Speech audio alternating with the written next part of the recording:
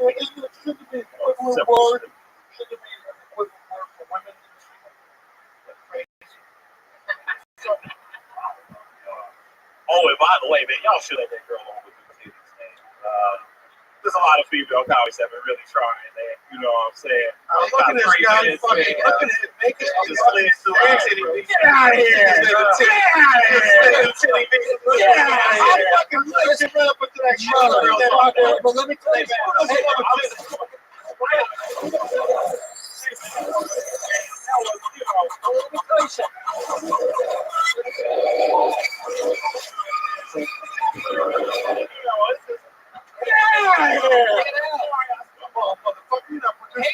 you're not producing the show. Illegal, though.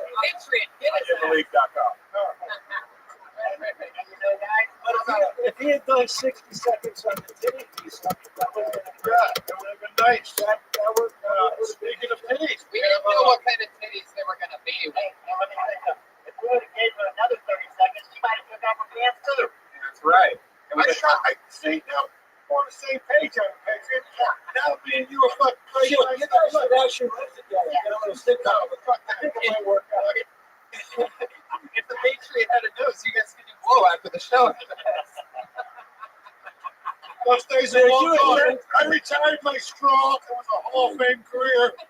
You would never blow with somebody with like a fucking vacuum. No, that's fucking stupid. All right, coming to the States. Coming to the States right now. Melanie Maldonado. Ladies and gentlemen, Melanie Maldonado. Melanie Maldonado.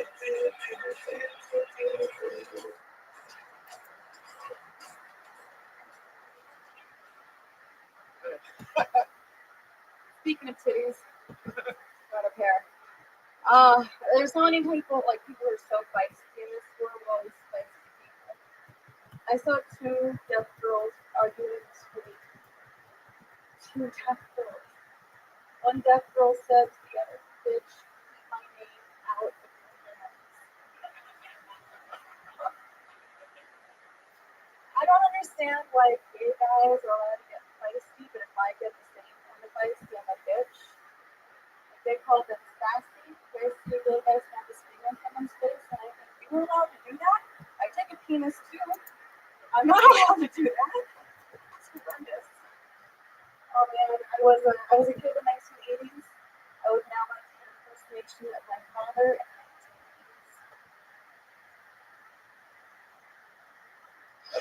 1980s. Good night. Nailed it. Right on the money. 59.8 seconds.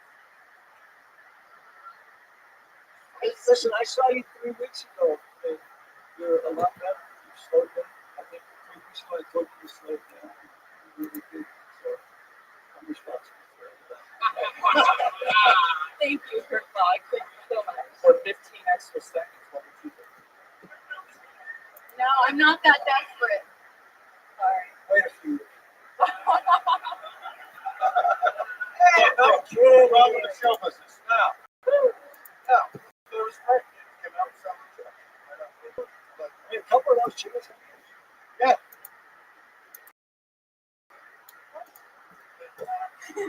Two deaf girls or big guys? You don't take a penis though. You can't take that one. Or do you? No, I don't. Okay. Oh, I give you that. You're gonna give it? Penis leg is actually a penis with a fucking shoe on the end of it. Now, I love great premises, and I think the two deaf girls fighting is one. What do you say before that? Did you say that they're yelling at each other or they're arguing? They're arguing with each other. They're not a bad thing. Yeah, I thought I was gonna do like when you feel that like Josh Martin. keep your name. But then the angle also might be then the one bitch got pissed and screamed her fingers off. Right. And then the one bitch got pissed and screamed her fingers off. Here's the thing I noticed, I'll say this to everybody, but great premise. And then you go on to the next premise. I mean, there's 5 or 6 more jumps in there. It seems to me to get deeper as there's just overwriting premise. Overwriting premise. Put 5 fucking pages on it. And then bring it back to where you get a good 4 or 5 punch. once that last those jokes got a they laugh and then you don't laugh. Yeah, but once they're laughing, you have carte blanche. Try a couple more times because they're laughing. Maybe have the two girls fuck up, and then the one girl's bigger than the other girl later. And she's Remember like, when- don't talk with your mouth full. Remember what they fight about? What were they fighting about? Board members. No, but that's what you got to find out. Yeah, They're they're gonna find out they're arguing over. fighting over the guy who didn't do it. They were fighting over. And the weird thing was they were fighting over. The weird thing was they were fighting over Q-tip. No. See what I'm saying? I mean, come on. This fucking. We're dodging the fucking details, man. What the You want to fuck? stop after mine. You did the Q-tip thing and then you realize you went too far. Hey, how do you know where the line is until you cross it? Right? No, exactly. What I'm saying is you cross it. But no, I always overwrite the premise and then bring it back and then take all the fucking out of the 6 page, 7 pages. I always overwrite. I would rather overwrite than underwrite. And I see it all the time. I see a great premise. I think it's not. But no, it's not. Right. You stay Then in you the can pocket. even say, I don't know how to sign, but I guess this page fucked me with everything. Yeah. See, I went too far. So, No. I It's agree. actually really funny. Yes, it does. I think all that stuff's part of it. Yes, I don't know the fuck. I think you gotta go argue because I think this is where you first think. I didn't know whether they were arguing or just having a passionate conversation. yeah, that's something So, that I It's like watching. who knows if they're five? Maybe just be fast backwards. Excited about Justin Bieber. You ever watch two people argue outside of a restaurant? You should inside the restaurant. People argue outside the restaurant. It's not the picture of a fucking idiot. They both look like fucking idiots. You know what I mean? What are they fighting about? Which one of them girls are gonna fuck? No. This is crazy. No, one chick got mad and she said something like, "Why did you let go of my hand as soon as we got here?" And I looked at both chicks and I was like, "Duh, like you're the rebound." So one chick was like, "The guy chick," and the other chick was like, "This chick just got dumped by a guy. She's trying you out. Don't be so upset." Okay, I mean, it's just what. Yeah, and one girl was hung like a donut. So, but anyway. It's right to the word. All right. Thank you for all of my times. Yeah. Melanie Maldonado. You put a couple out. Where is it? What's your Twitter handle? Melanie B. Comedy? Wow. Yeah. Jimmy's already looked you up. All right, everybody. Your next comedian is Tom Reitman. Here.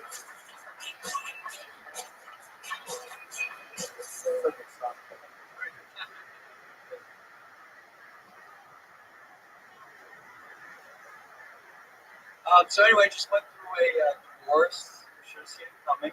There were signs. You get home and you got this guy calling your wife looks at your face. Get that out. And then you think there's hope. She goes, "Hey, why don't we have a threesome?" You're like, "Well, it's awesome. It's a threesome, okay?"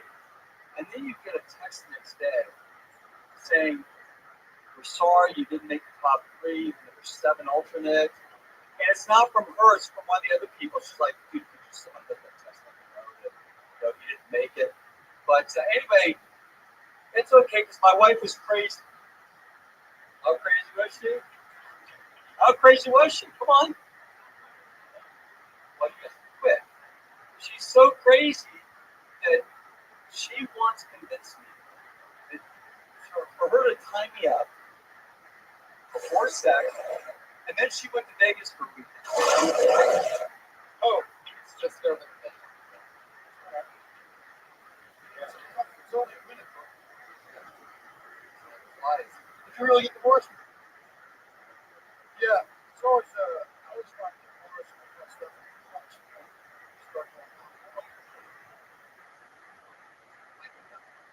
Yeah, I just started. What?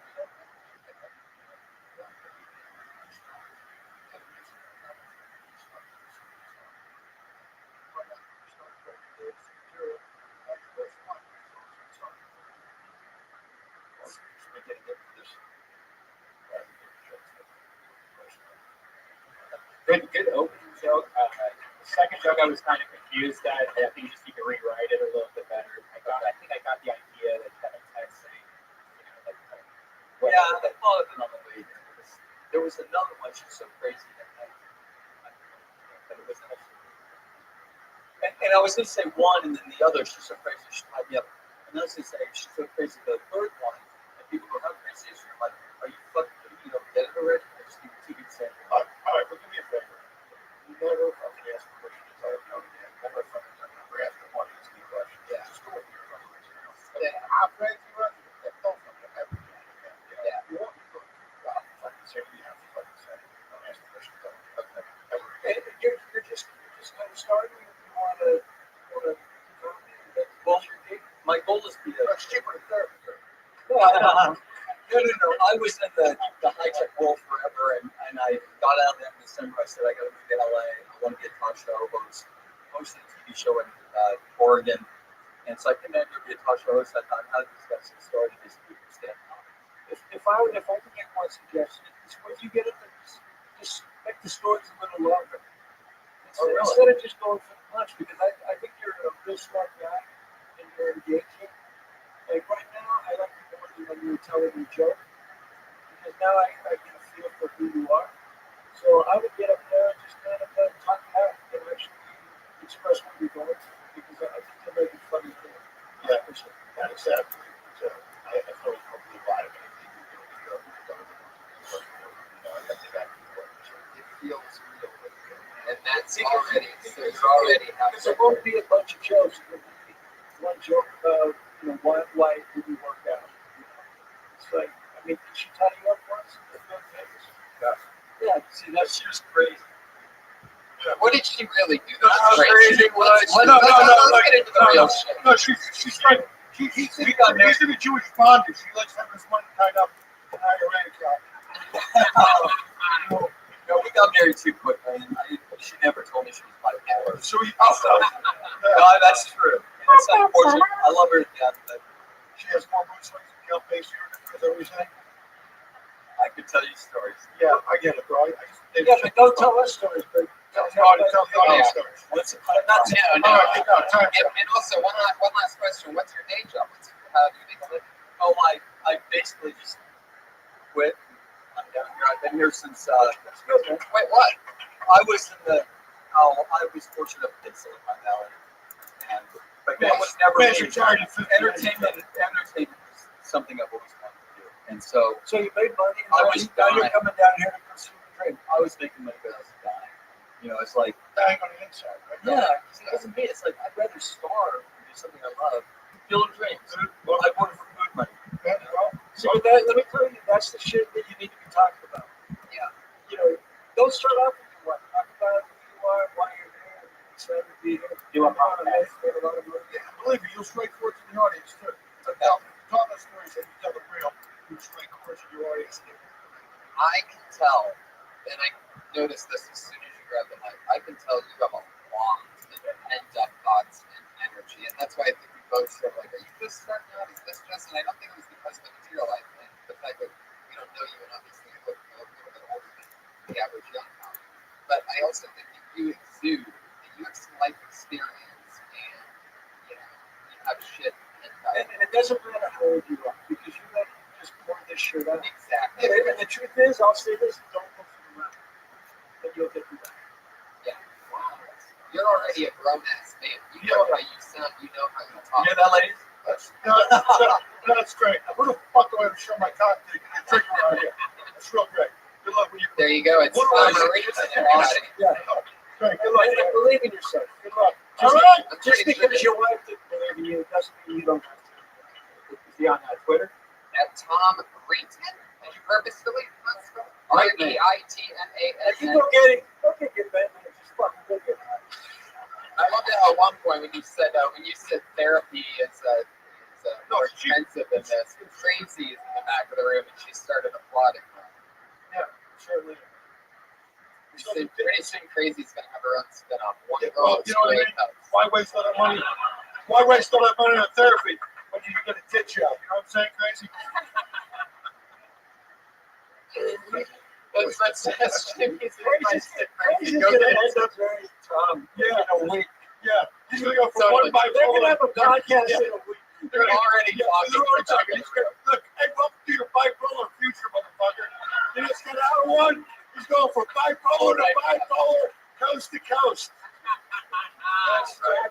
She just grabbed his dick. And then she went for his wallet. And then she went for his wallet.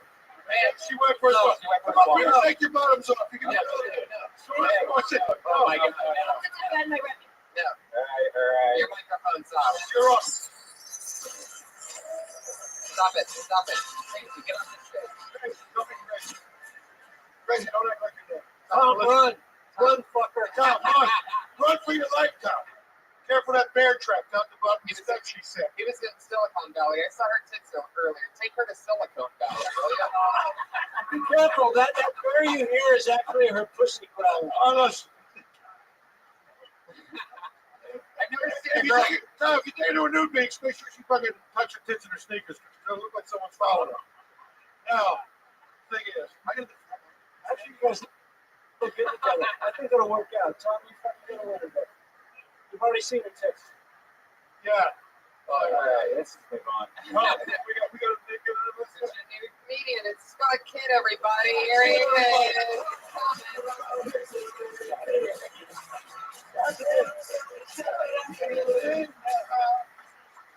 How's everybody doing this holiday season? Good? Thanksgiving, Hanukkah, all that crap? Good? Yeah? You'll have like family, you'll get together, fucking much? Great. Don't care. Anyway, I'm trying to fuck. It's the holiday season. Fuck, man. Dating's hard, but I work well under pressure. That's why fat chicks like to fuck me. Why buy the cow when you got magic beans, right? Ecstasy. So I've been on OkCupid, right? I've been cast netting on plenty of fish. But OkCupid, I play this little game like, who wants to fuck me? 5 stars, 5 stars, 5 stars, 5 stars, 5 stars. Hasn't ever come. But I did meet this one chick, and I found out that I actually do have a girlfriend. I found out because my box of condoms turned into a box of tampons. That's when you knew. Yeah, that wasn't that great. White people. Yikes. Wow. Just fell down. Yes. You got it. Thank you. I was waiting for the sound.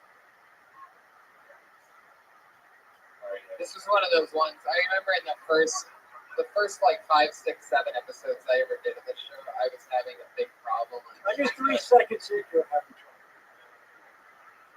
No, when I first started doing the show, I was having trouble listening to the comments. Like sometimes they would do a minute and I was like, oh, to be honest, I missed it. I got a lot better than that. I think you just brought me full circle. Like everything went in one ear, not the other. I don't know. This is you guys. You caught it. I didn't catch any of it. Thanks. But I will say, don't ever laugh at your own shit. Yeah. Especially if you're the only one laughing. That's no, I'm just saying, like, and if you're uncomfortable, which you will, take a breath and just regroup. And then when you do all your body, you're not even hearing the work. You're just watching the video from the clip.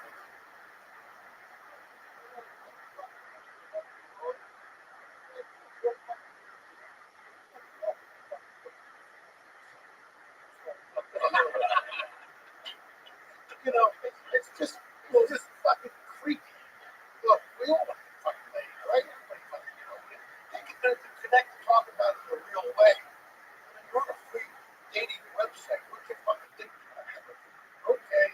It's more like, okay, stupid. Right. You know, try to, you know, talk about it in a real way. I didn't try to fucking dump a little mud butter in fucking sausage wallet. Hey, how come I just lost half my audience? And then- How come I just lost half my audience? You fucking really And here's the thing, you know,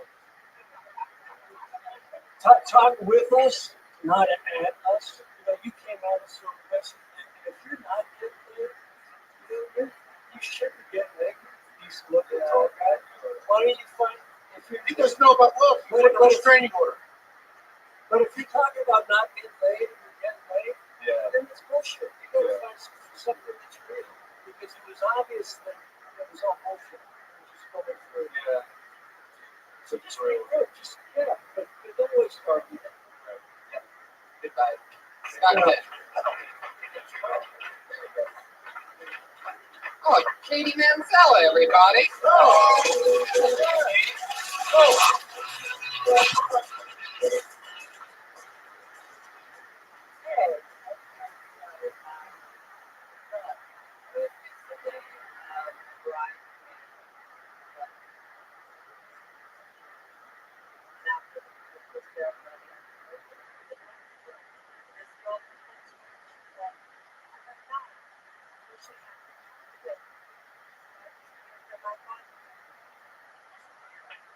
Yeah, but like, do you think I woke up just amazing? I've been drinking too. Confidence takes work. And if you're lucky, an open bar.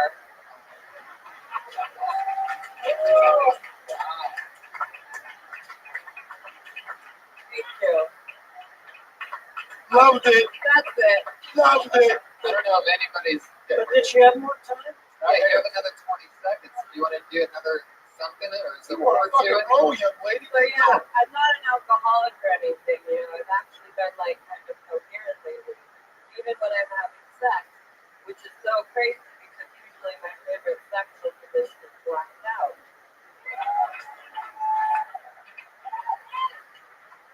Slaughterfest, Katie Manzella. Yeah. What else can I say? Solid jokes. Powerful. Solid. See, it was a fucking 8 minute but solid fucking joke. And I think the big reason why was because you might have been one of the only people to think that truly took your time. Took your time, so we're listening. We're like more waiting instead of being like And it this. shows you We're that like, what's gonna happen instead of a lot of people just and like if it's slow enough, you get even in the middle. The minute is a long time. That's why everyone should love people to play. Yeah, I don't know, even that gets an applause break here. Like, you are just a machine. You know, I was thinking about this. My favorite sexual position is the one where the vagina is facing you. Let me tell you something. I rarely masturbate, but when I do, I like to use the vagina.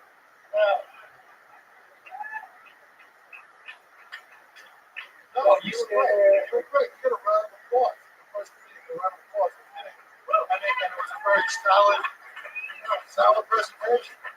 You know what? It's true because You shut the fuck up. Nature, go on. 10 years ago, I was a wedding DJ. And What a shocker. What a shocker. When he sold the DJ equipment to get that suit. Now, and she's right. The liquor does help, you know, because people are shy first, but by the end, grandma's even out there. It's a beautiful thing. You're right about that. Now, how do you feel about what you just said? Did you think it would go over better? What do I say to you, Tim? Very amazing. That's correct. You should make your eyeballs bigger in your mask picture. Maybe you should put an eye on the side of your head. Oh, fuck yes. I'm going to get a second home with fucking 2 faces. I love that you're a radio DJ too. Every week we find out you got another job. You do me a favor, I just did a lot of things. I never just knew look at me it. go oil can. Oil Hey, when someone asks you, Tim, Oil you grew up in a family of 6 brothers. You're a middle child. What are you stalking me, bro? Did that make you a fighter from the beginning? Because you fight through and fight I'll fucking through. knock you out through that suit iron, fucking Henry. I'll punch you in that fucking plastic helmet. Drop you like a fucking bad habit. Who the fuck do I get a fucking cop? We have another vodka rocks. Yeah. And another hit split. No, just kidding. Brown I like Coke. Iron Patriot. I really do. Two of them. 2 Brown Cokes and a vodka rocks. Anyway. Katie, Wow. You did a great job. High five. Up top. Katie, Great job. how long have you been doing comedy? Because I know you know from other shows that you do this called like the Team Dong show and stuff like that. You have that show with Classy Warren. Is it once a month? Once a once week? a month we have a show at You can have a Ryan Singer. Well, You can have a Ryan Singer. oh, I love Ryan Singer. Yeah, he wants it too. Right? Oh, it's I am looking at it. I don't even Did you know. work at NASA also, or is it just I mean, like, Wasn't a fucking. non-officially. Just like I work that. for space. There's no reason why you couldn't have been an astronaut. I was asking you to see this part. All right, fantastic job. Thank you. Katie has that on Twitter. Thanks. I actually did a show with a person that she does a show with, Classy One. Brennan did a show a couple weeks with her in Ashbrook in the Valley. It was a lot of fun. She's killing it too. So it's amazing to see the growth. If they did those spots that they did for a few Yeah, years. they don't have to represent. Really They should back it up. I love it. Applause breaks in 30 seconds, 40 seconds. And that's true that Everybody's then you don't have to just apply it. Well, another thing about being able to do a minute and be already into a applause break is if you're doing a 5-minute set and you can do something like that in the first minute, the rest is Yeah, I know that. 50 to 60. Yeah. She could pull back for 25 seconds. Let us know what she's doing. Well, every week we have 2 regular girls that come on and do a new minute every single week. This week will be no different. In no particular order, going first this week, Virginia's over. She dropped out of college and started here at Kiltony 28 weeks ago. She dropped out of college to pursue her dreams of being a comedian. She is Kimberly Collington, everybody. What's up, guys? So, I've been having a few issues. My roommate started dating this guy a while back, right? And they started doing this really cute thing where they have really loud sex, right? It's adorable. It's funny. And at first I ignored it, and after a while I knocked on her door and I was like, hey, can you keep it down? I have to work in the morning. Then I think it does a lot of good for me, right? I never forget who I'm praying to. Dear, oh God! Yeah, it was God. Yeah, perfect. Dear God, you know? And that helps me out a lot in life too. And sometimes I'm sitting there and I'm listening to her moan and I'm like, this is kind of like a lullaby, right? Now I can't sleep without it. Can't. The other night, I told her not to calm it down, right? She did. It was quiet. And now I'm knocking at her door like, hey, can you please stop? I have to work in the morning and I can't sleep at all.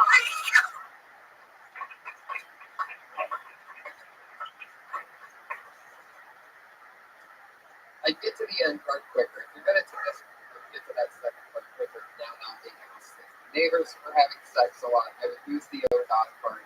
I'd move straight into, but now you needed is therapy, and I would I don't know about the dollar. No, I'm just kidding. and I would I'm fucking joking. Come on, man. I've been fucking busting everybody's balls. You ever masturbate, motherfucker? No. I mean, probably at the same time. I would be. That's like Fucking put a load of fucking nut butter into a dish of love. nut butter, double nut butter references tonight for Jimmy. One was in a sausage wallet, and one was in a packet. I'm sorry. Let me change it up. Let me say toddler juice. A little toddler juice with a dish of love. Toddler juice? Yeah. That was so you never did. You never touched yourself in an appropriate way. No, I totally do. What? But not to them. Yes, Tony's I'm on my thing. What is your thing? I like lesbian porn. Okay. So, okay, go. Maybe you want to put your No, but I was going to say that could be an open. Okay. Just like, Yeah. you're adorable. But if you came out and just, I like lesbian porn. yeah, and then get into it. Tell us what you like about it. Confusing because I like lesbian porn, but I don't like hooking up with girls. I tried it once. Hey, look at my girl. First off, I find it offensive because I'm a lesbian. Now, But if you're going to do that joke, just like, can't speak the best way because you're having sex. And then get to the jokes. Instead I of think, yeah, but the truth is, I think that when you think That's good But job. listen, I think what you think is your punchline is your setup. Okay. So everything that you think is your punchline, that's your setup. And then start having that shit. If you're funny, that's great stuff. Cool. But I think you just need to think it. Are you dyslexic? No. You might want to check in. Okay. Yeah, he started off very laughing tacky. We had that joke was like, oh, man, you just, like that's unbelievable that you can get creative. Right. No one's gonna do it. I Right. mean, that's laughing tacky. That's like, all right, now we're just gonna stupid, or, you know. Right. But the rest of it, I understand what you're saying. And that can be good. If you think you just have to write it out, make it real. The lesbian community, there's a lot. Yeah, like, do you hang out with a lot of women? A lot of your friends girls, or a lot of your friends guys? A lot of my friends were girls until I started getting comedy. Right. Now they're no longer girls. You make people get sex changes. I was in college, so I had a lot of female friends, and then I moved and I started getting stand-up, and I love now. Yeah, and she's getting fucking laid every night. You're sitting there fucking, you're not getting any. That's what you do. Right now I'm working for about If someone's knocking the bottom out of it, you won't be upset about it, but she's over there getting laid every fucking night. She's trying to get this straight. I love it. You're right. I agree. I'd lose that beginning part, lose that stuff, and start to tackle some of that stuff, the real stuff that. Take your punchlines and use the setups. And you'll rock. And if you're not a lesbian, don't get off of it. It confuses Doesn't make her job that much everybody. You're wasting it for us. We can't have you being blessed. Every fucking guy knows. Every woman knows a guy with 7 years study, a guy who's taking it. And then there's a few of us that have broken. That's right. Some of us are products of superior genetic breeding. Kimberly I didn't Condon. ask for these gifts. Kimberly Condon. We all have Follow her our on Twitter. superpowers. Follow We her all on have our superpowers. Twitter. Next, her name on Twitter is Kimberly Condon with a C. CONGDON. We're done thinking names. I love your energy. You're so funny. Ah! All right, we got it. We have one other regular that goes on right now. You know her, you love her. Here she is, Sarah Wine Chase, everybody. Sarah Wine.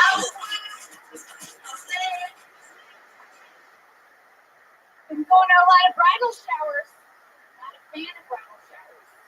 For those of you who have not been to a bridal shower, what happens is one soon-to-be bride just sits there while everyone eats quiche, all females eating quiche, watching this one soon-to-be bride unwrap tons of kitchen appliances, right? And you're supposed to sit there and enjoy this shit. I walk into my kitchen, I see the toaster, and I get overwhelmed when I walk out, right? I see my microwave, and I'm like, that's the only thing I know how to fucking use, right? And here's this bitch opening up food processors, you know, opening up crock pots, opening up monogrammed cloth napkins. I have disposable napkins. I don't even think I'll ever own cloth monogrammed napkins, right?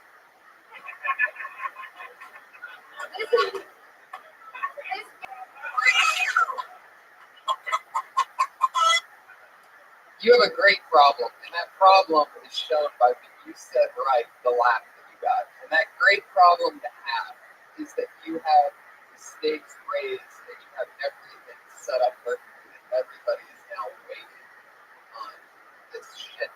This next part pretty much comes easy.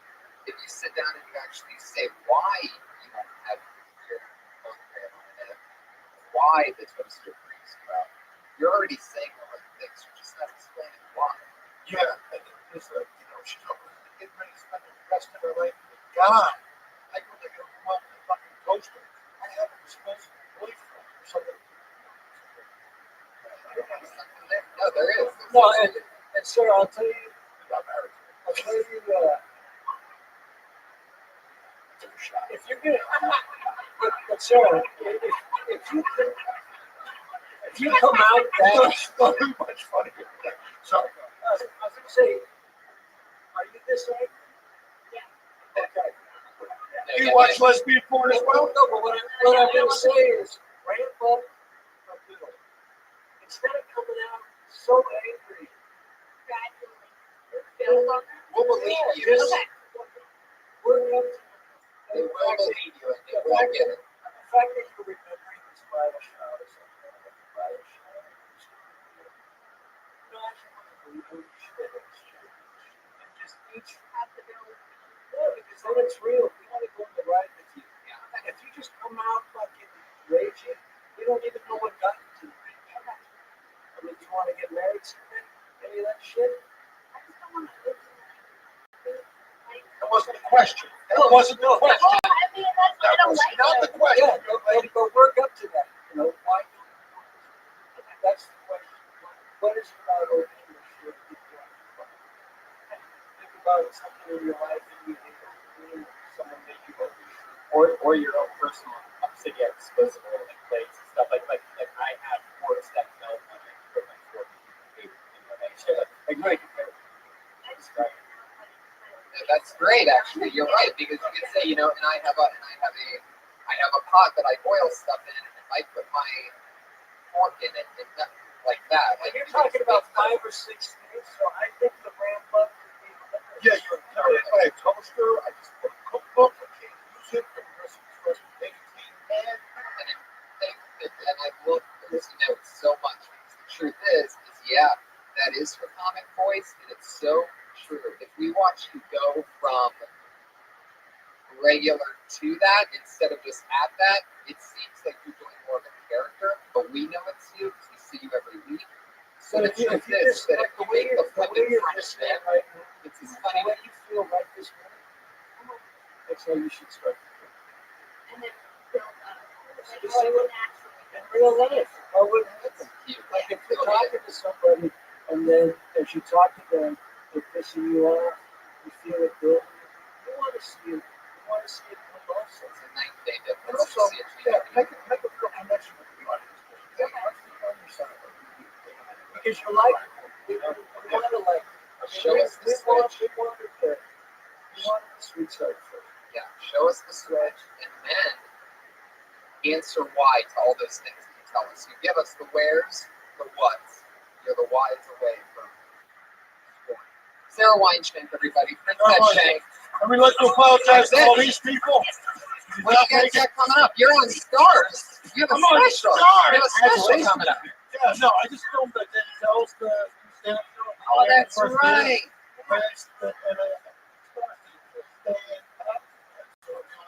This Wednesday on Stars Black. He's on Twitter at Jimmy Schubert, B-E-R-T, just like the thing. The Killer.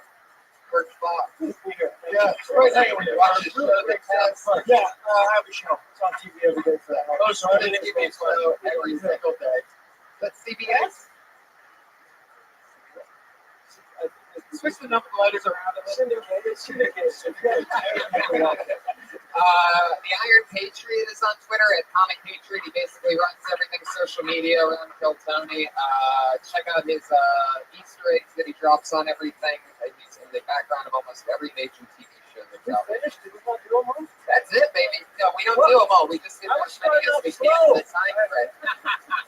I'm Tony Hinchcliffe. Follow me on Twitter. Go to my website, buy my t-shirts, see me on tour. Wait, all my if gigs this is there. the end, I am on Twitter at Kurt Fox. Yeah, you can follow me, Jimmy Schubert, and also JimmySchubert.com. Yeah. Just my very latest podcast.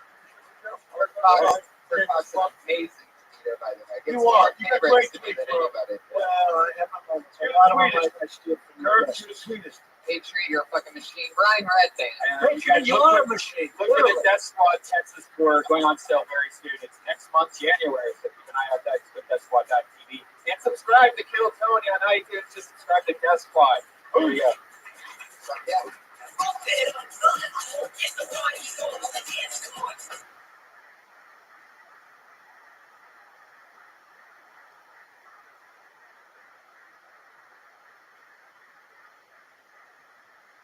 Oh.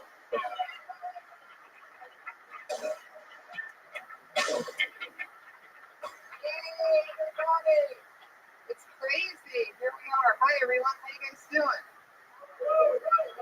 Yeah, another awesome Monday night. The weather in LA is beautiful and crisp. Middle of December, 75 degrees today. Another beautiful day to be alive. How's it going, Brian? Great. It was actually 85, perfect. Woo! Yeah, I had to send some photos to Ari Shafir in New York. I think that's where he is or lives. But, it really, the photos don't really tell the story of the temperature. Yeah. You should put like a little bubble above it that says, "Oh yeah, I'm 85 degrees." Oh no, I sent screenshots of my weather app. Oh, that's beautiful. Yeah. So that you were literally just taking pictures of the outside. Like, hey, look at the temperature. Who moves to New York? Like, I mean, I understand why he moved to New York, but shit. Yeah, New York City. Yeah, great city, but when it's cold, it's just yeah, it sucks. Fuck yeah. Sir, can I make that a double for you? What the fuck are you ordering back there? Jesus Christ. Guys, I mean, what the fuck? Holy shit. I want the whiskey in one glass, the ice cubes in one glass. Yeah, but here, just give them this. I just don't want to hear it. My God. What the fuck? It's a live show. People went to the movie screen? All right. We went to, I know you were out of town, I went to brought Death Squad to San Jose, and that was a really scary place because the San Jose Improv, if you've never been there, it's an old theater where Houdini used to play. It's just like a humongous place, and it's like, what, this is not an improv. But you really, never going there before, it's really scary to try to like sell tickets to something that big. And we, the whole bottom floor was all sold out, so it's great. So we were successful for Death Squad at San Jose. That's awesome. And we're going to be in Texas. Tickets just went on sale for me and Tony's Texas tour dates. That's right. January 9th, we're going to be in Houston. January 10th, we'll be in Austin. And January 11th, we'll be in Dallas. We're also doing a live podcast in Houston, but they're all on sale right now. So if you're listening to this in Texas, here's your chance. But the live podcast may or may not be a countdown. Yeah, we don't want to give them the impression we live, but there might be something fun and different as well. Yeah, well, maybe. I mean, it seems very hard to do. It's 2 weeks. Right. Unless the Patriot wins the lottery and buys his own ticket. Yeah. The Iron Patriot, everybody, our head of security, unmiked, completely unmiked. Yeah. Josh Martin is the most worthless producer. Yeah. Well, the nicotine is pointing straight up the air like something I never had in my mouth except once. I didn't know what to do. It's not even around to hear me insult him. The guy whose job it is to keep the Iron Patriots microphone in front of this show. Can you hear me now? You're damn right I can, you son of a bitch. Put your hands together for the Iron Patriot, everybody. He's here. Our head of insecurity. I'm excited about that show you're doing in Dallas, Tony. I'm going to tell you what. You guys are doing it at a place called the Curtain Club on Main Street in Deep Ellum. This club is owned by an old friend of mine, Doug Simmons. And he used to, before he owned that club, he used to book Dirty Crabber. He got us some of our best shows. And also, you've seen the mailman video, Dirty Crabber mailman. It was filmed on that street. So you are going to hallowed ground right there. Sweet. And let me tell you a little bit about Deep Ellum. It was a hot About what? about Deep Ellum, just east of downtown Dallas. Is that the street? No, the area is called Deep Ellum. It's on Main Street and there's Elm Street. That's the same street that goes down to where Kennedy was shot. You see that too. But anyway, Deep Ellum in the 20s and 30s was a hot spot. Unbearable. What are you talking about? What is this, like a fucking... And now I'm telling you, this is a historical area. It's like sci-fi meets National Well, Geographic. anyway, I started playing Blind Lemon Jefferson played there in the 30s. It was a historical place. It lay dormant for a few decades, and then it came alive in the mid-80s, and that's when I started playing. And next week, I'm going to do a song. You started playing there when it became dormant? No, after the 3 decades of dormancy, I started playing there in the mid-80s. And it was just a We weird. brought it back. Yeah, in the 30s, the 40s, 50s, and 60s, 70s, it was dead. And then it came alive in the mid-80s, and that's when I started playing it. Now, yeah, and that's next week, I'm going to do a song called 1 and 1 from a band, my first band, Romeo and the Dreamers. Didn't have time to do it this week, but we'll do it next week. Like, do you plan these 7-minute rants, like, during the week when you're like, oh, Monday I get to fucking do this thing, and, like, you just vent it? Well, let me tell you something. You told us about parts of Dallas that we never really need to know about. When I first showed up here on June 11th, I thought I was coming from the stand-up comedy thing's kind of a surprise. So I just kind of like to talk. I don't always have to be funny. I'm here to project. Right. But I do enjoy the stand-up comedy. That was a surprise. But, That's why sometimes everything I say is funny. I like to give out information. Oh, we know that sometimes that you say isn't funny. I mean, everything, there's definitely, I mean, some things would have to be funny for us to be so confused that we might think that everything you say is funny. I was concerned about you because I saw a picture of you on the plane with Joe coming back from your weekend where you got to see UFC. Yes. Somebody made a comment on the Instagram that said they met you in the smoking area. And I was concerned that you turned back to your old ways. No, I went outside, and I had to go up. I went to Joe Rogan and I did the Press Theater in Sacramento this Friday. It was a lot of fun. Sold out show. Sacramento was amazing. And then the next night, I got to the Saturday night, I got to go to the UFC with him and sit right behind him and watch people beat the shit out of each other, which was unbelievably exciting. So there was one point where I wanted to maybe, I used to smoke pot on Saturday. And so when I went there, I had to go get pot.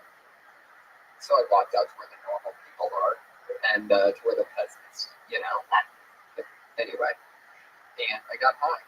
But yeah, you got me there. Good job, Patriot. You snuck it off somebody. Thank you. For a blackmailing son of a bitch.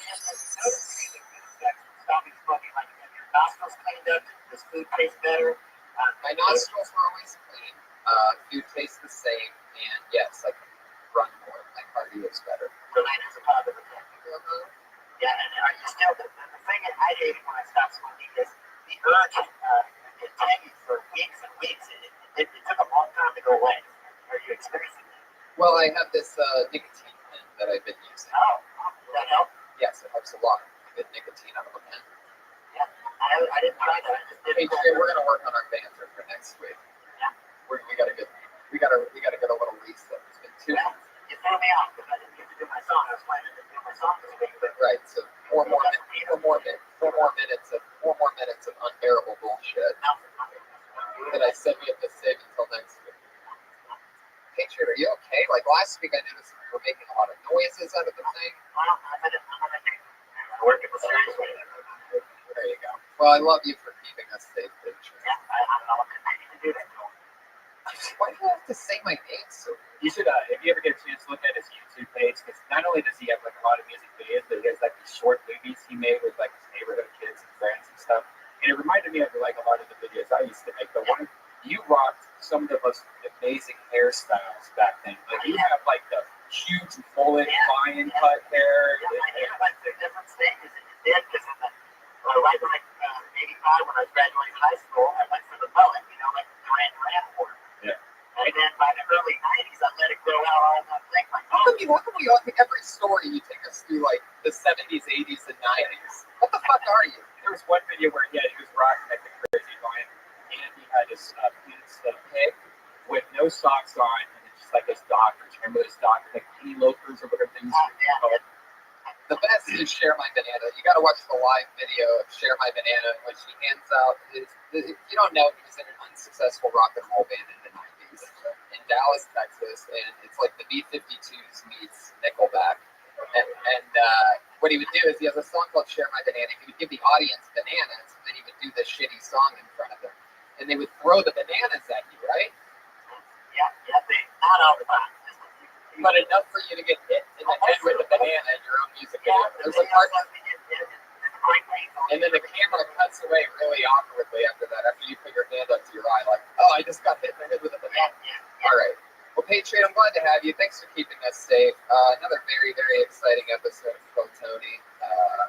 So with no further ado, what do you guys say we get this thing started? You know how we do it. I always have two awesome, amazing guests, and this week is no different. My vast account of hilarious friends reaches no boundaries, and another fun week of an example is in front of you. In no particular order, put your hands together for tonight's guest, everyone. You ready to roll? You know him, you love him. He's got a lot of things happening. He has a book out. He's one of my favorite rising comics in the world. hilarious. I love him as Pink Bottom. I love him on Comedy Central. It's Moshe Kasher, everybody. Let's go. Yeah. And also, one of my favorite people, a good pal of mine, one of the biggest touring comics in the entire world. You know him, you love him. It's Russell Peters. Oh, yeah.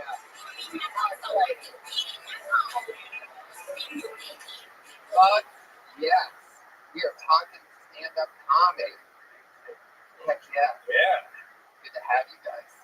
Hey. Russell, is this like a refreshing break from stardom for you, or like a humiliating experience? You know what's funny is I think I'm only famous in comics because I can walk around the mall and nobody knows who the fuck I am. You fill a stadium full of stand-up comedians. It's true. We're everywhere. You should see how many comics show up. They don't like it, dude. I'm just famous in it. It's different. I saw your special, man, on Netflix. It's really good. You guys should all check out his special. When you're done with it, you should go ahead and click over the things you might like. Look up Moshe Kasher Live in Oakland. That's there as well. They're both on Netflix. He's I've often suggested with me. Yeah. And I watched it. It was great. It was good. Thanks, brother. It's a different scale. But, And then after that, when you run out of comedy specials on Netflix, go on to House of Cards. I don't have a comedy special on Netflix, so I'm promoting House of Cards. I really like the show. we can probably just podcast it on there. Yeah, I'd love that. Red Bay. Think about it. That's the future, right? There's that guy. Wait till Apple releases Apple TV, where it's in the TV, and that's going to bring it to, or just new Xbox. Everything's like, hey, Not one of those ever. yeah, you tried to get. I'm not a gamer. I just happened to go to Target one night and I saw it. I was like, are these hard to get? And I was like, yeah, we're just about to. I'll take them. While you're driving, Russell, stop rubbing your face off against the hell of our faces. I sent it to my friend for his gift for Christmas.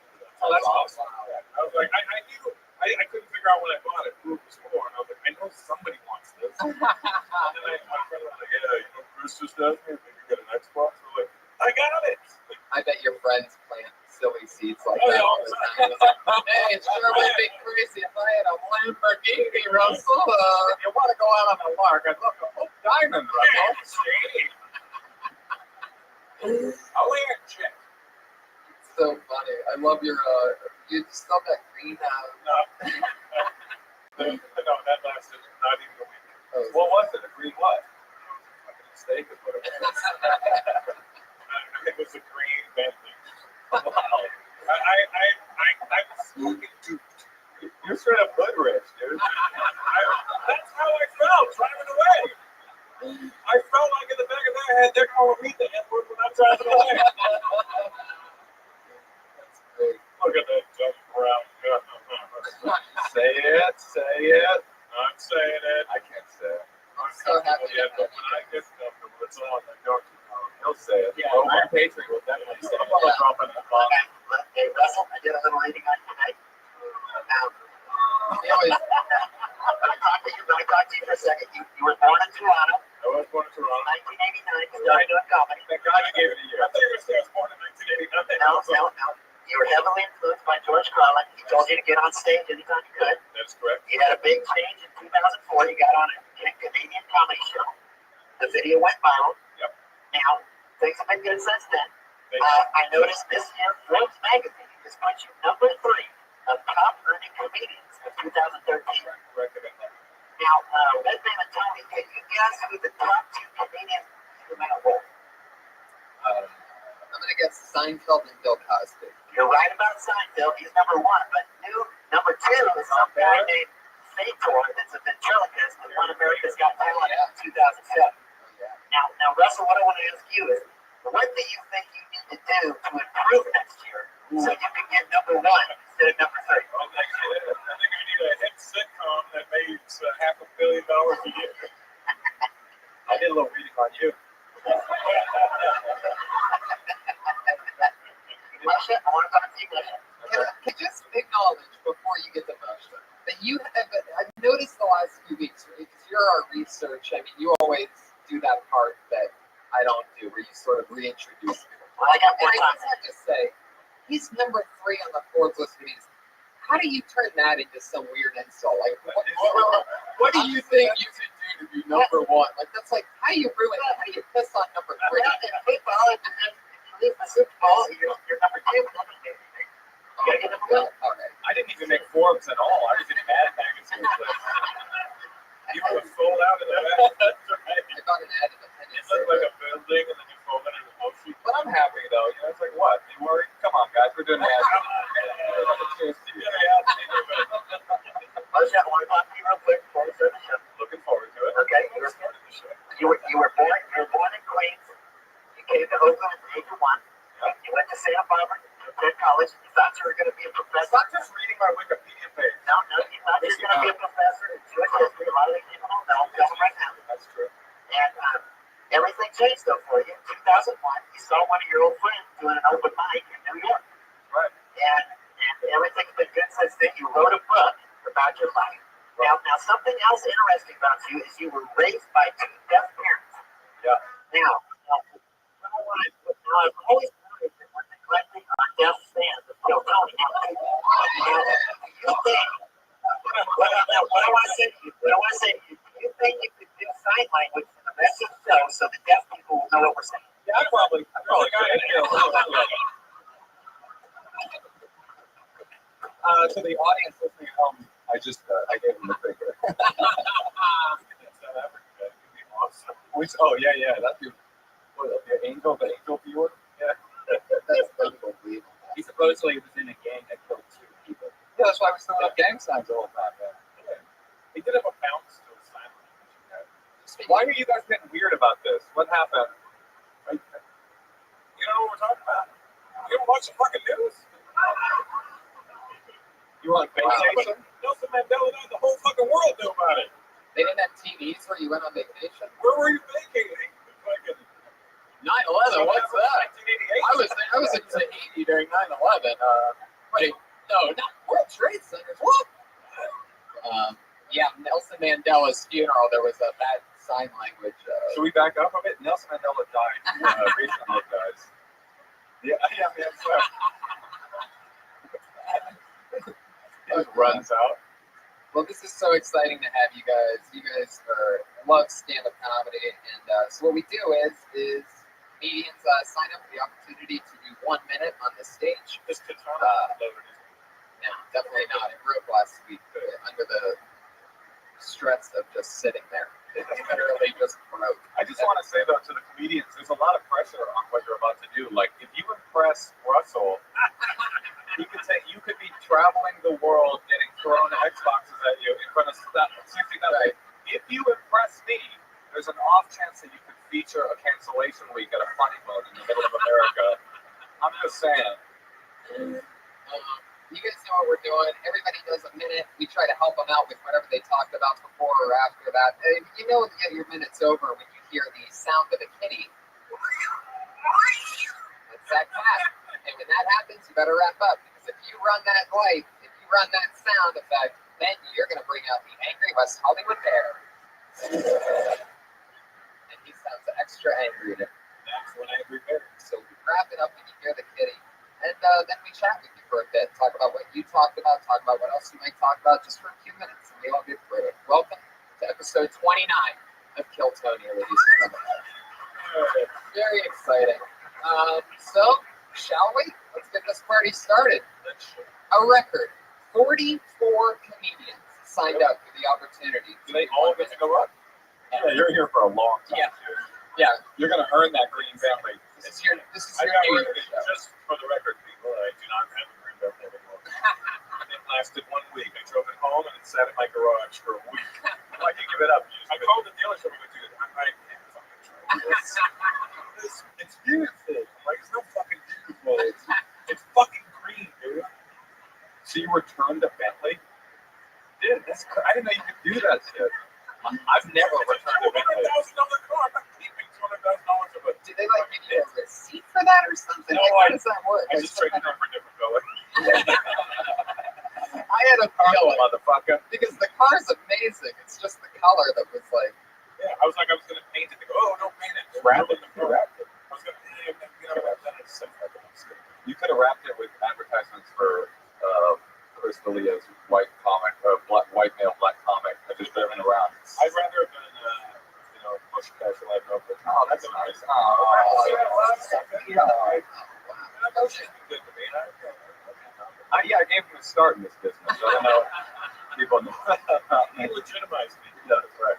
well, there's probably gonna. I know for a fact a few comedians that signed up tonight. This is literally they came here specifically to start stand-up comedy to do a minute here tonight. So It's only a minute. maybe we'll cover one Okay, of them. that's awesome. I already pulled our first comedian, so let's get this thing started. Your first comedian tonight's name is Ken Gar.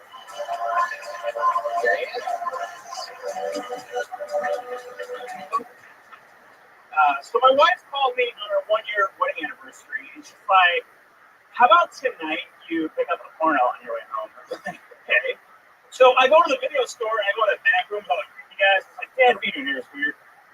And I picked up one and I ran out like, "You gotta pay for it, but sure." So I picked up one called Naughty Girls 3, and I realized that girls don't get how the whole porno thing works because she's like, "We can't watch this. We haven't seen parts 1 and 2 yet." I was like, "It doesn't really work that way, sweetheart. Like, I've never made it through 2.5 minutes of one of these things." So I turn it on, we're watching it, and I forgot one thing. I hate watching movies with my wife because she talked through the whole thing. At first, she's like, "You think that girl's bigger than me?"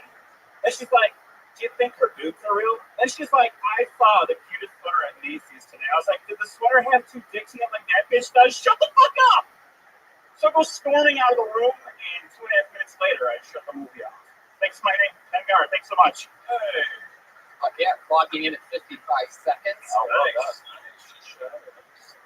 Keeping it tight. That's right. No, you're not, all right? How did we start? It all happened really fast. You can just Well, say let's whatever. say, here's my first concern. Yeah. It was that immediately when you said your white man should bring up a porno video, I'm like, did you write this joke in 2005? And I'm like, where the fuck did you find a video store?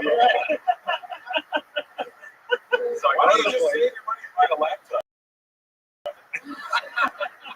So I go, I get the laser disc. I get the truck in my car. Did you believe it was chewed? They didn't even whine. Nobody was kind. Is it a true story at all? Yeah. I mean, basically where it came from was watching a porno with my now an ex-wife. But when did that happen? So the stroke was written 2 years ago. it was. So it really was. You were married, there was video. I had a lot of stock in Blockbuster. It was. Like a cassette on the way home. It was a few years ago, yeah. But I mean, it basically stemmed from we watched porno together. She wouldn't stop talking about just anything. What porno would you watch together? Oh, just anything. I mean, it was just kind of like. Was there a Naughty Girls? I don't know, actually. Just saying, I always say commit. Like, I have a theory in life that you probably the details separate good from great. Yeah. So the more real the story is, like the more genuine facts in it, that makes it funny. Like when people just yell out a number, like I did this thing, whatever the number is, if that fucking number adds up, that makes it amazing. You know what I mean? Yeah, when you said he stole it, like fuck you, I didn't like that seemed unnecessary. And like we don't really believe that he stole a video and started running like No, that was a joke. Oh. But to the Iron Patriot, Apparently, he's missing the point of the joke. to the Iron Patriot, too many details can also spoil the joke. That's also true. So let's not get over. Right. I got taken for critiquing. I mean, I got taken out when you called the woman a bitch, but that's a personal thing. I just always feel like when dudes call women bitches on stage for no reason, no humor-based reason, like there's no punchline. It's just like that's a bit. Well, I don't know the backstory. No, it's the woman in the porno. No. Did that? It came across but either way, it came across as like you were extremely mad about something. Okay. But one of the things I noticed is like you were saying, more detail the better. So like for example, she actually asked you to go out and get a porn video, right? Sure. Yes. Did you go by yourself to the video place? So she didn't go with you to pick one out. No. So you had to guess what type of thing she might be into. Sure. But like you don't take us on that part of the trip. You know what I mean? That might be a part, right? And Yeah, that's the whole conversation. Yeah. Good way to. Yeah, I used to go to the video stores back when there were video stores. I was still living with my mom, and I would rent pornos, and I would go into my room, but the VCR we had lost the remote a long time ago, so I had a broom in one hand that I would fast forward to the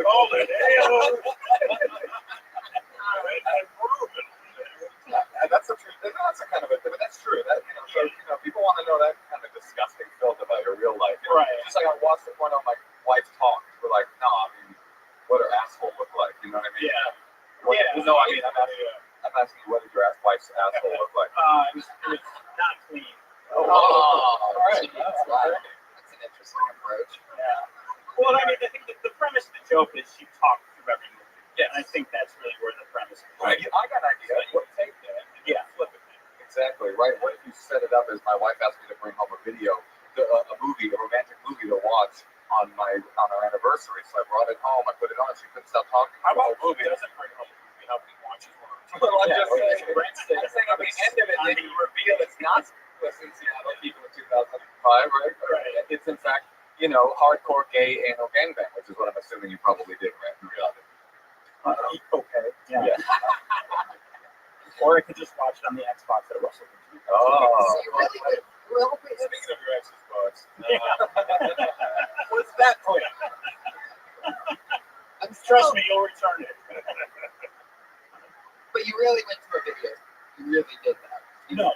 I had like. This is completely So here's the So story. when you first said, was that true? And you said yes. None of it was true. No, I lied. Yeah. Yeah. So we came home one night drunk, and she's like, "Do you own any porn?" I said, "Yes." Oh, let's watch. This was your wife. Your wife on your 1 year anniversary. On your 1 year anniversary. That's what you wanted to find out. Never checked the drawers. It wasn't your anniversary. It wasn't our anniversary. I just thought it was. Was she your wife? Yes. Is she real? Yes. Were you alone? At what point? Right now. Yes. Ken? Yeah. We took a lot of time and I felt like we got nowhere with you. Okay.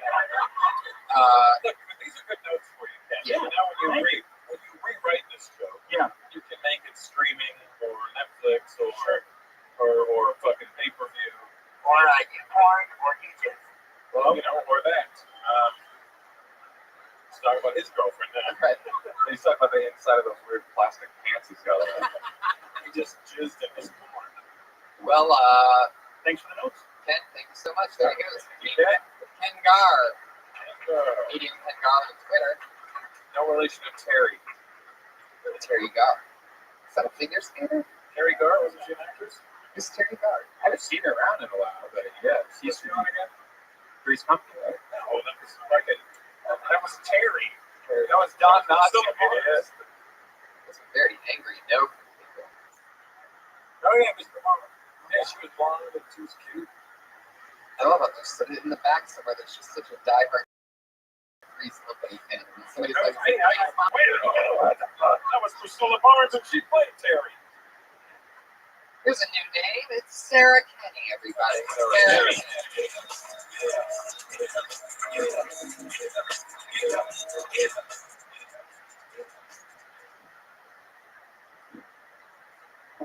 So I've been seeing this guy for the past couple of weeks, but I think it's because of all the acid.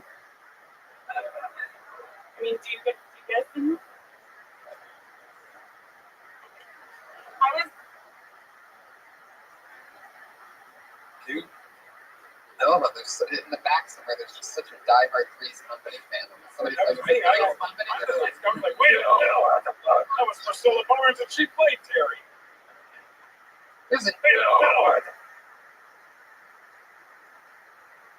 Right, this show. Yeah, you can make it streaming or Netflix or a fucking pay-per-view. Or YouPorn or YouTube. Well, or that. He's talking about his girlfriend now. right. He's talking about the inside of those weird plastic pants he's got on. He just jizzed in his porn.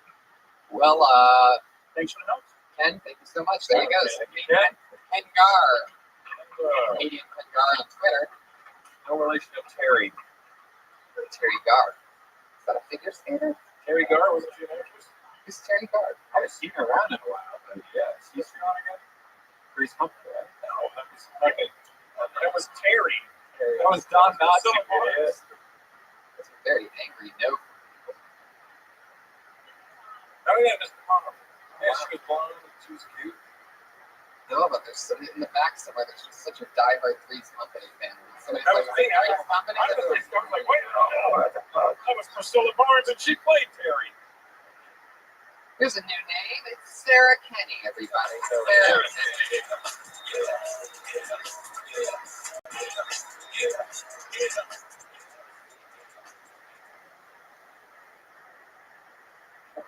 So I've been seeing this guy for the past couple of weeks, but I think it's because of all the acid. I mean, do you guys see him? I thought that the barista at my coffee shop had a crush on me because he could always put a little heart in the foam on the top of my latte. So I was really flattered until I realized that he does it on everybody's latte. So I guess he's just a whore. It's finally happened that I've eaten so many pot brownies in my lifetime, so that now whenever I eat a regular brownie, I still get pretty high. That's a free name. I think that's a minute.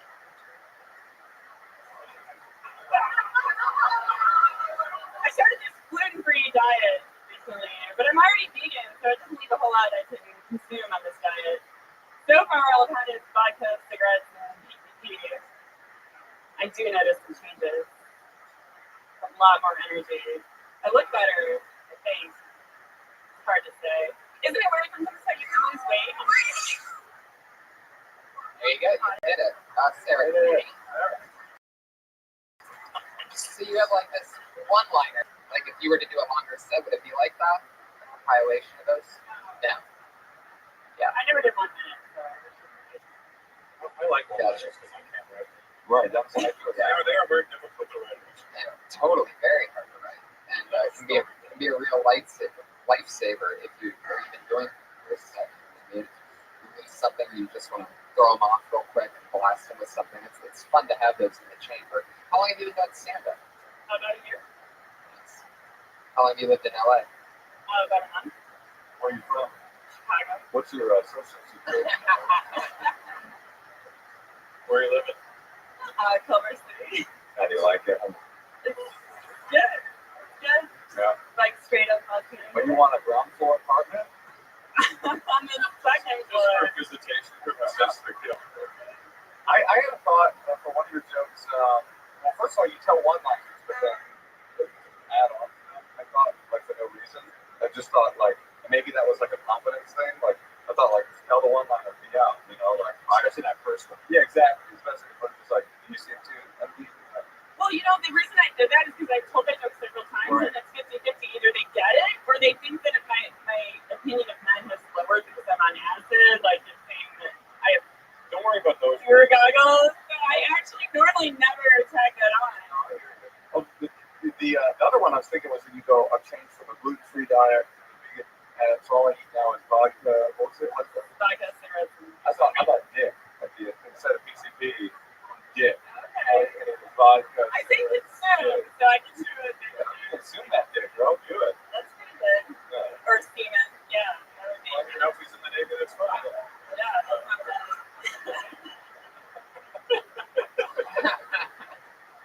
Awesome. What else? I guess that's I really like that poor joke. But I'm a real sucker for those late misdirects that just like yeah. So that's fun. Did he really do that? There's some guy that's doing that. But Yeah, it's a common shape that they will make in the top, but you can see it at the heart or just, you know, that's interesting. Maybe that's just like you're so lonely, like that you see. but I interpreted it, yeah. It's like the psychology. I see tits. I used to work at a sub shop back in the day. You worked at a warehouse. Yeah, sandwich and sub shop, and I would like in the mustard. Like the hot chick would come in and I'd like put my phone number and then I put the bread on it. That's how you can get a girl. Is it better? Someday I will have a green Bentley. Yeah. Shit. Or do you wrote help? I have an idea too. I think about one-liners, and this isn't really an idea that I feel comfortable telling you because I'm not really suggesting you pick up my son up. But the really successful one-liner makers, really anybody can tell a one-liner. That's the kind of thing about them. It's like the way Russell tells jokes, like they're really his jokes. You know what I mean?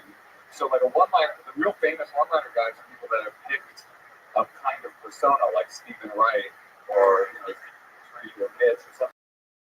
Somebody that picks a particular way to deliver what they're doing. Yeah, exactly.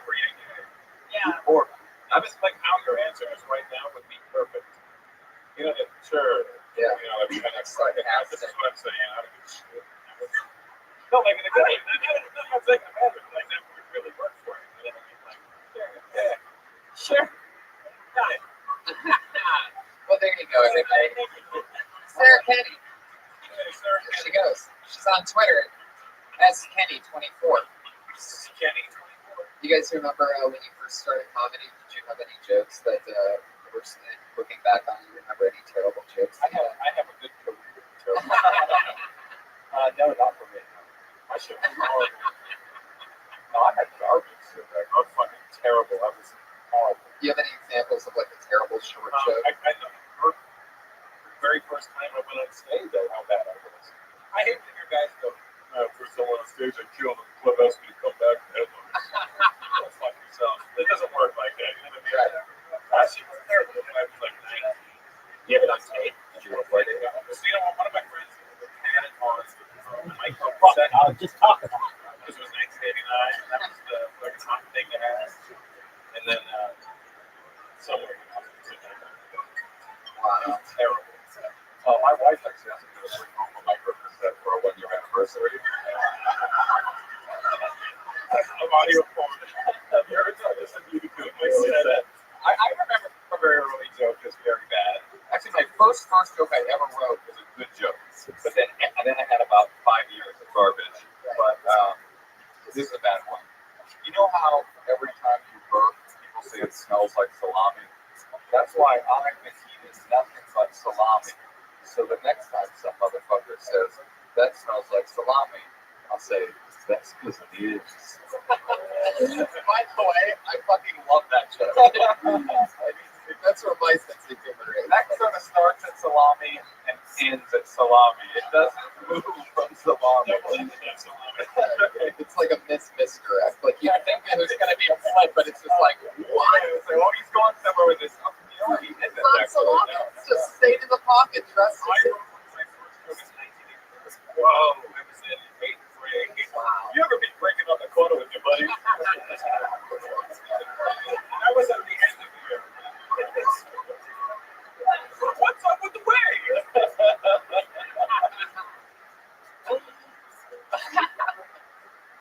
Oh my god. 8th grade. I remember the exact joke. It was just, I said to my friends, this class, it was 1983, that's when he thought gay was just gay disease. And I said, you guys in the cover of Time magazine, it would say, hey, who gets screwed in the end? When I was 13, don't expect fucking gold from 13. Right? That's 13 gold on a weighted scale. Yeah. I have an Easter egg about my first joke ever. It's actually on Ocean Castle Live in Oakland. I took it, dusted it off, and retooled it for the first joke I ever wrote on my first special. I thought it was kind of cool. So, if you ever watch it on Netflix, it's MOESEG. It's the schizophrenic pride joke. That's the first joke I ever wrote. It's MOESEG. That is awesome. Well, moving forward, the next comedian that performed in front of us tonight goes by the name of Bruce Boyden.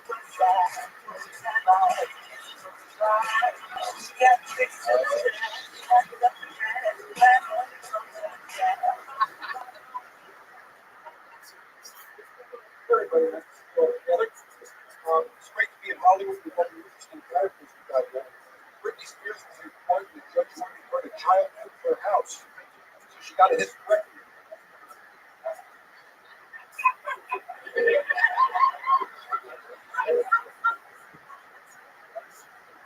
we got other things like Dog the Bounty Hunter, an interesting Hollywood character. By day he's snatching tweakers, and by night he's thinking snatchers.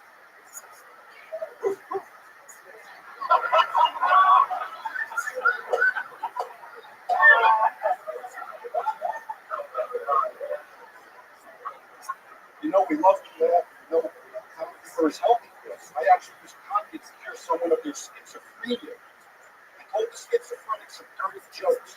The schizophrenic told the dirty jokes to the voices in his head.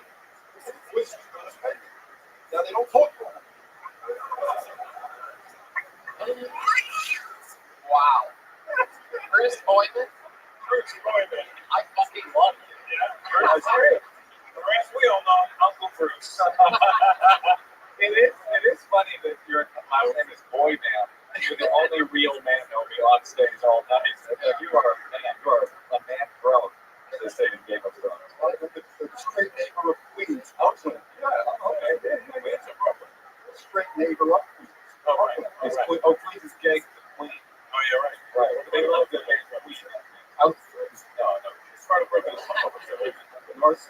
I see you. I see. I love to see him like being roommates with Brody. Seems like a positive energy.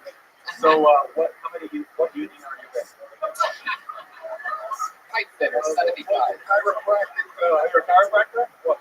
Oh, okay. Wow. Now you're snapping next with jokes. Yeah. Now you're really cracking people up. Whoop, whoop. So happens I met a child who turned out to be a hemorrhoid surgeon. I'm not surprised. As a child, he was always a pain in the ass. His parents kept telling him to cut it out.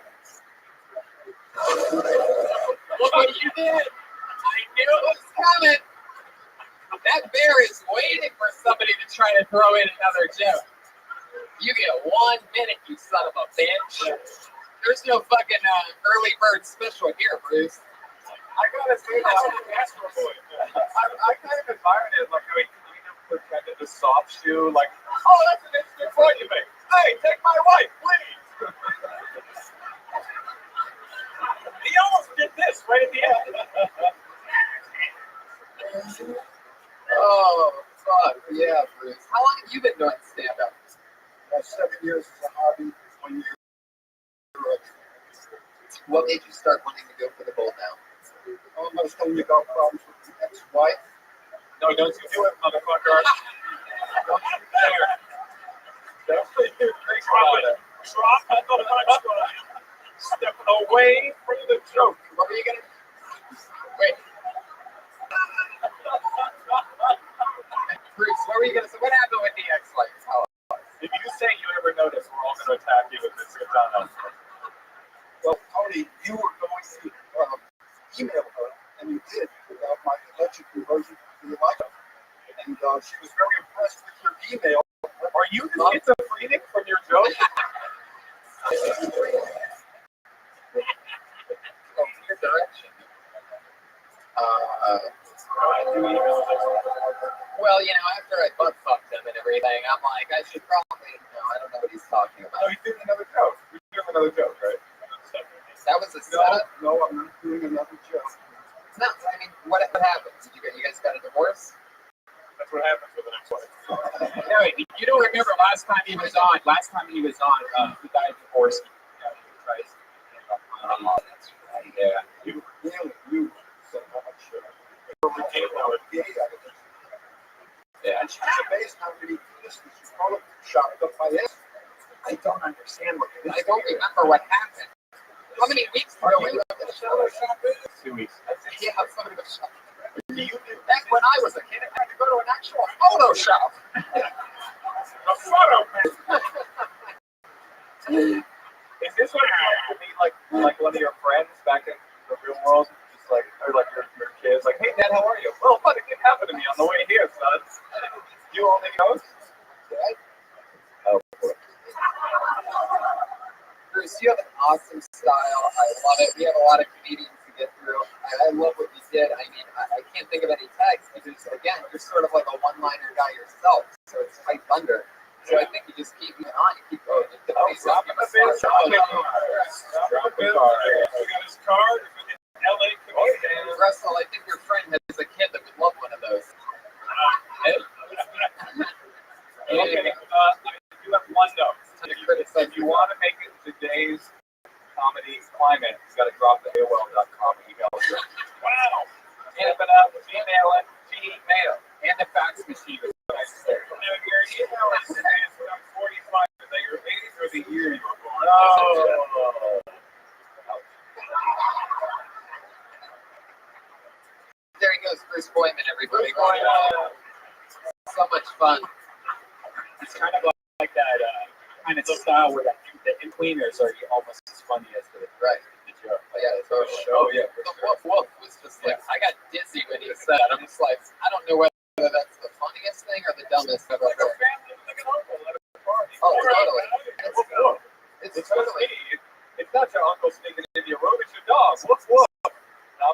little. That's just a dog being a dog. You know what, guys? Let's have some fun with butter. Fuck yeah. Let's just keep it moving along. Somebody's a record at moment people signed up, so let's get as many as we can. Jesus Christ, Josh. Really? Oh, okay. What a dick. That was Josh. Why would Josh say that? Exactly. But Because the comment that this I got excited when I saw that you were on one, so oh, it's cool. I feel bad because I do a tough name for us. totally. Ours and L's is kryptonite. Tony Whitman. Have to show what? All right, he had to give you the text. That's so funny. Hey, Josh. Your name got called, but get your ass up here, you motherfucker.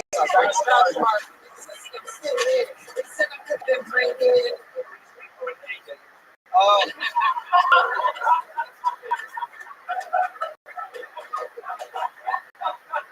don't know what's possible. Let's do this. I want to make it like that one famous.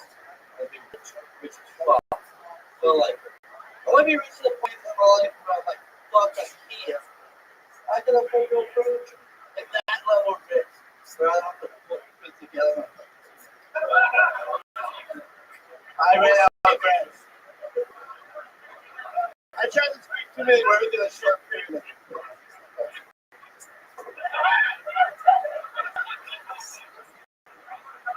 I'm just gonna bring through the points. Like I want to make it to a point where I can see and get all time, you know. But like, not because I feel like I'm getting robbed or get killed, but I need someone to keep all these clothes of it for me, you know. That's what I don't know. I gotta, first of all, I have to say that in the middle of that, yeah, you hit your text. In the middle of that, the absolute funniest fucking thing happened. Russell turned to Moshe and he goes, "You signed this for them?" I've definitely. Yeah, we talked That's about great. it. I loved it when you ran out of air. I guess. What was that word you did? I don't know. But I ran out and I was like, oh, that was great. What happened at the end of the IKEA thing? Did I just miss it? You ran out of air? I ran out of air for the last like, Oh my god. I didn't touch like that. Josh, next time you can just take a breath and finish the joke. It's not like a contest. I wasn't ready. It's not like you're in a balloon blowing contest or something. Does your nose work? Is it like does it clog? Do you breathe out of your mouth? He has a code. I mean, seriously, does your nose work? It's fine. Hey, man, I think we're good dudes. Right on. Josh, I think you know that I love you regardless of anything. Not after tonight. No, you didn't do it. No, it doesn't matter though. I can't see pictures. You didn't. You got nervous. Yeah, I wasn't ready. Yeah, that's why you shouldn't sign up for the show. Anyway, what do you think?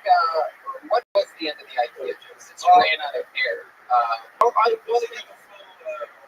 I want to get the point where I can say, fuck here. I can afford no furniture that I have to put together myself.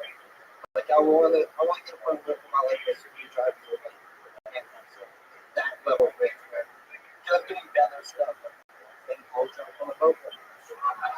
Well, that's the end of the joke. Is blowjob? No, he did a different version.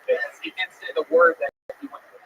Oh, yeah, that was a lot of information to try to get out in that last breath. Now I see what happened. There was like 2 more sentences left. I don't know what I'm trying to. I really don't. He was trying to point where you go to like pay $5 and you get $5 in the street. There you go. There's $5 and a screwdriver. These ain't shit to me. I'm getting my dick sucked on a boat. Exactly. I mean, that's what you're getting at, is the dick sucked on a boat. And it's funny that you're talking about IKEA and putting together shit, and then all of a sudden you're just like, I'll be getting my dick sucked on a boat. Like, that's truly the hard. I get to it faster. I lose the, I don't know what the screwdriver's the biggest thing. I don't know. To where the point where screwdrivers, I mean, you're rich. Yeah, like, I'm sure Russell probably had to think for like for a few minutes, like, what the fuck is a screwdriver again? No, I have one. What do you do with it? You hand it to guys to fix shit?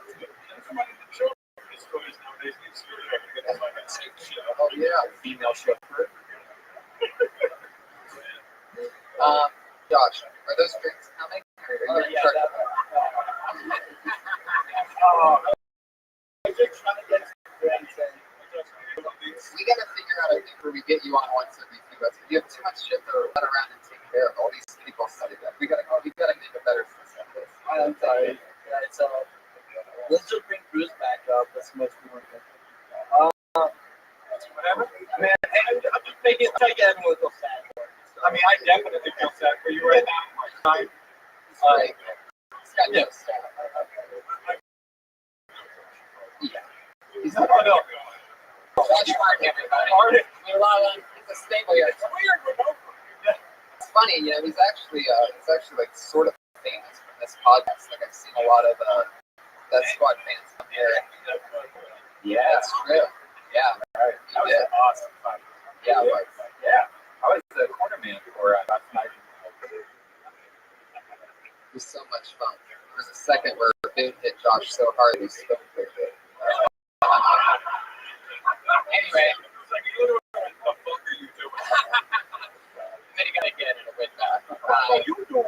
Then he got hit again. He goes, oh, yeah, my dick's a full of bone.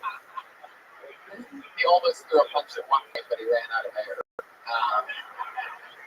I pulled another name when we thought Josh wasn't. By the way, Josh is at Josh Martin Comic on Twitter. He is the associate producer of the show. He helps us out a lot. And Josh is a great guy, one of my favorite young rising talents and employees here at the Comedy Store.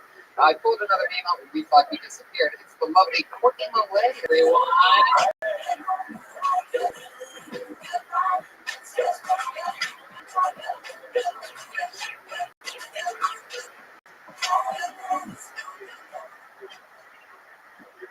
Hi. I just went to Who's the Longest Color in theaters. It's a French film with scissoring. It just made me realize that I'm about 9 inches away from being a full-blown lesbian. So, it's nice. Everyone keeps telling me, like, turn up, turn up, turn up. I'm just trying to get everybody to turn down. Like, can we just enjoy a moment at some point? Also, I don't really understand relationships where, like, people turn into whoever they're dating. Like, he longboards, so she longboards. He watches football, so she watches football. He's in a musical theater, so she grows a dick. It's like, the one thing I like about relationships, though, is when couples fight in public and always tell us it's pretty because You can try to finish it. alright, you know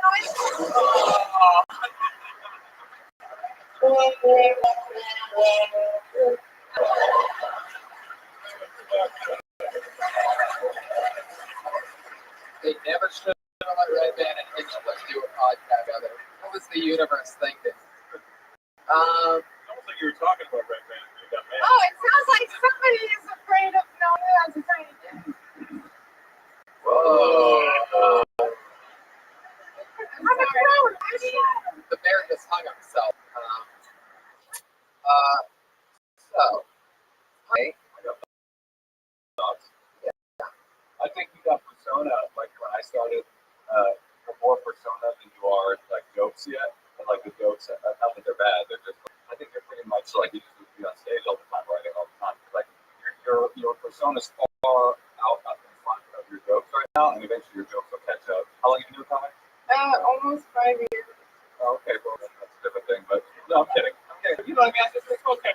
No, I just think you got a funny energy on stage for sure. You're definitely funny. As soon as you came on, you're doing this like heroin kind of thing. Like, I think that's. that's very true. You're dead on. Yes, unbelievable. You're obvious funny. Your jokes have kind of.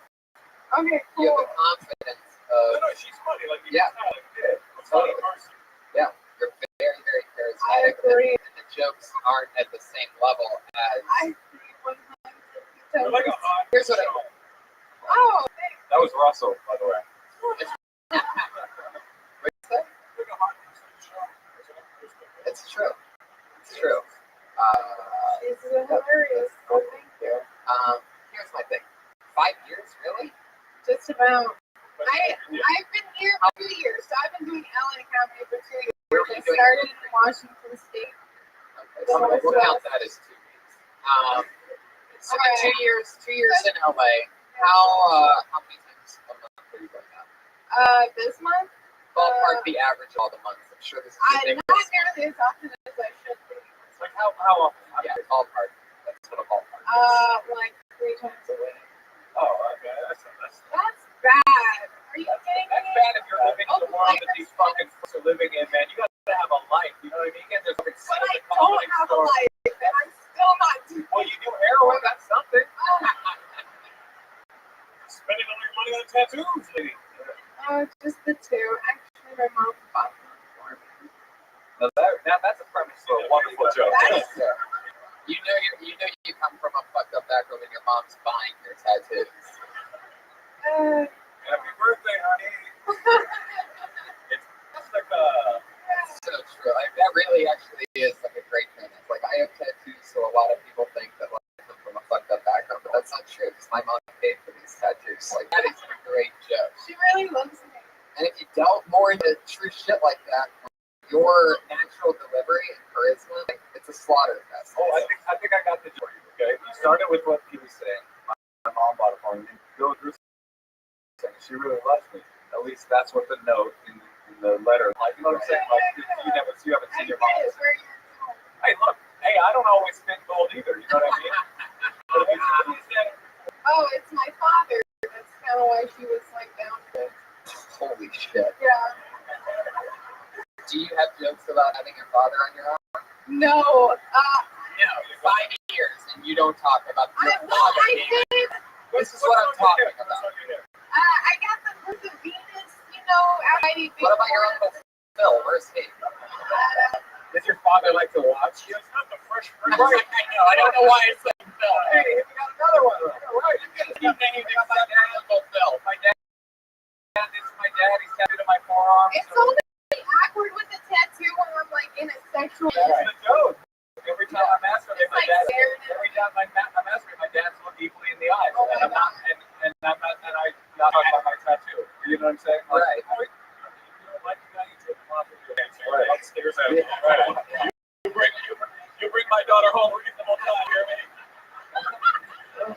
You accidentally squirted on your dad.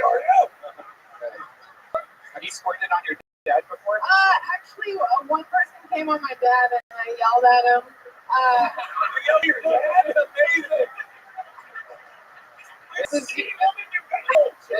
is all My your new material. My boyfriend came in my dad's face. Like that's amazing. It was really traumatic. Well, you can get that out. All right. You literally can get that out.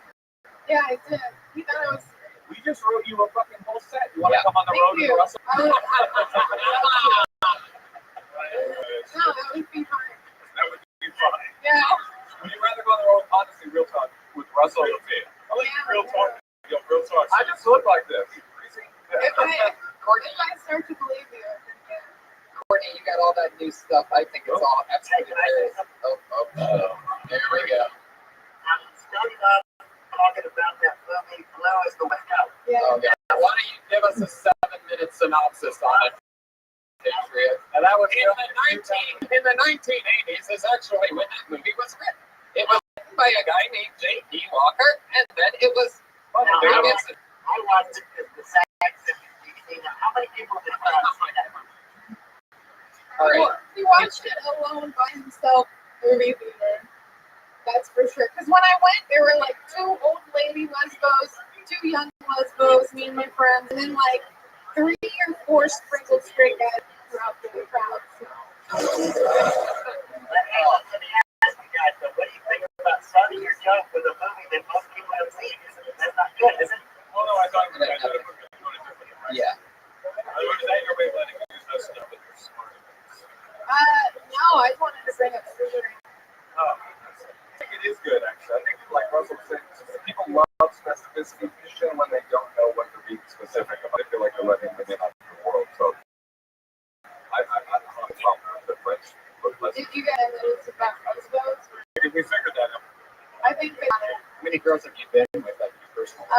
is this?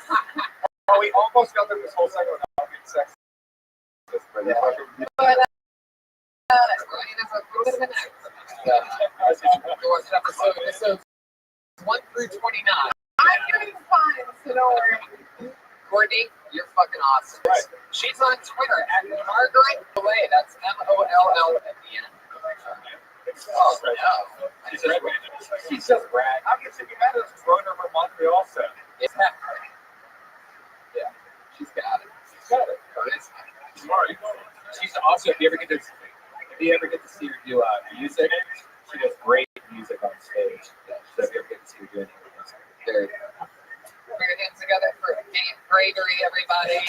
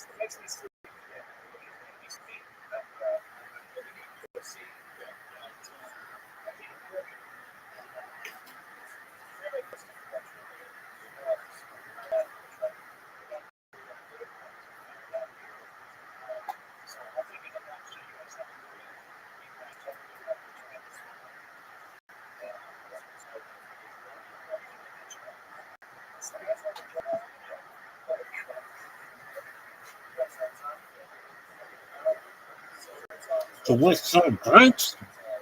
He's pink.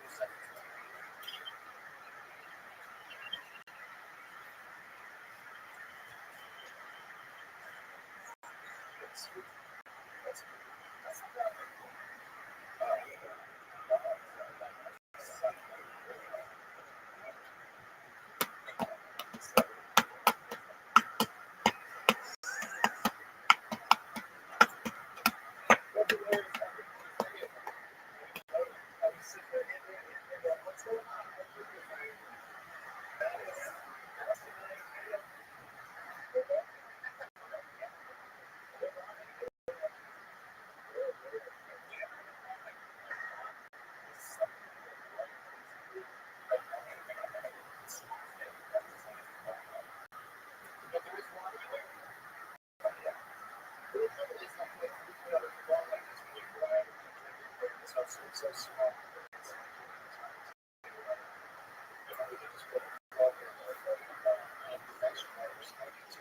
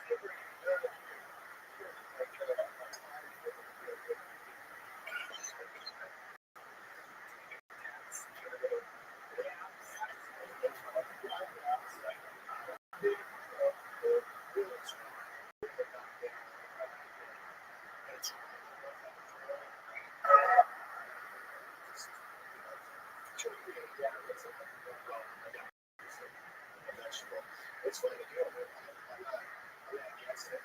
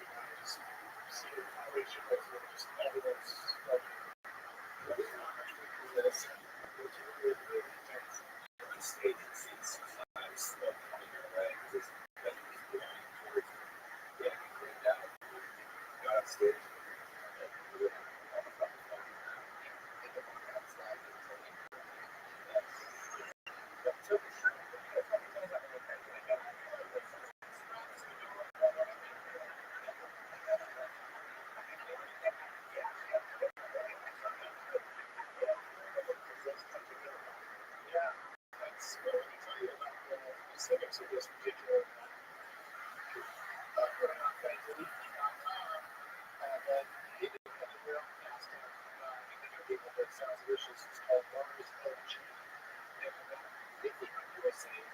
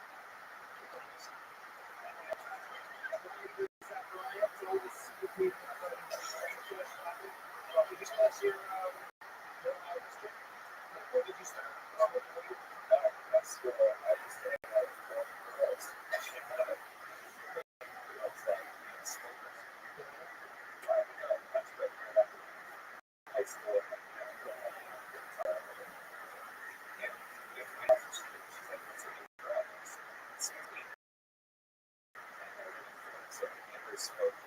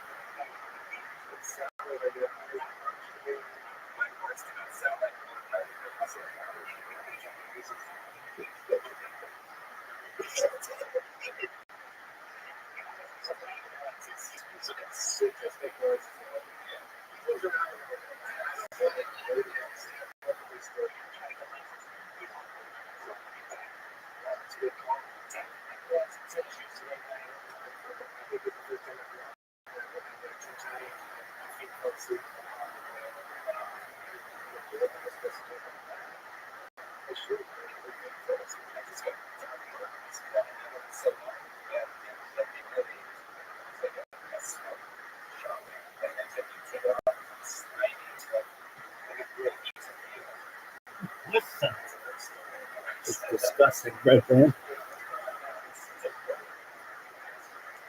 Like, what the fuck are you talking about? I better say fucking I'm giant this time. I'm Patriot, one of the greatest. Jesus.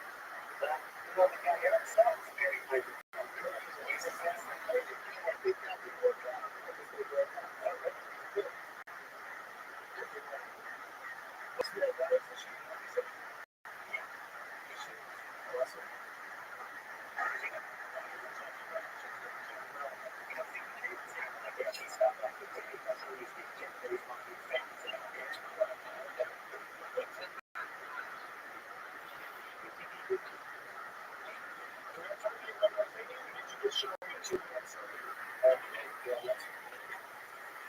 just do a quick list. These are people that want to show up. So you guys are pretty well taken. Yeah. This is what we do. If whether it's in the future or not, people start like that. I say it's for example, it's a good question. And how can we go and see each other this week to watch it? That's a one show. That's why our TV kids live It's free to get it. Yeah, but you just go and watch. San Diego.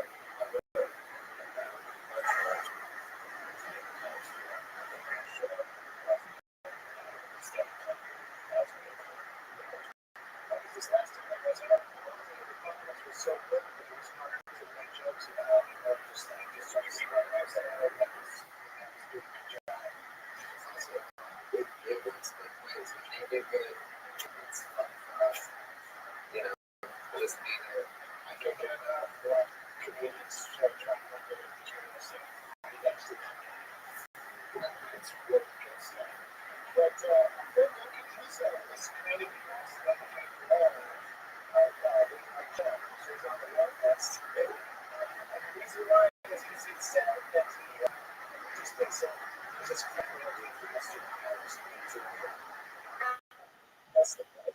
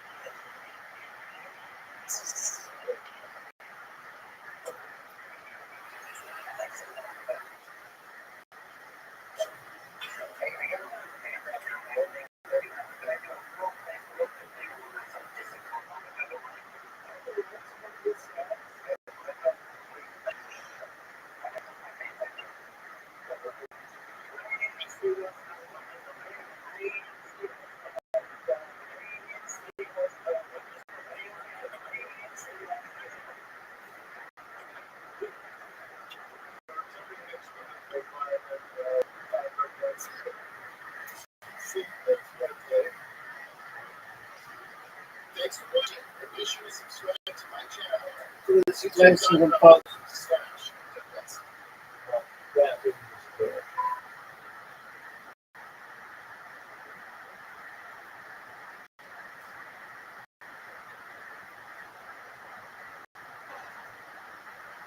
What's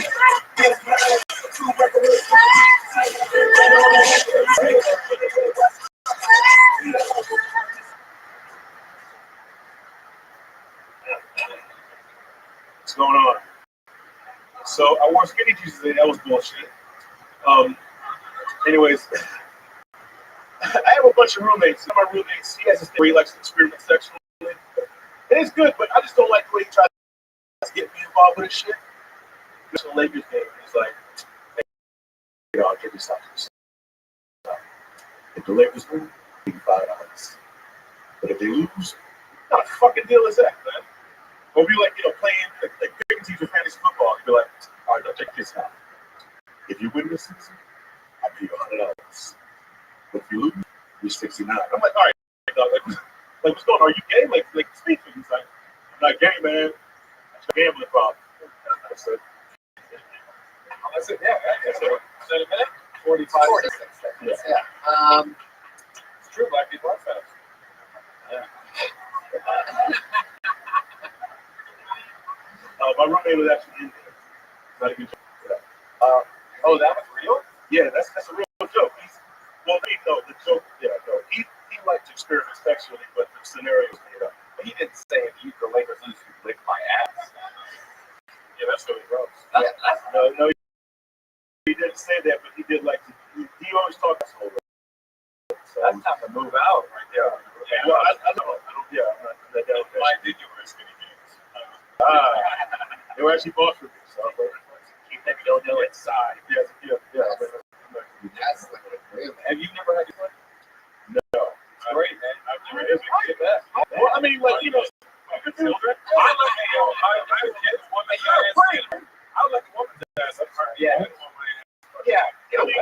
Why? Hold on. I gotta think. I'm shitting. Oh, I got IBS, all right? I don't need to fucking. Because a lot of guys don't think it's gay. But if there's a woman doing it, here's by definition not gay. By that very definition, it's gay to enjoy taking a shit. Yeah, I'm out of respect. I don't hate women. I would never let a woman hit my ass. That's even if I clean it, it would be better. A lot of people say.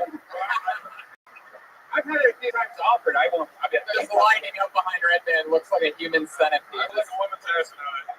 It's but it is amazing that your roommate has said the joke is actually we're talking about your joke anymore. We're talking about licking ass. And I have a He's lot of talking about my joke. You're talking about that. that's right. I'm not really talking about both. I'm talking about your roommate having an ass licking fetish. Yeah, I want It's crazy to me because normally you just have to worry about your roommate eating your food in the refrigerator. Exactly. Well, he's Not not eating yours directly.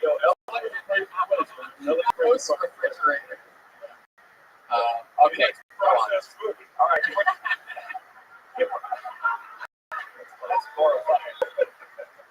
Oh my God. If we're getting off of the ass joke, I will say this. I didn't believe it for a second that I said that to you. Right. So I would have liked you to start off with something mild. If you must be gay. Yeah.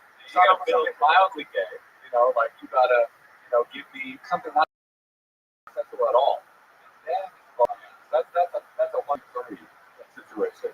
Hey, you don't just walk into a ring and start going right hand. Right. And then lift up. And then you slip in a right hand. Or, whatever. Because it starts off two extremes. $5 ass eating. That's like way off. Yeah. Even if it be even more I realistic. did like that because it was like, all right, I'll give you $5. Or you know, like such a fucking crazy comparison, which I understood. It's either Abe Lincoln or Abe. He did, but he did nothing. Any other examples of it. The purpose I had before was I was talking about how he liked to get his ass ripped to go to that bit. Right, he does only have 1 minute to get to his ass ripped.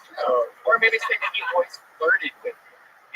Well, the joke is it's like a mixture of two roommates. Because one roommate was actually like a closet where he'd always make comments, and then he used to say, talk about licking his ass. Which I thought was kind of gay because it's your assy. How come? It's a woman. If you're very I don't know. It's kind of gay, but What if it's a lumberjack? That's incredibly nasty. How are you? Lick that ass, nigga. You know what I'm saying? Yeah. By the way, you had me at the N-word. I appreciate that. Yeah, I really lost it. Another thing. No. Brooklyn. He's Flatbush. Hey, Flatbush. I know Flatbush. He's gay. School do you go to? I actually grew up in Florida, so yeah. I mean, you like it? Yeah. My mom's Asian, yeah. So you're the only one ever that can tell us. So, yeah. I figure you're from Toronto, right? I'm from Toronto, which is one of you. Oh, yeah, I used to say. Yeah, they got this one black kid in Toronto. It's crazy. That's wild. Jimmy. Jimmy? Oh, you mean Nigga Jim? Is that what you meant? That's right. Very funny, Gabe. Wait, hold on. Oh, yeah. Sorry, yeah. That punchline of joke is great. It's a great punchline. Not a gambling problem. Great punchline. Yeah. It needs to be said. Totally. It is very funny. And But I would before you guys continue, like just what's Haitian for It's try Creole. licking your ass all the time? Creole. Okay, well, right. You don't say I speak African, do you? I do actually. Just try it. Yeah. Just try get your ass like one time before you toss it. Come on, because everybody is. Fuck it, I'm gonna do it. All right. Yeah. Four facts. So there you go, Dave Gregory, everybody. He's at I am Dave Gregory on Twitter.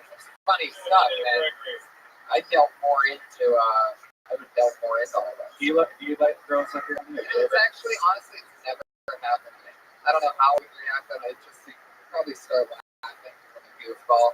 Like I'm a little bit silly like that. Like I can't get into it. Right. This part is about you. Yeah. Right. Yeah. Exactly. It's your birthday. Yeah. It's like the last thing I need is extras that I might like. Like it's hard enough for me to pull off like 8 minutes in a bedroom. Oh, see, I'm a savage. Yeah. I'm a freak. It takes you like you need to get. I'm a freak. I'm a visual freak. So You are a freak. No shit. I have stories. Check out the Champs podcast. That happens to me on podcast. I picture you really be picky. Like you come across like you're the kind of guy that before you even hook up with a girl, like you just go through like you put on one of those latex bodysuits. I remember your stories. Oh yeah, I'm the worst. That's right. Yeah, but we're like Jack Sprat's wife. Like you stare at the feet. I just get my ass licked all the time. It's really nice. Where do you guys go? I know you applauded demonstratively when I said licking ass is good. So if anyone wants to try, like, just saying.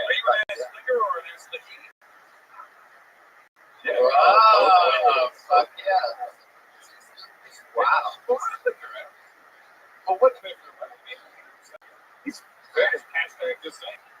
Whoa. Gosh, where are you? Buy the drink, eat that stink on this week's Kill Tony. That's what it is. Right, we have our ass eating music right here. That's right. It's time to grab your baby wipes, everybody. I'm getting single, man. I'm so jealous of that timeline. All right, let's do it. Let's throw another name. Here we go. This is Young the Critic. Oh, Young. I just think this guy is getting up there for me. Here he is, Young the Critic.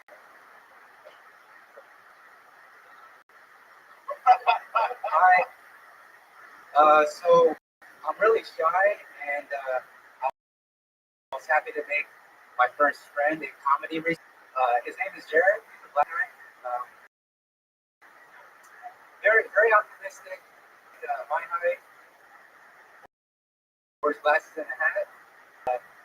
I can't think like he looks a lot like another guy named Side, who is also very optimistic. My height, glasses and a hat.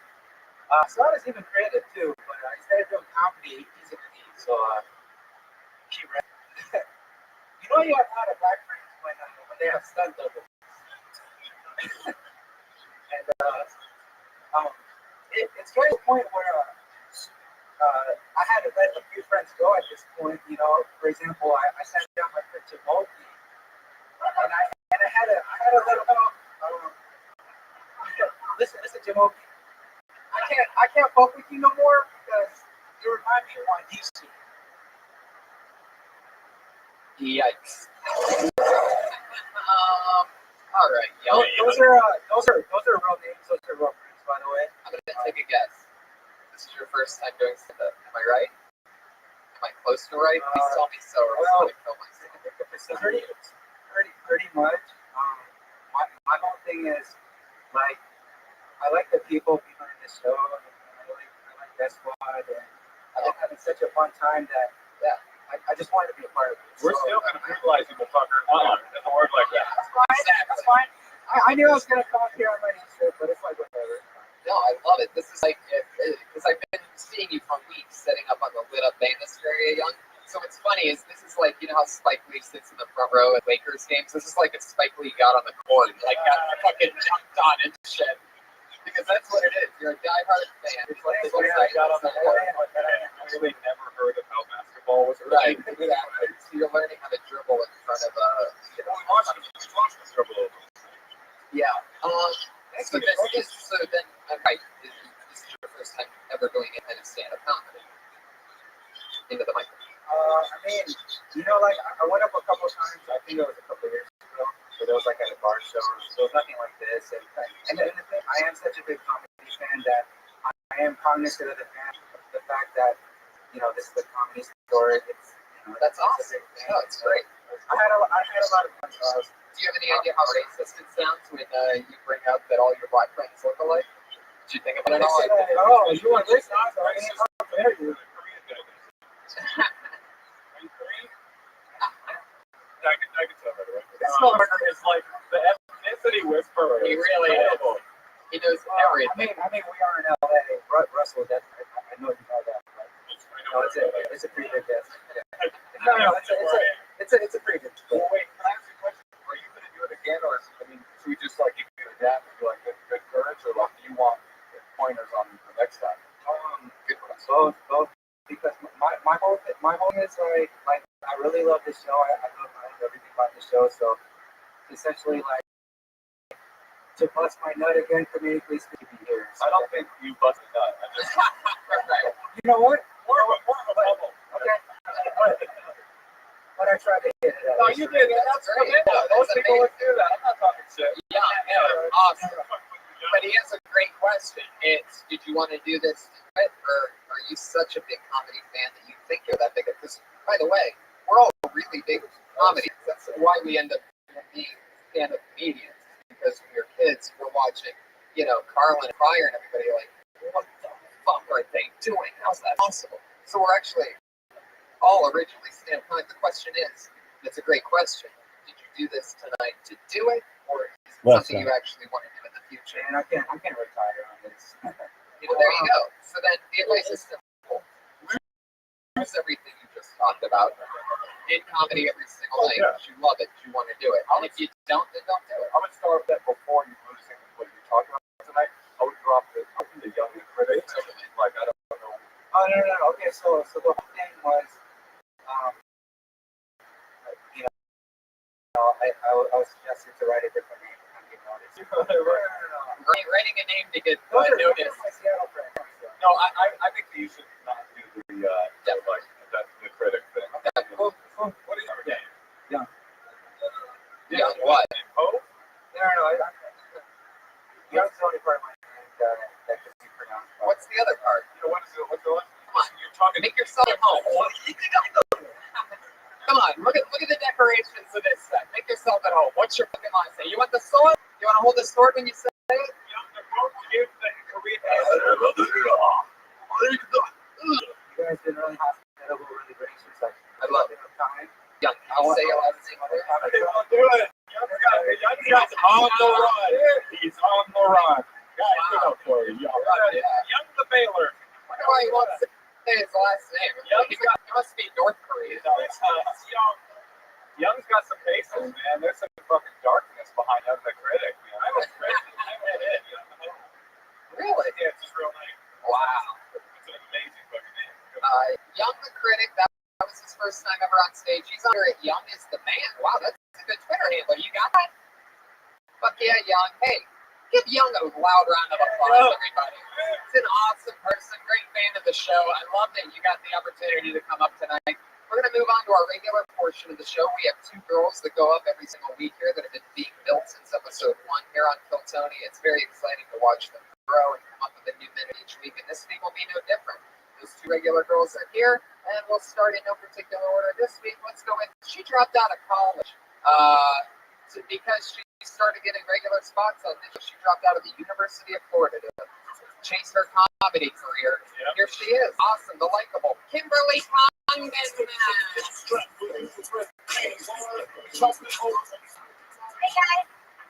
so we have a new guy at work, right? Comes in, we make small talk, he tells me he's Jesus freak. I'm not immediately turned off. Next day he comes in, he's like, look, can you buy me some weed? Cool. Third day, brings out. Fourth day, I kind of like this guy. I'm okay with it. And I'm so fucked up. I think it's because I had a weird childhood, you know? Like, my dad never let me watch rated R movies because he thought they were too violent, but he was okay my mom in front of me. You know? It's like, Mom, just wait. Don't be so dependent. And she has good health insurance. Like, that's the reason we're in the hospital. I know. I hate codependent people. I think that's why I hate twins, you know? Like, you couldn't even split your own egg. That's all I have. Wow, she's getting good at this. 57 seconds on the mark. Magical little set. You know, I've known Kim since before she ever rocked the mic. Really? Wow. I remember when she first moved out here. He was one of my first friends. Oh, because you know the kids. Her cousin. Yeah, that's how I originally met her too. That's how she got the spot. And then one day, you know, she went on stage with the flag. Yeah, that was here. Yeah. Then ta-da! Here I am. 29 cents later. Yeah. A lot better than the last couple of weeks. Definitely had an improvement. Yeah. Great, because you seem like you had a little bump, but it seems like you got over that. Totally. Which is what's the most important thing is to be able to, you know, it's not pick yourself up when you're down, but just to come back, be able to, you know, kill it when also, you know, not everybody does great every week. And you're obviously starting out. So, you know, it's just important that you keep showing these fun glimpses. The last two jokes were awesome. The egg splitter and the one before that, which was my dad. yeah, that's great. It feels real. It seems real. I get into that a little bit more. I make that one big. I try to extend that. And the Jesus freak one, I don't get it. It's sort of like just ends up like, okay, we get it. You like that? That's worth the chuckle since you're so likable. But I don't know why you tell you Jesus freaks don't actually say that they're Jesus freaks anyway. So in the beginning of that, I'm like, why did he tell you? Bible study when he first Howard came. called it. Right. And and then started lecturing like, hey, we're on Bible study, and then the next day was like, but can you get me some weed?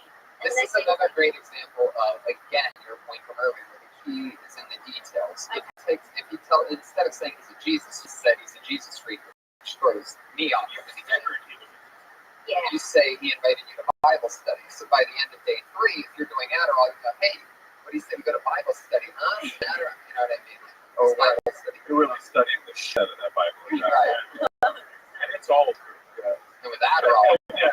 No, I know because it told me. You know. yeah. Also, some details. I think maybe dropping the phrase "in front of me" would help your joke. So, is even though it's brutal, it's not as brutal as "in front of me." That's when everybody in your head just like. Okay. I was trying to figure out how to make it dark and like bring everyone down. And then maybe there's a way you can turn it to go into some little, you know, cute persona, but like, you know, you just gotta sell that line. But who's okay with it? I mean, I don't shoot that well, but you know what I mean? Like, who's okay with hitting my mom? Whatever that is, you know. Yeah, cute, like, you know. Because it comes up good. That's for a question. Horrible. But yes, I think that these situations are kind of funny. They are. Those are hilarious. As a Canadian, since we grew up with us, too.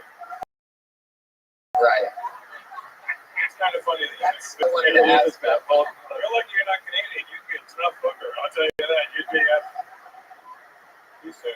Kim, you killed it. You did it again. The lovely Kimberly Condon. Everybody follow her on Twitter at Kimberly Condon.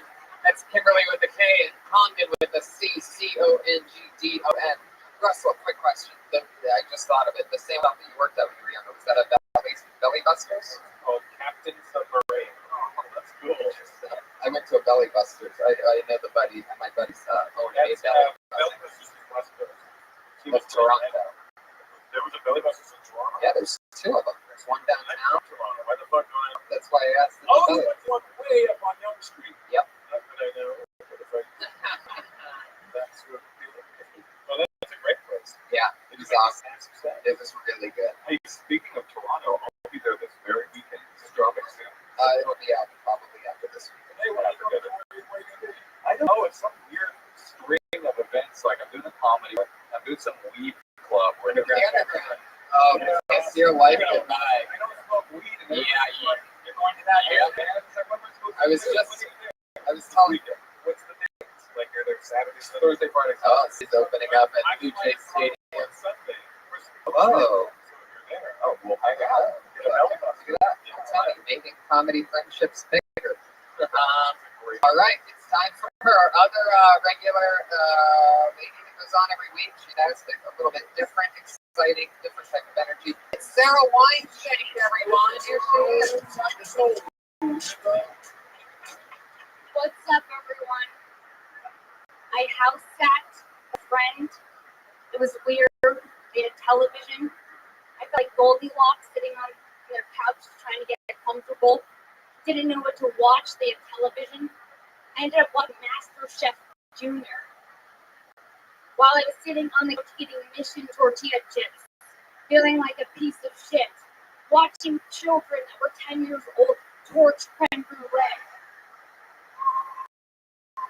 They were whipping whipped cream. They were searing on guys.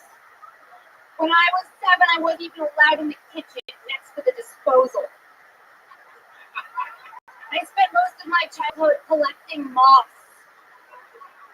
I thought they were butterflies. I was not allowed in the kitchen. What kind of parent allows their kid into the kitchen? Next to fire, there's peelers. I still can't peel a fucking potato. There you go. Like classic Sarah Weinstein delivery, where it starts easy and then all of a sudden it's just hilarious. She's like Jupiter. Like you're like, wow, that's a great planet, and then the gravity sucks. Totally. It's like a Jupiter. That's good. I'm into that. That's a Yeah. good. It's a contagious cadence you have. Yes. I have a couple of real controversial things to say. You know how they say to young comics, there's probably a lot of beginning comics that listen to this podcast. So they say to all the beginning comics, move the mic stand. And that is something you should always do. No, you did. But there's a much subtler thing that they don't tell people, which is don't look like someone told you to move the mic stand. I swear, I'm not trying to be a dick, like that's real. Like I notice that in young comics, like I can tell that they're going beginning. I have to move the mic stand. They move the mic stand. It's like a two-step thing instead of in one smooth It's just like, you move the mic stand not because it's like, moving. It's like, I'm just gonna get started. This is my way. Let me get it out of it. Not for you're not the only person who does it. I've seen it 1,000 times. Right. The other thing is, I think that I know this is a very popular film show, but you should probably get out into some alternative rooms as well. I think that you've got great energy at the store, but I think it's really awesome if you do some of these mics that are like sort of on the east side with a lot of the alt kids there too. I know a lot of people are No, I don't think that at all. I totally agree with you on that. Absolutely. But it makes sense. Right. Yeah. So you have a different. You are different. Your cadence is reliant. Yeah, it's hard to help and tag and write for you, but it's fun to watch it grow. It's fun to see it be mended into something that exciting. We're out of time, so thank you so much, Sarah Weinstein. Follow her on Twitter at Princess Shane. That's Shane SHENK. I think we need more true comedy. Yeah, more true. More watching. The other thing about a delivery like this, never can worry about somebody stealing your material. That can't be stolen. That's like her thing, and it'll either work or won't work, but no one's going to take it because that's her. You guys got anything coming up that you want to promote the next few weeks? Anything? Yeah, I'll be in New Year's. I'll be in San Francisco at the Masonic Auditorium. This is that. Masonic in San Francisco. So just go to Postmaster MOSHBKASHR.com on my tour dates. Russell Peters. Russell Peters is special. Yeah, I have nothing. Whatever. I literally have nothing going on. I'm in when I'm on Netflix, I'm just like, is there anything that's Russell Peters on Netflix? Even I get annoyed with Spanning myself. through it. Looking for other things. It's great. I'm in the right stage right now. I'm still at 0. Awesome. So Well, I'm that's in a fear, well, that's what's exciting, is to be at a new level with new expectations and to start new and to have to shoot for I told you, I don't think I'm Yeah, I felt like we had a great talk about it because I was talking about perspective and even the mentally, and I think things like that. That was the night I drove to the Yeah, and that's in fact what got it started because I was confused because it was such a nice car that like just made me feel weird inside. To be around something so nice. Is that a good feeling or a bad feeling? It's a scary feeling because, it just connects with 20, 50 of those things. So Wow. It's extra about coming out. Well, how do I stay relevant? How do I write without sounding repetitive? That's what's next. Yeah, I got my next special ready to tape, and I'm afraid to tape it because I don't want to go bankrupt. So that's where I got it now. Yeah. You did it. I'm saying that's great. Love it. Yeah. Hey, so excited. Let's see what happens. Train's got a promotion passion. Russell Peters, everybody. Thank you guys so much for being here. The Iron Patriot is our head of social media on Twitter. Follow him on Twitter at Onyx Patriot. Tons of fun pictures of the shows, the news about the shows, him being an extra on television shows. It's so funny to follow him. Red Band and I are in Texas.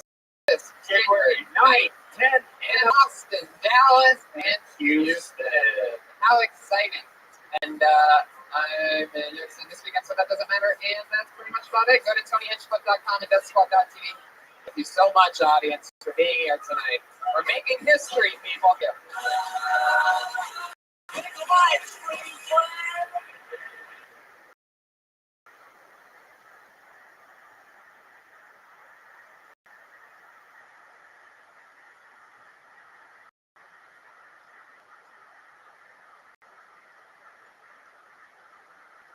For a brand new episode of Kill Tony, give it up for Tony Hinchcliffe. Yay, everybody, it's me. How you guys doing? Believe it or not, this is episode 30 of Kill Tony, everybody. 30 Mondays in a row. Wowzers. How exciting. Happy to be here. Yeah, I said wowzers, and I have no hesitation about it. I had hesitation before I said the word hesitation, though. That was weird. Live show, people. Anything can happen. It's a live episode of Kill Tony. We did not rehearse this. I just got back from Youngstown. It's Christmas week. Yeah, you were in and out. Oh my God. That's the way to do it. Freezing. That's fog, I bet. I didn't go back to my hometown for 5 years. And then I just went back this weekend, and it was fun. I did shows there, and it's interesting because, we do the road a lot, and I'm normally at a hotel, which I love. You walk into a hotel room, the door closes behind you, you throw off your clothes, and you just start jerking off, and it's so much fun. I just love hotels. But my mom, I'm like, what hotel should I stay at? She's like, you're not staying at a hotel, you're staying with me. I'm like, this is interesting. I'm going to see how this goes. And the thing that's weird is, it's Youngstown. If you guys don't know, it's like the murder capital of everything. Even Detroit's just more spread out. There's more people, so they get a bigger reputation. But Youngstown's like dilapidated, dangerous city. And she's only on a suburb of it, but still, I'm going to be concerned about it. Your eyes are open. It makes you a certain type of person. Anyway, so she's showing me around her house that I'm supposed to be sleeping. The first thing I noticed, I don't know if it's a Youngstown thing or my mom's getting much older thing. She's 67. But there's all these dolls sitting around. Kind of does. Like creepy dolls, like antique-y, like dolls that are like smiling. Or like Some ceramic. Yeah, mostly ceramic, mostly hard. Or like wobbly, like with glass base. Right. So I guess a couple in the living room. I eyeball the couch and the bigger TV, and I'm like, this looks like a sweet place to crash. This is probably where I'm crashing. She's like, no, come upstairs, look at the guest bedroom where you're going to be staying. And I walk in, and there's like 50 of these dolls. And they're all pointed at the bed. And I'm like, I'm not staying in. So that was the first night. So I crashed in the living room. I come home at like 3 in the morning. You know what? My mom makes the best spaghetti sauce, of course. Boy, will tell you that. But my mom makes the best sauce. So I scarf down this huge plate. I'm in the living room. I throw it on a couple blank. The lights are off, the TV's on. So the two dolls that are in the living room are right underneath the TV. So I'm seeing this glistening as I'm like falling asleep. I started getting really paranoid. I've always had a thing with that because when I was a kid, Child's Play came out. Remember that with Chucky? And I had one of those My Buddy dolls. Remember My Buddy? Like, for some reason, this movie and that doll came out at the same time. And I had both. I seen Chucky and I had that doll. So from when I was a kid, like, dolls at nighttime sort of creeped me out because at the end of the night, that My Buddy doll was staring at me. So there I am looking at these two dolls. And I'm thinking to myself, I'm in the most dangerous fucking city. And here I am creeped out about these two dolls. And then I start thinking, like, wait, what if it's these two dolls that are killing for me? They're just getting away with it.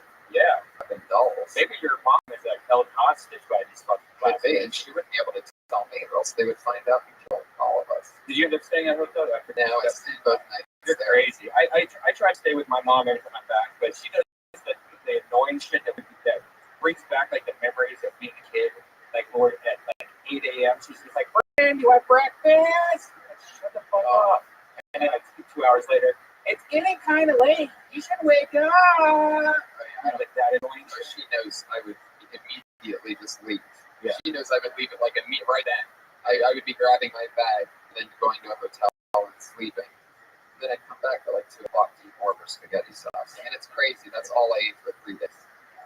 Insane. Healthy vegan diet. Hell yeah. Yep. Tomato sauce. It's the Christmas episode, and with us as always, in special uniform today. Put your hands together for the Iron Patriot, everybody. Motherfucking fire hazard for Christmas, for the Christmas episode. Anyone with red or red light, I am your patron. Fuck yeah, you are. It's good to be here on Christmas with you, Tony. Oh boy, okay. Creepy right from the beginning. Oh, okay, let's get into it. I might go curling. It's so stylish. Curling? Curling. Caroling, okay. Chestnuts roasting on an open fire.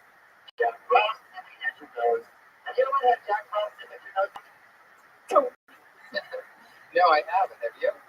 You don't even have a nose, that thing, so probably not. I like to put some pie on for Santa, so it gives me the right idea. I want to talk to Tony. Who puts pie? You mean cookies and milk? Yeah. But I got something to say to you. I enjoyed hearing you on Joey Diaz, the Church of What's Happening Deal last week.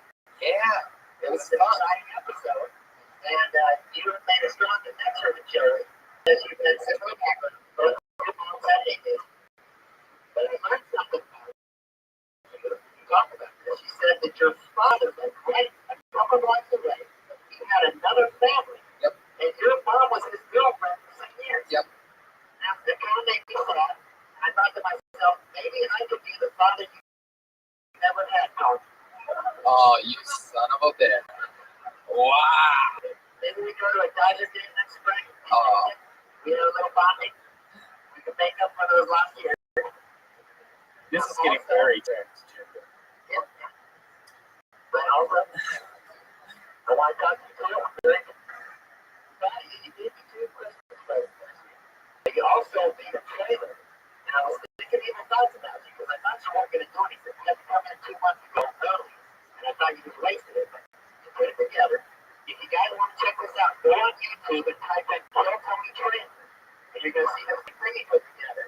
It's edits all the comedians, giving really strong points about how to do comedy.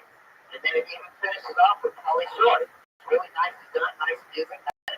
I was impressed. Okay. Thank you for that promo show that people are already listening to. Yeah, well, check it out.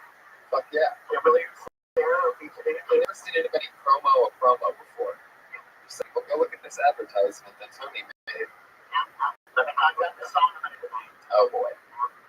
For those of you that don't know, and I don't know how you could possibly know this, the Iron Patriots are a failed rock and roll band in Dallas in the 90s. And even 2 other bands as well. None of these bands ended up doing much anything, but somehow he saved the music, and sometimes he sings for us these songs that are way too long. Yeah. It's Skunks Can't Break My Laws. Oh, it sounds like something's starting to bother you, though. Back in 1986, this was the first band I was in. It was called Rabbi on the Bridge.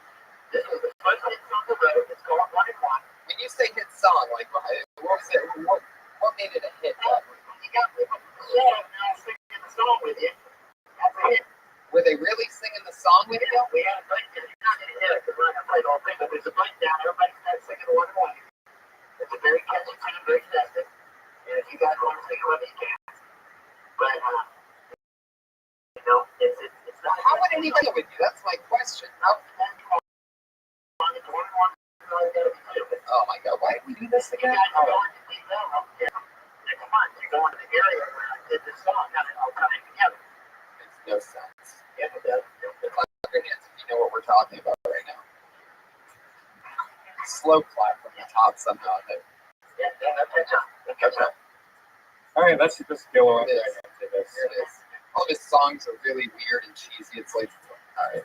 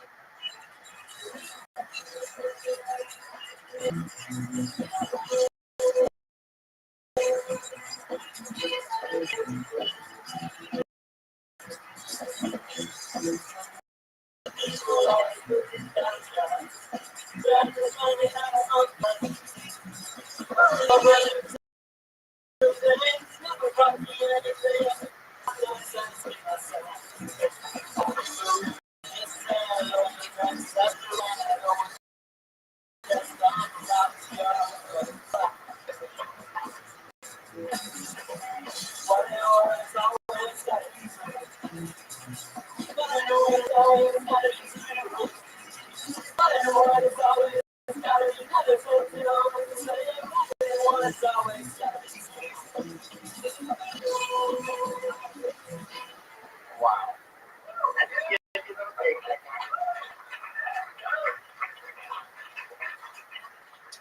One and one has always got to be two. It could be like 2 years. It could be 2 nights. It could be lower. Don't walk together. But one and one is always got to be 2. It could be anything you want. 2 balls of a banana, whatever. Oh wow. Okay. Well, what can I say? You know, that was actually probably my most favorite song out of all the ones. I'm a little bit surprised. I'm just impressed with my variety. No, all the songs sound exactly the same. The only thing that changes is the lyrics. Next week I'd like to do a song for my second band called Shane. And then after that we'll get back to some more dirty rhythm. And then I have some solo songs that I want to solo. Oh, wait. Can we just skip right to the solo? Yeah, let's definitely cut out that. Cut out the middle. Yeah. I mean, do you have a romantic solo song about a lost lover or a shih tzu? Can you play some of that without him? Oh, sorry. Can you play some of it without him singing? I always love just hearing the actual part that he sings over with his robot voice compared to his voice. He sounds exactly the same. Like Rothschild, without the It's just the iron face. Iron doesn't get Rothschild. So this is how long is this? So the guitar solo from Garage Band.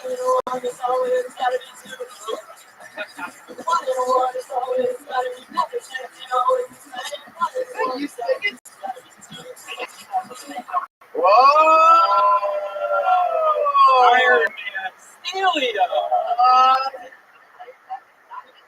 That's my old friend Brian Hurley singing. But I wrote that song, and I played guitar in it, and I just wanted to do it. Do you think Brian? I didn't want to sing the vocal about it, but that's my best friend. I just played Matty Cradle with me too. How do you think it would make Brian Hurley feel if he was just looking for a new podcast and he saw you drinking Christmas lights in an elf hat singing his lyrics?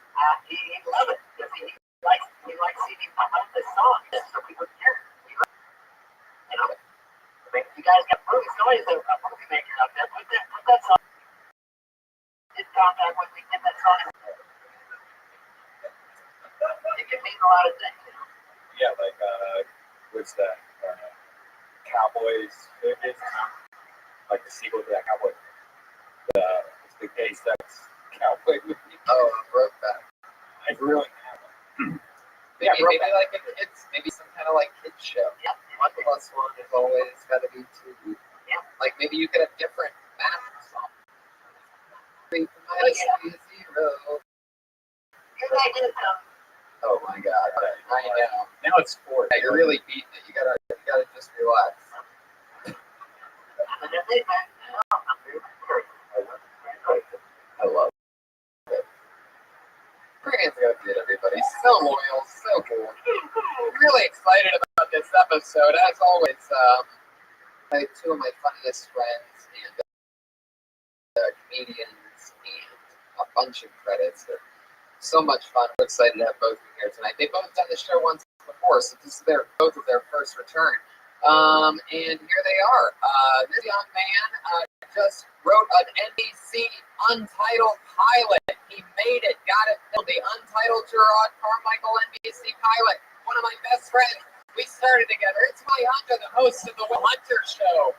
Once a month in the main room. The co-host on his show, opens for writer, tours the country. One of back of the room is that's considered one of the top comics here in Hollywood.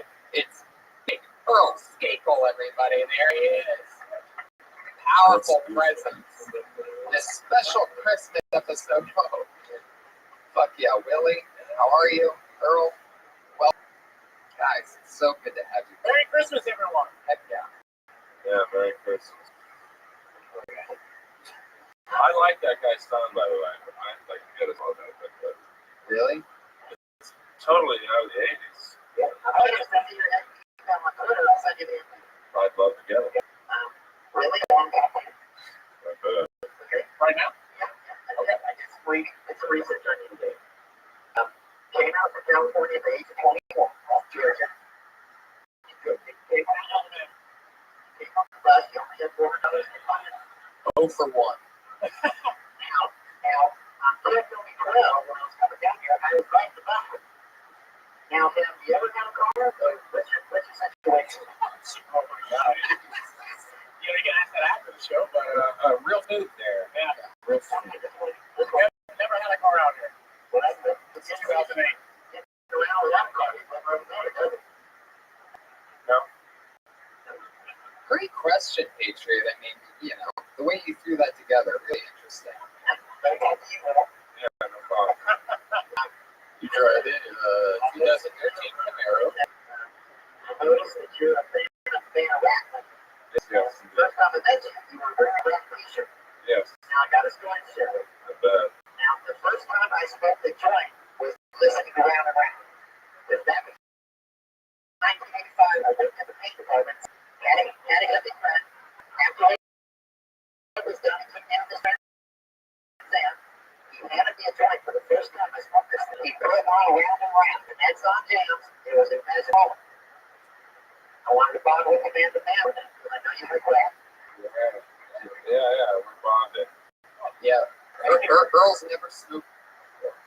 That was sad when God across the see that happen. Love AIDS. But it was actually good. He got dates that they're from. And don't forget them. You kind of look like RoboCop with this. Wow, robot insult humor. I like that. You don't get to see that very often. You know what robot you remind me of? Earl, you've never really ever even taken a hit with the joint. I've never had a drug or drink in my life. It's so good. Would you ever try it? Do you think you'll ever try it? Are you scared to? Or No, I don't want to end up smiling? yeah. I like my disposition. So. Also, really want to say one thing for I heard you talking on the podcast that you went to one of those cocaine Hollywood parties. Yeah. And you didn't like it. Now, but you did do cocaine. Do you think you would have liked it more if you did do the party? No, there was enough. Oh. You look at my head. You have an answer? What? No, I think yours would be better. Did you both talk about going to a Hollywood coke party while on a podcast? I don't think so. Interesting. Let's hear both of their answers. Yeah, well, you so. I don't know how to answer that question. What was the root of the question, Patriot? Well, remember, I heard on that podcast where we talked about when you went to a cocaine party, one of those Hollywood. Yeah. Like you didn't do cocaine because you never done it. You didn't like it. Yeah. You didn't like the experience.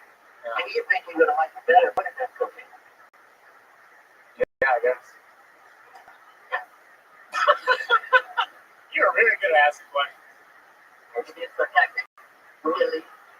Oh, I like that. Oh, better. Like Tom and Jerry. That's his thing. He says the person's first name at the end of the sentence sometimes. it's just For a sassy. very Like creepy effect. Yeah. like an 80s woman. Yeah. Studying at the open mic in 2010. And I'm kind of sad I didn't get to go to that process. It just kind of came on this open.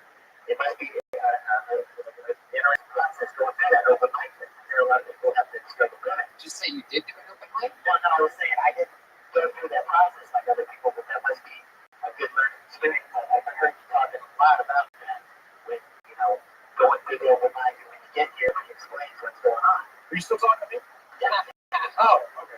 Yeah, sure. Yeah, you know what? As a regular person. I love it. Hopefully it won't be too big of a fire hazard what we have going on with it tonight. I sort of just draped those things over there. So here we go.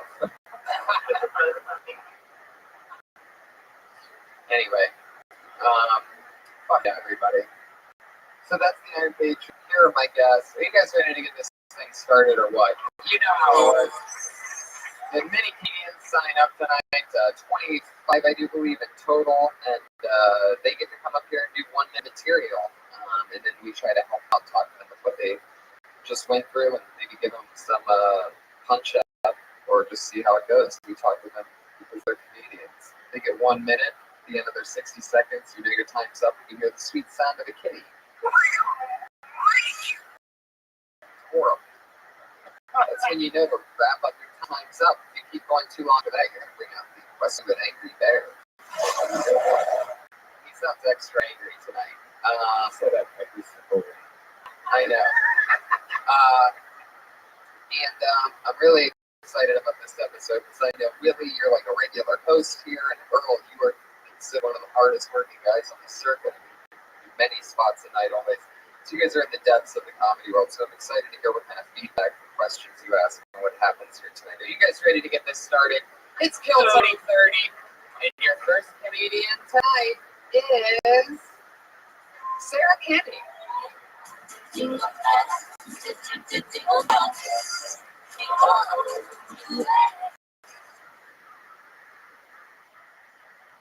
I find it hard to find a place to live. I got some roommates to try to save money, and then right away they started doing annoying shit, like eating all my food, knocking me up.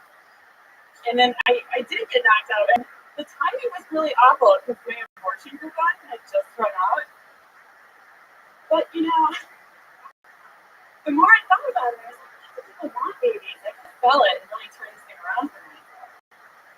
But you can't legally sell it. So I had to find a loophole. I put an ad on Craigslist that said, baby stroller, $10,000,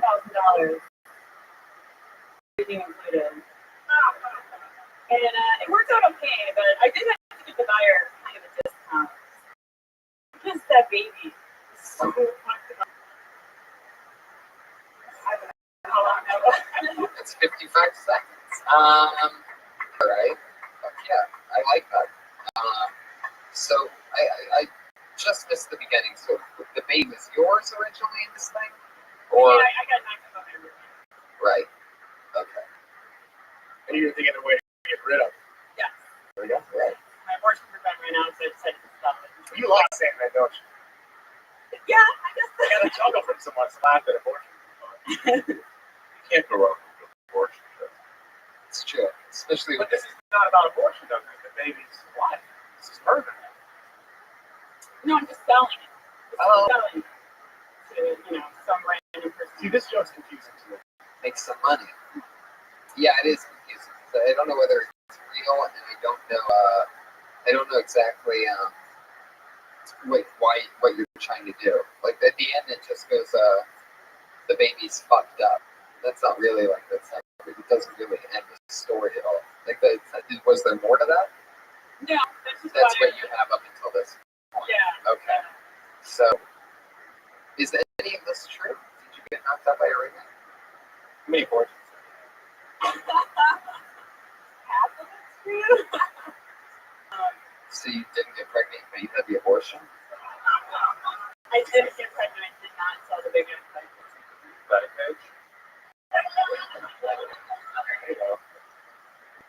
Oh, I think I'm starting to figure it out. So you did.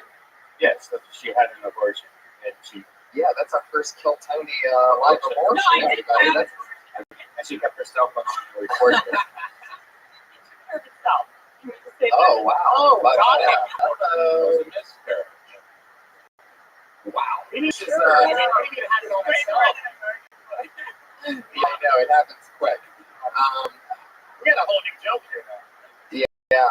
Did you put it in One like a thing, song? we gotta talk about this baby that just vanished out of thin air. Who is the father of Paul Walker?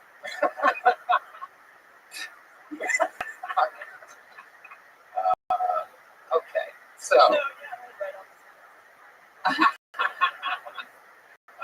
Abortion jokes aren't really fucked up. To even try to do it seriously, that pretty much telling half the audience who's going to hate you immediately. Like, there's people like myself that are like, yeah, but then the other half are like, fuck this girl. What the fuck? Is she being serious? Like, you really put baby jokes I found from just past experience. Anything that has to do, you have to remember that you're pretty much taking responsibility at that point. And I actually used to tell that joke about the abortion part, and it seems to work either way, but yeah, it's true. I definitely Yeah. I think the $10,000 all things included with the stroller thing is funny, but I don't think that has to be about necessarily you or that kind of thing.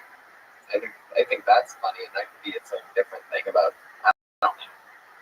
I think sort of got sad in the middle of everything. I was thinking about this baby. Did it have a name? I was thinking about how many roommates you have. Oh, that's a great question. Fuck yeah. The 4G portion joke. Okay. Okay. So,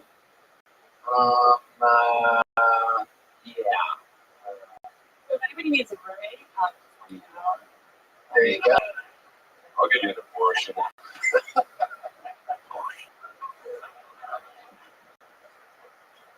Oh my god. This is a weird episode so far. You ain't lying, bro. I smoked way too much weed. It was indica Oh my and some God. sativa. Oh my god. What a debacle. I mean, it's really not even the weed, it's just the universe at this point. Right. I mean, Sarah could have gotten picked out of that bucket at any point, you know what I mean? But we just started it off, and That's like openers are. yes, it is. Sarah, so, fuck yeah. Still sort of just, what approach would you like to talk about on stage? Would you ever talk about having? I'm still not positive whether you even want to cover this subject whatsoever, but so probably not. Well, I thought it's clear that it's not serious, but Is it serious or is it serious? well, I mean, I think it's clear that the Craigslist part is not. Right. Right. I'm not so sure about that. Or maybe I'm just giving people bad ideas. So I kind of like that, you know, it sort of makes me have this very careless attitude toward this thing serious. Interesting. Okay. Do you think it would be better if you made the baby black? Oh. Yeah. How fun is a black baby at the time? That's the way it is. Oh, well, some white babies, guys, have jokes too. How was it a black baby? I think it's the way it is. That's what I meant by making myself like that. That it was black. Oh, there we go. No, I was trying to imply that I've been like debaucherous during the pregnancy, that maybe that wasn't clear, that I was drinking or that it was messed up in some way that I was trying to imply there was my fault. Right. So that might, See, I got lost with all that. Not the guy's fault. Yeah, why is his roommate in there? He the greatest joy of all, what's that mean? And then he just threw it all away. And now he's going to tell a joke about it like it's nothing. He gave you a big one, and now you're blowing it.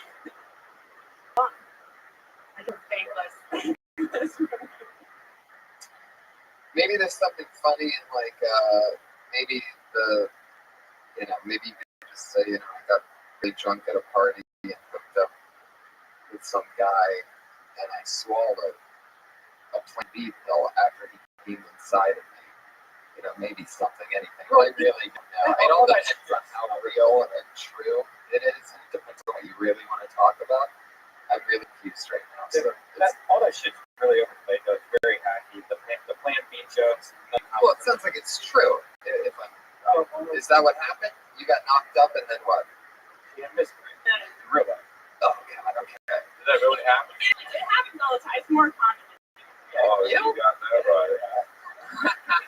It can happen very early on. Yes, they can. Any miscarriages out there?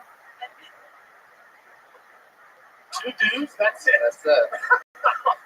I'm sorry. They were the miscarriages. They made it. I've never heard a female comedian do a carriage joke, and I encourage you to write it because that sounds like what happened. So if you talk about that, you have a couple minutes about it, then it could be a killer bit. They're fucking around, but it hasn't started here, and I don't know where it begins. So good luck with that, and I don't know what else to say. Buy a puppy. There you go. Sarah Kenny, everybody. It's Kenny comedy. Very interesting way to, very interesting. Oh my God. I hope this makes this like very lighthearted. Maybe a guitar. It's weird when it's like what happened there was, I got confused and I'm trying to think in my head, like, did she have an abortion? Did she have a miscarriage? Did she take the Plan B pill? It's like all these 3 options of just babies dying. It's like I have babies dying in my head. Yeah, there's a See how quiet it gets? It's made this whole place very odd. Sarah Kenny's excited. I hope I have another happy song. Okay. Better play 1+1. Oh boy. Put your hands together for Timothy Cash, everybody. Timothy Cash. One thing that I will do is races in the crowd tonight. White supremacists out there. Good. Personally, when it comes to white supremacy, I think the only people who can really get away with it are the albinos. You know, if I hear an albino talk about white supremacy, I'm not going to argue with big retarded, if not supremely. But I really like to see the white supremacist rally interrupted by a bunch of albinos. You know, you guys are zagging up here preaching whiteness right. Then enter the albinos. What the fuck is going on here? A white supremacist rally. And we weren't invited. Really? That's a nice tan you got there, buddy. You see that? It's not sunburned. Somebody took my picture with a flash. White supremacist my ass. Where's your cream? Like sour cream on the taco. Wow, we just started with the mayor, huh? All right. Fuck yeah. Perfect post-abortion material. Oh yeah. Timothy Cash. Fuck yeah. Where are you from? Kansas. Nice. How long have you been in LA? Got here Thanksgiving. That's awesome, man. Heck yeah. That's great. Okay, so we're talking about albinos. That's fun. That's a fun twist on that I've never heard. Albinos and white supremacists, you know. Fuck yeah. Do you really hate black people? Be honest. Don't hide. Has anybody ever told you that you remind them of Trevor from GTA 5? No? Okay. Well, yeah. So what have you been doing? What's a Kansas guy been doing in LA since Thanksgiving? What are the sights you've been seeing? What do you notice about LA? Yeah, that's fine. Nice. Is it really like racist? No, not at all. You just talk about white supremacy.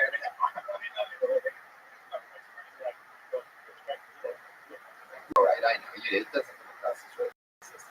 I was just talking about your overall look in the fact that you're from Kansas. It had nothing to do with even the material when I asked you if you're a racist.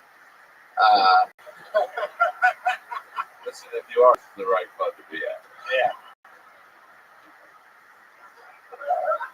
Did you do stand up when you were there? Yeah, stand up. Kansas has like one place to stand. Yeah. Like a 30-minute drive. I was still nowhere. I was going out there once a week. I was not there, but I mean, right.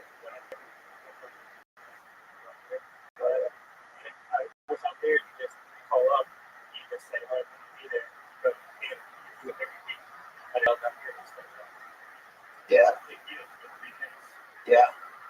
Absolutely. Fuck yeah. What do you do for work?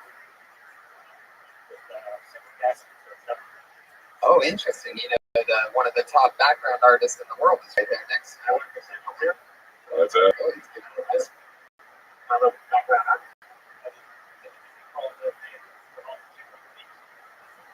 So, yeah.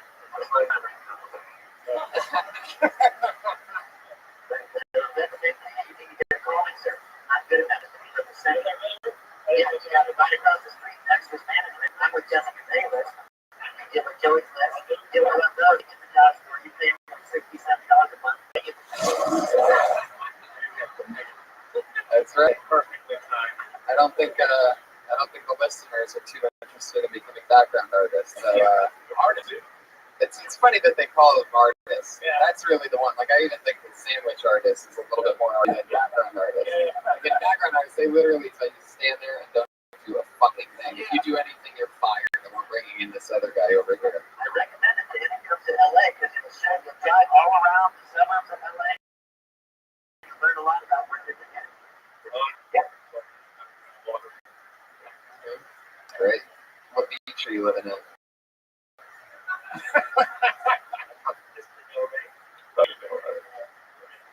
Yeah. That's nice. Yeah, that's cool. That's fun. No, I know. Wow. Yeah, for a guy that looks like you, that's like insane. A book a day, I never would have. Is that audio book or is it Oh, yeah. I've always wanted to do it. I've always imagined doing that. Just buying a trailer and living in your trailer. It seems so nice. What's going on? Is it cool thing to do a little while? Have you brought a girl back to your trailer? Don't sleep with homeless people or homeless people. what did that do? They bring it in. It's not really homeless. It's not really homeless. Yes. I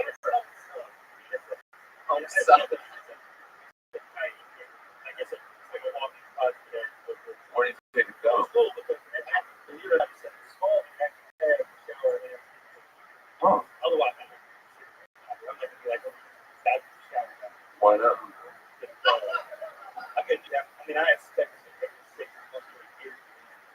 Like cooking every month. Might take a bit longer.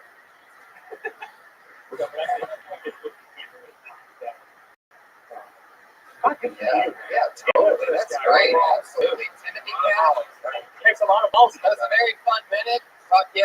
There he goes. Can I say one thing? Yeah. I would rather talk about that. Yeah, totally. Like, that's some interesting shit than white supremacists and albinoes. I mean, no offense Right. to Nate Hurt, but I don't care what you about It's true.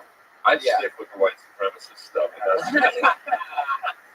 But that is interesting that he's, making those sacrifices. But that's actually, you'd be surprised, I think, Timothy, because most people, when they get here, it's sort of like the same thing, or worse. Some people are sleeping in just back seats of cars and couches of people that they don't want to be living with. So at least you have your own trailer where you can just fucking crash. It's really not that bad.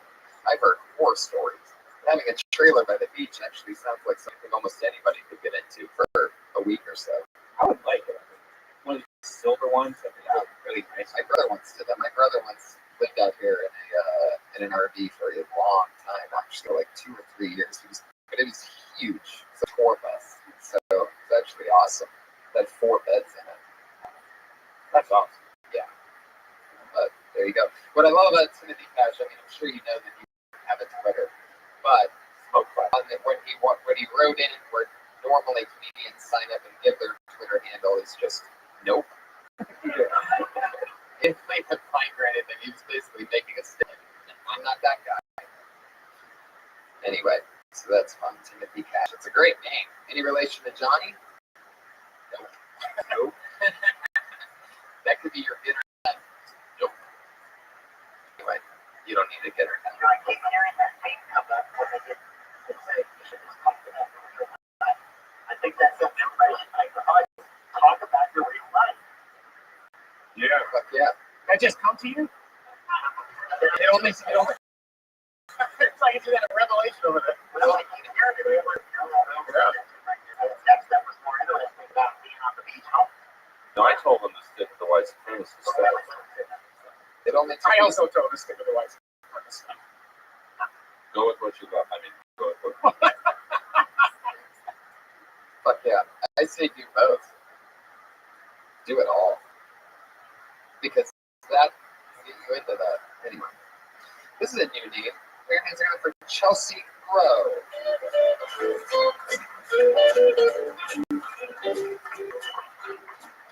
Hey guys. So my roommate gave me a burger the other day and she was making a lot of noise, woke me up. And I was like, what's going on? She's like, oh, I'm really sorry. I'm on like 3 different drugs, tweaking right now. So sorry if I woke you up. I was like, okay, girl, that's fine. I don't really care about all that. Just please don't eat my face. You know? Just don't eat my face. Because like, I don't know, like y'all know when the guy with the bath salts on that homeless man's face, which I find really shocking. Those had to be some low quality bath salts for the homeless man's face look appetizing. But then I didn't understand what possesses somebody to do bath salts. That doesn't even sound like a fun drug to do. You know, the reason you can make people to do drugs is they have cool names associated with them. Like ecstasy, right? I want a bear. You know, that sounds like a land full of ponies, like predators, and the grip is always bad. Like, I want to go to ecstasy, and even like crystal meth. Crystal meth sounds like the name of a Mississippi girl lost in Walmart, right? All right, that's fine. That's exactly a minute. I get to that back end of stuff quicker immediately. Like that, I feel like there's a lot of setup on that, so it's like, you know, I don't think anybody's gonna eat your because you go from one thing to the other. But I think the jokes are really on the back end. I don't think you can make it real to get into it. You know, you can get into it almost anyway. If that makes sense. But the names thing is funny, like that crystal meth and all that. So I was like thinking, oh, what's the other thing? Bath salts. Yeah, I just feel like it's a little bit. It's old at this old to make the eating face reference because that had to be at least a year ago. About Okay. Yeah. So I'd be eating the face and get right into that other stuff. But yeah, what are other drugs? There's other ones. Molly. Yeah. What does that sound like? Or that sound like a girl wearing? What do you think, Paige? What would you say? Yeah. I don't know how to work that into now. Oh, that's great. You should do some Molly thing. I heard the kids are. Okay, just give suggestions. None of his robotics can cue how to make anything funny. He just comes up with premises. That's a good one. Molly, what's the other drug? I know what for coke, but I cut it out because it's a minute. What is it? It's just, you know, that's what I'm saying. Like, oh, coke sounds like, you know, somebody said, hey, let's go back to coke. Like, oh, sure, that sounds like a micro-friendly beverage, you know, like, I'm going to go to the bathroom and just coke. But, like, I just, maybe that's me, but. Keep that one out. Okay. Yeah. But I like your rattle. You know, keep going with. I see what you're doing there, and I agree with Tony at the beginning that you have so much setup that's unnecessary because I'm so worried about thinking about bath salts, and then you go up and listing off the drug. The funny part was the drug. You know, get into that. I feel like that's what you want to do anyway. Yeah. I mean, it came from a true story. Obviously, my roommate was tweaking out with drugs. Right. And then I thought, like, it's useless information at this point. Right. Okay. So that doesn't have to do with the things that end up banging in the end. So it actually ends up taking away from it because I'm still waiting for the roommate, the free drugs, like there's this information. This little fun. I'm still thinking of abortion for some reason. Right, I know. Involved. Jesus. That was really, The miscarriage happening in this bit. I don't know. Okay. Fuck yeah. Very good stage prep. I really enjoy. I've seen it before. You're getting a lot better. Oh, thank you. What would Oxycontin? What is Oxycontin? Like oxypads. Yeah, that's what I think of too. Like I think of that 3-6 month or something. Oxycontin. Little white. Oxycontin. Sounds like Lil White. Lil White. That's a rapper's name, Lil White, with a Y. Really? Yeah. That's not. All right. Big blocks. Anyway, it's a rap show. Maple rap. Remember, it's okay that I said that because rap is the key topic there. Anyway, moving on. Fuck yeah. That's interesting how you spell your name. Chelse. That's Chelsea? Yeah, my mom took the A off, but she thought it looked too white. So she. What's wrong with that? That's what she told me. That's why she just said it. The E just looked white, so she took it off. What? Well, I would have left the EA on myself. But, When did she tell you this? She told me this when when I started like school. I was like, wow, why is it like, oh, you look too white? I took that A off. That is so funny. That is such like a strong black woman thing, right? To come up with a different name or something like that. Those other names. What was the one that video that came out the other day? Sharkeisha? Where did you grow up? I grew up in Northern Virginia, right outside DC. Wow. Is that like a pretty area? No, my mom's from Detroit though. Like she grew up by Rothschild, so that's watch out. yeah, that's what she. No, I'm from the suburbs outside of DC. So yeah. Awesome. There you go, Chelsea. Okay. At See the Funny 6. See how much C? That's what? It's actually the funny G. My last name. See the Funny G. Okay. There you go. Your G's look like sexist. There you go. Drugs. Something to that Oxycontin element. Seems like Yeah, I'm I just think trying so. to It figure it seems out. like Oxycontin would be a cotton ball that you hit your face with, right? Yeah. Right. Yeah. Maybe smoking it when it's done. It's up here. Be wiping your face after the load's on. Yeah, there you go. Look at you. Well, you confidently take a sip of water after that. Yeah. You're a growing man. Patri, you having fun over there? How do you feel? You feel those lights on you at all? You okay? Hell yeah. Experience with Derek Gruber, I mean. That'd be awesome. It's been so long. Oh, this is so exciting. It's been weeks, basically, but when somebody misses their spot, that means that they get permanently blacklisted from the show. It will not be a Merry Christmas here. No commitment. Yikes. That was a permanent ban from the show and a 3-month ban from the Comedy Store. Whoa. Fuck yeah, Bobby beat your dog last part. Alright. Anyway, put your hands together for Frank Castillo. Yeah.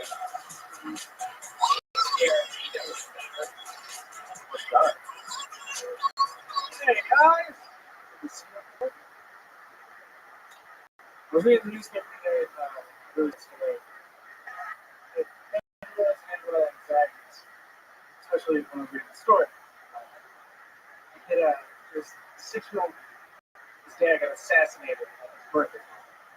And it was really, really sad. And then I realized it was because they dressed up as clowns. I thought it was kind of funny.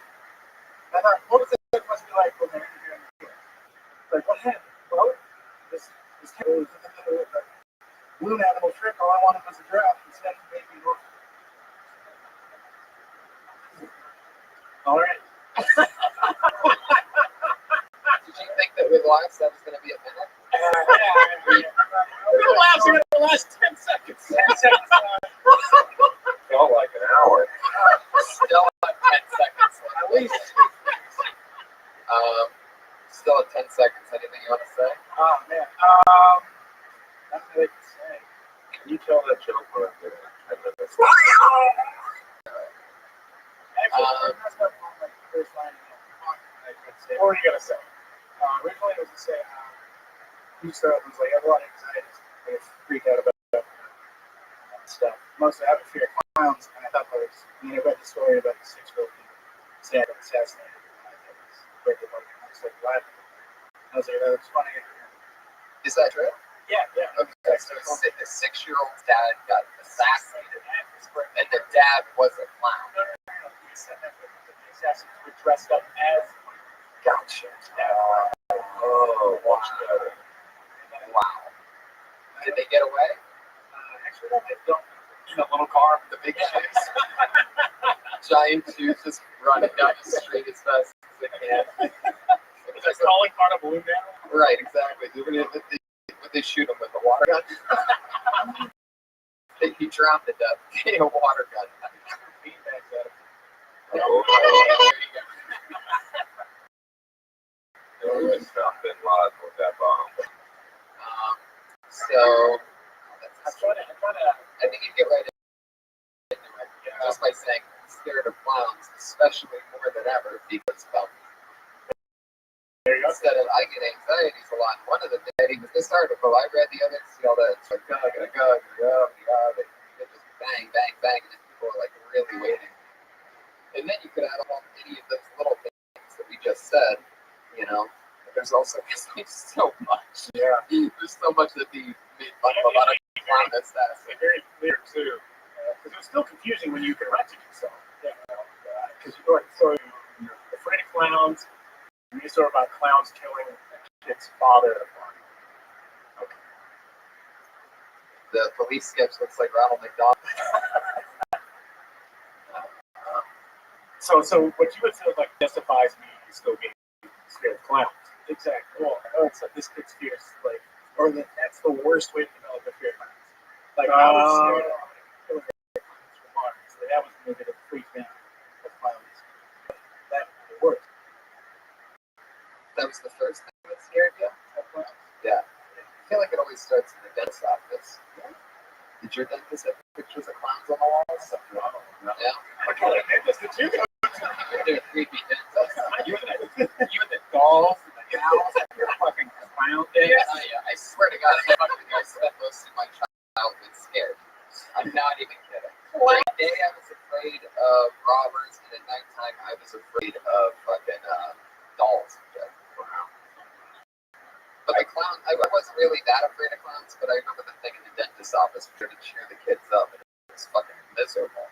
Anything that's smiling at you is scary. Whether it's a clown or a doll, or I think the movie It is something that really made me scared. Once I saw that, I was like, oh, I don't look at clowns the same anymore. right. So I see what you're trying to do. You're trying to compare your fear, how you got your fear for clowns compared to how this kid got his fear for clowns. Right. And maybe the fact, you even say that the thing that started with you is the killer clowns from space, and that you could say just like, I only want killer clowns existed in outer space, without saying that that's one of the bigger shows. That could just be your way of getting that joke in, is saying, or at the end or at the beginning, that could come in at any point, because that's true to you. You're the one that said killer clowns from outer space, which is a terribly shitty movie. For that. Anyway. It is a funny story, though. I just say I'm reading that news article, like the party people, like the need for entertainment, they end up killing. Oh my god! The Times newspaper was actually it was 6 clown assassins. That was 6 clown assassins, and then I have to read this. Where did it happen?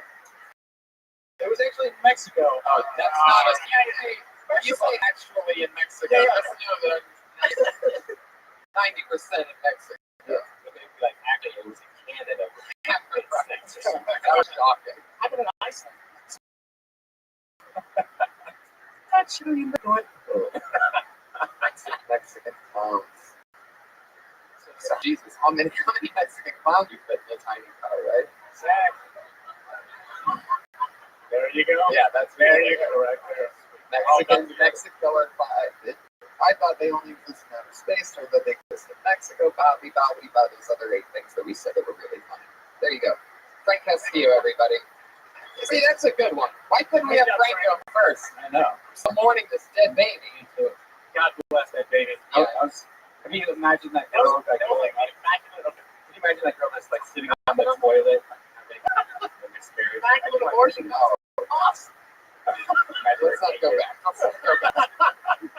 Frank Castillo, that was great. That's a fucking great news article you found. Clowns in Mexico. That's Frank C. Comedy on Twitter at Frank C. Comedy. If you want to add more to it, let Frank know what's up. Here's an interesting one. Nick Scott Geyer. That's a new name. Oh wow, here he is. Great music. Kick the voice. Chant for Nick, everybody. Some good music. I like that. You know, it's so funny. I was thinking, like, God damn it. I hope I don't get picked. And right when you think that, you get picked. Well, let's see what I want to talk about today. Well, I just moved. Anyone who live in the valley?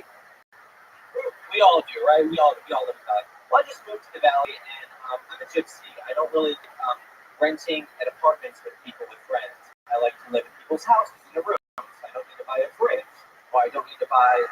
It's already there. It's already there. Well, I just moved into a new house in Sherman Oaks with this guy. He's a Jewish OCD guy, and apparently he's like, yeah, we have this other roommate there. He's from Turkey. It's Bert. And I'm like, okay, all right. So I'm expecting to see this guy. He gets up at like about 5 a.m. and I try to get a look at him from outside. And I look and I see like a girl with long hair and leggings. And I'm thinking, okay, I'm not really sure if that's Bert. I mean, maybe it's just his girlfriend. So then the next day, I see him or again. And someone. That's a story, man. That's a lot of setup. That was actually a minute 5. What's about to happen? I still don't know if it's a guy or a girl. Oh, Shit. I've been there. You don't know if it's that guy or My roommate. I don't know if it's like. really? I have to say, are you Bert, or to say, hi, my name is Nick. Okay. How long have you lived there? I've lived there about 2 weeks. And you just moved from where? Hollywood Hills. Hollywood Hills. He's a gypsy. How long have you been in LA? 5 years. Wow. And now you're in the valley? Can't you check?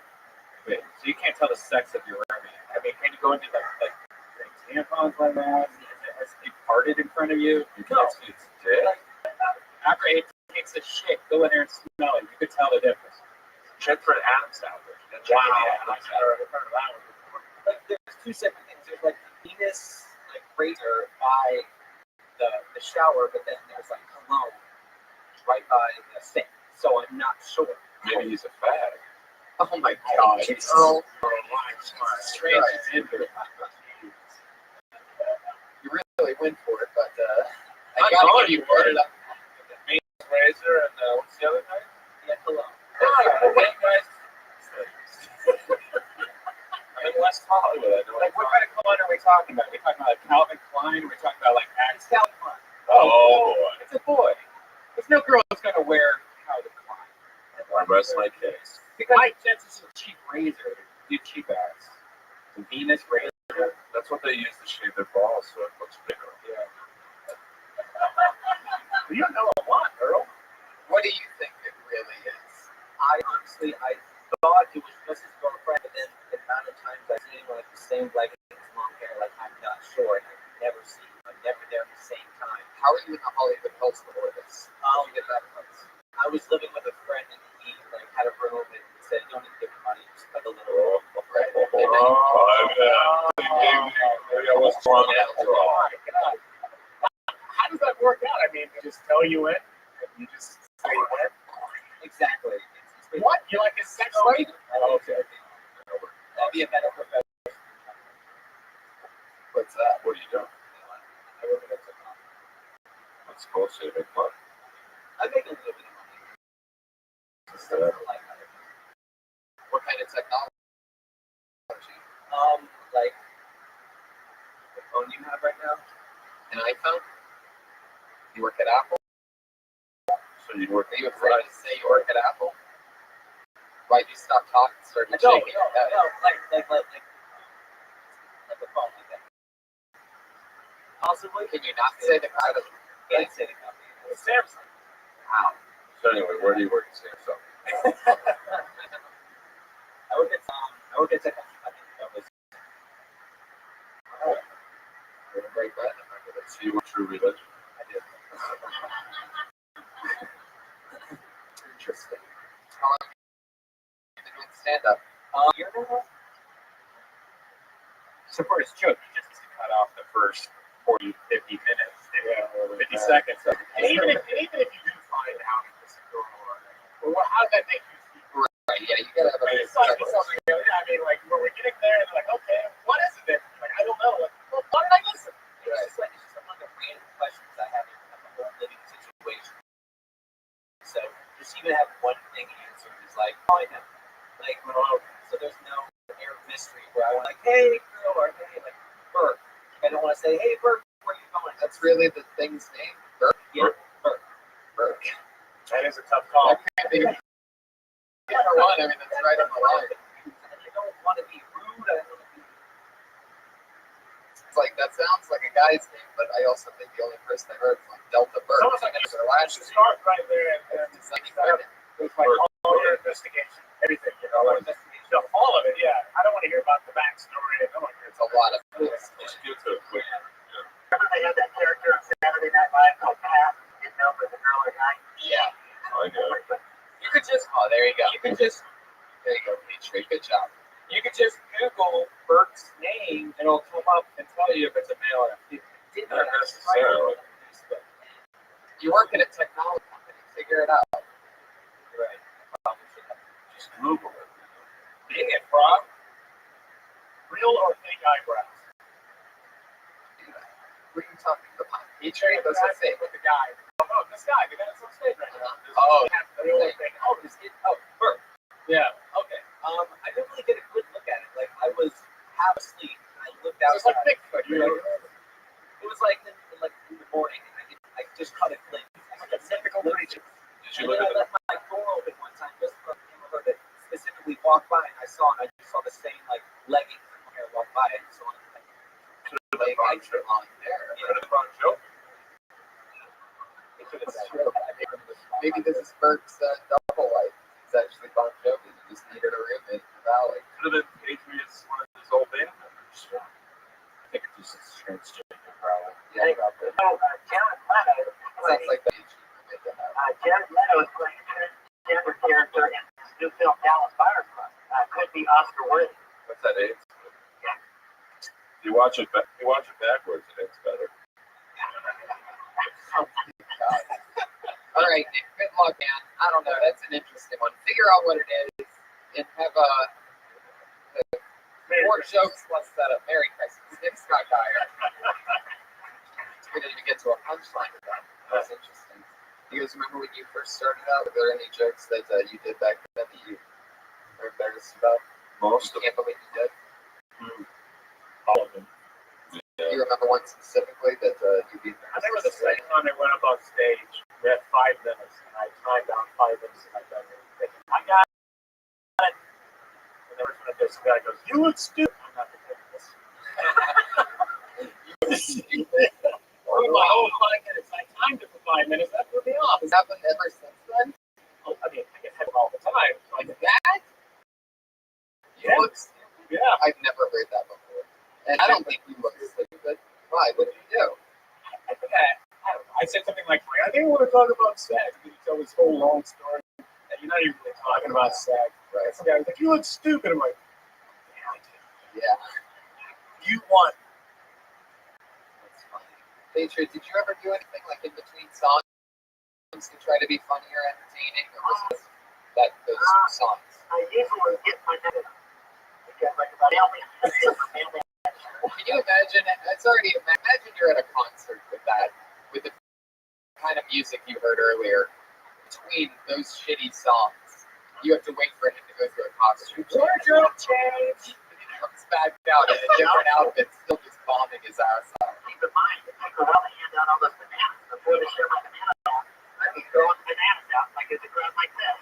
I throw all the bananas out, everybody gets situated, start going like this, and then the song stuff. The one thing that was in the that made it to the Kilturn movie trailer was the fact that you stuck your what you call a banana into a vacuum cleaner 3 times. Yeah. And you finished inside the vacuum cleaner. When I was younger, when all this big mistakes were younger. What do you think's the worst fire hazard? You doing that then, or you being covered in those Christmas lights right now? Probably both of them. Did anything crazy happen? What are you talking about? When you had an orgasm inside of a vacuum cleaner? It's like the dog, clean it up, ready to go on your way to bed. Just use the wet back, right? It'd be so funny to see that weird porno, like you in that outfit fucking a vacuum cleaner. Maybe it's just me. All right. But yeah.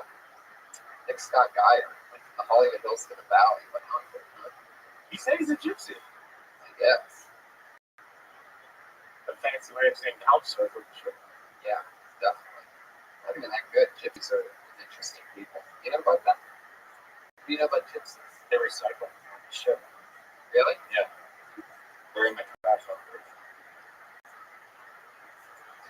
Clark? Wait, what? They have good scars. There you go. In the scarfing industry, they do good stuff. Clark McMakin, everybody. There he is. Yeah, get the scars. What's up, guys? What's up? All right. Well, My friend used the term worst case scenario the other day. I always found that term a little underwhelming. Hey man, ask her out. Worst case scenario, she says no. So I'm a little hey man, ask her out. Worst case scenario, you date for a little while, gets pregnant for the sake of the baby. She turns abusive, goes and hits you one day, falls down, breaks her head, you get blamed, spend the rest of your life in jail, and when you're being violated in the shower, your only thought is my child's never going to love her. Worst case scenario. I saw a 70-year-old woman with a rape whistle, and my first thought was, wow, that's optimistic. Well, a very close to my second thought was, oh my God, Clark, you're an ass. That is literally the opposite of optimism. You can't get further away from it. Clark McMakin. That's an interesting McMakin. So cool. Fuck yeah. So I lose the end part of the rape whistle thing. The first part, right? I didn't get that last. Did you? I guess the opposite of optimism. yeah, I mean, I'll put that last part out. It's smart, but I don't think it's smart. Yeah. The 70-year-old woman with the rape whistle. You'll fit it well. Here, this was that joke.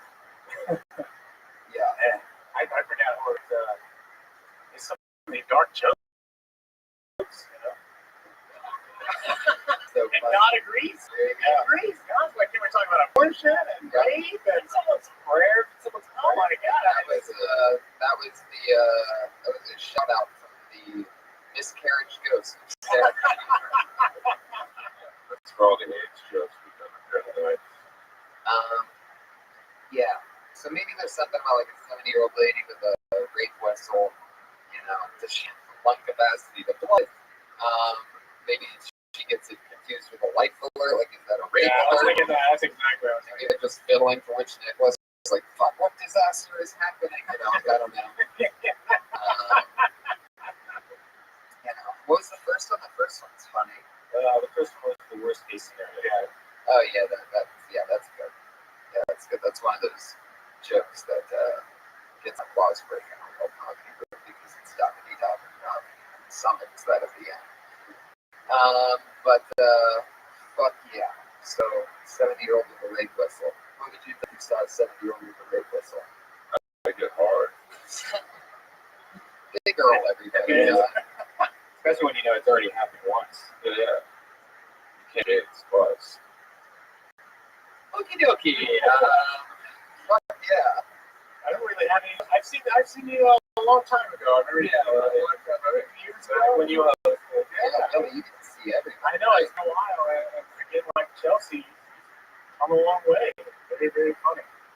You see that? Tony owns it who he wants to, but he has no record. And that's the right. You're saying I brought you up while I was posting? Oh, sure. And you had the same last name then? Yeah. Really? I haven't changed. I got married. The reason why I remember did? And not get married, I'll change it. Well, even if you got married, you know you keep your last name, right? That's the plan. Okay, just making sure. That not always happens, by the way. I know the guys that Well, those guys are giant pussies. Yeah. That's like the most. I've heard people talk about that before, and there's That's so gross to me. Like, how much do you have to hate your father to your? How much do you have to hate came from to be like, oh, I'm just gonna take your last name? Nothing. I mean, some people would do that. Think about it. You wouldn't think. I would think about it. There you go. Full of shit. I swear to God. I mean, if this girl's like, yeah, sure, I'll take her name. Willie, get the fuck out of here. I absolutely would not do that. Absolutely, in a heart. Willie Winfrey, Yeah. your career is over. You'd be stage right over there. Wait, is that still An extra. Adrian gets so disappointed. I'm talking about as a background extra, not as your. Isn't there a celebrity that recently did it that took the woman's name? Is it famous? Like John Smith? Who? Oh, yeah. What are we just in random? Yeah. Willie Tyler. Is it? Fuck yeah, there you go. Macon. He's on Twitter. Yeah. It's CLARKE. CNAKIN. There's no way that's This is my favorite so far. Yeah. Yeah, that's fun. This is fun. I'm still over that, Yeah, I know. Normally it's like this the whole time, but with a baby on our hands. This is a special episode of Kill Baby. Put your hand over Mike Donovan, everybody. Here he comes. Deep as a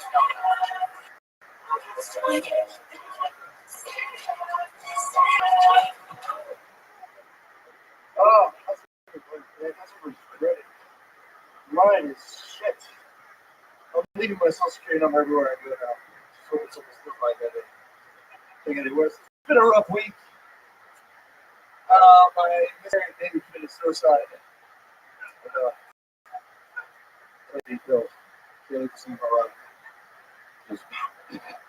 So, recently celebrated a birthday. Wow, thank you for that. Appreciate it. Oh, okay. 42. For a gift, I gave myself these. I didn't mean to. But that's what happens when you have unprotected sex with a 40-pound white woman. You get diabetes. Okay, Bill, this is getting great. Sorry, the white woman.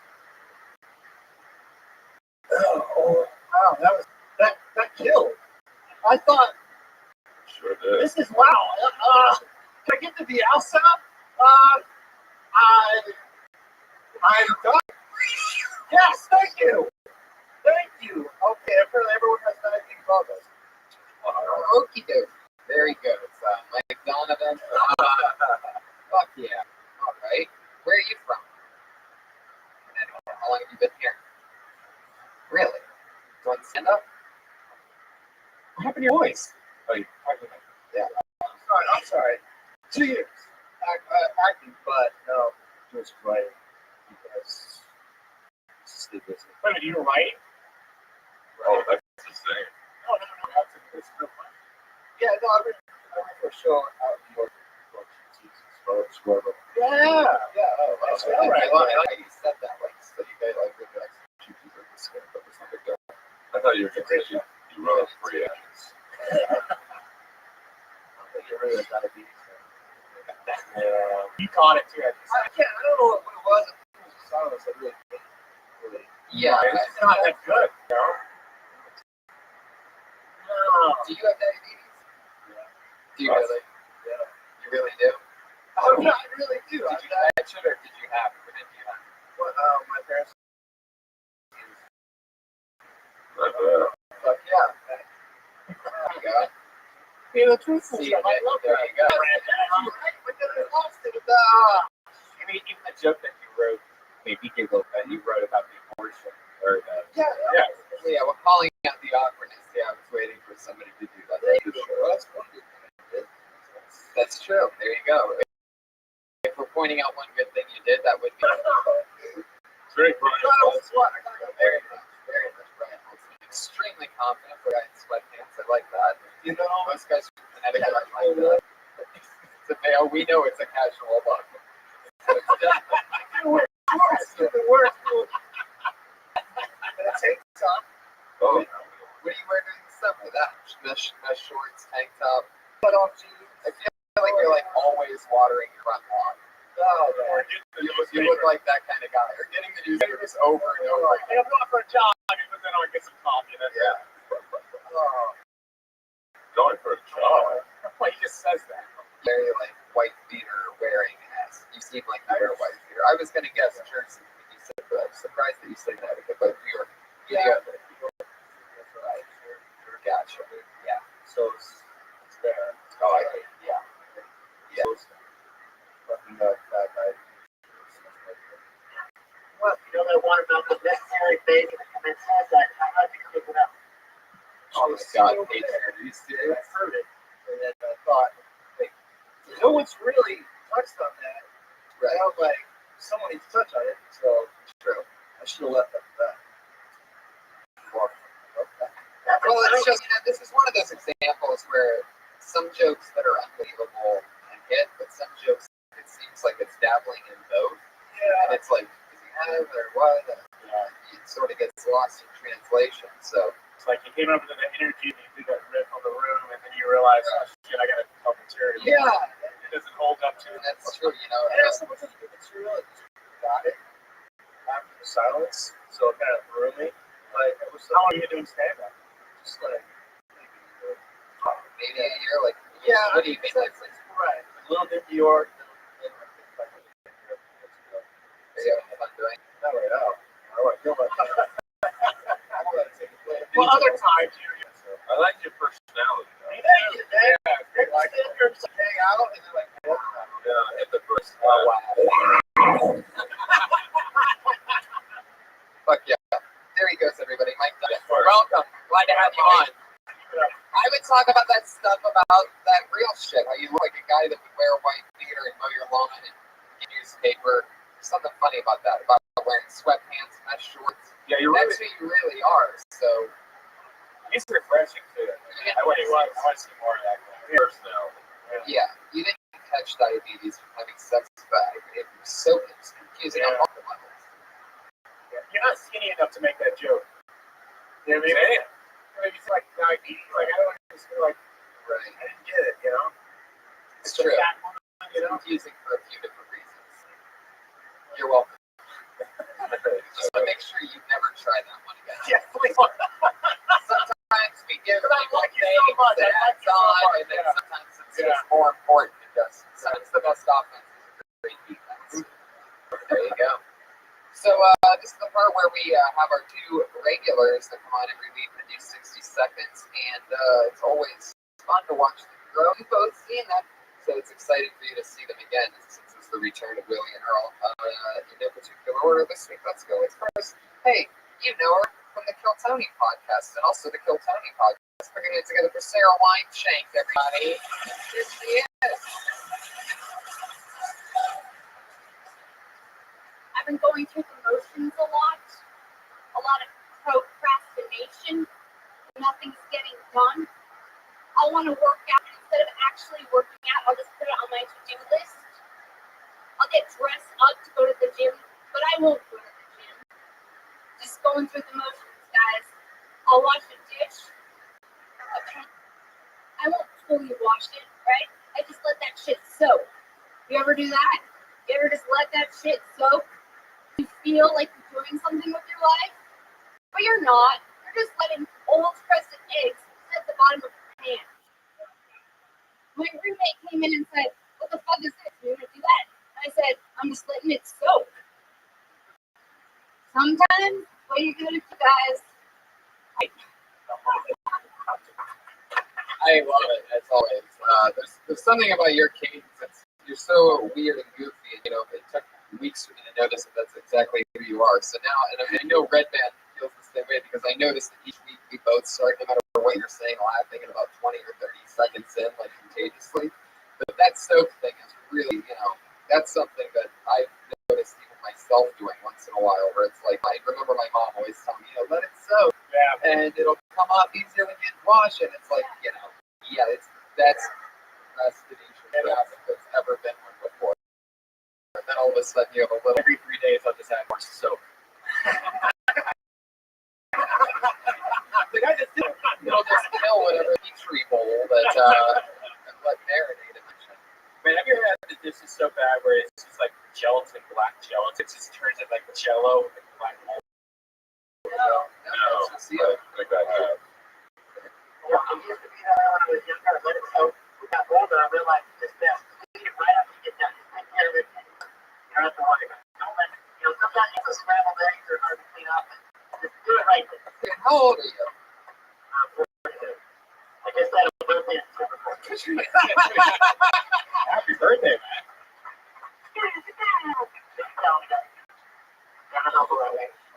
Well, you just told us. I want to get to know that I did this for you. Oh, happy birthday. Happy birthday. 27's a good year.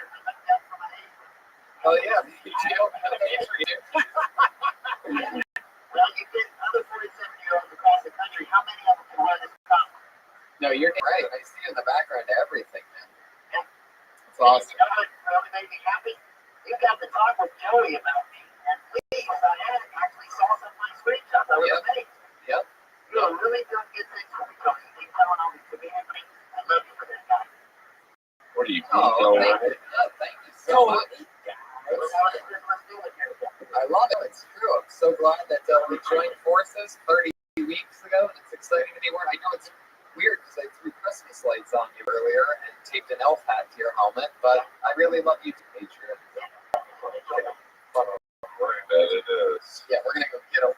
That's what we're gonna do. We're gonna go get up. Still gonna have an abortion. Yeah. All right. Right. Anyway, so yeah, that's fun. I'd stretch out the soaking thing, right? You ever soak dishes at all? That's- You live by yourself in a big fancy apartment. What's that like? You ever soak dishes? That's exactly how I wash dishes, so I didn't really have to. I wanted to just start out with soaking, I think you should do that. but it's like I didn't feel like it was developed enough. I kept thinking about soaking like all last week, and I only had a little bit about soaking, so then I was like, fuck, it's not full, and I wanted to do it for a minute. Maybe you could do different levels of soaking. Like I noticed that one thing that I've done before is like, I come home late, I eat something say out of a bowl, I'll fill it up with water, right, and leave it in the sink, and then get back to it the next day or whatever it is, you know what I mean? Morning, vice versa. But anyway, sometimes what I'll do after that is, and there's also that soap thing that he does that's crazy, but also is I'll fill up the whole sink with water after that. So it's like a refresh, and then you're like, well, now the edges are getting soaked for the first time, not just the inside. So you can rationalize it. You take people through that trip and be rationalizing and truly procrastinating, because I think a lot of people relate to that. And I think that's where the root of it being so funny lies. It's like, I think that sounds like the kind of joke that you'd have a lot of coming up to you after the show. I do the same thing when I soak dishes. Like, that's sort of what you want, is jokes that people will remember you by, be able to relate, especially, really connect with. So there you go, another 60 seconds. Sarah Weinshank. She's Princess Shank on Twitter. SHENK. It's so funny. I'm so happy to have her be part of the show. As our other regular, she dropped out of college and killed 60. We watch her grow at 60 seconds at a time every week. No pressure. The hilarious Kimberly Condon, everybody.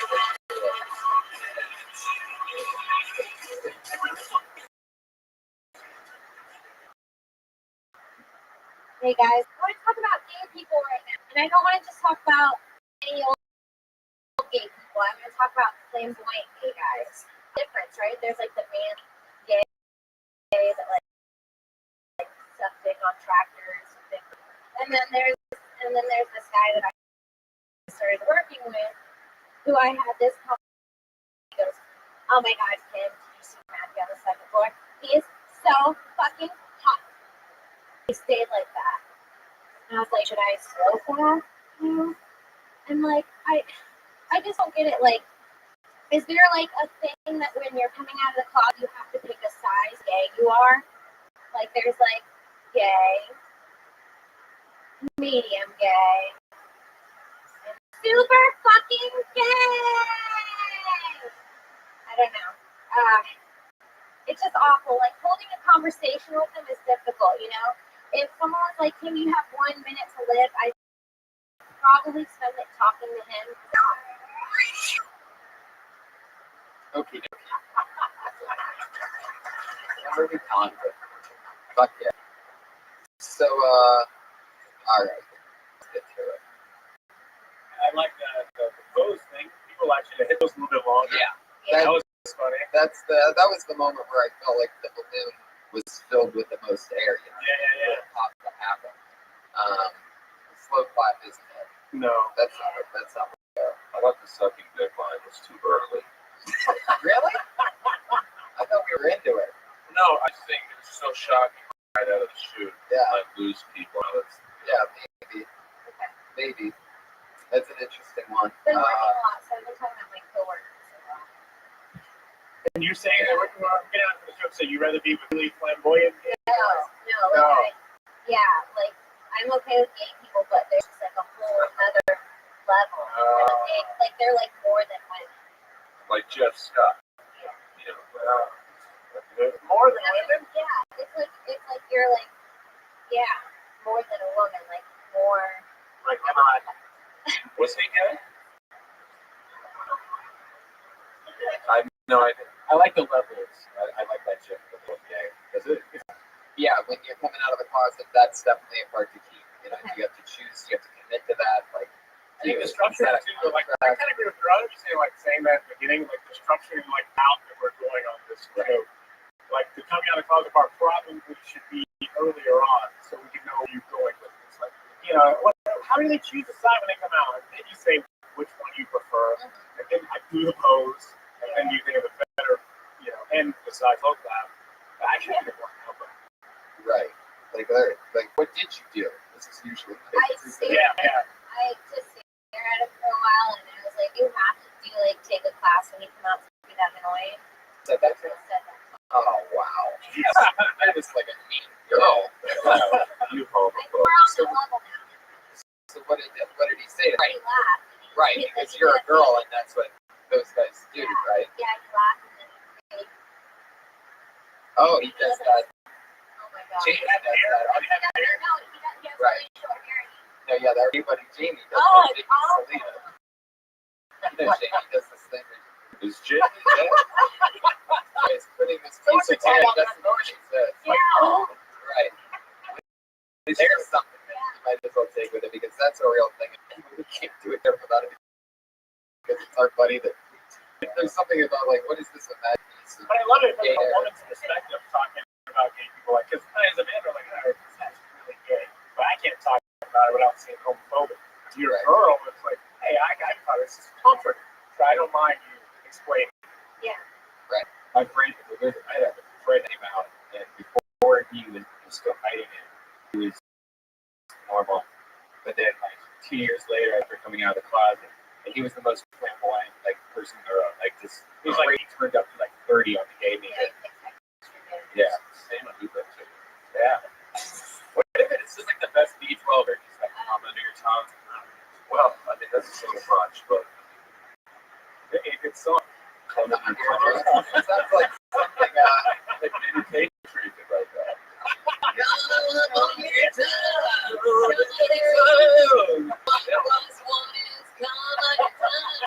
Feel so baby. Check it out. Written by Benny Benson. We're talking about coke? Yeah. They also have a song. That was when they put their makeup on. When they first showed us what they looked like. Yeah, they should have kept it on. fuck yeah, I do act out part and keep that other stuff.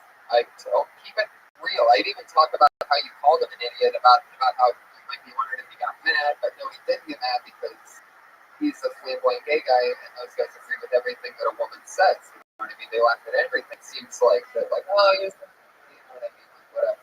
So just keep telling it like it is, and keep noticing those fun stories, and keep trying to turn them into something always, because you have 60 seconds to fill a week. Because she's Kimberly Condon, everybody, and this is what she does. She's Twitter at Kimberly Condon. Do check out that Kill Tony trailer. Willie, what do you guys got coming up? You're on Twitter. It's the Will Hunter Show, right?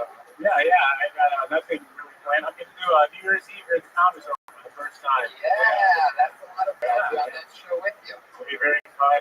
That's Willie Hunter Show. We'll back next year. Check check out his show. Earl's his co-host. They've had Sarah Silverman, Bill Burr, a lot of great shows. Gerard and Carmichael, Chelsea Peretti. from Brody. Oh, jeez. All All of our favorites here. Esther Kravitsky.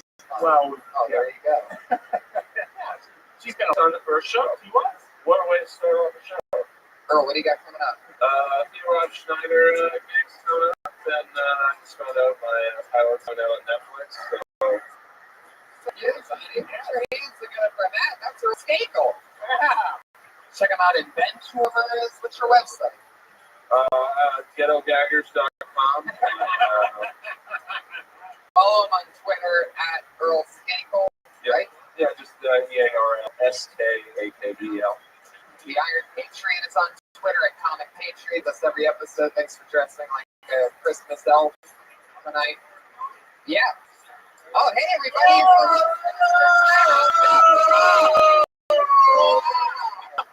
Special treat to my good friend. Great show tonight, you guys. Great show. Thank you. You must not have seen the other 29 episodes, but the worst show we've ever had. But Great show. thank you. I love it. You should turn this into a podcast. I just wanted to come by and give you a Christmas present. Oh, thank you so much. I was like, I am saying thank you for being a great buddy. And also, Oh, thank you. congratulations on your show. Oh, thanks. Can I open it now? Open it up. Okay. It's a custom-made package show. By the way, I like the sweater. Look at the baby. Wow, that's so cool. That's a Buddy Hackett jacket. Oh, awesome. Jack. Oh, wow. Thank you so much, Jeff.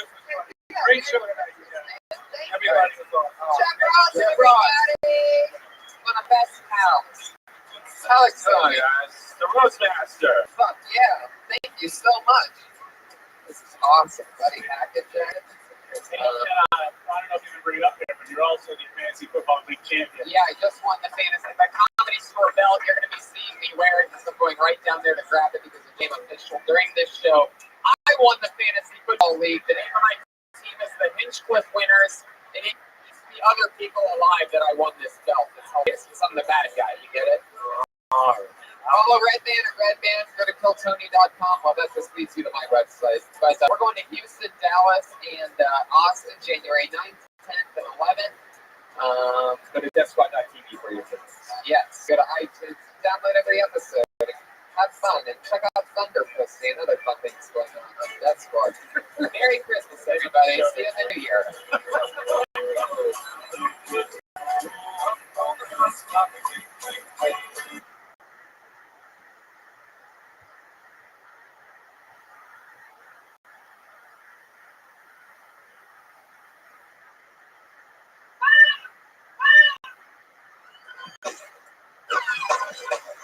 Hey, this is Red Band coming live from the Comedy Store for a brand new episode of Tony. Give it up for Tony Hinchcliffe.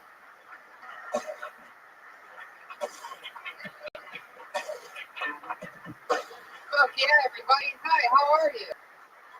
Good to be here, everyone. What another lovely Monday, episode 31 of Kill Tony. Brian, how's it going? Great. I am almost done. I have a Death Squad studio. Death Squad started in my office. And then when I moved to the Ice House, I pretty much did a room in my house. Use as storage. I've been in it a year and a half. I remember that. That was the first podcast I ever did. Brody Stevens' first podcast, Brody Stevens Experiment. Yeah. It was the first one I had ever even dabbled with. And that was crazy. And that was definitely your place. Yeah. In a tiny room. It turned into where my cat lived and shit. And I couldn't even look inside to see if the cat was alive anymore.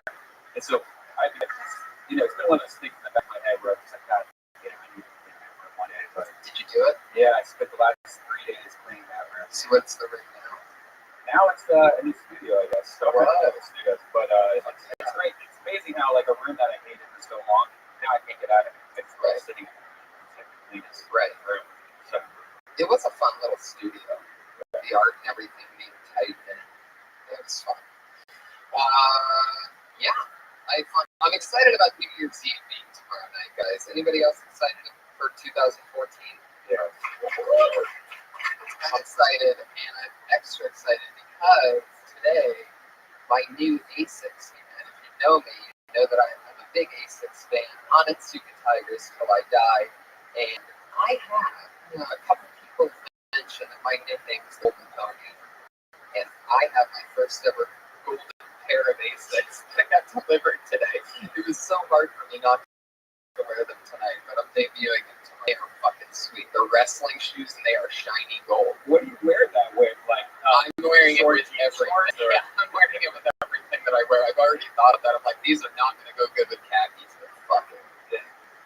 They're going to rock these jeans tomorrow night. They cannot be. Wait till you see these things. If I put dapples on, it would just lay it down. These things are fucking obnoxious. Yeah. On the bottom of it, it's all stars, like gold and black stars, and it says "Dream it, do it." I don't even know what it means, but I'm excited. I'm inspired by my own pair of shoes. So yeah, it'll be fun. 2014. We have some crazy, gigantic guests coming in for Kill Tony in the next year. They're very excited to do it. Tony Clifton is coming in very early January 2004, which is unbelievable to me because that was one of the big things that got me comedy was Andy Kaufman and Bob Zanuta, Tony Clifton, and that whole team of risk takers. It's gonna be interesting to see Tony on the show because I can even imagine how he's, like when a comic is for 1 minute, what he's going to say. Oh my god, I cannot fucking wait. I just have dreams about it of excitement. Sometimes I just wake up with a smile on my face thinking about what it's going to be like. Who are you going to team him up with? It's get like a whole. I have no idea what I'm going to do. The night the Comedy Store belly room exploded. We got a stormtrooper in the audience today. Hey, look at that. All the way from the planet Death Star, everybody. Put your hands together for Storm. Confused Stormtrooper, it appears. I like that. I wish more people wore costumes. Iron Patriot is here, the head of security. Patriot, are you threatened by the Stormtrooper in the corner? That's a cheap costume. Oh, I see that down in Hollywood Boulevard every day. I thought I'd get a break call when I come down here. Fuck yeah, that's why you're the number one. Iron Patriot. Look like that there for the Stormtrooper. Oh, yeah. Oh, shit. Yeah. You guys are going to have a battle with a plastic. Like, it's going to sound like fucking, I don't know what. We had a good year, Tony. I'm looking forward. I live a clean life, so I don't make any New Year's resolutions. But you, on the other hand, you're trying to stop smoking completely. I think Wednesday's first be a good day. You can stop completely. I quit smoking cigarettes. I'm just on this vapor pen now, and I really like it. I'm just going to stick with this for a while. I think you should stop that. No, I'm not going to. I think he's right. No, I'm not going to. Still have nicotine. I know you're weaning yourself up, but it's time to get up. Patriot, I really appreciate your advice. You can go fuck yourself. I'm going to do whatever the fuck I want. I think you should start smoking cigarettes again. I bet you do. I miss my We had a lot of fun smoking cigarettes. It really sucks when your smoke buddy leaves you. Well, I know, but I'm a chain smoker, Brian, and it's already bad enough. No, I know. And we inspired each other. Sometimes I'd be done with a cigarette, like I'd be ready to go inside, and you'd light up another one, and I'm just like, I wouldn't say, all right, I'm not going to have another one, just smoke another one. We're bad for each other. Yeah. We're bad. By the way, this latest cell phone is like Somebody leaves a cell phone. Patriot one is looks like. Oh really? Okay. Yeah. Okay. Anyway, I'm very excited about tonight's show. We have two awesome guests. You guys ready to get this thing started or what? Fuck yeah. People. I'm so excited about tonight. Our first guest, he is a writer on Late Late Show with Craig Ferguson. More importantly, he's one of my favorite comedians in the world. Super fucking awesome, hilarious guy. I remember hearing about him and thinking to see him. I heard his reputation. People were like, you don't know Bob Oshek, this and that, when I first started working the door here. And when I saw him, he blew my fucking mind to shreds. I'm so excited that he's on the show. Put your hands together for Bob Oshek is here. And the other guest, the star of Enjoy It every Sunday on Comedy Central. Ladies and gentlemen, one of my best pals in the world, Steven Brody Stevens is here. You got it. Oh, yeah. Brody and Bob and Brody. You got it. Push and believe. Push and believe. Bob, how you doing, buddy? I'm super excited to be here. It's my very first, I told you this on the phone earlier in the day when I sounded a little bit shaky. Yeah. It's my first podcast. But again, Bob O'Snap, first podcast. What's up with the depressed fourth row back there? Why are you guys in there? Looking behind them. No, it's you guys. Yeah. How have you escaped not doing a podcast? Yes, seriously. I'm just old, I guess. I don't know. I don't even fully understand what we're doing here. This is on the radio of some sort? Some sort of, but only a computer radio. But, half of this, it's not shtick. It's genuine. I'm genuinely confused and scared right now. No, I think you got that in here. I don't know what the fuck is going on. Can I talk to you, Bob? Yes, sir. I did some research on you today. Of course, you're the writer on the Late Late Show, Craig Ferguson. Thank you. You guys got this skeleton robot named Jeff Peterson. That is true. Yeah. Pretty cool. He's not as awesome as Steve. No. But anyway, do you write any of the funny things that he says? Anything? Yeah. Here and there, for the mark, he kind of comes up with that himself, just like hero. That was a good question, Patriot. Oh, yeah, that's good. Oh, that's pretty good. Let's Boy. let me talk to you, Brody. Sure. Okay, Brody. This is the third time you've been on the show. You guys been doing something right. Yeah, I played my cards smart cards, and I know that the good things have been happening up here. I had a great time, and I knew that hopefully Tony would get me back in, and that day is tonight. Thanks. Yeah, you got to be so cool. That's exciting.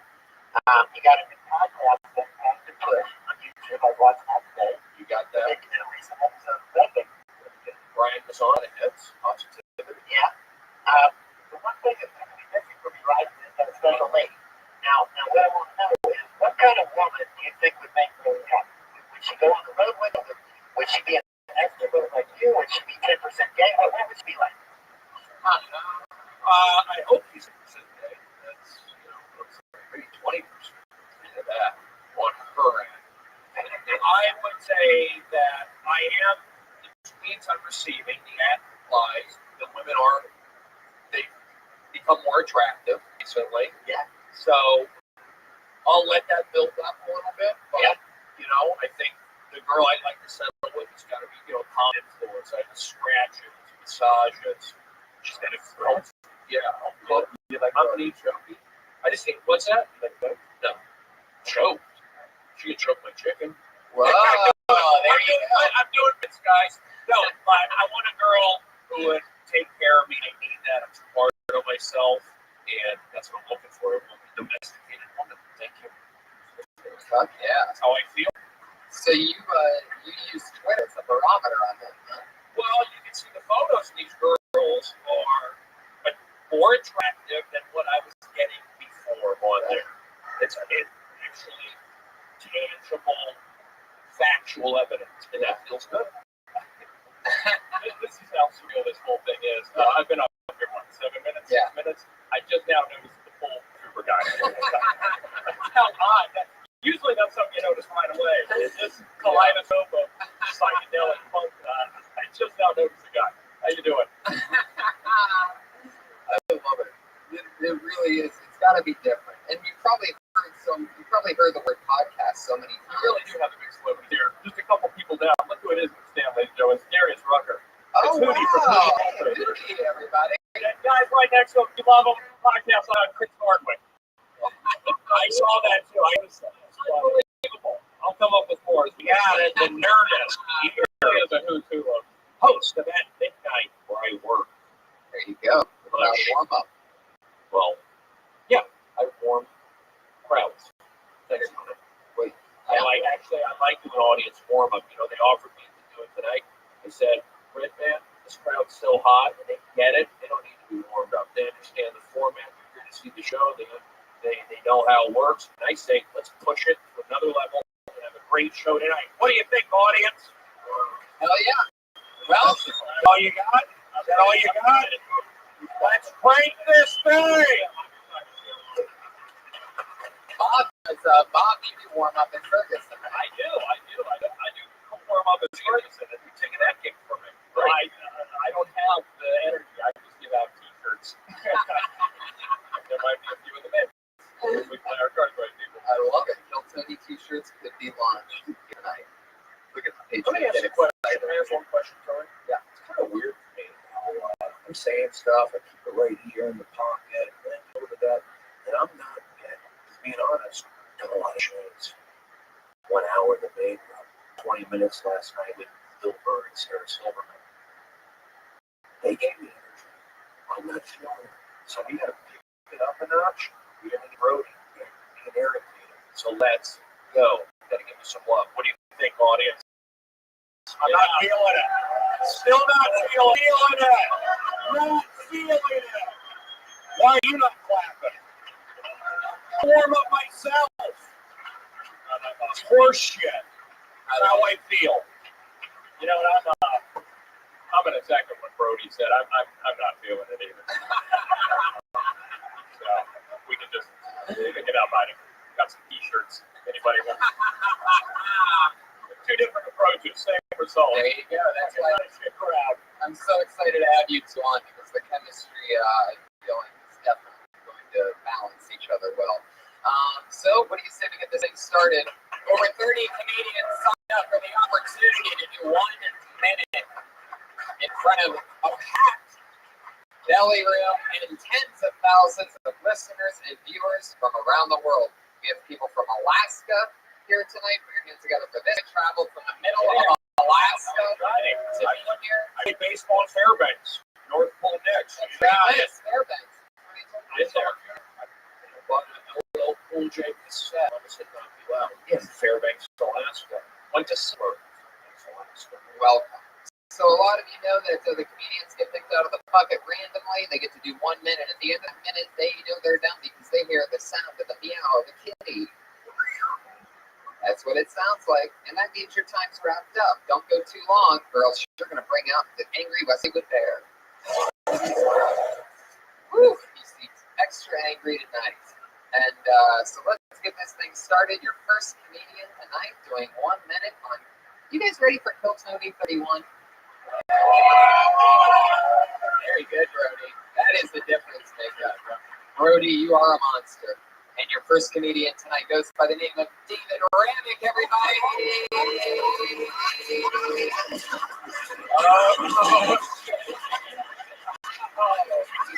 Oh, wow. Fuck yeah. Oh, thank you. Let me up here, Tony. This is my first time, so thanks a lot. Have you ever people ever heard this expression?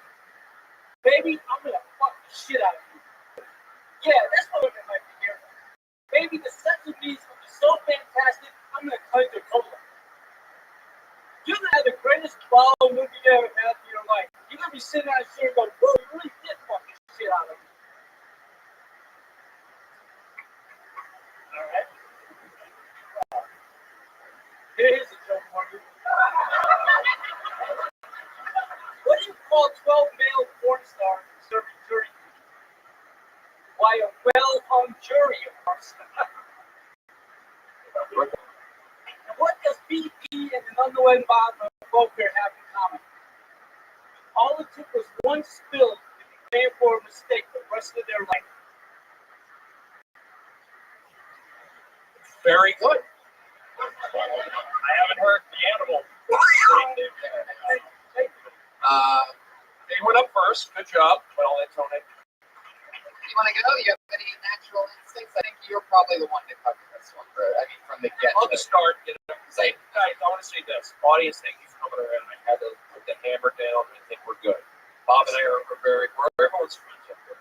I like you made fun of yourself. You did the joke. I just, the F word, it's a little whatever. But then you said, I'll tell you a joke. That was funny. I don't know if you intentionally meant to do the FFF. Hey, I'll tell you a joke. So that was funny. First time, so I give you credit for that. keep doing it. You know, I thought you did okay. You got it. And you went first. We're all nervous. Yeah. Got up here. Yeah. How long have you been doing stand-up? Talking to the mic. You're talking about 4 years. Where are you from? recently? Yeah. Man, How long have you been here? 60 years. 260. Fuck yeah. I thought it was. I mean, it's all about delivery. It's all about delivery. What's your name, Dave? Dave. Yeah, you've got the delivery down. I mean, just find out. Pulling this out of my ass, Dave, as I talk to you because you're looking at me and I'm scared. I saw the thing is lift your jacket. Yeah, right flap of your jacket. You should show show that. that. That's Literally. something he's got to show No, off he a shouldn't little show bit. that because I saw that through his jacket flap there. I thought, oh God, he's wired with explosives. And that terrified me. Double bombing. Tony. I like it though. I like it. That's what I do. That was funny. Very. Did you guys notice he has the cum stains on his pants? Yeah, those are late. Let me see. Don't touch. Yeah. Because I mean, here's the we're down. Red man said that about the cum stains on the pants. Like, how can Red man see my penis? Oh. Was those last two jokes with it seemed like the last two were just, like street jokes. Were those your jokes or did you just do two jokes that you heard those? Well, I don't know if I ever told this to what I thought. The well hung? Yeah, it's a good bit. It's a very good joke. Yeah. Very good joke. Yeah, who cares? This day, right? Yeah. Who cares? Do you care what anyone has to say right now? Do you really care what anyone has to say? There's a correct response to this question, by the way. I'm just going to let you know there is a correct response. Do you care really what we have to say? Yes, I do. Wrong answer. Fuck no. Fuck God, fuck these people. Listen to what's in that part of yours, Dave. I say listen to me. I'm Jewish. Don't listen to anyone. Listen to me. Listen to me. I know Jews, okay? Trust Arizona State is a holiday bowl. University of Texas just lost the Alamo Bowl. Their coach got fired. Matt Brown. Our guy just fired. You think Matt Brown cares? Fuck no. Of course he just got fired, so who cares? Go for it, Dave. Don't listen to anyone. Continue wearing affliction shirts and go kick ass. You got it? I love it. Get the fuck out of here. Make the world your bitch, Dave. David Ramick, everybody. I love it. We're already bolting along. He's David Ramick on Twitter, R-A-M-I-C, for those of you that want to follow that. David, what's the last song that you listened to on that iPod that you have? What was the last thing? Wow, see that? That's what I'm talking about. Limp Bizkit. That kind of shit, it's embarrassing because like I wear a shirt that like I live next to Starbucks, so I'll wear like the same shirt that I went to sleep in the next morning to Starbucks. And a lot of times, that same shirt's usually like a cum rag, and stuff like that. And it's just embarrassing. I've talked about this before. Yeah, it happened the last week, exactly 7 days ago. We talked about the same shirt on the walk to Starbucks. Right now, even Dave Ramick is saying about your red man. As he scrapes dried cum off of his pants. No, he really did. And his line was down. That was a good observation. What, Dave? Was your fly down? You want to go chat? Make this part of the story. All right, let's get Dave a nice hand. Win up first. That's a tough spot. It's a tough spot. It's an opening. It's a very tough spot. Patriot, how you doing over there? You feeling comfortable? I think you guys covered that pretty well. Do you guys have a bit that you used to do when you first started out that you're embarrassed you did, or is it something that you don't find funny anymore and you can't believe that you ever said it to an audience? It was just joke about a well-hung dirty. No, I don't know about you. I used to come on stage. I used to do a character. When I first started out on stage, I called him Steve Kennedy, and I would wear a toboggan. I would smoke on stage, and I would come up to Europe's Final Countdown. You know that song? And I'd do a kick right when the music hit that crescendo. I had no jokes. It was all attitude, and I don't know if I was possibly people may think it was some sort of parody of someone rather than it was just shit. Right. But it was actually just shit. And that's where your comedy really started. The first thing it was doing a character. Yeah, it's all about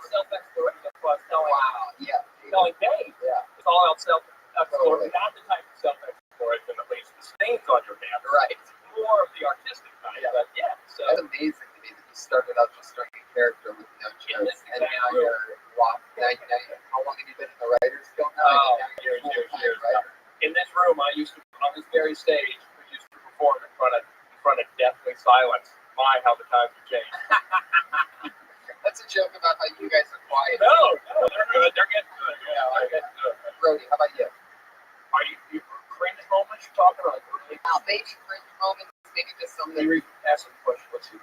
Okay, the official question is, do you remember any joke that you may have done in the very, very beginning of your embarrassed about or ashamed that you did, or that got silence? Well, I still do pretty much every joke that I started with 20 years in. I don't believe they take a hold of me. There's stuff that I've done definitely that I think early on, looking at my early on cable access show, I've seen things and, said things but it's all about learning. I don't look at it as a negative. It's like you gotta break some eggs to make an omelet, according to the great Jeff Ross. So it's like it's all good. You gotta fail. You gotta have these moments. So I hate to sound like a preachy coach, but those are good. Bad sets are actually good for you. Yeah, you learn from them. I was just telling somebody, one of the comedians asked me if there's a workbook that I would recommend, and said no, that you just have to go out and do the open mics for exactly that reason. It goes well, great, but if you fail, then that's even better. You can learn how to stay in the pocket for longer. And then when you're first starting out being a quarterback, I'm sure it's very scary watching those linebackers come at you. The Drew Breeses and the Tom Brady's and the Peyton Mannings, they wait that extra second for that receiver to get extra open because they know that a hit really doesn't hurt that bad. The pads made so that you can take that hit. So you can stay in the pocket and get ready for it because that's how you make big plays. Well, I think because they practice hard. They're dedicated to football. Like Kobe Burwell, he's older now, but these guys are dedicated to it, so they can stay in the pocket. It's like being a comedian on stage with jokes. Stay in the pocket, because you're not going to get that. You could just move it like Matrix, like Yoda.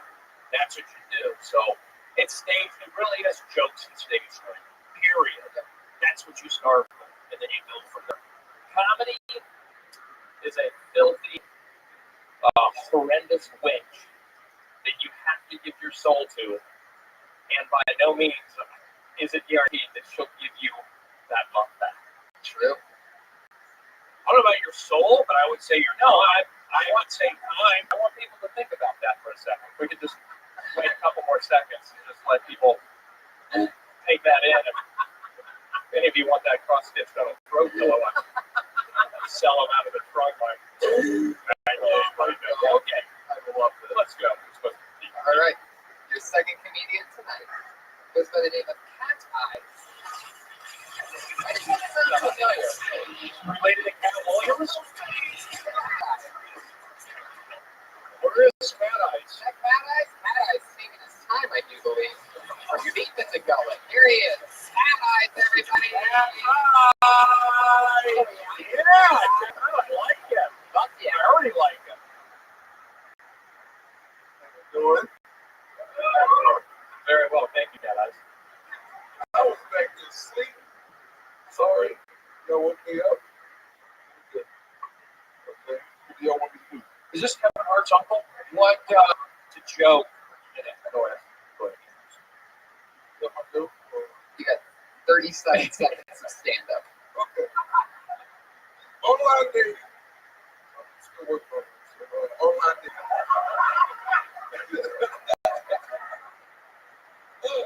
Like a good stories, bad stories when it comes down to online dating. So fellas out here, let me tell you what my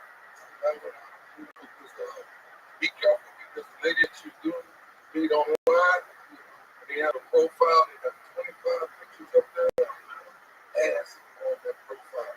They want you to concentrate on that. Only the booty. They don't want you to concentrate on what you brain, but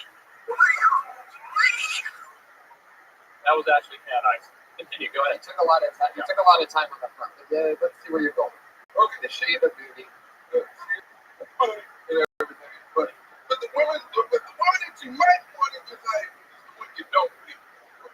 Because they take your time, profile, the nice good questions you say, well, what do you like? But the lady that might have picked, I like to go out and I like to man I love. I love to just go out there and just be in love with whoever I'm dating.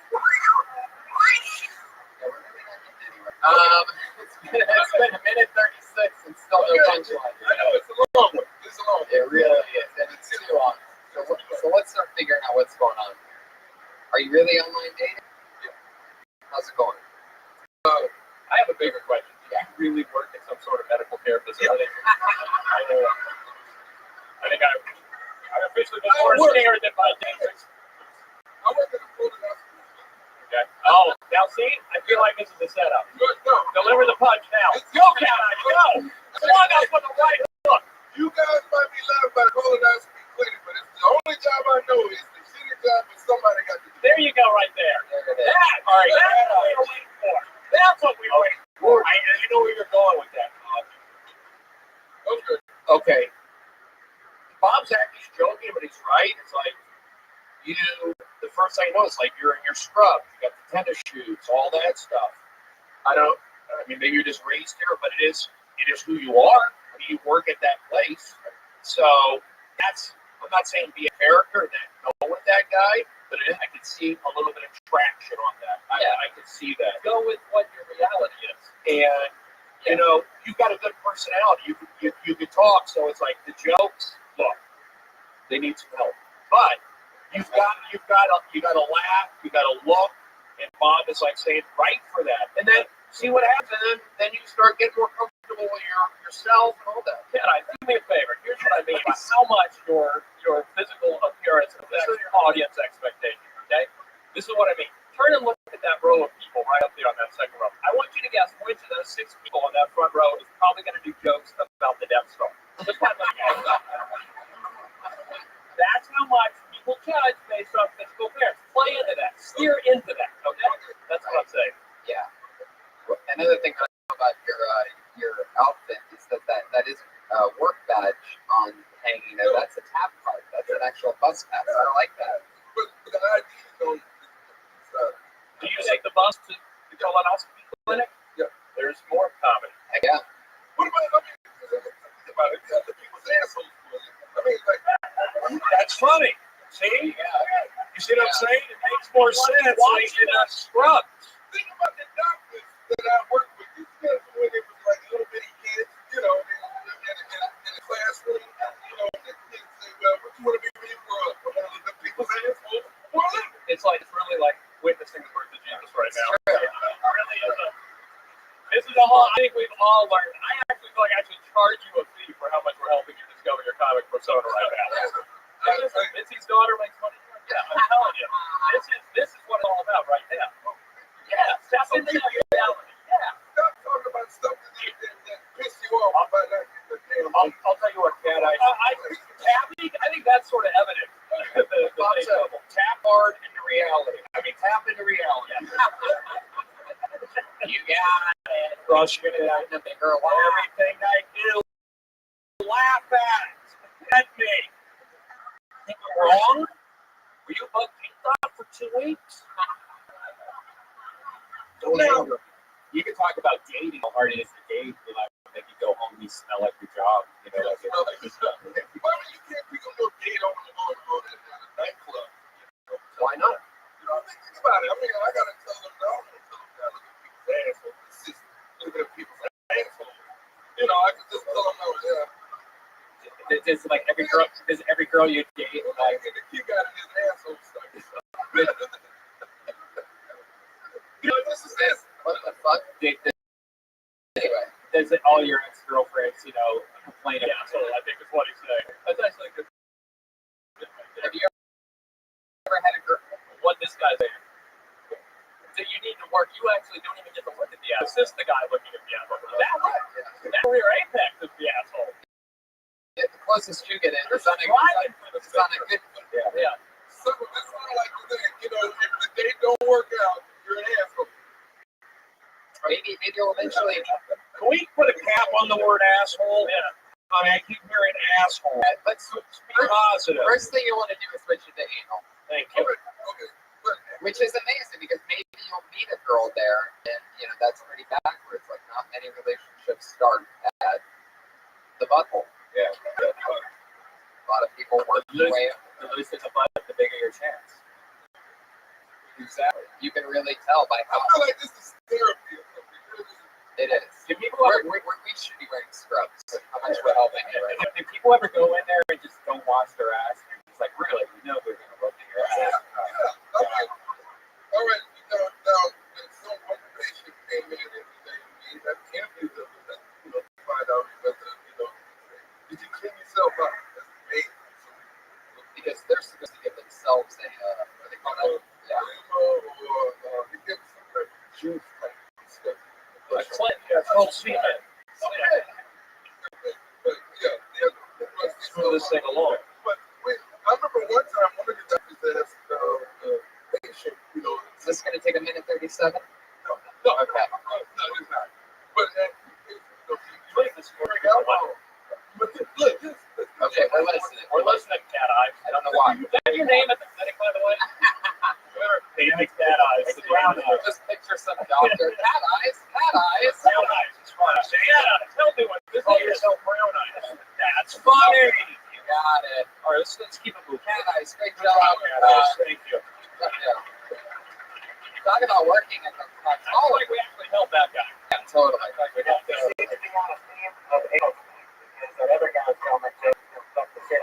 There you go. Very good observation. Yes. But He finds themes. yeah, All right, let's get it. he's a master of tone. Very good. Brody, You got it. pushing along. Cat eyes. Said that's a lot. A lot of a-hole. I like what he got. I like what he's doing. It's just like I want to get more comedians up there. Yeah. Help get comedians. Yeah. Go. I agree with that. Very nice. That is the Your thing. next comedian tonight goes by the name of Mike Menendez.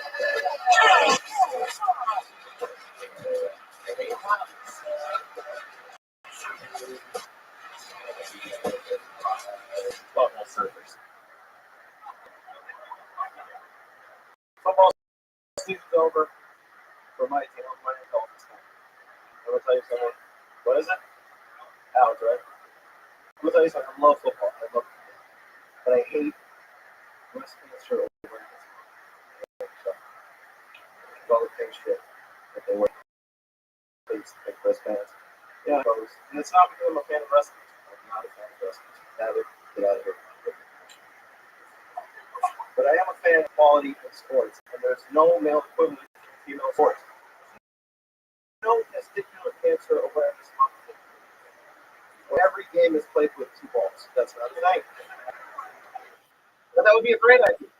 If I look at this, that's ridiculous. That's fun. It would double the score of every game. Testicular cancer awareness month. See the score? Sports score 125 points.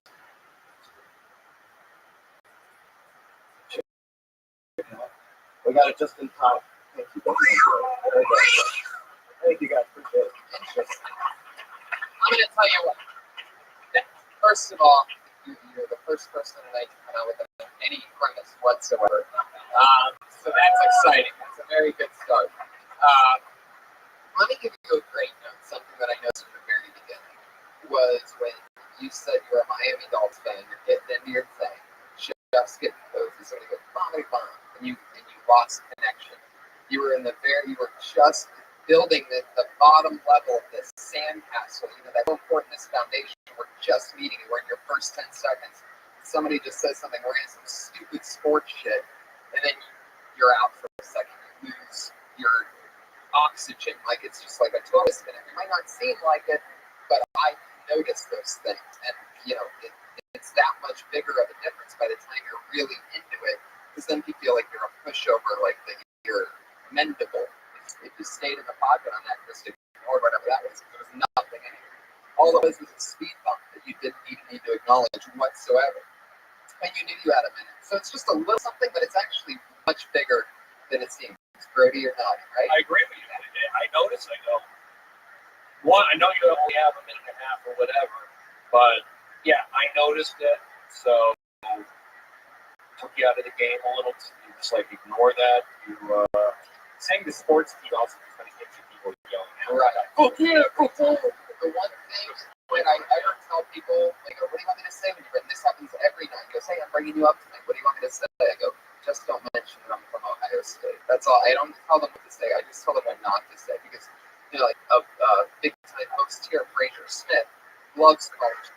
He loves saying, this guy's a bit tough on me. It's before I even get up there, I hear guys in the OR going, boo! Fuck this guy. It's like, fuck, I haven't even gotten up there yet. They could have really liked me, but fuck. And by the way, I'm a Dolphins. But it doesn't fucking matter. Nobody gives a shit. Just say you're a football fan. I love the NFL. I'm sad that it's coming in and excited about playoffs. Acknowledge the sport. You don't get too specific, or else you're going to get haters out of the wazoo. But let's also remember, these guys are going to get on the top. If they're in a tough situation, do 90 seconds. So everything's amplified. 60, Okay, so even more so. But still good. This is the reality. You wouldn't admit it here. So, guy talks, everyone knows, ignore that guy. Push through. What's your name again? Dave? Steven. Mike. Okay.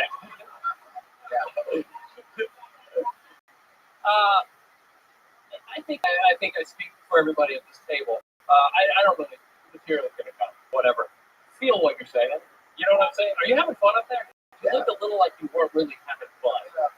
Yeah, it's okay. We all are. I'm in and out of married. You know what I mean? Like, seriously, considering a trial separation. But you know what? I'm up there, and people sometimes think I have Down syndrome. I smile so much. But let me tell you something.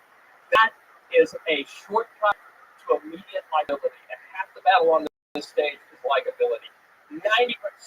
If you're likable, you have a lot better advantage of masking a lack of material, anything else, than if you're not likable. Okay? Feel what you're saying, experience what you're saying, but have fun. You seem a little somber, but he warmed up. I noticed when he started that last 30 seconds. Yes, he got a little more. Feel what you're saying, right?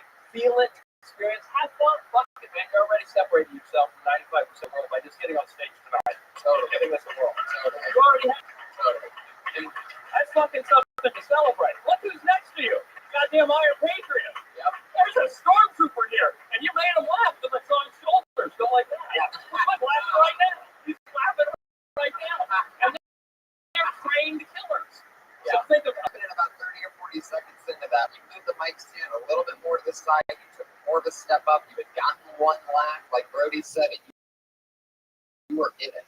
So what this is what happened in that 30, 35 second mark.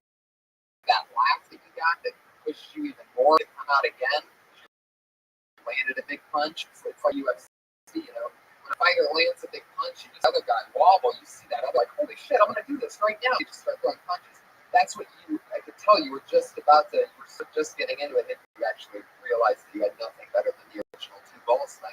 But there was some physical motions that got powerful there at the end before you trickled out. The trick that I think they're both saying is being able to figure out what clicked at that 30, 35 seconds from the beginning. How do you open with that kind of stepping up to the edge and really deliver something?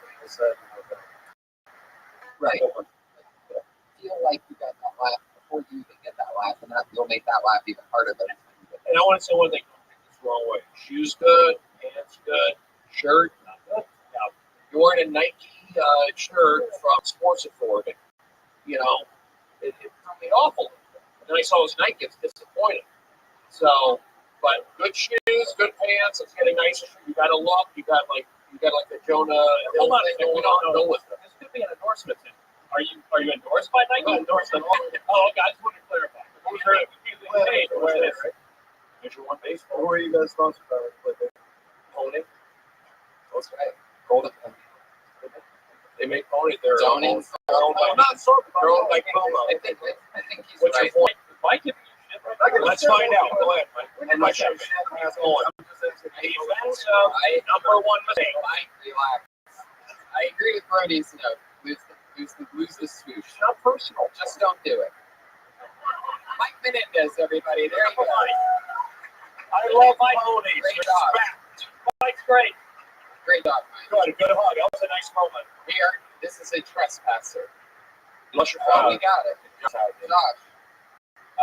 Josh, I heard that. You get out of here. Go to the back. Go to the back. Go to the back. Go to the back. What are you doing? Okay.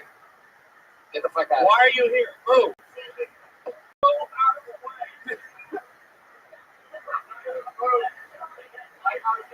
There you go. This is why we have tables. Get him out of the way. Get him out of the way. Get all the way out of the building. Tweet Josh.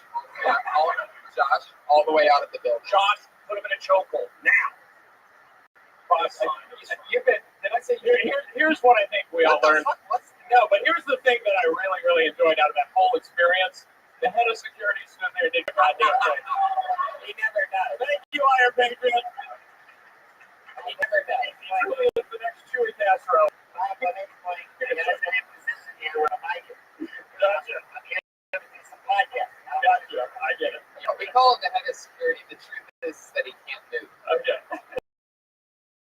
He takes the bus. Bob, he literally takes the bus here because he has to stand up the entire time. He can't sit down. I'm sorry. I don't what did I don't understand what that was. I mean, now my adrenaline just started, my body now I'm starting to shiver. I felt this weird energy coming from the very beginning. He was coming around the corner. That's how crazy mine is. Like, this guy's fucking.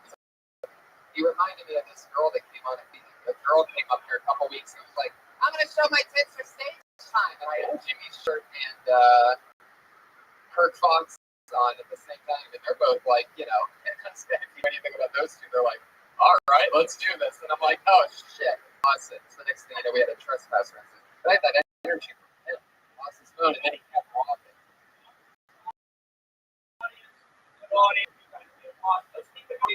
I love it. I gave him a finger. I had to grab the pot of him. He tried to grab my fucking bucket, man. Nobody grabbed my bucket. Nobody puts the bucket. Son of a bitch. He also had 118 pounds of steel on top of him. The next comedian goes by the name of Tim Greer.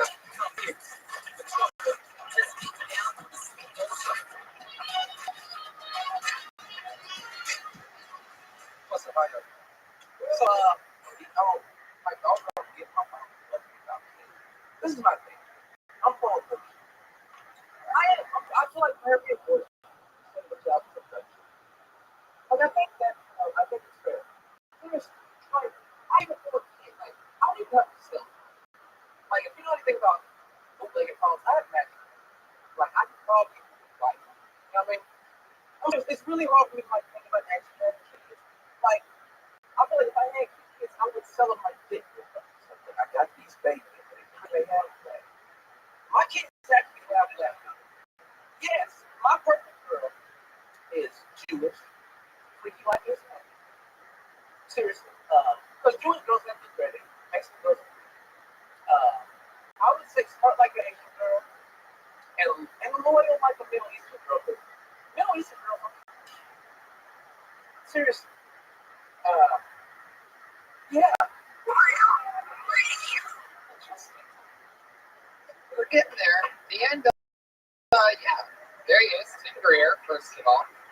It's fun. Proportion. I'm the first. Yeah. Tim, your material doesn't match in any way, shape, or form who I thought you were. I'm going to be honest. I thought you were going to come up here. You come across as a very likable guy. You remember that I was telling the guy right before you, before likability? You got that. Got you smiling, all that stuff. I honestly would love the seventh word to come out of your mouth would be pro-abortion. You know what I mean? It kind of throws people. I don't know if you're trying to work, no pun intended, dark, but you know what I'm saying? It doesn't, to me, that instinct after a minute of that, that's not who you are. I don't know if you're trying to shock or whomever, but you have like a good on stage persona. Does that make sense? Very true. No, I totally agree. If you find the material that matches who I think you come across as, I think you're going to be pretty damn good. I just don't. It just seems like it's really, really sharp-tongued, kind of harsh material. Okay. Nice job. Now, you weren't so harsh on Dave, first handler. Well, that's because I was terrified. Okay. So okay, Tim, what Bob said, I thought about, I like this pro-abortion. That's funny. It's kind of polarizing. It's a statement. So I like that. I was kind of with you on where you were going. And so I think that bit fleshed out. I feel like your mic technique is a lot of I eat the mic. Your mic technique was good. You're dressed well. I feel like just keep doing what you're doing. I'm not going to beat you down for that. Hey, obviously, there's a political thing with Bob himself. He's from the Bible Belt. I'm from Southern California. We have different opinions on that. So I'm okay. I like what you said, pro-abortion, whatever. It kind of like woke me on. The only thing I didn't like what you said was like, how's everybody doing? You don't have to say that. I don't like it.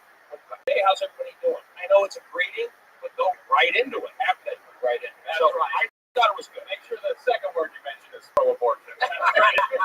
Great advice, Brody. Take that home right away, Tim. Take it right away. I didn't mind it. It's not a political thing, but here's the thing. If you are going to do a bit about the abortion, you're taking a huge hole. Make sure you can get yourself out of it. I don't know if you are. I think expect some turbulence. I don't think if you really sound pro-abortion, first of all, you don't even know what that means. It's like a double negative, whatever. So they're not going to be that. They might be a little confused. There might be a few who get upset with it. I don't think it's so bad. That's my opinion. But Bob has kids, a wife, a family. I live alone on there. Have you ever had a girl? Have you ever gotten a girl pregnant? She had to get an abortion. Yeah. So then maybe you could say, "I'm pro-abortion. I'm a pro at talking girls into getting abortions." Well, I think that's hilarious. That's double dark. Well, I'm evil. See, I can sell that because it's different. I'm just going to take it and turn it into a golden bit. But thank you so much. It's actually true. But I agree with what you said. Are a lot of the other topics you talk about dark and creepy, or are you more of a... You do have this likable, super likable charm. Yeah, I thought that about that. As long as that period. Right. I would say you're right in that why go dark? I mean, why make it hard on yourself? I'm not saying you're wrong. You are digging yourself a hole. Like I say as a comedian, why make it hard on yourself?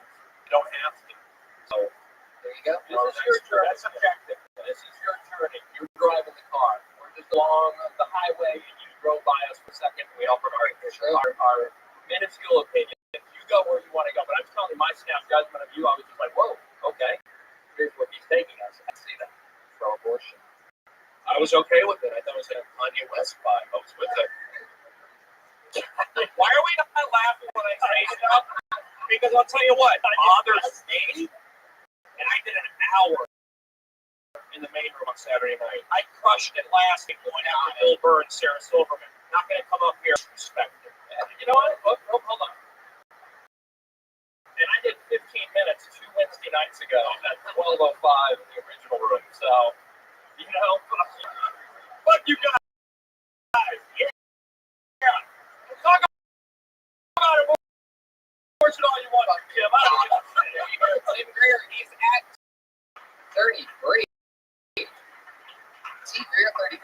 Now about Bob, because like he said, this is his first podcast. And, you know, every time that I announce who my guests are on this show, I announce it only over Twitter. You know, it's just a little thing that I hope that people will eventually, you know, sort of know about or whatever. So I just trust that Twitter will lead people there. So I had to look you up. And I realized I looked up Bob Oshak. I'm wondering if I'm spelling it wrong. It's just this one little A's popping up, which means that you haven't come to the profile or anything. You've never tweeted before. You've never, not one tweet. I don't think you're following anybody, but you have over 100 followers. That I didn't know that, to be honest. Yeah. I thought it was around 18, 19 followers. I'm shocked by that. So there's people that know about you and you don't even tweet. You have a Twitter presence without even tweeting. I joined Twitter because I live in a shitty part of Culver City called Culver City. And I always want to know whenever I hear it's gang-related or a domestic situation, and I get the little Culver City tweet feed, so I'll know whether to hide the kids in the bathtub, you know? That's hilarious. It's true. You really find out. No one else will follow that out. So oh, there you go. Wow. Yeah, maybe I'll tweet something sometime. Maybe I'll make about abortion. That's such a drug. Did I read you been married to your high school sweetheart? Yeah. You've been the same person your whole life? Same one. No one else. Since high school. That's 1989. So I'm 41. So we started dating when I was right now 17, something like that. Wow. If I got my wife pregnant on our first date, our kid would now be old enough to rent a car and try to find me. Can I add one thing? I want to split down. I gotta use that. I don't know if this audience knows, the podcast audience knows. So like, Bob and I were not agreeing on a lot of things. But what's the audience with Bob? Me, Brody, dark, big, aggressive. Went after that guy who tried to attack Tony. You know that Bob and I worked together for over 1,000 television shows. We did. Yes, we did. So at Fox Sports, Best Damn Sports Show, Bob was the head writer, one of the head or writer, all that stuff from the beginning, basically, all the way through the end. 1,000 shows. I did all the warm-ups. Bob did this is 12 years ago, bro. Can you believe that? Well, yeah, we started in 2001. Yep. So there's a lot of history here. So we're all good. Thank you. We're finding differences. You wouldn't know that. That's how this town is. You never know who knows some people, right? That means something. Wow. Really, I think, Tony, I think the lesson here is that despite how we look as people, you don't really know what's going on up here. You look at me and you think, mostly, middle-aged, out of touch, doesn't know how to tweet. You would never. Come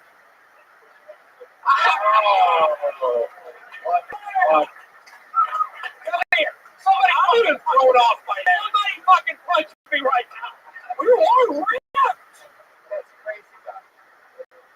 That came out of nowhere. Let's do a character, Brody. I love it. I was telling Bob before the show, he's like, what's going on? What is this? Like, just so fun. By the end of the show, what I take pride in about the show, I told him, I go, most of the guests that I've had on, almost all of them, by the end of the show, are going, man, by the end there, I was having so much fun. I was so worn up. I wish it went on forever. I'm pretty sure we're seeing that happen right now in the middle of the show video. Sure. I didn't. Jim Schubert did first podcast, by the way. Yeah, first no tweets, first podcast. We landed the loss? What? Anybody? Thank you. He's only had sex with one woman his whole life. Another lady could have enjoyed their back. Oh, very good. There you go. Again, that's why we've got the iron patriot here. Yeah, and he's also only had Somebody sex knows how to close out a conversation with one big boom. and he's also only had sex with one woman his whole life. He's not married. When you have sex with one man, do you have to mix it up? Just like have her get stung by bees once a week or something like that? No, you just gotta phone it in. Role play. Oh yeah, I'm gonna sound like I'm doing a bit here, but I'm also been the guy she's ever slept with, so neither of us know how much better sex to get. She thinks it's normal to roll off her after about 45 seconds of rhythmic pumping. So I guess if you must. Oh my God. Ignorance is bliss. Oh my God. It's so fucking funny. Brody? I'm thinking about that Jeff character on Ferguson.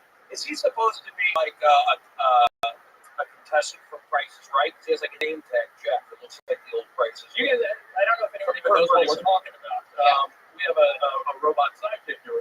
Yeah, that's part of the reference. It's actually operated by someone who's a genius, so I can't take any credit for that. But, no, he's not. He actually performs the robot. So and says the words. Yep, he's operating. That's pretty impressive. It's great ways for us to play around. Yeah, it's amazing. I can't think any for that one. And what I like Greg's monologue. It's right up in the camera. It's really loose and different. Yeah. So I love that. I see that. He grabs the jig stuff. Yeah. Notice really, he's talking with Waterbox earlier about personality who didn't look at camera that much. It's all about connecting, and I think Ferguson's really top of that. And it's not easy to. There is established intimacy when you are a TV host. It is. He does that incredibly. Yeah, it's an amazing. It's endless. I've worked for 4 years on that. That's why I live in Cookman. That's why I started writing. I've been on the job for 4 years. I mean, I don't know how to read. I don't know the importance of the. This is a podcast. Yeah, I don't know. I don't understand all that stuff. I mean, when I started, like you have experienced unbelievable success. So, you know, if I started writing, thank you, Bob.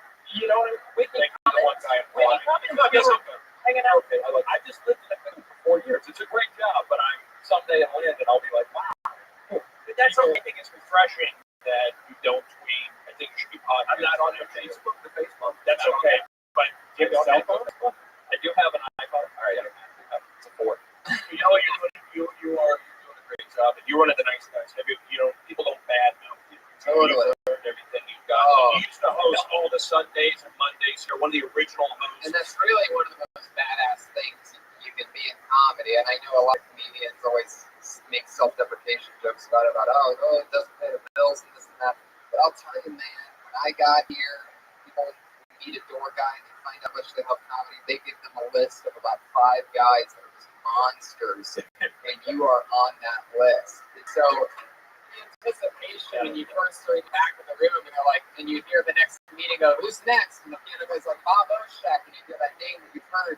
People who already look saying, "Look out for Bob Oshak," this and that. And then you're sitting there, and your expectations are already sky high. And in comedy, there's nothing worse to follow than high expectations. But you do it, man. It's fucking fun. Check out Bob Shack Live sometime. You're here. Follow me on Twitter. We'll follow you back. All right, let's continue. Your next comedian tonight. Fun with. No, it's not at all. This is First podcast. It's about you. I want you to shine. the kind of life you could be living in the podcast world. The confidence is great. Put your hands together for Ben Platt.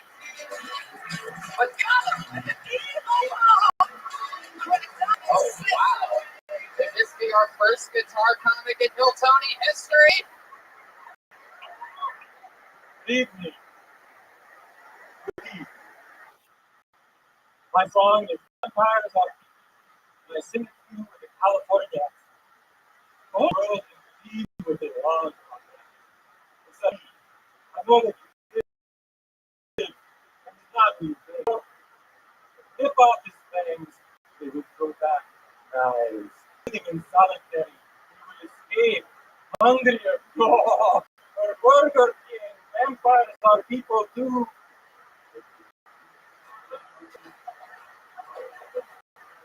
The vampires are the gates. Heaven will fly around paradise before they say goodbye. Do they love them? Stay with me and you. Remember forever. Vampires are people too. In exactly 59.5 seconds, Ben Platt nails his landing. Confident smile afterward. A vampire song. I've never seen anybody stick their landing this confidently in the history of the show. Most guitar comic I've ever seen in my life. Nailed the minute.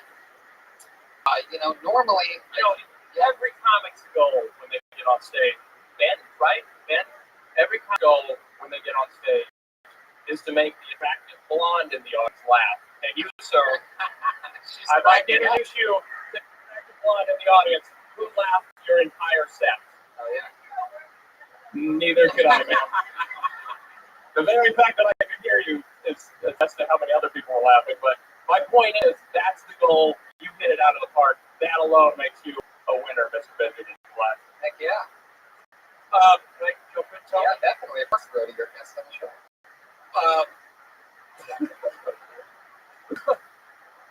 Why are you guys laughing? I don't think it's a good point. We're both guests. We're all guests on Tony. It was nice.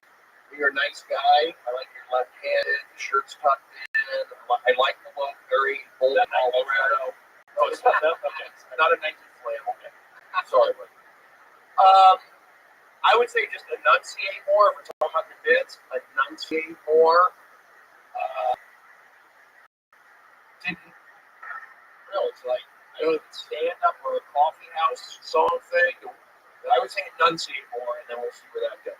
But good guitar, like there's something there. And I couldn't agree with him more. I wouldn't exactly call it enunciating. I would say that as a guitar comic who's always going to have to face at many open mics the issues of audio, mics, you have one on the guitar, you have one up there, what's that level, what's that level?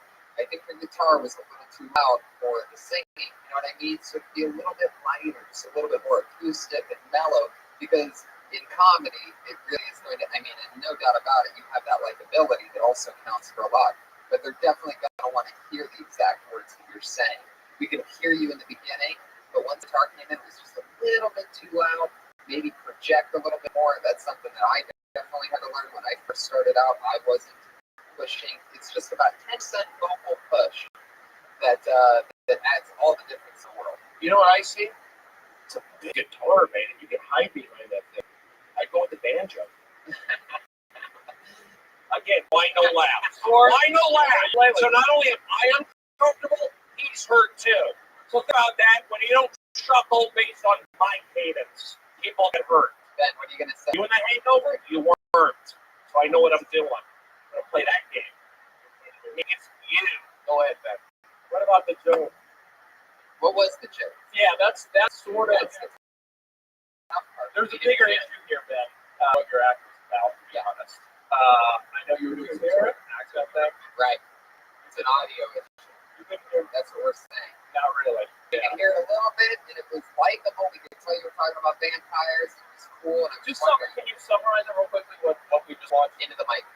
Into the mic. I started out, and I was talking about the whole world can be what they want about Dracula except me. He's not who you think. Throw him in prison. Rip out his fangs. He will grow back like knives. Put him in solitary. He will escape. Hungry. Or king. Vampires are people too. Oh, okay. You know what? I agree. I think a manager would help that out. Yeah. Thank you, Bob. 1,000 shows, professional. Helping me out. Joke didn't work. I don't know if there really was a joke in there. Yeah, it's really not. It's a long way. It's sort of an abstract thing that you're doing up here. Which if you're like it's good. That's good. I guess you're like a big commercial. How long have you been doing stand-up? Ben. 6 months, okay. And you always want to be up here doing the Dracula voice while you play guitar? No, not always. Okay. I would recommend maybe chucking the Dracula voice, right? Making it more about who you are. Because, let me tell you something. Tonight, and I don't mean to disagree with the attractive blonde. Trust me, if you're going with, which to pick of the two, you either have the beautiful blonde or the six-pack here, but if the vampire thing takes off tonight, if somebody's like, you're going to be stuck doing vampire voice for the rest of your life, just like Gallagher stuck splitting watermelons, because that took off. So be careful. You may want to pick yourself on stage as you play guitar. That may be maybe stuck being when you become a super successful comic. You see what I'm saying? So maybe it's 6 months. This could just be your toboggan smoking cigarette character. Deep tap. Yeah. Yeah, true. Can I ask one? Can I throw in one more thing? Why is that the open new comedians are so defensive with an attitude? That's why you don't make it. This is Hollywood. This is show business. When you bring defensive energy, I'm picking up on it. That's why you don't make it. Sorry, I pick up on energy. There is something about, they talk about network or schmoozing or doing yoga, all that. There's something to that. So when you pick up, I'm picking up energy. I go, Al, see ya. I'm gonna hire you. Give me positive energy, something to work with. Ben, I love your smile. I love your energy. We're going to get another comic up here. Thank you so much. Ben Platt, everybody. Ben, I hope you come back. They love Ben Platt. Ben, please come back next week or the week. Come back soon, all right? Sign up again. I want to see what you do next. And next time, don't be an asshole. Yeah. Exactly. Just smiling. Yeah, we have. Brody, what did you do? Fuck you, Ben Platt! All these guys are too defensive. They stand up here with their cars and their flannel named Ben Platt, smiling at me. Why would you do that? Get it, Ben. 6 months, you're not going to fucking make it. I did 1,000 shows. You got it. Brody, you just fucking stole his soul. You gotta keep doing it, though. Be nice. He did it. This is the return of Eric Carter, everybody. Internet sensation. And one of the luckiest motherfuckers in the world. It's pissed. What's up? How y'all, oh yeah, fuck how y'all doing tonight. I am from the deep south. I am from the deep south that hate NASCAR. I don't watch Duck Dynasty. I'm glad I got that out of the way. Let's rock and roll and be positive. Been living in California for 5 months. Shit's so much different. Y'all use different words. What y'all call skinny jeans, we call women jeans. What you call vegetarians, we call pussies. My first 3 months of doing comedy, I lived in the youth hostel in Hermosa Beach. A lot of punks I got to bang foreign broads, but it did have its awkward moments. I had this Japanese guy that couldn't speak English sleep in the bed beside mine. But that wasn't the creepy part. The creepy part was he had a box of Kleenex right by his pillow, and I never heard him once blow his nose. I'm assuming he was that Pokemon. And by the way, I want to apologize to you. My first deal, Tony, he was here. I did 2 inbred jokes for white lady. Yeah, your time's up. I want to hear the story. No, come on, Eric. All right, go on. No, I lied to you. You did? Yes. I told you it's my first time, and I wasn't because I was intimidated by you, and I respect you. I want to get that out of the way. You got it, buddy. Good job tonight. Positive energy. Lots of energy. Thank you, Eric. Thank you. I appreciate that. Oh, you're talking to me? Yeah. Oh, I'm sorry. Awkward. Eric, Go ahead, Tony. you brought the energy, as always. People love you. It's great. What was the note? It was, it was one thing that I noticed you've done, because I've watched you a few times. Gotten on the show a lot. A lot of the listeners, go crazy about you. There's been a lot of tweets, and you're definitely a fan favorite. So let's get right into something that I've noticed since you've been on a few times that I think either you could use it to manage or you could nip it in the butt now, but I think keeping it on is a bad habit. Isn't going to help you. And that is, when you hit a punchline, you do this thing where you tell everybody that was a punchline here. If it doesn't go great, you do this thing, and then you go into the next thing. But you can either do it or you can't. You can either commit to it, showing the questioning of it, or you can lose it. But where it is now, somewhere in the middle, you're doing a little bit of weakness. You're showing them that maybe they didn't get a punchline. Whereas either you can ignore that mellow laugh and plow on, or you can really commit to that being your laugh and then move on. But where you're at right now, it's between the two things. It's just coming across as weak in this super powerful set that you have. You come up, you fucking almost German suplex the mic stand behind you. Very interesting. There's definitely different ways to do that, other than the two-hand 360. So, I mean, that's just one thing that I noticed. You definitely have perspective, which is always fun. But you guys, what did you notice about Eric? Well, I don't know Eric. It's my first podcast, by the way, Eric. So, thank you, Eric. I've never seen Eric before. Obviously, he's some sort of superstar here on the show. But do you? And I couldn't see you from at a bad angle. But do you smile at all during your set, or do you always? Okay, that's what I was just going to say, because you look very serious as you were doing your material.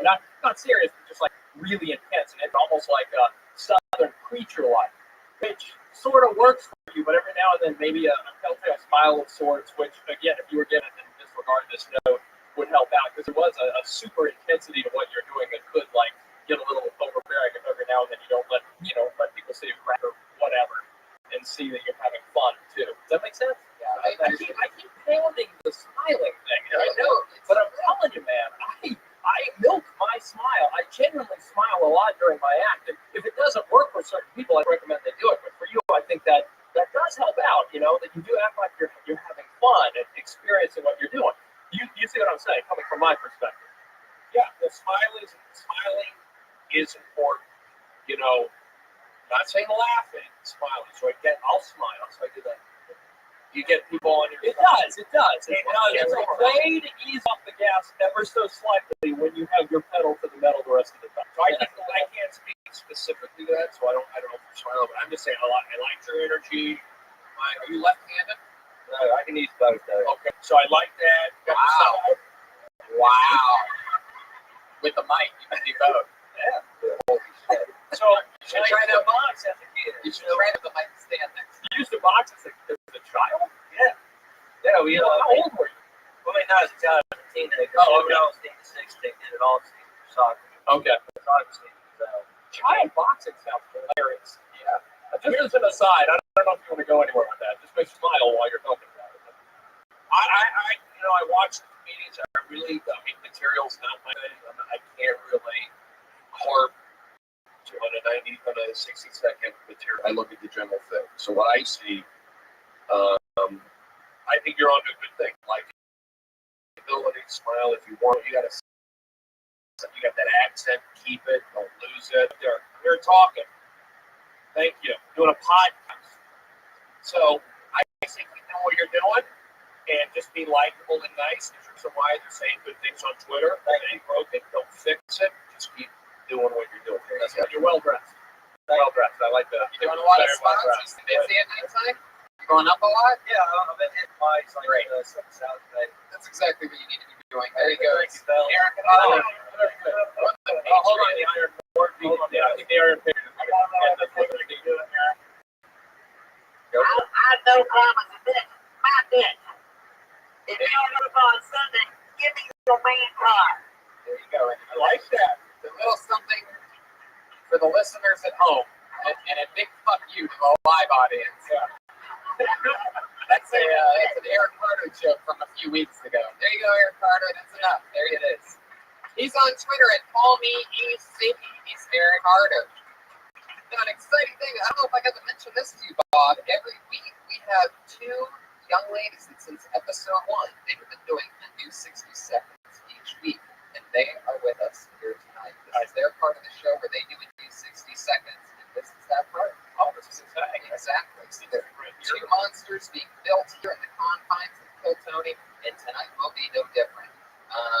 First, you know her as @Princess Shank on Twitter, and she is fantastic. She's a little bit different. She's weird and goofy, so know that going into it.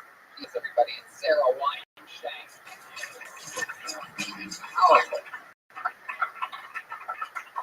What's up? Visors. I don't understand them. It's like either wear a hat or don't wear a hat. What is the purpose of a visor? Go full hat. Go home. Even more confusing, bald man wearing a visor. You would think that he would like to reap the benefit of a full hat.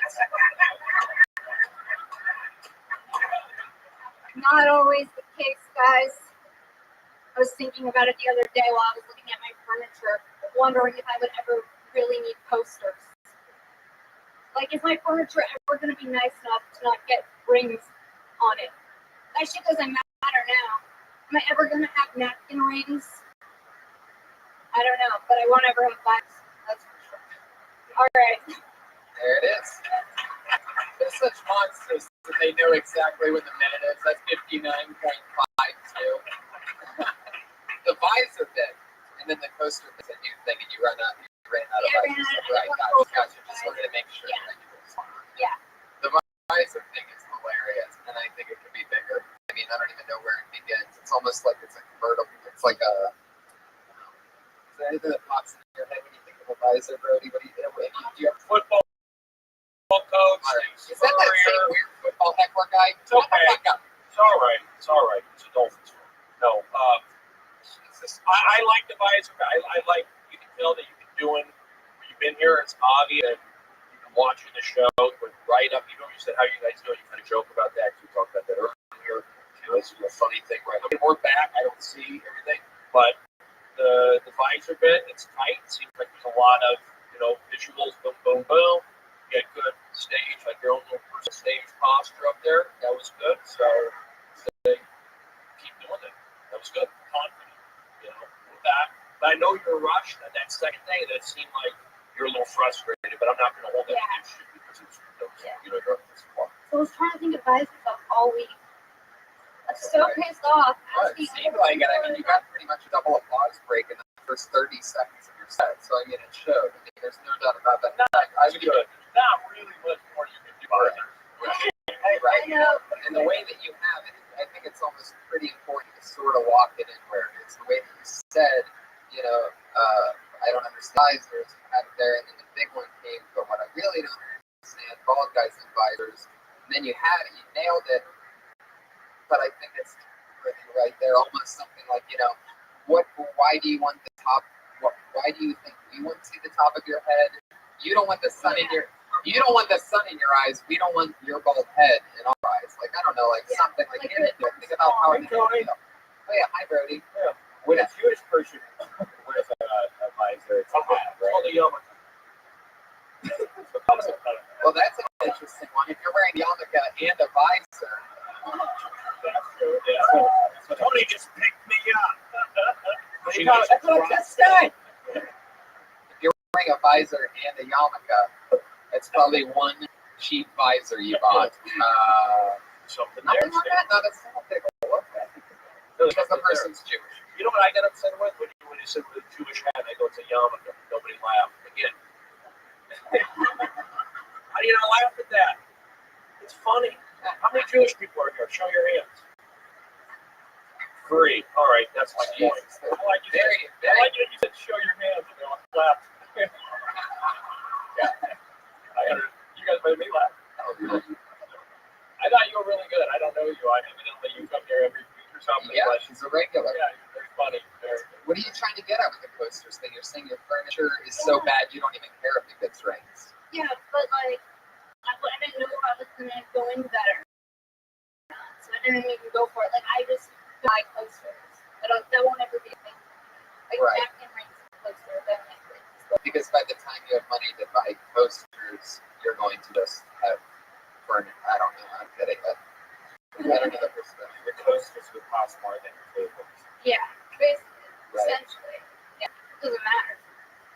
By the time you have coaster money, you're going to have new furniture money, so you don't give a shit whether it gets rains or not. Yeah, I see coaster. I go coast. There's a joke like something with New York, that coast, West Coast. There's a joke there. I'm thinking maybe it's like a marriage thing. Like I look at my coffee table the same way I look at Blobbity Block because I don't care if it's a rain or not. So See what mine was. I that shit. Like the question. But the coaster thing is Right. Yeah, definitely. definitely. There's nothing there. Yeah, so how fast coaster jump? But the vibe's hilarious, and it's in the mix. That's just more 40-second chunk to add to all the other stuff that you built. That's Sarah Weinstein. Everybody in Phil Tony regular.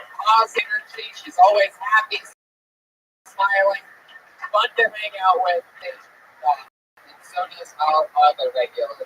She dropped out of college at the University of Florida because she became Tony regular. She went from gator to hater, and now here she is. She's Kimberly Cullen, everybody. Hey guys. So I have opinions on things. I've been noticing some things that bother me lately, and this is one of them.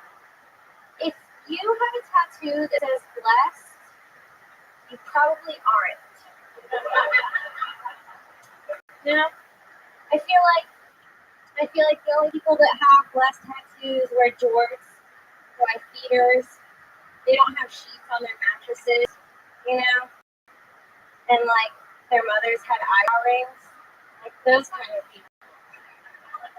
The font is always like that Nightmare Before Christmas across the chest. That's not blessed, people.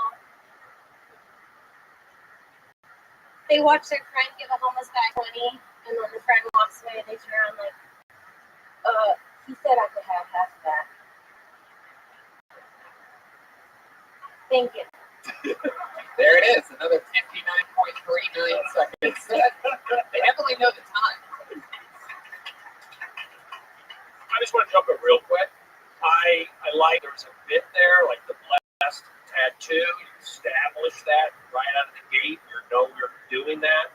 I think it just needs to be written more. It's a good topic because we don't know that. You see those guys guys less, the basketball guys or the UFC guys. And I think you just have to get more specific with examples, make it visual. You did say, hey, it's a block letter, and then you give examples of the UFC guy. But I can't say specifically the sort of thing, but it's a good topic, and there's a lot. You made it clear where you're going. Now you just got to just write it. The parameters are there. It's an interesting bit. This I guess this applies to Sarah earlier too. Take with it.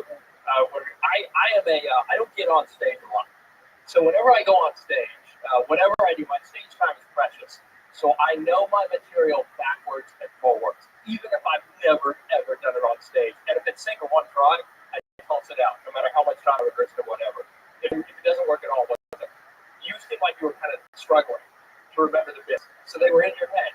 You weren't reading. You weren't really focused on the room, and you weren't really focused on yourself. You're kind of in between, trying to figure out where you were going next and trying to hold on punchline to punchline. Yeah.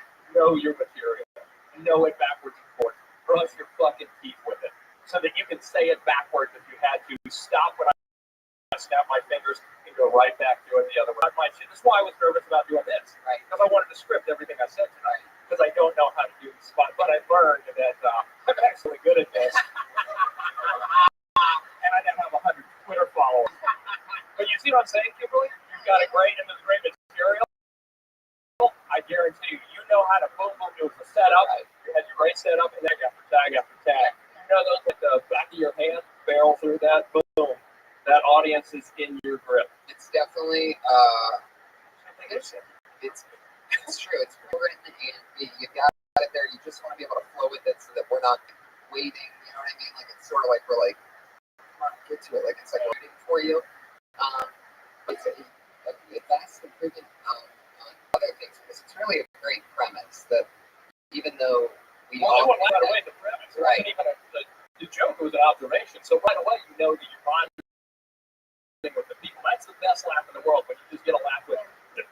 And then, so you know the audience is on board. Then it's just boom, boom, boom. So you had them. You got the material right there. You know it, right? Really driving how big of losers these guys are. You know what I mean? Like I almost can't believe you can almost like the unevenness, like the tattoo artist was laughing while giving the guy the bless that. You're like, you're not fucking blessed. Like add stuff about how the tattoo permanent, but his respect for people is temporary. Right. Exactly. There's so many things to play off. It's only blessed. It's only blessed after he sneezes. There's so many skin tags on that. There you go. There's the. And you gave me something. Thank you. But you stayed on that the whole time, right? Blessed. Right. If you ever feel yourself flailing, just do it in banner voice. Maybe that'll help out. Have you been doing spots? Have you been going up other places?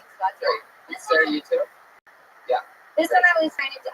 Every time I go up, I try to talk about different things that annoy me about people. So right. That's why I wasn't. Right. That's definitely a part of your natural voice. And you have to. You speak well. You speak clear. You enunciate. So keep doing that. Awesome. Was the whole dropping out of college? That was a joke, right? Yeah.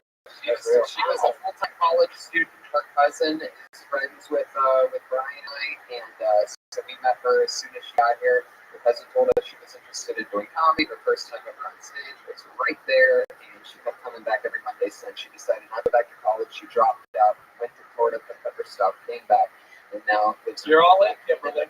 You put all your chips in. That's the only way to succeed. That's the only way to do it. So if you're all in, be all the way in. That's Kimberly Condon, everybody. She's on Twitter at Kimberly Condon. That was episode 31 of Phil Tony. Bob, you got anything coming up you want to promote? No. Let's try to see how much we can blow up your Twitter. That's at Bob Oshak. That's BOBOSC. Oh,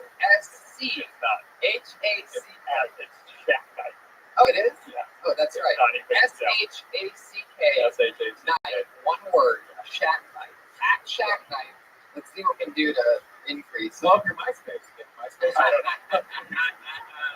They recently launched a Friendster, if anyone's interested. You know what? Let's just give out your phone number, Bob. What's your phone number? Call Bob anytime. Well, it was so much fun to have you, Bob. Brody, what's going on with you? You got any shows coming up? What am I doing tomorrow? Like New Year's Eve. I'll be here New Year's Eve tomorrow. You can catch my shows on the internet. They'll be up there forever. Stephen Stevens. Follow me on Twitter, all that good stuff. Okay, thank you, everybody. Understanding that I'm in a very vulnerable situation. I don't have a lot of attention. You guys are great. The audience, thank you for being here. All the comedians are good sports. And I think when we say something to a specific comedian, when I say it, it's not necessarily for that guy. It's for everybody. Right. Not that I'm expert, but whether you like it or not, I've been doing it for 20 years. So you'd be not smart to think some of my experience. Two of my favorite. Thank you for that ad, Mikey Beatty, who just followed me right in. So I guess I'm now at 101. It's already begun. That's at All Things Brody on Twitter.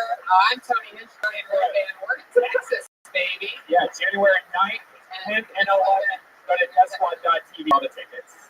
And thank you so much for coming out, everybody. Up next is the Ding Dong Show, the longest running show at Comedy Store at 10 p.m. Thanks for coming out, everybody. Have a good night.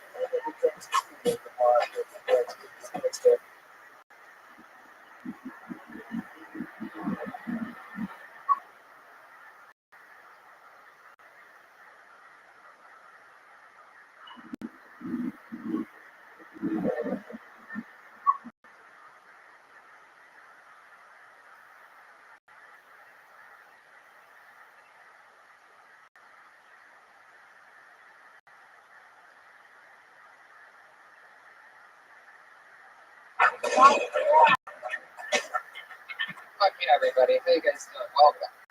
How you doing? Great. Good to see you guys. Pack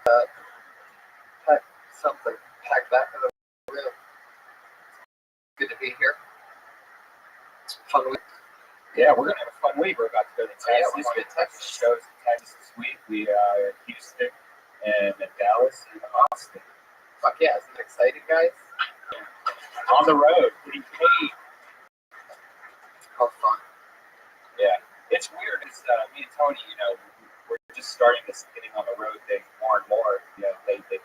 And we're new, so we don't know like all the little secrets. And so we almost have like Joey Diaz being our godfather, like, oh, you need to do this and that. And it's really weird learning that part of the business once you start to figure out, all right, now we're good at Texas.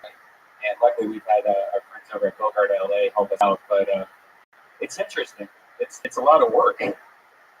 Yeah, it's crazy. And I wish we were able to kill Tony there. Yeah.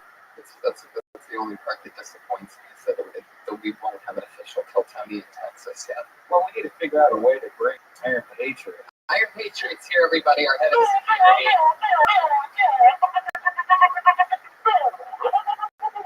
Wow. That's a new one. That's a remix, huh? I will lead these new Avengers into battle against anyone with threaten my life. I'm Iron Patriot. You always say that one, but before you used to have other catchphrases. Well, give us For every life you save, there's a million new ways to die. Yeah, I remember that one too. But how about another one? Just between me and you, here's my little secret. The bad guy always wins. Me killing you is just perfect symbolism for the times. That one's a little bit too long. How about another one? That's enough. You only get one day. Tomorrow belongs to me. Do you have any holiday-related ones you did when you for the holidays? What can I say? I had to save the best for last. Tonight I will kill the Amazing Spider-Man. Whoa. See, that leads me to my next topic. I worked with my friend. Juan Diego, the Spanish Spider-Man. I was out taking a lot of pictures during the holidays. I was out there working, and I want to give a shout out to a Kill Tony fan named Andrew Johannes that came down from Chicago to find me. And, he was here for the Rose Bowl, but he made a special trip down that boulevard too. He got a picture with me. He tipped me. I insisted that he didn't, but he didn't care. He wanted to give some love. I also had another picture that's going to make you jealous, Tony. Oh my God, about this Tony thing, by the way. It started off really funny because you accidentally did it, but now that you do it every week, it really just like nails it. Yeah, you really set it up. We can tell before you're about to do it. What do you have a picture of that could possibly be jealous? Saturday night, I'm on my way home about 6:30. I run into RJ Mitty, Walter Jr. on Breaking Bad. I saw that. I actually saw that picture. Yes. He tweeted out under the hashtag #KillTony. That's very exciting. Very excited. Now, it looked kind of like better than it really was. Because I saw RJ. I said, we got to get a picture together. He said, I don't have a camera. I kept talking to him, tell Tony like a good dead squad soldier. And some woman was with him. He was with like three ladies. Some woman was with him. She got out her phone, took the picture, and put it on his Twitter thing. And I said, put the hashtag Kill Tony. So it was a beautiful moment for the show. Wow. Yeah, it was. It's very responsive. A lot of people got excited. So that's fun. Yeah. It was a good find. So you basically, in your suit, you stopped RJ Mitty. Yes, I did. And what did you say exactly? Walking by you with three girls. I said, we got to get a picture together. I said, I'm on this podcast, Kill Tony. Tony Hinchcliffe, this famous comedian. He loves you to death. Comes out all the time. I said, we got to get a picture. I said, this, I wasn't going to let away. I was not going to let him get away.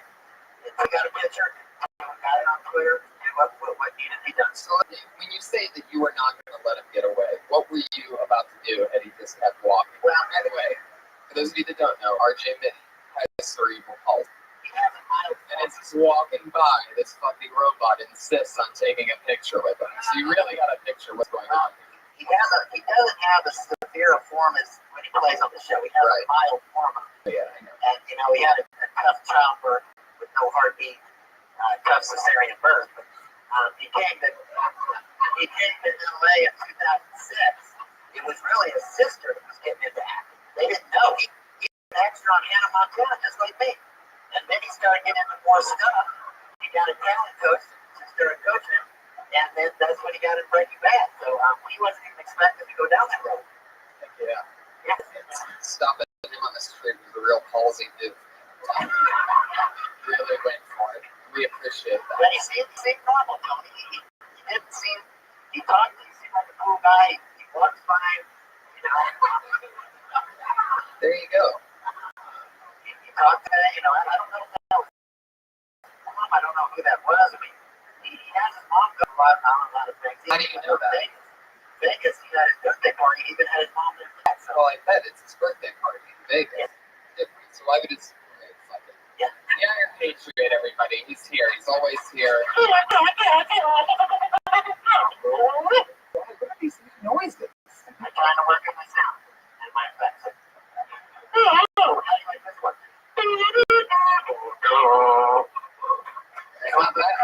What is that? Yeah, they got it. Good. What? Close encounters of the third kind. You ever had a close encounter with the third kind, don't you? Oh, stop the tone. Yeah, you got to settle down with the tone. You really need the WD-40, that suit, David. It's making a lot of noise tonight. Yeah. I'm an enigma. I work in mysterious ways. Yeah, you do. There was a song that we were not happy with. I don't know if you talked to the Iron Patriot. All right. I didn't get a chance to tell you that we don't have time to do your... But if you want to just do 60 seconds of it, would that be a deal? Yeah, do it, because you guys are going to Dallas. It's a good time.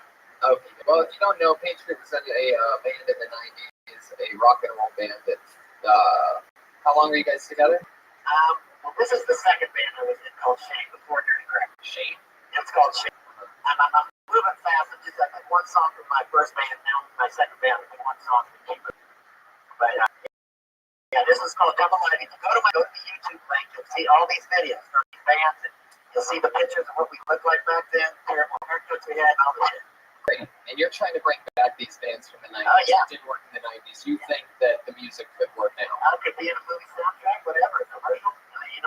And you wrote this. Yeah, I did. Did a hygiene commercial. Yeah. A couple weeks ago, you sent in a song that you were singing that wasn't even you singing. You were singing over somebody else. I was singing at the chorus with him, and when I wrote that song, it doesn't really matter. Let's do the new song. Here we go. They're always unbearable. They're really terrible. All I was trying to say is I wrote that song. I'm the one who wrote one, and one is not. So it's my time. So come alive.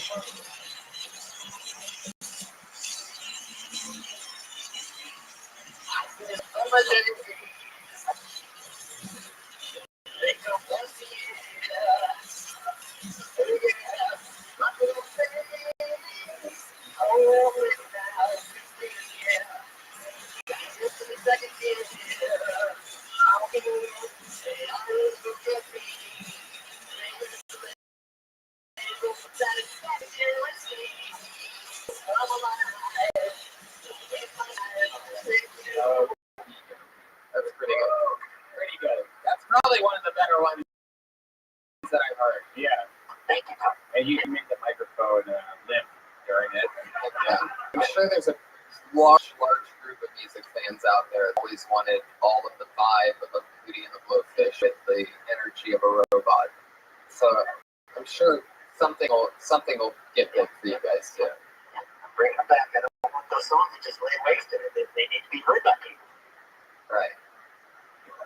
Now, if the band got successful, do you think you'd still wear the suit, or would you go back to being Jeff Crabtree? I'd probably try to do what they let me get away with. I mean, if they let me sing it without the suit too, I'll do that too. But right now they like me in the suit, so I gotta keep doing it. What if we just got rid of like the bottom half of your suit? You wore like jean shorts, like really short jean shorts. You know, like where you can see the pockets come down the leg. I think that'd be great. I should test that one week. Yeah. Can we test that out? It'll be easier on you also. You like drive. I want it to look cool. It's got to be the full thing. The sculptor that made it is such a work of art from head to toe. It's got to be all together. But can we just have this one episode? How would we fly that, by the way? I got one of those golf travel bags. Put it. I already figured it out. Get two of those. We got that hit. You would trust that it would come out of the other end. Wow. Yeah, did I tell you I got my passport a couple weeks ago? Got it in the mail. I'm ready with a passport. I know there's some fans in Canada that want us to come. I'm ready to go. It's coming. It's coming really soon. But let's stick with tonight for now, shall we? You guys ready to get this thing bumping? It's episode 32 of Kill Tony. I always have two great friends, two awesome guests come on. This week is an extremely special one because not only are these guys really close buddies of mine, but they're also two of the funniest friends that I have. Bring it together for him. It's Bobby Lee, everybody. It's the roast master, Jeff Ross. Hell yeah. Yeah. What's up, boy? I have a question. Fuck is this Asian shit? That was just for you. We've never had this set like this. I know you don't, but that's fucking rude, bro. I know, right? No, it's always like that. Okay, great. Yeah. How you doing, Jeff? I'm great, buddy. Congratulations. Sold out crowd for Kill Tony. Look at this. How's it going in the balcony? All right. What's up in the mezzanine? Yeah, some people took the bites of their food after you asked the mezzanine. They're confident. Fuck yeah. It's good to have you guys. You ever wear anything like the Iron Patriot before, Jeff? My washing machine broke down. Want to talk Some of to the you, same noises. Yeah, I want to talk to you. I'm glad to see you here. Thank you. I'm sure you get sick of people trying to roast you. Never, IP. Never. Lay it on me. So I'm not going to talk about your double chin. I'm going to talk about your hair. Your hair is like a bird's nest. I'm not going to talk about your favorite bloody body that reminds me of Rothschild. Oh my god. Wow. There's Iron Patriot. Yes. Fucking idiot. This is no way to treat me. This is what I want to talk about. Why are you swaying like you have to urinate? This is what I want to talk to you Stand about. still, do with pudding. You sound like George Bush right before he said no foreign tax, no new taxes. I want to talk to you about your love and appreciation for the late, great Buddy Hackett. Thank you. And I noticed on the Christmas episode, Hank Tony of the Hackett Buddy.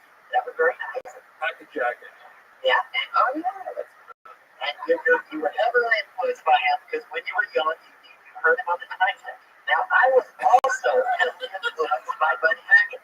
Oh, yeah. As a child, I used to listen to the soundtrack of The Wonderful World of the Brothers Grimm. Now, have you seen that movie before? Is this a separate podcast? Yeah, this is called Back to the Maker. All right. Okay. So what was your question for Jeff? By the way, before Obviously, he's a big Buddy Hackett fan. Have you seen that movie? He plays drums in that movie. It's very I've not seen it, I think. No. You need to check it out because it influenced my childhood. Good. Thank you very much.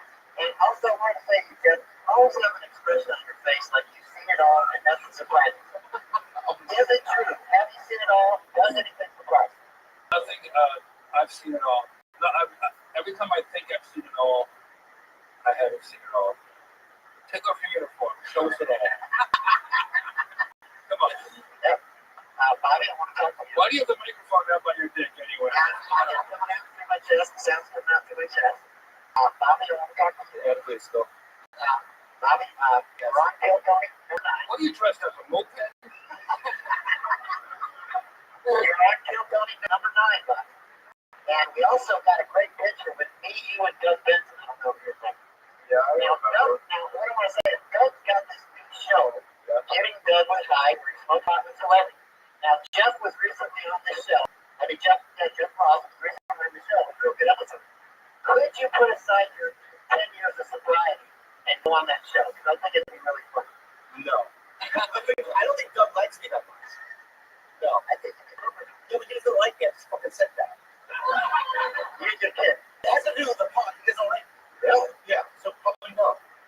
Yeah, but Tony and Redman got me into smoking weed again back in. Yeah, I don't give a fuck. I really don't, and no.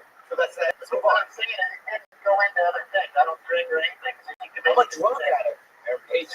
Patriot. I'm a recovered drug addict, man. I have a disease. From now on, your questions for the guests have to come through me. And if you're ever wondering episodes and weeks down the road why you have to do that, always go back to episode 32. I need to be free. To be free to explore my You really came at both of the guests in a very offensive way. Yeah. Rude. I thought it was very rude. I wanted to come in here and be offensive and not defensive. And I know you're Somebody's rust-proof thing isn't working. Yep. It's all in fun, Jeff. But we don't know who the fuck you are. It's unfair. It's true. You're a man. You can Google me. I don't know who the fuck you are. You could be like a little Filipino man behind that. Or two of them stacked on top of it. Oh, shit. There you go. The audible asshole out of nowhere. Wow. Patriot. Can you imagine if on an old Tonight Show, Ed McMahon just started making fun of the guests when they came out? He just ignores that question. Do you have any coming up that I would fit on? That I could fit on? Yeah, he's roasting R2D. That's nice. What the fuck are you talking about you would fit into? I wouldn't even book you on the R2D2. I would dig up the robot from Lost in Space before I would. Fucking Iron Man's fucking retarded cousin. This is iron deficiency, man.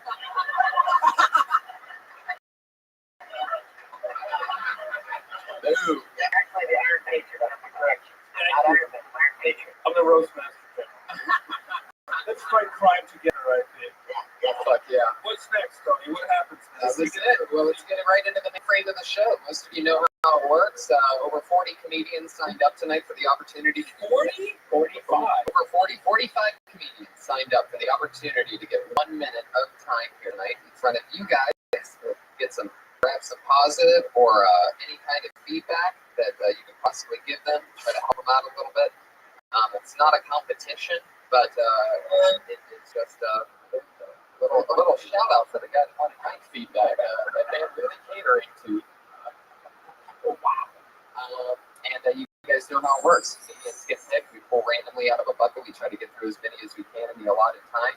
And you get 60 seconds. You'll know your time's up when you hit 60 seconds. When you hear the meow of the kitty, that's what it sounds like. Better dismount then, because if you run your time, you're going to bring out the angry West Hollywood. And I mean, he really sounds angry tonight. He sounds furious. There you go. It's a really lively crowd.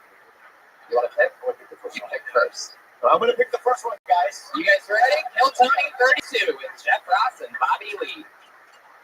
And the first name is... Sure. Craig Conan. Craig Conan. Here he comes. Craig Conan. Deep in the gullet. Oh, fuck. What's up, Bobby? Yeah, I know you. 1 minute now? Thank you. I work at Trader Joe's, everybody. Trader Joe's is #1 customer service. You guys know why? Because they don't drug test. Look at this. This guy works here. You guys ever go in there, you get that overexcited cashier that's more excited about your food than you are? Because it's me. He's like chocolate covered scores. He goes in the microwave for 4 to 6 seconds. It's fucking heaven. Oh, but I work in West Hollywood and I have this half handsome, half homeless look on it. And I get hit on it. Which half? That half. But sometimes I'll be ringing up a gay dude and he hits on me. It's like really gay, gross. I'm just like, oh. And then sometimes he's clean shaven. He smells like honey makeup. And he makes me blush.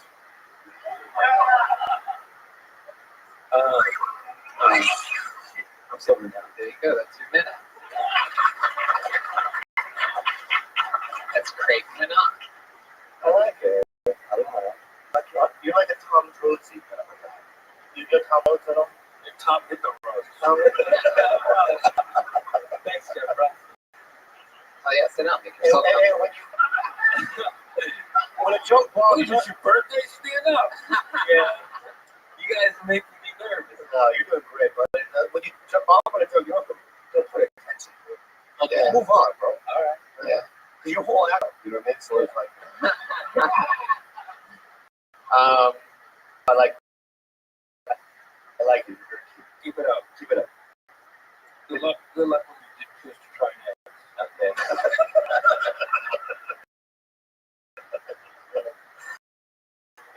There's a lot you can do with the Trader Joe's case. I think everyone's saying thing that with Whole Foods that that everyone smokes meat and shirts. You can probably go deeper into that. I don't want to. Yeah, because it seems like the Whole Foods people that work there probably have better weed. Yeah, That's true. Trader Joe's. You got like a Mexican shake or something like that.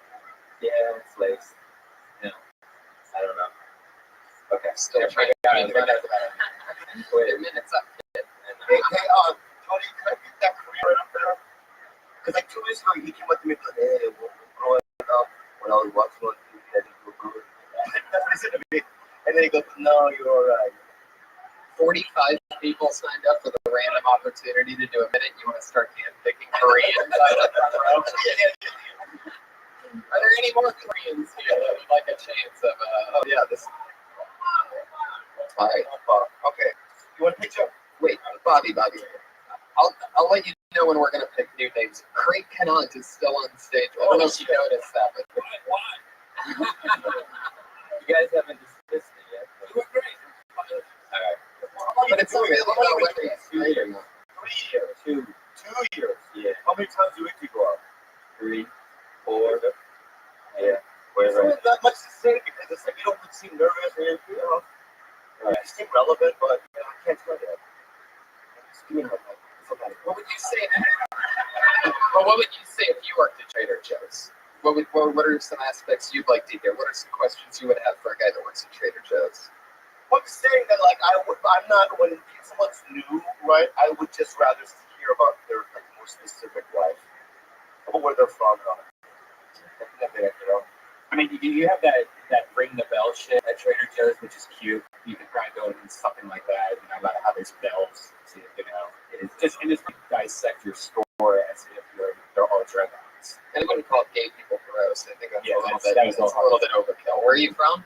LA. Really? Yeah. Why do you look like Lynn Skinner? What happened? What part of LA did you grow up in? All over. Bonita, Torrance, Donna Beach, Culver City, Inglewood. Wow. Hollywood. I just want to say something. I want to say something. You're a guest on the show. There's two kinds of comedians, right? There's like the ones that want to do the road and just stand up forever, right? Just go on the road. Yeah. And then there are guys that like want to put together a 10-minute set, get an agent, try to audition, become like a TV person. Who do you want to be? Really? You want to be a road guy? Yeah. Okay. There he goes, everybody. Craig Canant. He's on Twitter at Craig Canant. That was interesting. I felt so bad for him being the first person. That was so awkward. Well, the first person always takes the whole. That was very good. It was great for the first person. Yeah. Here we go. Pick another one, Bobby. So maybe, are you saying the quicker we go, the more people in this room get on stage? It's not about how quick we go. I know, but I'm just curious. Like, all the names of the people are all the people in the room right now. A lot of them. If not, then they blacklist and they can't sign up again. And according Yeah, when Bobby's on, actually we have a special Bobby's on that he made. They get banned from the club for 3 months. Oh yeah. That's for sure. Yeah. That's Is that a good thing or a bad thing? club. Yeah. Depends on what trajectory. Everybody's different. Who knows? Jeff Ross picking out of the bucket. For those of you listening, The Korean word. Does it say? Dave and the phone. Dave Emerson. Dave Emerson. Dave Emerson. If I don't see somebody doing, somebody's gonna get. He's fucking blacklisted. That's the sound of being blacklisted. I'm gonna put this in my pocket. Right, he's there. You're gonna give it to Tommy So afterwards? it's somebody. Yeah, that was pretty amazing. Simulation. Here, pick another one. Here we go. Jeff Ross, hand in the bucket. The waving in the air. Bobby reads it. Casey Skinner. Oh, yeah. That's human being. When you're making love to the wife and the husband keeps making eye contact, you're fucking boner killer. My girlfriend has passive aggressive orgasms. Sure, she's screaming, but it always seems like it's about the dishes. People get so offended so easily these days. This girl got so offended, they said maybe it skips a generation. It's not my fault. Her parents are dead and she just had a miscarriage. Do you think the KKK ranks their members by a thread count? I'm just saying, have you seen the Wizards? It's like they're in silk. Have you seen the intern, the runner for the KKK? It looks like, all I know is to hold a point like that, but it's not a starch. It's not a work there.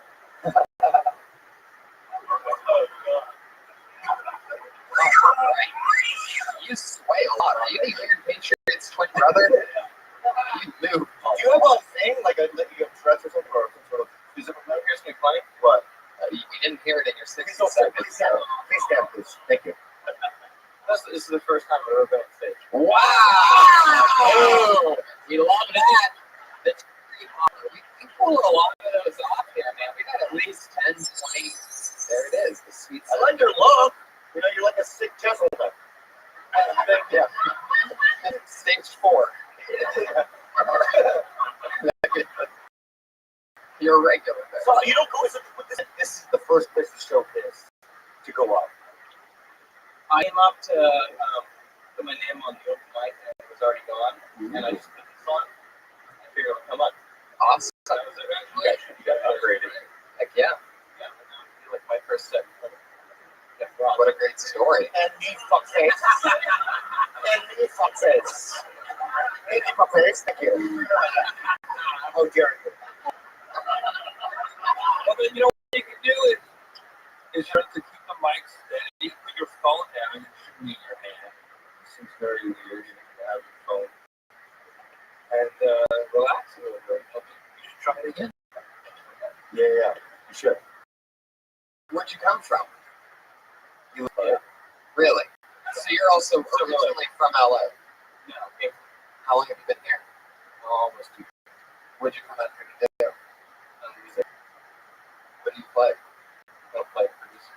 Wow. Where do you work? I'm going to studio downtown. Studio work.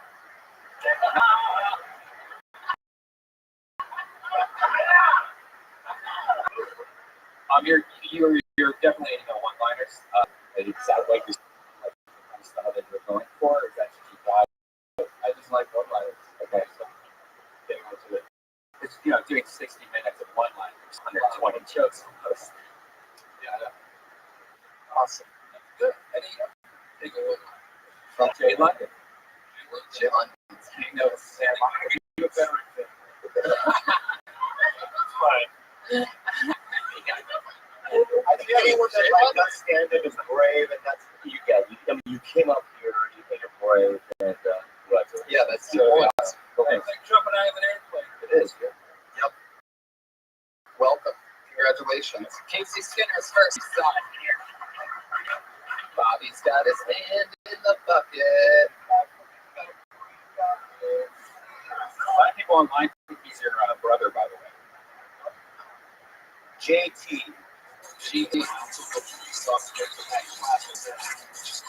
Oh, that's crazy.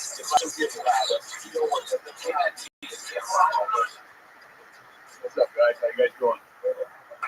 What, the biggest start yet? Oh, okay.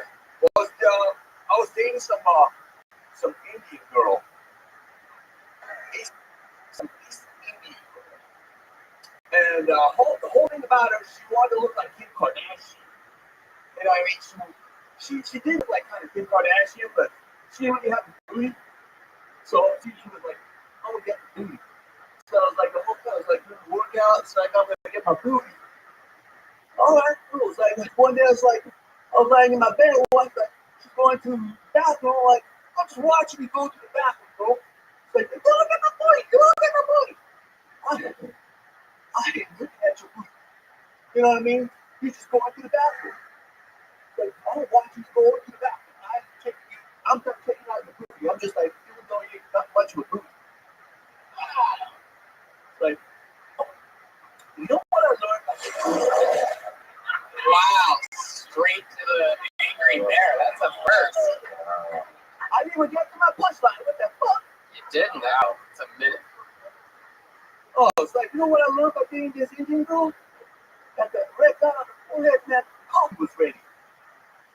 Wow. How much longer until you were going to say that part? I tried to go down the pit down and grab me something from price chips and get yourself a pit down. Fuck yeah. That's not marijuana. It's an interesting one. You know, like a cringe, like, you know how they scream about the apocalypse? That's what it seemed like to me. You know what I mean? That you're just going crazy. Well, I used to be crazy. Yeah. Well, and Wow, something else it's starting to happen. also, there was a time when you were very aggressive toward me. Like you come up and like squeeze my ears or touch my butt. I thought you were Chinese, so I was going, it's like, when you looked at me like, I could get it. I was like, Patriot, get ready to pounce. you're like, I could get you. He just looked at me like, hey, I could get you out of here forever. I said, yeah. I didn't say when you say that. This is my normal look. I was like, no, all I did was just come up to you and go, oh, wow. Like, I thought you were Chinese, so. That's it. GT. This is good. Honestly, if you had a minute and do one punchline in the whole joke, it sounded like crazy. And Yeah, the last beauty and time the you were- thing. That's two different jokes. yeah. And last time you had a couple jokes about your girlfriend being a hook and stuff, you know, I can see you're attempting what you're going to do. Was there a joke in there that we just missed, or meant in the bathroom? What was the booty thing? Well, I was just like, man, I came out of here, I was waiting in the back, I was bummed out. So by the time I didn't know when the minute was going to start, so I didn't even have it set up yet. There you go. T everybody. He's on Twitter at GT Music. GT. There he goes. You want to cover the hands there? There he goes. I think you should pick it from now on, because I'm fucking it up. Patriot, how you doing over there? You okay? Yeah, you guys are doing a good job. Next comedian goes by the name of Scott Kidd.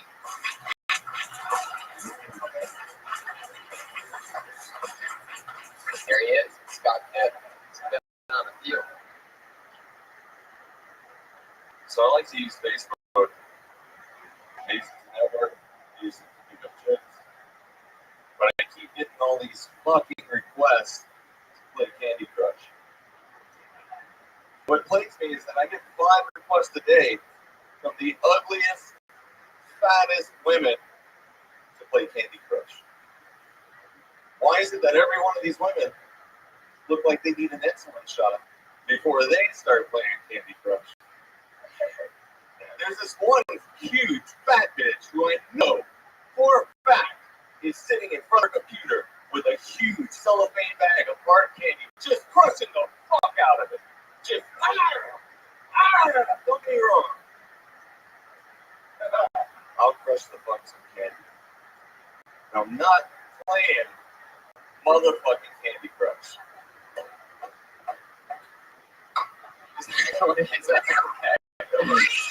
You know when you do that lift and slam thing at the mic stand that's your thing? Yeah, that's it. Most important talent session. Fuck yeah. Well, you're really staying in that Candy Crush pocket. Interesting. Yeah. A lot of hate. Yeah. When a white dude talks about that shit, this isn't what No? you're being mean. It's like, you know, if you were like a good looking white dude, maybe that'd be fun, but like you're not. You're like someone drew you. You know what I mean? Like someone said, I'm gonna draw a white person, and then he drew you. And you're like, what the fuck is he talking about? You can't get bad shit from nobody like that. Now, when you get credits, maybe you'll be able to get like an extra density or something like that. Is that her name? What are we talking about? Your ex-girlfriend. Oh my god. Yeah. But right now, you know what I mean? Like, just look on being likable. Oh, yeah. Right? Yeah, no. Are these people gonna kill me? No, nobody's gonna kill Tony. Nobody kill me, okay? Alright. I'm gonna kill Tony. I never noticed that. Thank you, Korean. Thank you. Thank you, Korean. How long did you work with before you presented it here today? I did it once twice before actually, across the street this past weekend, and then like some other shows. But it's something I've just been running into. I don't know the whole incident that happened. Yeah, but usually it's just something I kind of slap around and, you know, like a fat chick. But anyway, wow. You really had something against that chick. It really seems like you could rewrite the whole bit into something like, you know, I keep on getting Candy Crush requests, and they all seem like they ate all the candy. Well, you know, it's hatred, and you just get to the point. Was your mother fat? Your mother fat? She was. She used to beat you. Yeah. She did. That's what it is. Yeah, so I can't use this as therapy. No. Oh my god, that's fine. what do you do for a living?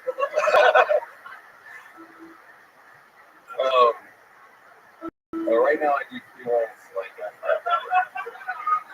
So comedy is like your way to let it rip, let all your aggressions out. Okay, you're in Argentina national thing. You like Argentina? Yes. Are you Argentinian? No. But you're a fan of the soccer. Yeah. Name me 3 players. Almost maybe I did get a little messy, but messy. But yeah, what's the other Bloody Suco, which is pretty old. Thank you so much. Yeah. Thank you so much. Yeah. You're a fraud. I'm a fraud. I'm so sorry. My girlfriend. I don't know why. Thanks. No, I love it. Thank you so much, man. There you go, Scott Kidd, everybody. Yeah. All right, let me ask you guys this. When you first started comedy, do you remember a joke that you're embarrassed that you had that you did? Yeah, I did, though. Do you remember it? Yeah, I said, I'm so lonely when I masturbate, I grab my own ass. And then I should turn around to the car and go, yeah, do me like that. That's so funny. No, it wasn't. Really? Stuff. Wow. I mean, there's so many bad jokes, you know? Yeah. I mean, you know, I know what it's like. Right? It's like, I know the struggle. It takes a long time. Yeah. You know what it is? What I figured out is it's about being funny. It's just about staying in it. Yeah. You know, dudes that stay in it generally make it eventually because they're friends make it, right? I'm serious. Like when I did open mics, I used to host open mics here in the late 90s. Thank you so much. And a lot of people like you know, Morgan Murphy or even like Nick's works and these kind of guys, they used to do the open mics, they all kind of just stuck around. And they were talented. But the guys that quit never make it, obviously. You know, just don't quit. That's great advice, buddy. Jeff, do you remember a joke you did when you first started that you're embarrassed about? One of my first jokes was about my father being a caterer. And I was on the Little League team. Instead of giving me a baseball bat my birthday, he gave me a national slum. definitely correct. Do you guys have your, like, when you first started out? I have mine the other day. I have a. I should read it one day. It's like the first year of me being stand up. Me being mad at, like, you know what I mean? Oh man, didn't look at so Mike and said, I want to fucking kill that manager. Like shit like that. You know what I mean? Shit like I like this. I wanted it so bad. You know what I mean? I was so hungry. I was very opportunistic. That's what people said. I didn't have a lot of friends. It was just because I was 23, pussyless, moneyless, nothing. And I found it again. So anybody that would get in my way, I would just like get all angry. But I have a journal. I maybe read over it. Yeah, you should do a podcast with the whole time. Yeah, we'll make it. Bobby, didn't you work at a cookie shop? And then you got fired and you went to the first place in San Diego. The place next door was the comic store. Yes, it's true. Yeah, how the fuck do you know that? Well, I was reading about you. You thinking of a meat shop, you're going to become a butcher? Oh my God. You were doing good. You're digging yourself out of a hole for a moment. No, I worked at this place called This Cafe, and one day I went to work. It was completely closed. They didn't call me. We didn't have cell phones back then. It was in the 90s. Right? And then I went next door because they had a help wanted sign at the comedy store in the whole town. And I knocked on the door, and they go, "Do you want to be a bar back?" And I became a bar back at first. Wow. And then maybe like a month in, Fred Burns used to manage the place, said, "Hey, can you want to go up?" And I went up for like 3 minutes, and then I just kept going. Fell in love with it. Not really, but I just That you saw there that no, it was Jennifer Field. Here's what it. The only girls I got, because I was 23, the only girls I got was prostitutes in Chihuahua. Thank you so much. I used to go to this place called Coahuila. Coahuila Street. There's a place called Adelita, right? That's the girls judging me right now. When you're fat and athletic, I got nothing, okay? And so we used to go there every week and get hookers for like $60, right? And I started doing stand up, and then one night this girl, Jennifer Field, this hot as a white chick, she goes, "Can you take me on a date?" And no girls like me, right? And that's what hooked me. Because she saw me stand up, and then I got played, and then that's how it happened.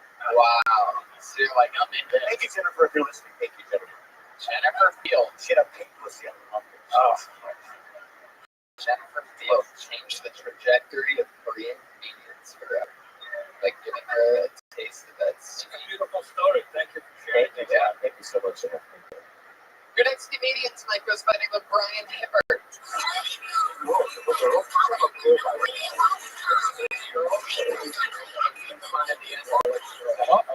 Brian Hibbert, are you here?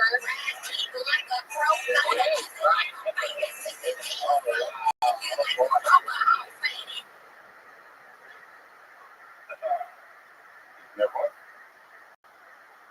10 years now. And the other morning I worked at a hotel doing security, and I got home the other night. I got my wine. Put on that counter. Just a little bit closer. My wife says, "This isn't my color. Who shit is this?" But it sounds more Mexican. She's not Mexican. She spoke Spanish. So she don't have national English. She said, "Who's this? Who's this?" I said, "Yeah, I'm not cheating on you." She said, "Who is it? Who is in this house?" I said, "Oh, I can't know nothing." "Well, who is it?" I just brushed her and reached over the side of the bed, brought my cum rag through at her to meet my mistress.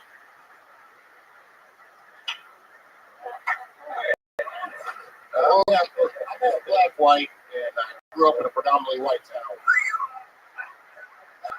It's like quit. Yeah, the nickname was McNigger. You should have opened with that.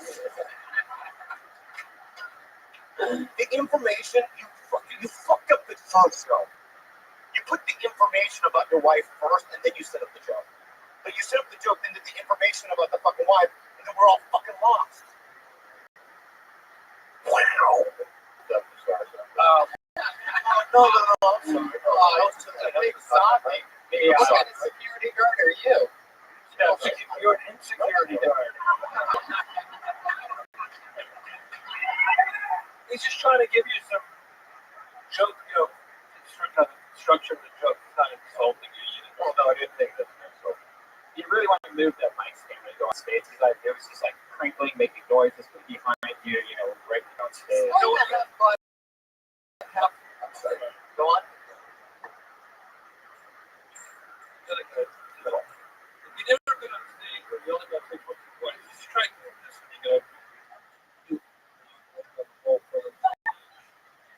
nothing will squeak and you'll feel loose. And sometimes when this is in front of you like this, it's like it pulls focus, right? So it's like looking back of you, or you're not that physical, so why don't you just keep it in the mic and be a talking head? So put it like that thing in the mic, right? And just stand there like that, yeah, like that, and just do it that way. Just go like, yeah, like that. Like do the last joke that you did that was a quick one. Do the noise. Do it just like that, but face the crowd. Yeah. Now do it. I grew up in Black Apple. I grew up in a predominantly white town in high school. My nickname was Big Nick. He's really good. Really good. You know what? Yeah. Why am I giving this guy tips? You feel bad because I wore white shoes? No, the shoes aren't the problem. But they are kind of a problem. What the hell are these Western? How long have you been doing it? I did a little bit 10 years ago until my wife said I'm not marrying a stand-up comedian. And Well, then why would you fucking marry a girl like that?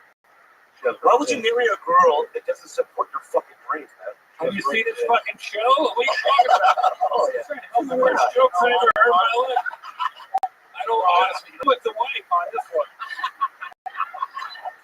No, actually, what actually got me motivated to come back up here was this fucked up on season 4 of Eastbound Down. Eastbound and Down. Got me motivated to come back up. Boy, that's a TV show. I know, but it's going I know Kenny Powell is struggling. Kind of related to me because I've been experimenting for the last 10 years. Finally got my degree now. I'm fucking working hotel security part-time. And honestly, I fucking don't want to work. I'm going to end up hanging myself and shoot myself. Probably going to hang You can say this on Kill Tony. We can't get called into court being accessory to a suicide. I would probably end up shooting myself. No, Hang yourself if you're gonna do it. Let him finish the show. No, there's no 8-foot ceilings in a one-bedroom apartment. Wait, again? There's no 8-foot ceilings in a one-bedroom apartment. No, it was still your joke. That's all I'm saying. Yeah, I actually like that joke. I would have hung myself by now, but there's no input incident. I would change it to the studio. So wait, you live in a one-bedroom apartment with a chick that didn't want to marry you if you were a stand-up, but you were an exterminator? That's right. And I can't have children, so I've had 3 traumatic ball injuries and nothing. Wow, that's your opener. That is totally That's true. right there. Tell me what happened. What happened? Give me the first one. Yeah, let's go in order. In high school, I lost the bet. Had to play on the field hockey team with the girls. The one game I didn't wear a cup, I caught a stick right to the balls, and I actually had to have the 8-gauge needle shoved into my sack to drain the fluid. Ooh, wow. Oh, wait, I'm sorry. I mean, that was the number one. There's 3? Number 2 was in the Navy. I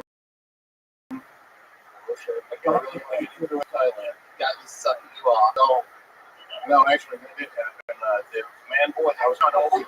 I did a shitload of those minor races. They got a club shark in Thailand from Town, and then some guy talked me into smoking up. He didn't have to try too hard. But Bobby, why would you do I'm that? in the alley. No, I'm in the alley. This is the good shit right here. I'm in the alley with my buddy, and you know they had big tits, and I was like, oh shit, they gotta be girls. So they sucked off and everywhere. That is something. Yeah. She squatted. Oh, wow. My buddy starts tapping me, but I mean, it's had a pan for it, so he's tapping me because he can see that he's got balls. I'm not seeing it. So he's like, balls. And I was Tapping you and he's saying balls? yeah, I'm almost there. So I said, I'm going to finish. And you were about to finish when he's saying so balls. How can I finish? What did that have anything to do with your nutsack injury, though? Oh, no. What was the second one? When we were in Thailand, So that story had nothing to do with your Right. Keep that yourself properly. you brought it. I don't know what happened for the 3 incidents. You start going on a tangent to some other thing. I don't want to know about that. that number? I brought that up. That was my fault. Yeah.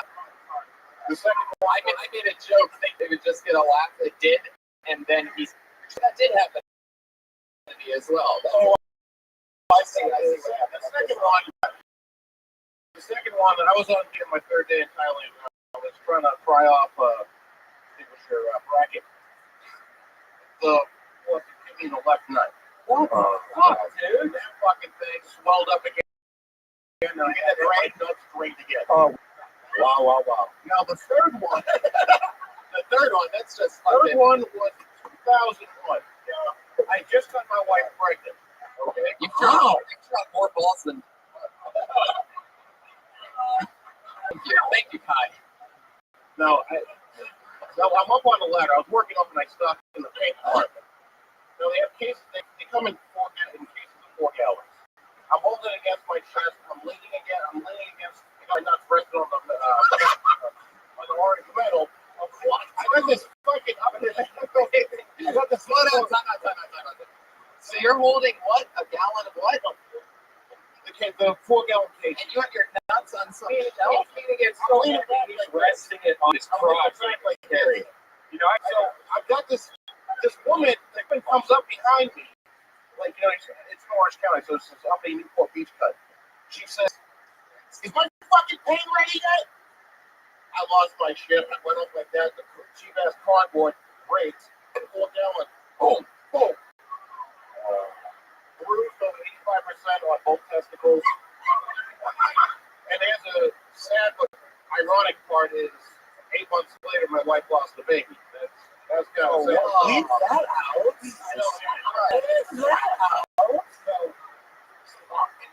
All right. I'm gonna hang myself out. Thank you so much, buddy. I don't want to decide. I thought you were. But thank you so much. If I may, real quick, just an honor to be up here with Jeff Ross. I hope that everybody is doing that. No, wait. Probably the best skit on Mad TV ever was the day we got. Oh, thank you. All right. No, but thank you so much. Great job, though. Great job. Thank you. Those were great stories. Thank you. They were great stories. What's your name? Brian Hippert. Brian Hippert. That's Hippert. You're not on Twitter? Not yet.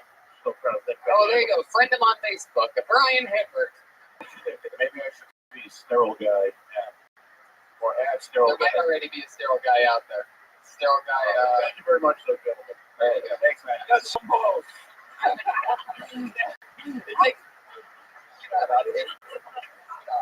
It takes a lot of balls to do what he did.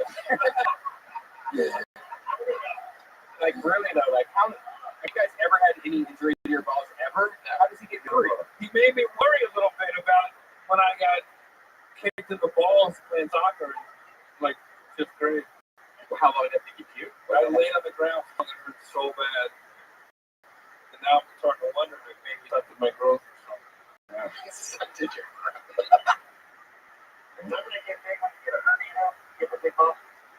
That happens to you? No, I've not done it. It happened to me. Yes, it does. It happened to you? No, I didn't. I don't have a scratch on my that stuff. Do you guys have I big love balls, them like so big much. Are you beer balls, and you have normal size balls? Have you seen Bad Grandpa? There's a funny skit with his balls. He used to call me actually Black Sack because Black sack? yeah, because I have real ethnic nut sacks. What's an ethnic I've nutsack? seen your nutsack a few times. Yeah, they're dark. They're really dark, and it's abnormal. They get black balls. My balls are black. Shut the fuck. Show us. I'll show you. Not you people, but just you. Can I just turn around? You showed your balls on the burn, remember? I know, but that was blurred out. Oh. Yeah, I'll do it later. I want to see this. Okay. Oh wait, let me think. This shit, that's a lot. Balls. You're like, Let's move on. Let's move on, dude. dog or something. This black balls. See this? Oh, shit. Yeah, you have to say. Rothschild. Phil's been doing the open mic in the comedy store for about 20-some years. Yeah, he's got sick. I'd like to talk about traditions. We have Hollywood traditions that people just don't follow. You tell the real posers, the newbies, I was at a Thanksgiving dinner, and after everybody ate, nobody went into the bathroom but Martha. I'm Italian. We're like the original bulimics. Hey, who was the first guy that came up with a barfatoria? The old lady comes up and goes, dude, that's not only paint all over the place, they're barf all over the place. And how about the second guy? I don't care what the speakers have. We're not getting a barfatoria. And then how do you show people? You point out and show them your new bathroom edition. Hey, I got this new remodel, but first, let's see. I think I actually just heard from the audience pass away. But I don't know if there's any advice we can really give you. How long have you been doing stand-up? I've been doing stand-up for so long. How long is it? That Bobby was hosting when I started. My fondest early memories are Bobby Lee. Wow, just think, he's had a full-blown career and you're still right there at the bottom. Oh, don't say that. Are you on medication? I feel like you're calmer now. Are you on medication? Well, you know, I've been hanging with Jeff. That's like hitting the heavy bag. You guys don't know about Jem. He grows his own.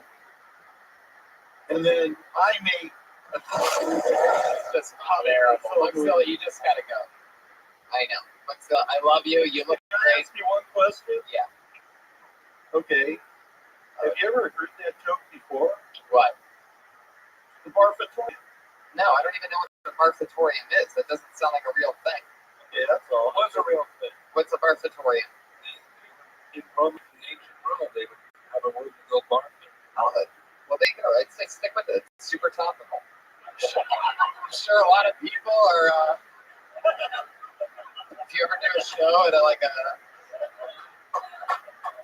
All right, guys. Thank you very much. Mike'Zilla, everybody. He's on Twitter at Mike'Zilla07. Michael Sofra. I do like this fact that he knew when it was over. He's like, thank you very much. Yeah, gets it. Gotta respect. Yeah, he's super cool. I love him. The next comedian is Missy Martinez, everybody. Wow. Excited. Hello, Missy. Whatever you want. Only have 10 seconds left. No, just kidding. Alright, so I'm Missy Martinez. I'm a porn star for the reason why your boyfriend or husband hears web browser. I've been doing porn for 4 years and I'm still as tight as Jean Benet Ramsey. When she was alive, or she was. And I'm a porn star and no, I wasn't. My bad. But growing up, I knew, like in high school, I was going to be really good at I had a lot of practice. Just dig, which was kind of odd because I was hooked. So, but hey, I was undefeated homecoming and prom. Yes. So. I don't know how long I'm going to do this. I can't count. So what you have so far, you have 10 seconds left. It's all good. No, that's great. Missy Martinez. Excellent. Was that your first time? That's your first time doing stand-up? Wow. That was very good. What's great is that you definitely have a perspective, obviously, since you're a porn star. Look what you just did to that, Rob. You got to rub his hand up below it. I've never had a black one before. Good girl. Jesus Christ. It's not about mics. Have you ever had a white mic? Anyway, so that's awesome. But you have punchlines and that's your first time. That was really good. Really? Yeah, that was really good.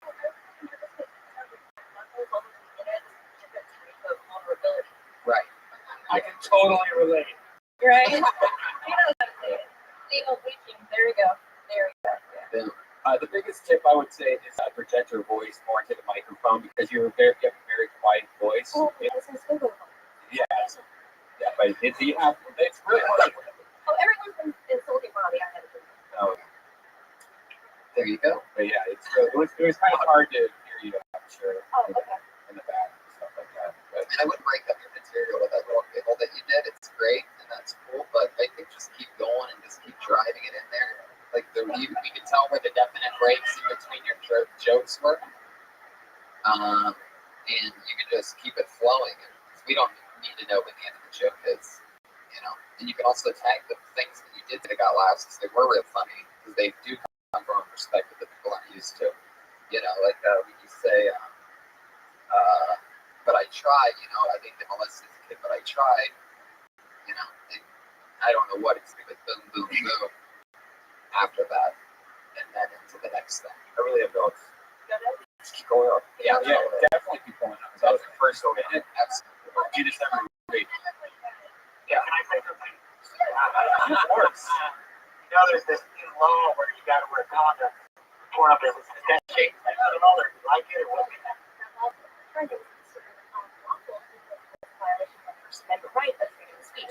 I didn't know that.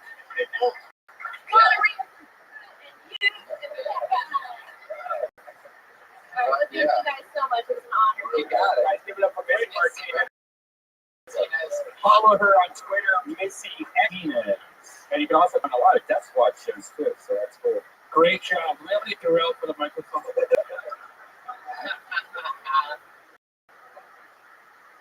Your next comedian by the name of Fleet Wiggins.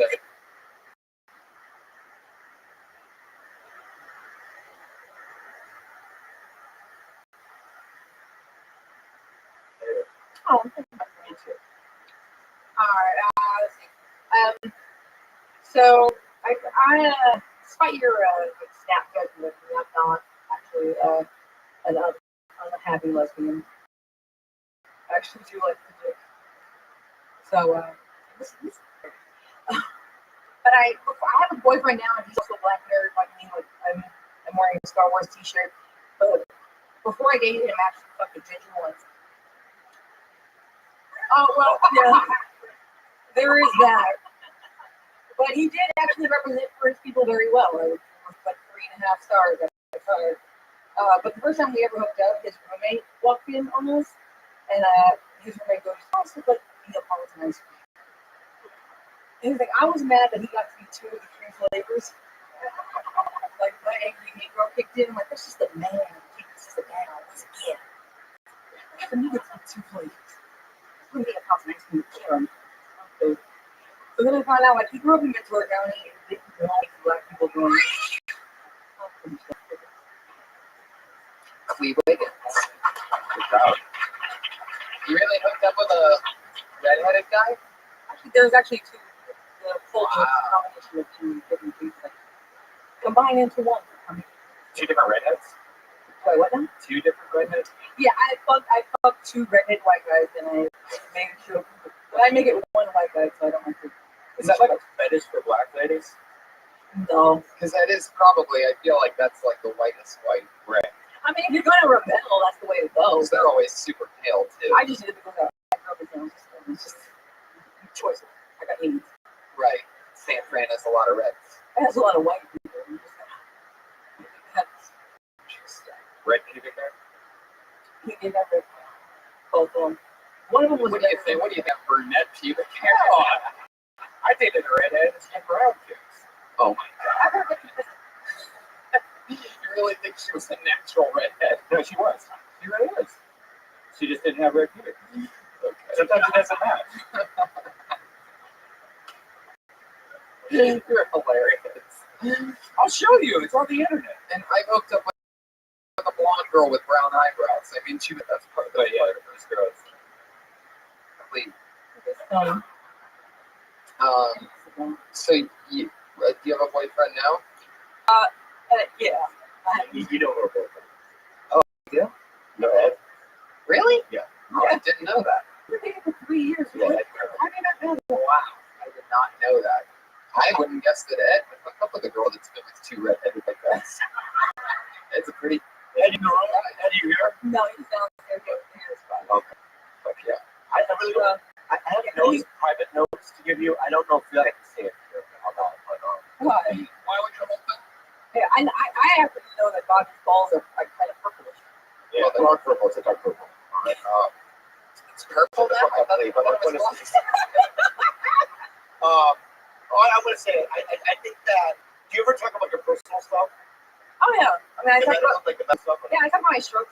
Yeah. I have She had a stroke. 4 strokes. And 4 strokes. Yeah. I think that's something that's real that you can talk about. I was thinking about doing that one, and I went to do it.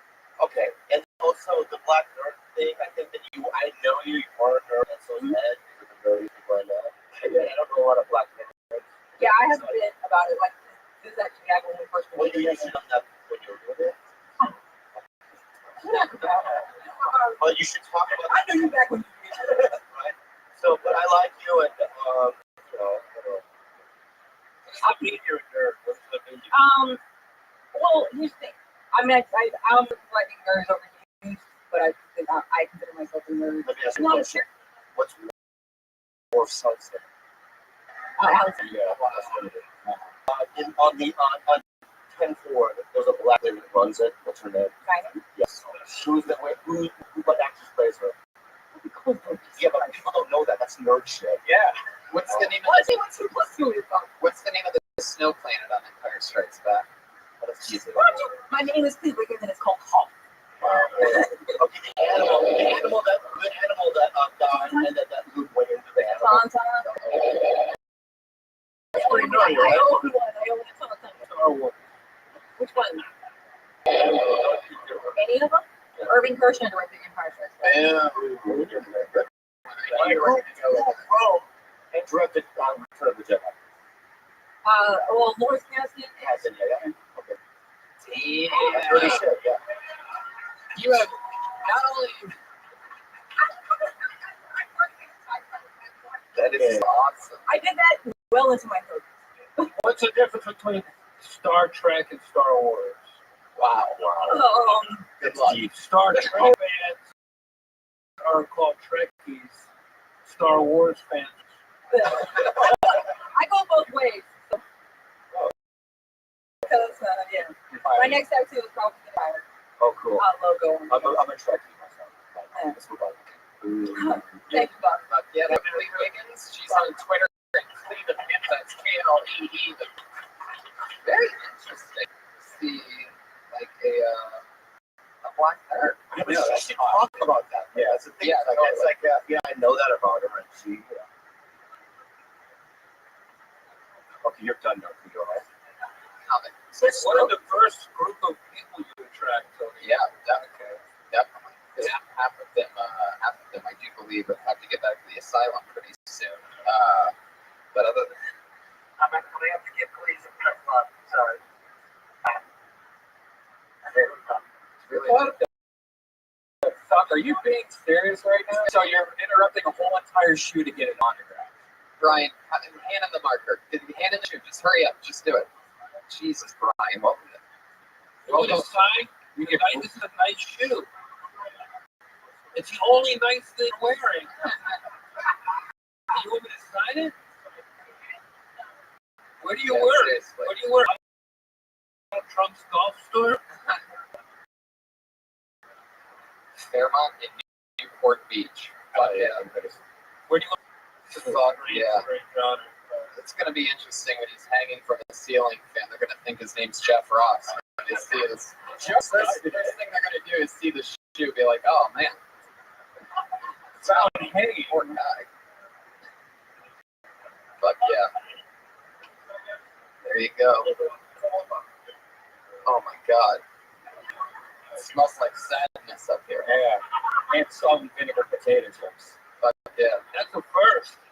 There you go. Brian Hibbert. We have time for one more brand spank. We did have two more coming up, but because of Brian, we only have one more now, guys. So just so you know that. Hilarious. But what I wanted to say real quick before that is I had to get. All right, now we have no time left, everybody. I'm here for Jake Beckman, everyone. Here he is.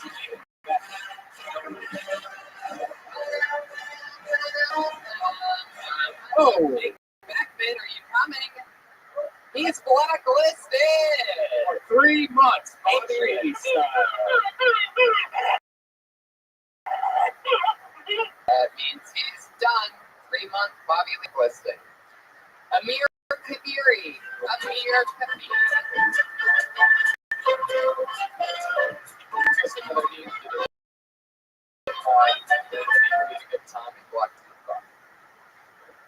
My name's Amir. I'm originally South. People always ask me why I don't have a Southern accent. I'll tell you why.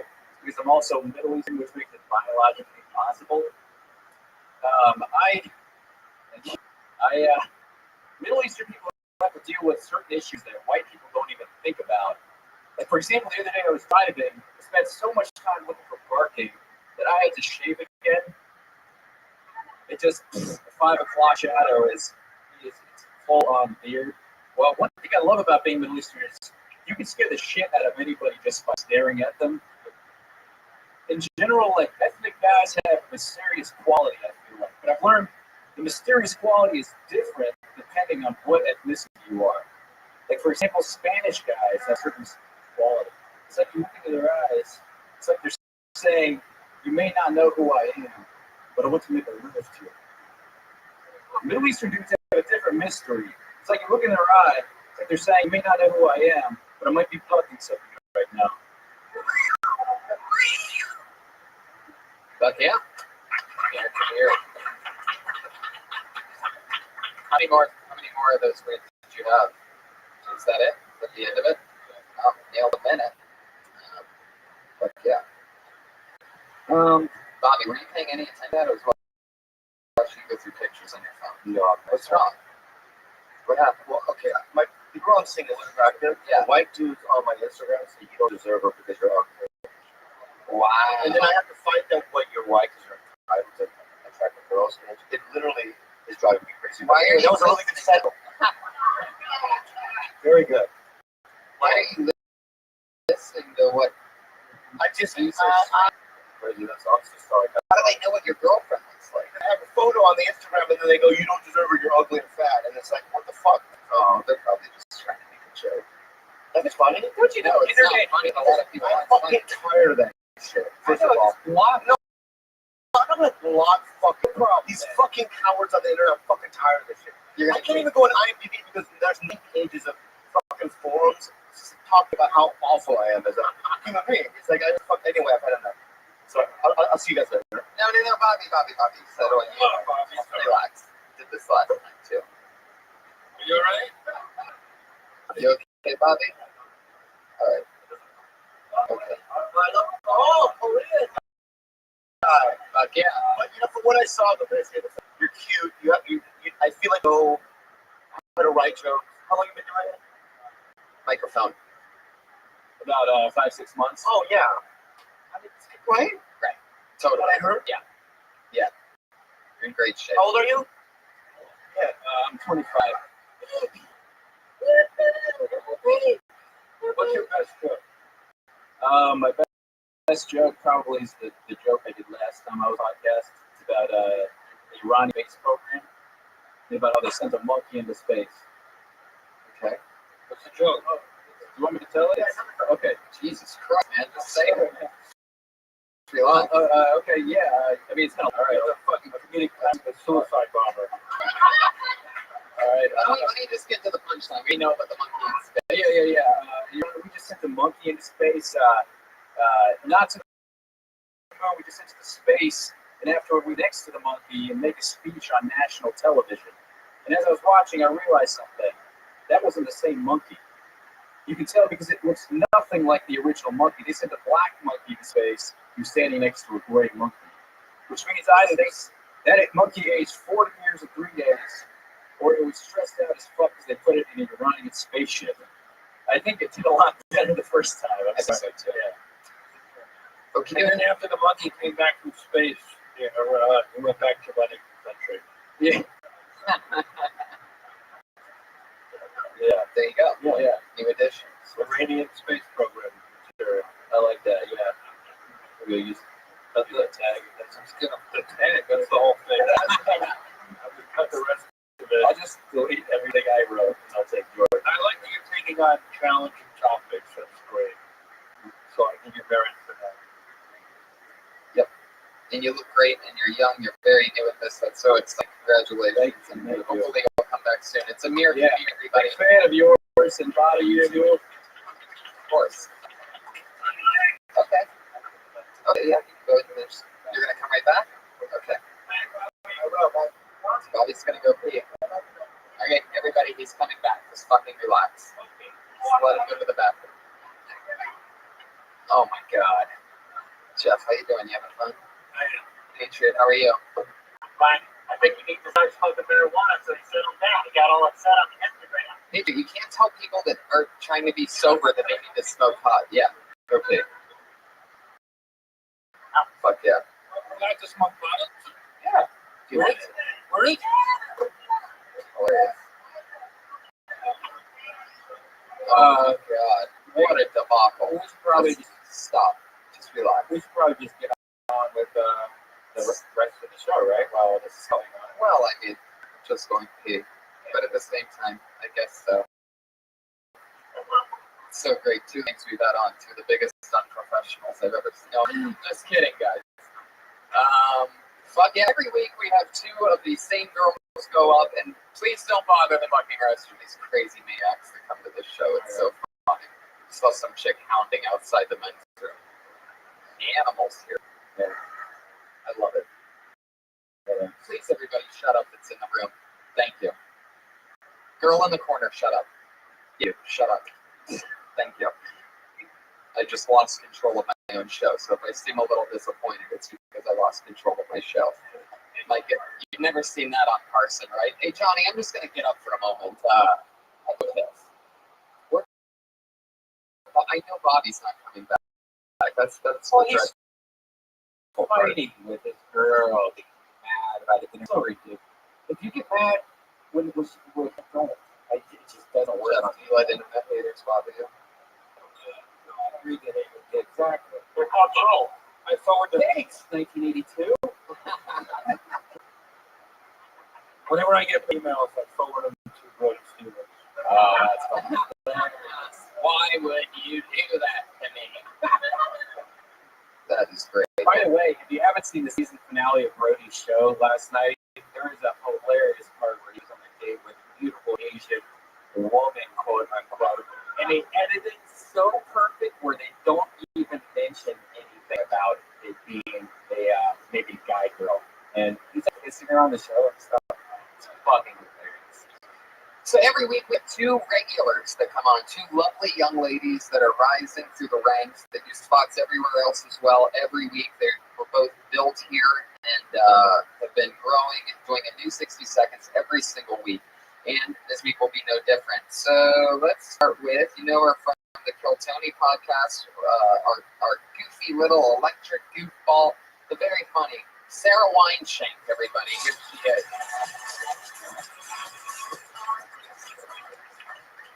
I don't like the beach, and that's okay. I realized other people tricked me into thinking that I liked the beach because they were so passionate about wanting to go to the beach. Do you want to come to the beach? I got to the beach and I realized I don't like the beach. Have you seen the people that hang out at the beach? Not great, guys. Very whimsical. I don't like seagulls. I prefer pigeons. Seagulls seem affluent and choosy. Pigeons, I feel like they went through a struggle, you know? I don't like a privileged bird. I don't want to be around a bird that has to choose between a panini and a sandwich. You know what I mean? I want to be around a bird that has to struggle to get that pride. Life is hard. Yep, don't like the beach. Why people shower there? Were you supposed to shower when you leave? Is that a thing? I don't like barnacles. I don't like tentacles. I don't like seaweed, lifeguards, sunscreen. I don't know. Seems like you're trying to not laugh by the end of it all, and you're just naming things. Particles, tentacles, seaweed. It's like I like it. What's crazy about that, the beach thing, is that the awesome visor thing from last week slides right in there. Yeah. So it's almost like right in the same thing, which I noticed immediately, and it's like all of a sudden, I fucking hate the beach too. Yes. There was something else that I was thinking the week, and I also saw a lot of tweets on Twitter about it. Yeah. I was typing a few of them, so I'm sure you got some. And it's funny that people are into that.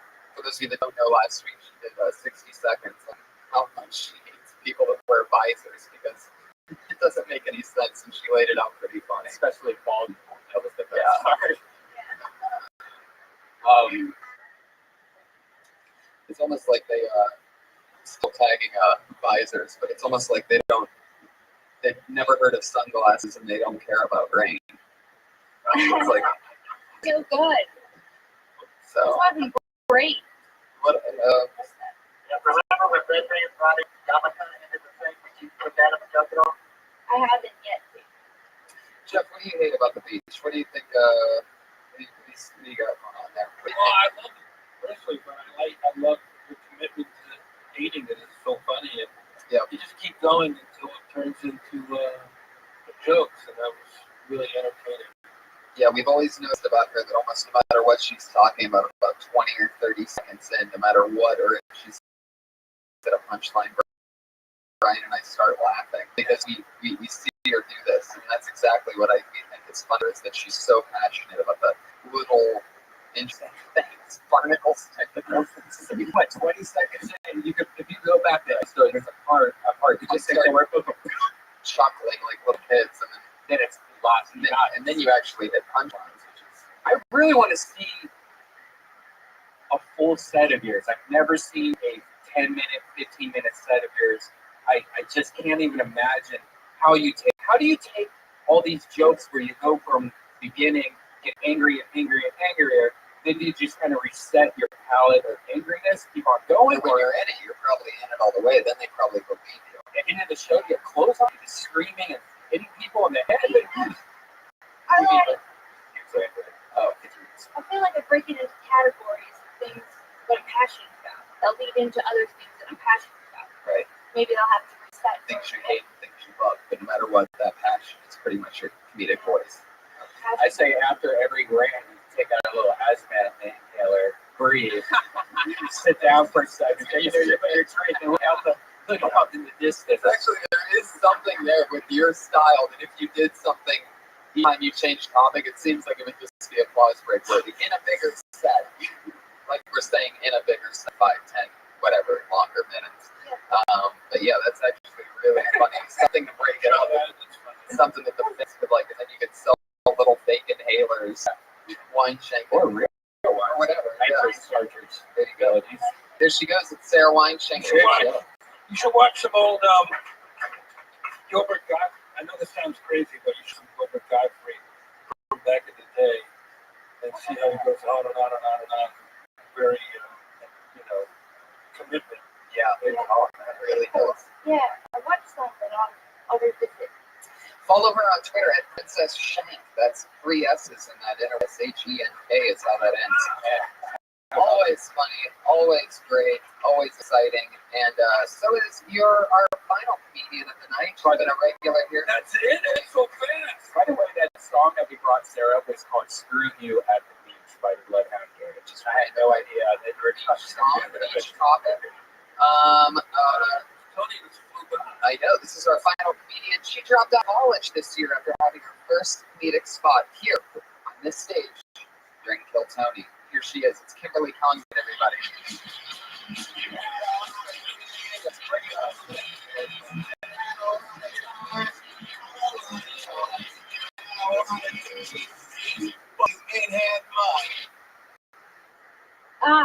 Hey.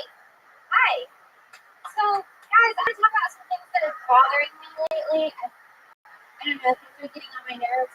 Like, people that get in elevators and push the door close button. It doesn't fucking work. I don't get it. I've never seen someone push it and the door fucking closes. It doesn't happen. You know what button closes the door just as fast as the door close button?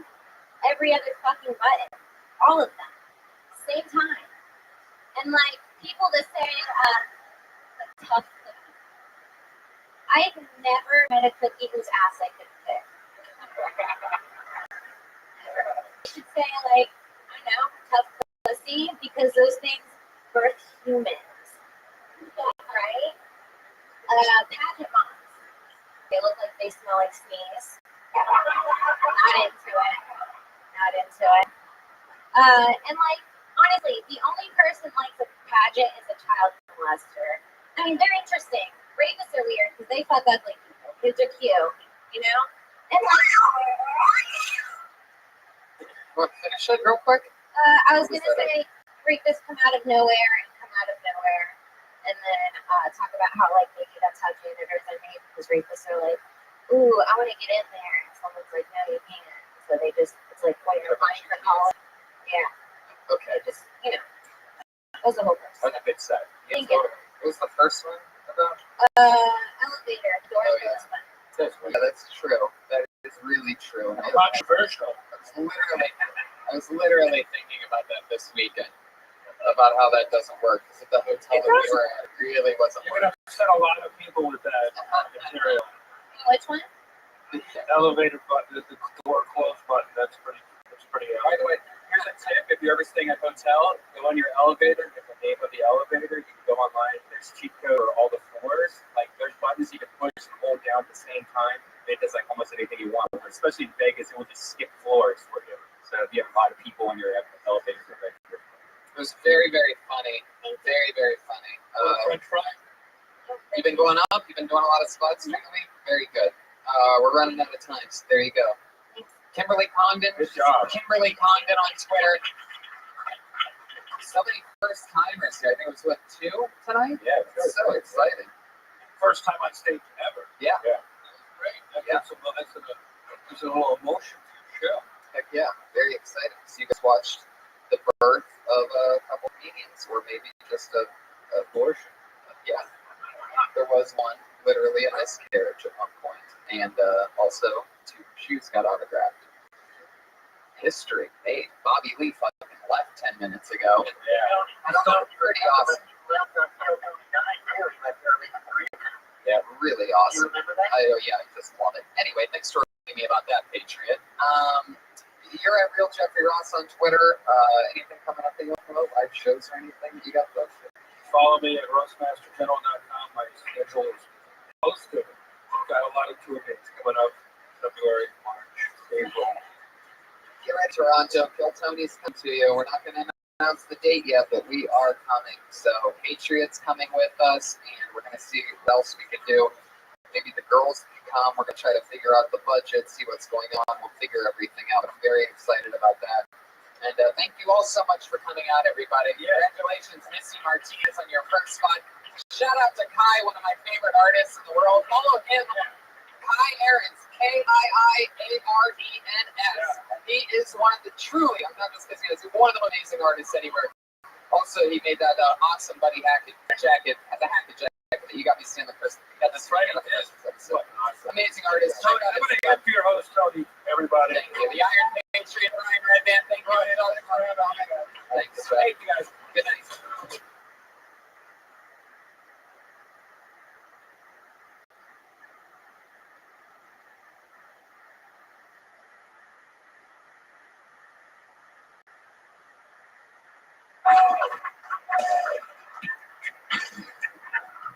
Yeah, everybody. Here we are. How you guys doing? Okay. Fuck yeah. I love it. Good to be here. Hi, guys. Where are you guys from? Cool. Welcome. How are you, Brian? I'm glad you're alive. I know. We almost lost Tony this weekend. We were in Houston, Dallas, and Austin for the weekend, and every night our show started at 7 o'clock. Yeah, which is a big mistake for us, because then you're having fun at 7 o'clock in a city in which you know that you're going to hang out at bars after that. So if the show's at 7 instead of 9 or 10, fuck, man. I'm sure you're already going at 8:30. God help you if, like, by the second night, what happened is we were hungover because we're driving from city to city and also having so much fun at night. There's some of that fun right there. So by the second night, by the third night, I had a shot before I went on stage just to feel better. So then you have a shot and a drink, and you're on stage, and it's 7:25. Yeah, we had no sleep in between days at all. Like, it was literally wake up, puke almost, drive to the next city, try to eat. Like, we ate Long John Silver's at a show gas station. And that's true, and that was our one meal on Saturday. Yeah. So you have a 7 o'clock show. So you get to the hotel at 5:30. You have 1 hour to try to nap and relax and gain the momentum for a big sold out fucking rock club palace show, which was awesome. 7 p.m. or something else. Yeah, I couldn't even eat the hush puppy at Long John Silver's too. So I had like 2 pieces of shrimp, I had 1 bite of a hush puppy, and like 2 fries. And it's immediately when we got to the show, the last show in Dallas, people were buying the shots. We're doing just too much alcohol, and I don't know what happened that night. We went because the shows were so much fun, and then when the shows are really, really, really fun, you're like, shit, we can't be stopped.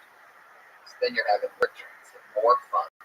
Not to mention, we went to a bar called Concrete Cowboy. If you ever go to Dallas, yeah, you have to check this crazy shit out.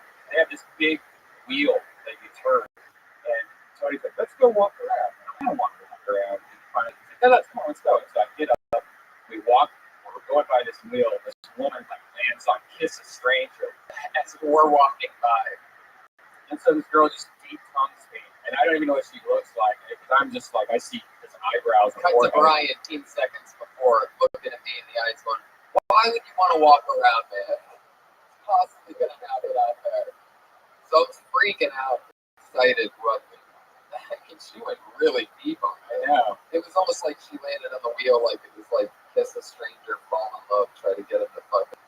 Yeah, and then my friend gives me like every single, like all my information. Like, oh, here's this website, here's this email address. And what did you say she looked like? She looked like Amy Schumer's sister or something. Well, you know who we talked a lot to the fans about Kill Tony when we were there, and a lot of them brought up our head of security. He's here again, ladies and gentlemen. Put your hands together for the Iron Patriot.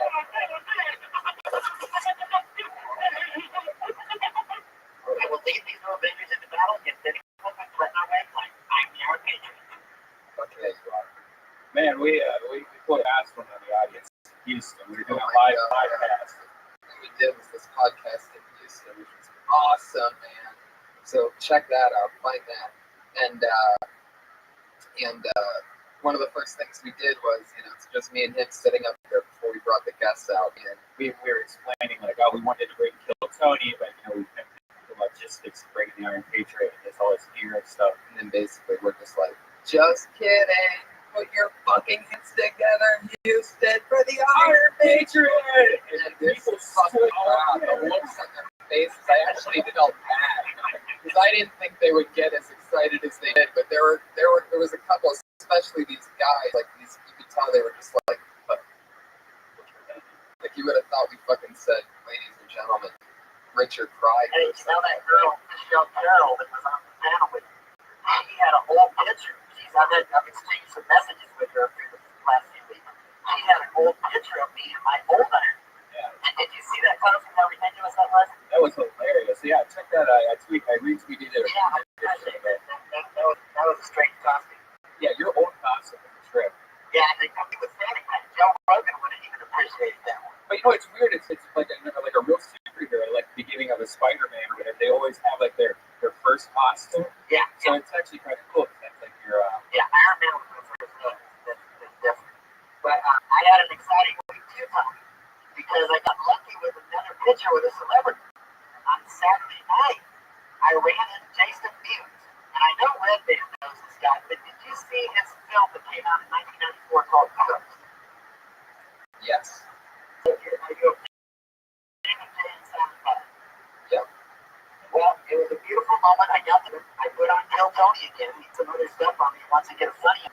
He's going to be here at the Comedy Store on March 6th to do a show at Smith. And, I know we always have guests, stand-up comedians on here, but if, he wasn't receptive to being on the show, if Kevin Smith came on, that would be kind of an interesting combination if they do comedy and films together with you guys. March 6th is a Thursday. But I'm just saying, if they're going to come to the club, maybe some time on the week before, I don't know.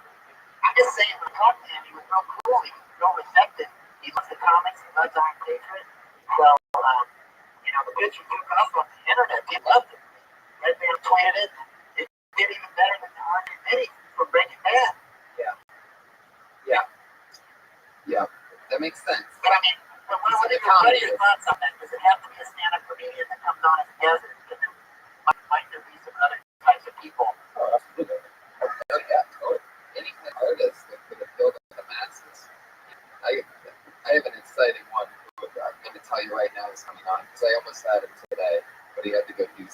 just going to say it.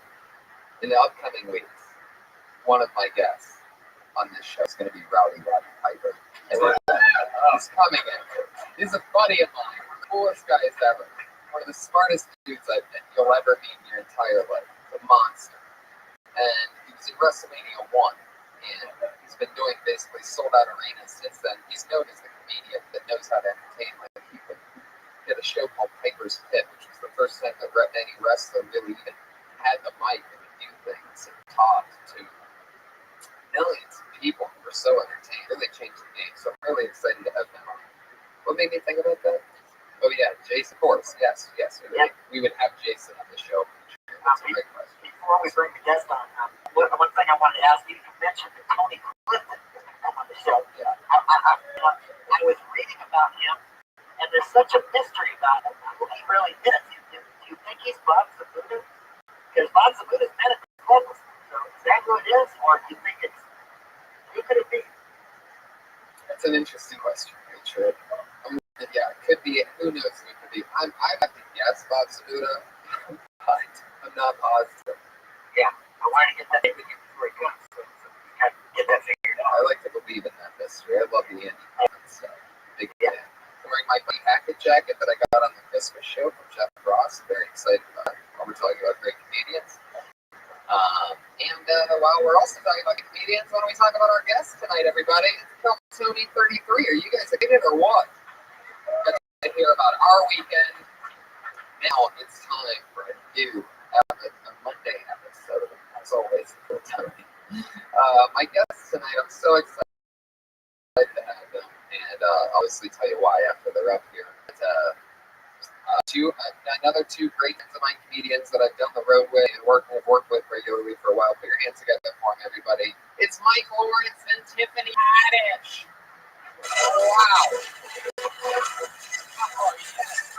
This is the music Mike and Andy we play. Come up to any other song that says Rider. Yeah, I mean, nothing says like being beaten up and called a queer in high school like John James Volume 5. Y'all ready for this? That's that guy's career. Just the guy was like, you all ready for this? He was ready for that, if nothing else, and has been for ever since. I bet you can go to Skid Row and there's like a homeless guy who's just like, y'all ready for this? I know I wasn't. Fame is a bitch. Fuck yeah, baby. I'm so happy to have you guys on because you're so different, so much fun. Tiffany, we just did, she was the third on our Texas tour. So we had a lot of fun. Tiffany introduced me to the powers of Pedialyte. Yes, Pedialyte is a powerful substance that can really help you when you're drinking way too much. We pretty much freaked out the whole city of Austin. We bought these huge gallons of Pedialyte and just driving around, somebody was driving around drunk, screaming at people on the streets like, Pedialyte! Are you having problems satisfying your woman? Drink Pedialyte to make your tit bigger or some shit like that. We about to say bit digger. Yeah, I was. I'm already fucked up today. Oh, yes, you can. I was watching Red Man Twitter, and I saw when you joined the tour, when you got to Austin, and with one vine after another of you singing and dancing, you got a lot of energy. Yeah, when I'm intoxicated, yes. Yeah, I noticed even at the airport on Sunday, you were still dancing. Oh, yeah, I was sober then. It was on. I just wanted to scare white people. That was embarrassing. Just dancing in the airport. Say this stuff, bro. I love shit. I love it in the vine. You put the microphone down your butt, strange sound came out. It wasn't my butt. And it wasn't a strange sound, it was familiar. Sorry, what was that? What was that? First off, it wasn't a butt, it was vagina, and that was all they okay. That was bubbling up. That had some good sound. You like that? Don't play with me. Do you vibrate? Why does the Iron Patriot sound like Mr. Tasty from Pete and Pete? It sounds like I was with you last summer, but now I have to go to make other children happy. It's like a Puerto Rican wanted to start a pride parade, found an Iron Man costume and painted it. Wait, you actually want to hear the squeak that you're talking about? Would you guys like to hear this? She did this as a closer. I've heard it for only because it was requested. All right, here we go. Wow, that's a weird beat.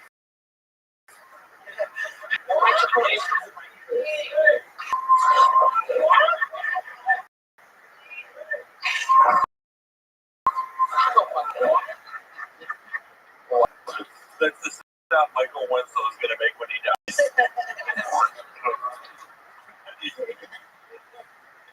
Mike, let me talk real quick. Yeah, I remember you. I remember your first appearance, Dark Avengers, 2009, written by Mike Bendis, drawn by Mike Yano. Yes. I met him down the block, and he won my heart right away because he knows that I'm the Norman Osborn, aka Green Goblin. I stole the Iron Man suit, painted it red, white, blue, and turned America into thinking it was made for us. That would be a good movie, wouldn't it, Mike? Oh man, am I too old when my childhood is talking to me and I don't know what to say back to it? Why did Dad leave us again? Why was Papa in the driveway? Mike, let me say something about your life for a brief today. At the age of 16, you started working at a McDonald's in Florida. If you learn how to deal with hecklers, you take people. This is my guardian angel, by the way. He's supposed to tell me not to commit suicide on Christmas. Learn how to deal with hecklers, people who drive through and calling from McDonald's. Now, 50 over 10 years, this is personal. Now, what I want to say is, last September, you wrote an article for the Huffington Post, and this article was titled, "The 5 Things I Learned from Doing Comedy in New York City, and I Pass Along to Younger Comics." What are those 5 points that these comics would love to hear?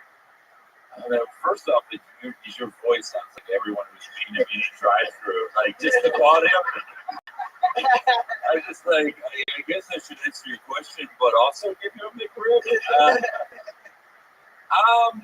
Well, the first, I don't exactly remember, but one of them was about how you should only be bitter about the things you're eligible for. I think that's really important for comics. I mean, I have been skipped by BET Comic View for the past 5 years, despite incredible floppy pussy jokes. I don't know why. Another was have a life outside of comedy. I have a fiance, and I'm the first person to look at this and say that. That's an achievement in itself, right, Jesus? Yeah, you found someone. Yeah. It's like, doesn't it? Yeah. It's like, why do they stick me to the cross? Because I stole a hacky stack and said Dave Matthews Band's last album was so hard. You are special kind of Jesus. Yeah. Isn't it? Oh, there you go. That's something from the peanut gallery. Yeah. That was her minute, right? Yeah, she only gets 55 seconds. But yeah, so you guys know what we're doing. The comedians come up and they do a minute a piece and we chat with them. Cool. Awesome. You guys ready to get this thing started? Let's go. That'd be great. 2 people that I've had so much fun with. Comedians come up, you guys, most of you guys know the deal. You get 60 seconds. So in that 60 seconds, you know your time's up because you'll hear the meow of a kitty. That's just her queefing. You're gonna queef kitty. Ouch! Why is it smelling here? It smells good like chicken. Yeah, it smells like chicken. You want me to queef in your face? It smells just like KFC. I smelled it on microphone. I had to follow her closely with a tweet. She queefed like, "Ladies and gentlemen, Tony here." I get 12 spices. Yes, season to perfection. Yeah. If you hear the meow of a kitty, that means your time's up. Don't run that down, or else you're going to bring out the angry West Hollywood bear. Wow. Yeah, he sounds extra angry tonight. That just sounds like the MGM lion being put to sleep. Yeah. Shot in the head. So let's get into it. Bunch of comedians that's lined up. You guys excited or what? Yeah, I want to see this. The first comedian tonight goes by the name of Antonio Houston, a.k.a. Spirit, says his friend. Double name.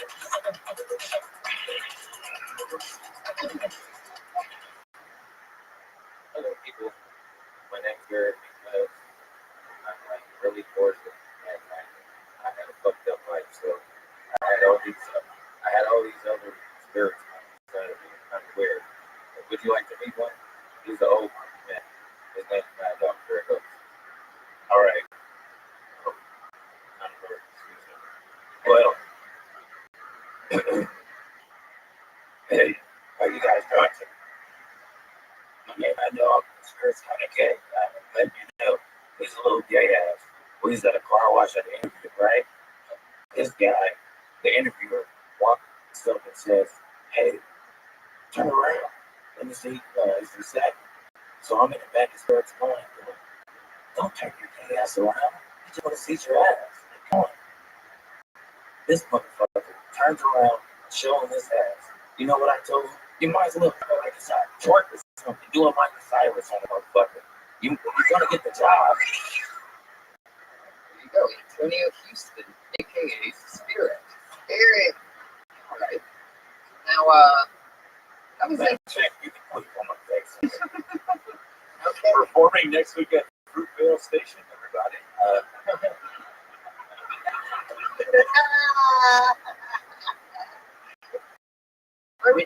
When you said U.S. spirits come inside you,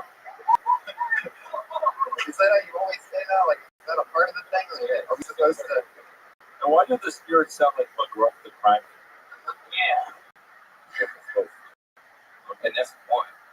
I have no different kind of spirits as well. I'm sure I'm going to be one of them if I say the wrong thing. How long have you been doing stuff? Well, been on and off for say 3 years. 3 years? And how often do you get on stage?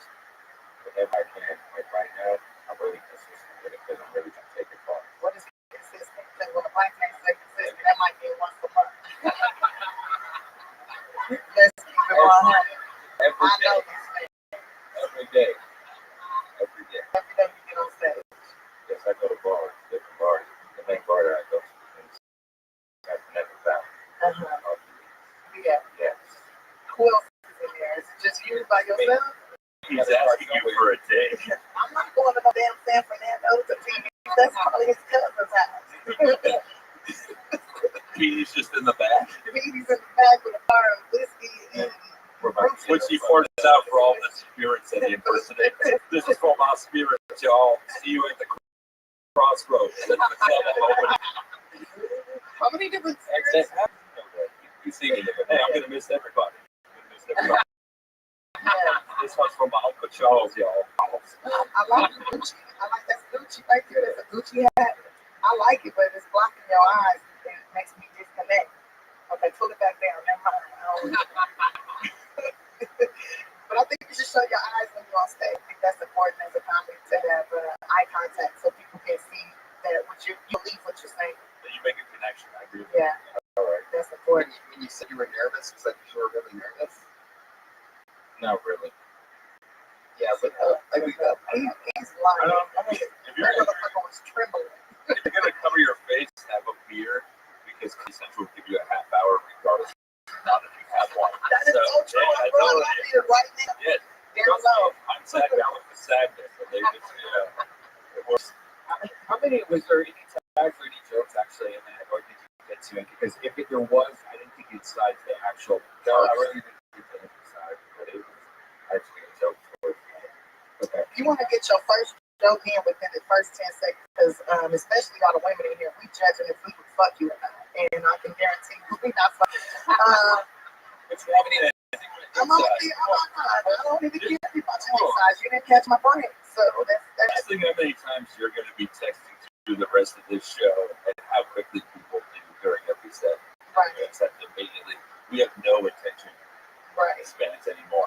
Yeah. And if you're going to wear the hat and cover your eyes and you're talking about spirits, come up there with like a little demonic kind of swag and be like, yeah, my name's Spirit. I don't want you to see my eyes because I will suck up your soul. And I'm like, oh, let me open my pussy up. He's sucking out spirits and shit. Like, I mean, this is you're performing for the original Spirit right here. It's the Holy Ghost and the Heavenly Father. Eat bomb for your sins, you know. Do you always check out when you're on stage? I just said Whichever one of your spirits told you it's good to chew gum on stage. It was. I think it was I smoked too many spirits beforehand. I just wanted to do the Spearmint. That shit is bubbles. Menthol. No grounder. Yeah, it's watermelon bubble yum because he said it was kind of gay earlier. We went to it's Bubba.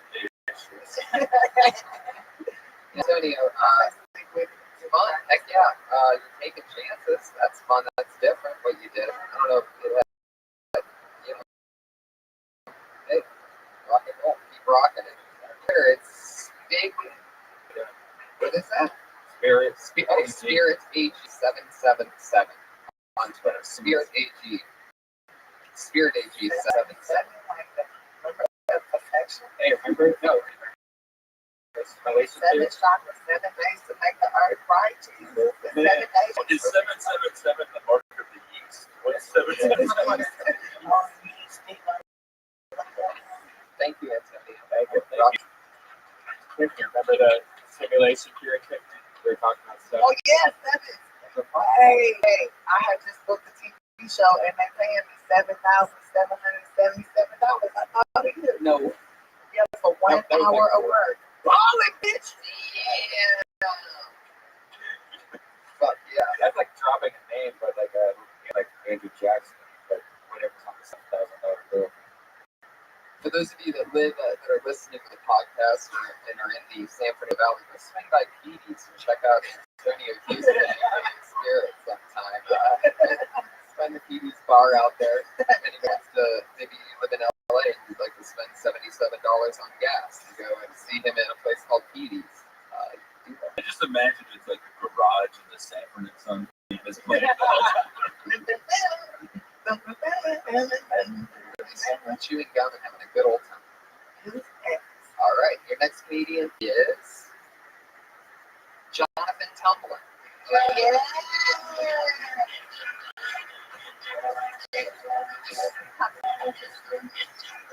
What up? I live with a 31-year-old white man who likes ratchet bitches. I woke up one morning and he was like slaying this girl in his bedroom. And it woke me up, so I was like, I might as well get some water and warm him up. I go into the living room, it's like an 8-year-old little girl playing Little Big Planet on the TV. Now I have 2 decisions to make. I could just, act like I didn't see her and walk back to my room. But then I heard her mom let out a groan that was just.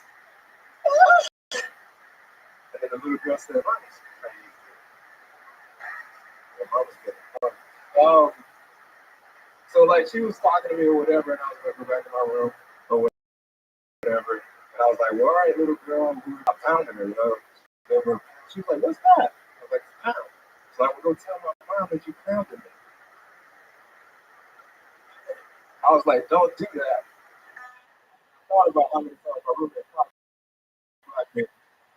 And I was like, "Yeah, go do it." She never came back.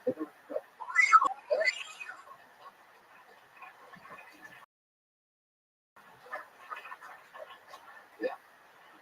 Right now it's thinking himself.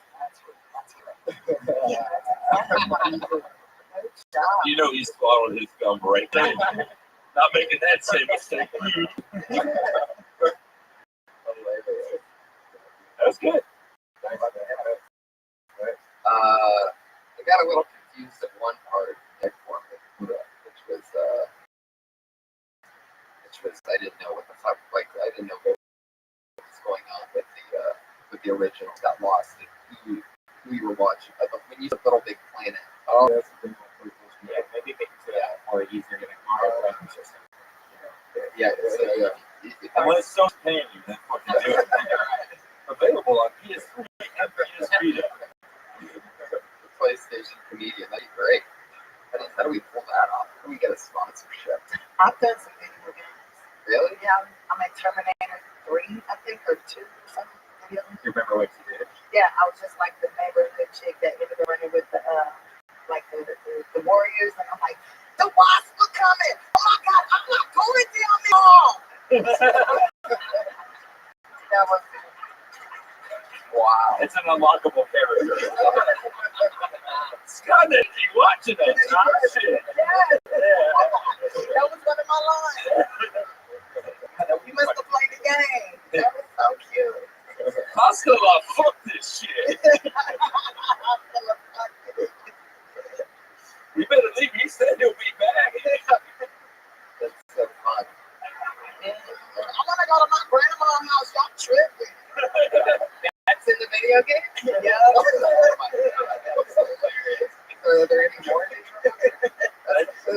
are That's great. less ghetto than what the white people are saying while playing it. Yeah, she's not being homophobic. For people listening at home, please find videos of Tiffany in this game and tag me in that. That's hilarious. I know somebody that does the hooker in his Grand Theft Auto game. Really? She's got to sit there and just do whatever she wanted. I bet you she got paid like a motherfucker. I'll suck your dick for $5, but first, I need you to rub my feet, motherfucker. That's what I would say if I was a motherfucker. I've been walking. Rubbing feet mini game that you have to do after. I keep pressing X, but all it's doing is touch the toenail. I mean, video games are made by Asians, and foot rubbing is perfected by Asians. We got something here. Yeah, let's do this. Get a Vietnamese girl, be like, I rub it. And then I rub it. What is Mario brother, he got a big idea. He's a princess. I love it. What is Little Big Planet? You were actually playing that? I wasn't playing. The little girl was like, that's her, I guess, waiting room thing. Why not? Yeah, you build a planet, build a whole, like, your own video game. And why was her mom getting destroyed? She was 6 months old. That's right. You live with a 31-year-old white dude. What does he eat these girls on plenty of fish? I don't understand when you say 31-year-old white man and an 8-year-old girl, everyone looks at me. It's the worst. So, That's pretty, I mean, that's just sad, man. Like, you bring your daughter in the same place. At least you're not leaving her at home alone. That's even worse. We're just hearing the sounds of she knows what she's going to be doing in 3 years. She knows what it sounds like when doves cry. But that thing, she looked at me like, I don't know. Like, she's like, whoa, what up? Playing the game, man. It seems like that's two jokes, like almost the premise and stuff. It seems like the hand pounding thing that should be someone completely else that use that hanging out with this little girl on Mom Street. It almost, She needs to come back with her sister, who's like 20, with no titties, and then just go from there. Yeah. There's almost something in the fact that the mom met the guy on Plenty of Fish while the little girl's on like playing Endless Ocean. 20 with no titty sounds like a coming of age novel that I want to read. Yeah, well, that's the writer the story of my Recipe. fucking life. 20, no titties. Please fuck me. Jennifer is 20 with no titties. The world is flat. You gotta write this. It's in development. Jonathan, that was great, man. You brought it. Jonathan Tumblin, everybody. He's J Sherlock T on Twitter at J Sherlock T. And really, they're realizing how the industry works is they do a set that we just talk to each other, forget they exist, and then 5 minutes go, oh, you can go home now. That is, there's nothing to win. There's nothing to get. Patriot, how you doing over there?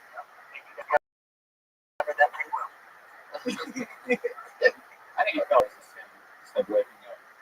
Hey, can you fall asleep standing up? Or you? Yeah. sometimes I dream. It's just weird that the microphone's at his dick, so you just think Dick is talking the whole time. You got a speaker at the chest mic, and then that's where the sound's coming out this way. We found this the best position for it. Okay. I knew there was a logical answer. The Patriots professional background extra. He's in the background of this major TV shows and a ton of movies. I probably worked with him. You know, I used to be a background actress back in the day, in the late 90s, early 2000s. I was actually the very first African-American woman ever to appear on the Hannah Montana show as an extra walking around in the back. I showed up to stay on time. And you know what's funny? You say first like there was a last. I think Gomez is probably. There was like two other girls. I know for a fact. Billy Ray likes something. I know for a fact, Tiffany, that the Patriot has worked on Minimum. Yes, I was on one of the last episodes, 2009. So you were looking at the beginning, I was at the end. Yeah. Yeah. You want to fight? Yeah, get it on. I just want this show to end with us taking the mask off and it's a skeleton and he's been dead the whole time.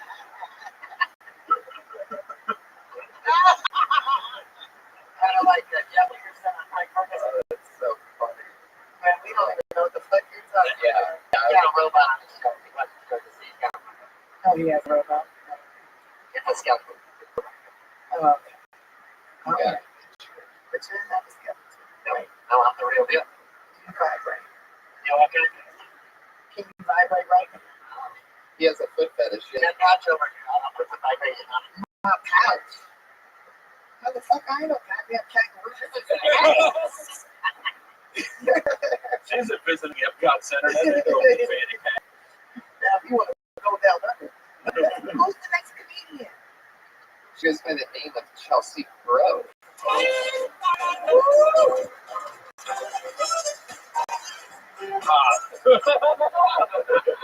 Come on. Implying it is one thing, playing it is another.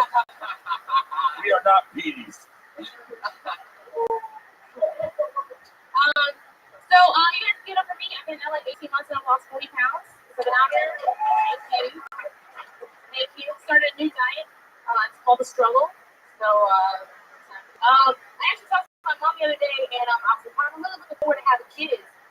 And she's like, well, just make sure you're sure because I'm not raising no more children. I'm like, you know, go help take care of your grandkids. She's like, no, I was in the bedroom with you when that orgasm. That was all you. You was the one talking about, oh, daddy is yours, daddy is yours. And I was like, okay, well, mom, what about to go out of town or travel? She was like, listen, every time you get that child, you think you're little, just remember, that is what a good nut looks like, okay? Because that's not what you're about. They're just good nuts, good climaxes. Okay. Well, if you're having a bad day or a bad set like this, just remember to take a pregnancy test. Because when it comes to that negative, you're going to go a whole lot brighter. So, that's it. Ready? Chelsea, what was the punchline in the first thing? You're on a diet called. The diet called The Struggle. Like, because that's why I lost weight when I moved out here. I thought you said strong. Oh, that's what I was talking about. I think you should know, because I've been on a diet. It's called pause. But just take a pause and go, struggle. Right. Like, emphasize struggle. Okay. Yeah, that would kill. Okay. Yeah. Okay. Because I was thinking, and then you're in the beginning of your next joke, I'm still trying to think of what exactly it was like stroking off. You normally talk that fast that your normal set. Yeah, no, that's something I have to work on. I normally talk fast just in general, so, but I know I say that I'm not talk so fast, so Never say that you're bombing. That's our privilege. That's our right. But, I mean, I'm joking, but like, you can lose a crowd for 9 minutes in a 10-minute set and still win. But the second that you tell them you're done, they realize it. So just, if the first joke doesn't go well, that's fine. Yeah. Maybe we're the assholes, and you'll prove us wrong with the next one. So just, believe in yourself. Always have confidence and believe in yourself.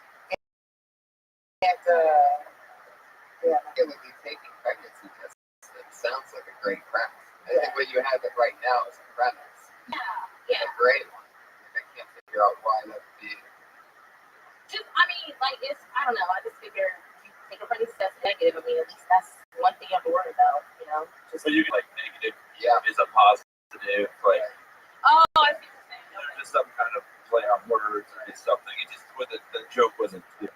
I just love your energy. Your energy is on point. That's like what I would off of when I'm at a show. Because I come to comedy shows. When I do come to a show, I come to have a good time. And I want the comedian on stage to be having a good time. And it seems like you were having fun. So to me, that's really important. Thank you. Mm-hmm.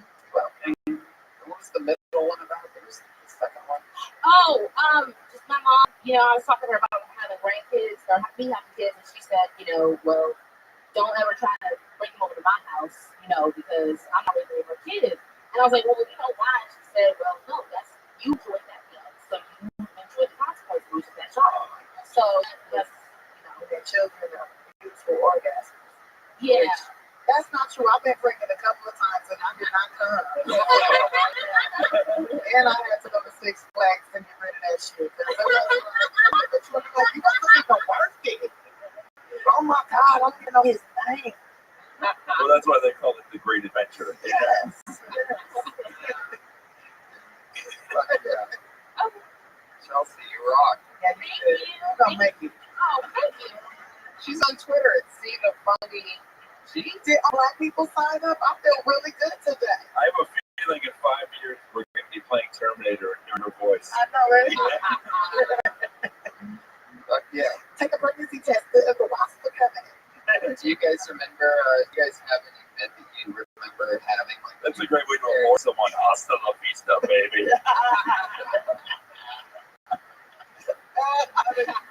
It's what the tumor. Those should be posters for Planned Parenthood.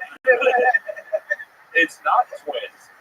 Which is funny too, because I am the spokesperson for Planned Parenthood in Oklahoma City. They got a bus with my face on it and everything. are you serious? Yes. Once you go there enough times, they make you a spokesperson.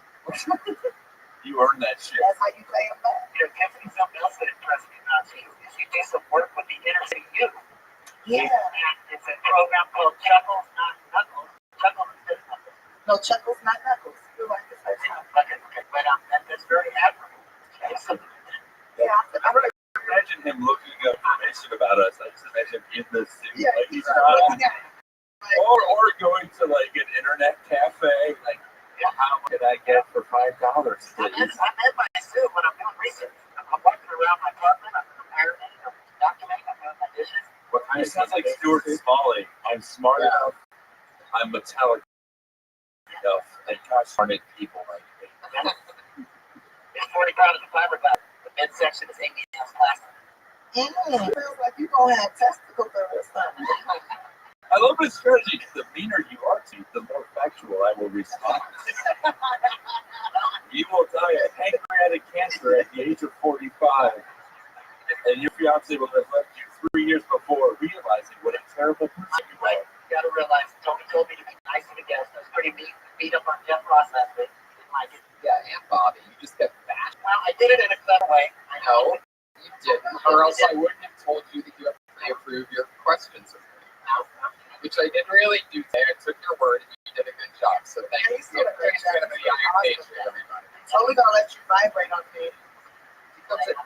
Came at Jeff Ross and Bobby extremely hard last week. Sometimes you get a little out of line. You have a couple good weeks in a row. Well, I had a lot of the guests come at me pretty hard, so I'm What's that? Man-carried shit. That guy goes there, we just don't recognize. We have to stop bullying, is what he's trying to say. He's been bullying. And this is a part of Chuckles, Not Knuckles. We teach kids how not to bully. And if they do bully, But Iron Patriot wasn't a superhero. He was a villain pretending to be a superhero to fool the world. And bagged out his evil plan as was displayed in Dark Adventures The List. And then Peter Parker defeated him when he found the disc that had all of the Roman's names on it. So he was a hero. He was a bad guy. He was just pretending to be wow, you checked on that. It didn't make sense. He tricked Americans to think he was good for us. Yeah, so he wasn't a hero. He was good. Yeah, well, I mean, most people don't know that story. That's why. Yeah, you're on the same lake like me, man. We gotta get together later. Yeah, you're going to get assassinated. That wavelength is just a hand masturbating itself. I can just see Mike now clearing the schedule for the rest of his week so that he can hang out with you and talk about comic books. Hilarious. Next. We just ride this together and nobody judges us. They treat you like people. I love it. He can only ride, by the way. Oh, You know about this? No, you can't sit down. Did you know that? You have to stand on the list. I bet you be freaking out the crackheads. Or giving them hope. Or giving them crap. You're going home on the bus with me tonight. I'm gonna take you home. No, you can ride in my little Corvette. I got a Corvette. You can see it.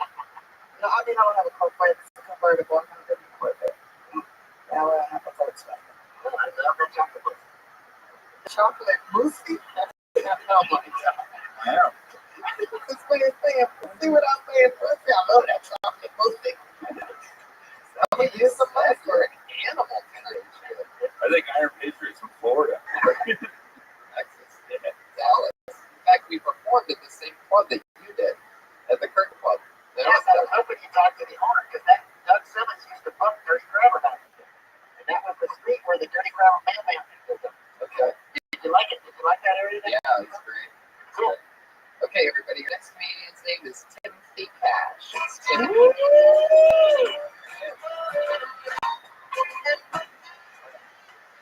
Do a whole bit. Broke out sex twice. I'll tell a joke. Actually, I've accepted to probably be single the rest of my life. Not by choice, but every woman I meet says the same thing. Then I'll say, I'm tired of playing games. I want to play more games. I need a man that doesn't play games. That's love me some yachts. This kind of thing don't work out. I don't know what I'm going to do. I'm going to try my other dream job. Want to be a fireman. Give it a shot. You know that saying they say, fight fire with fire? Don't ever do that. A flamethrower will not put out a fire. In fact, it's significantly worse. 2 o'clock into the bar. Bartender says,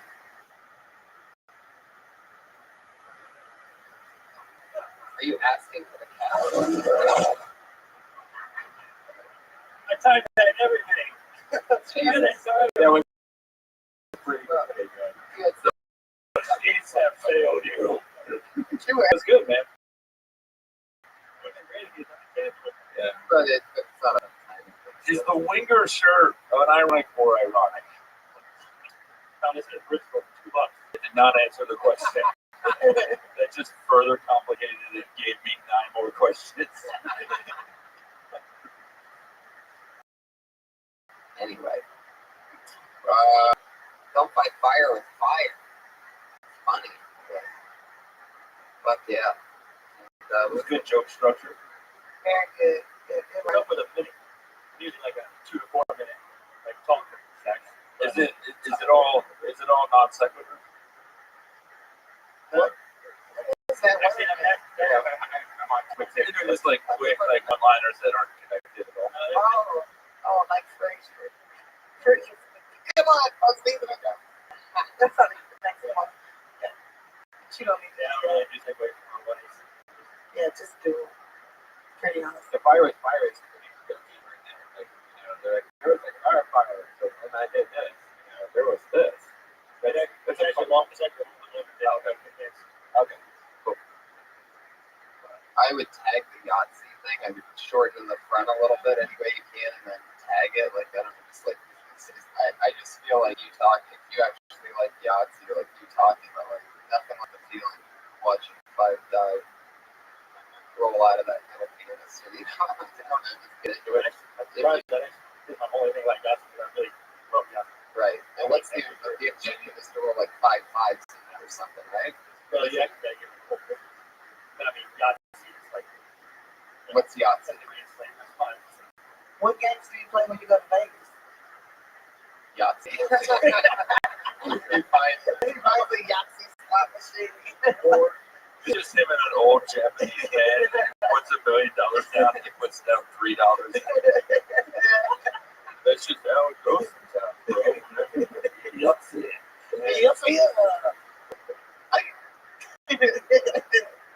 But yeah, I mean, the thing is, like the chain and the way. I mean, you look like everybody who's ever sold Slipknot tickets outside a concert. But I don't know what is this what you're going for? Like the winger, I mean, when you first Winger is a horrible band. But when you first walked up, I thought that 70s show. When I first thought, I'm like, oh, that's the guy from that 70s show. I don't like Sure. Okay. Do you smoke weed? Yeah, you look like you got some good. Like you grow that shit. Chain, honestly, I've had chain since I was like 12 years old. I used to use like 2 months here. My dad would always make fun of me. We'd like go on road trips, stop at truck stops, and he'd like point to the truck at Wallace. Like, I'm gonna get you one of those. I'm like, shut up, yeah. So what's the excuse for the janitor's chain on the other side of the keys. Because you only need these like 1 or 2 keys. And the stormtroopers. This is the thing. As a comic, you should want to be Darth Vader, not a stormtrooper. Have a fucking ego. Do not be one of the dudes who just get shot once. Be the fucking star. Don't think like a stormtrooper, man. You might as well be a fucking Ewok, man. Be Darth Vader. Be Boba Fett. Have some amazing lines, but we still kind of forget you, but think you were cool. Like just be, but don't be a stormtrooper. You want to be able to stand out, you know. And then look at he's not dressed as one of the henchmen from the 1966 Batman. He's not that dude in the shirt that just says Bob #1. He's a fucking villain who tricked people into thinking he was a superhero. Yeah. Thanks. No, because it wasn't that fun. Anything. Well, thank you for By the way, you didn't even realize that you said it and it was funny. So, but that would make me the ironing patriot. The ironing patriot. You did it. That's it. I'm going to iron flag. What's that? Tony Stark. Wow, look at you, buddy. Osmosis is rubbing off at me by osmosis. Being around you guys. Well, yeah, of course. It's about time you say something fun. It's been 33 weeks. I love that the girls pretended to get that. Oh, Tony Stark! Here's my headshot. How fun did you? That's really funny, Patriots. I love about LA. They won't laugh, they'll fake laugh. It's awesome. Yeah, I can tell how excited he is right now. Normally, he doesn't make this hard of eye contact with me. Like, he's just looking at me, being proud of him. He can't. Oh my God. What would be great is if every week he tries to make that Tony Stark joke, but there's no context for it. He's like, what the fuck? It's like, are y'all ready for this guy? Like, I had my moment and it's gone. Timothy Cash, fuck yeah. I would acknowledge something about, I don't know, the way you look for him. I mean, I'm sure you do that. I'm just saying. I don't know. He's great. They want to get rid of the beer. Oh, don't fucking do that, man.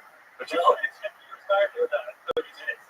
Guaranteed 30 minutes. Yeah, man. But my beer grows like this will be back in like a month. Really? It'll be back in 2 days. Every time I eat, like, see, I got your mustache. Every time I eat, I have to take a comb out, put balm.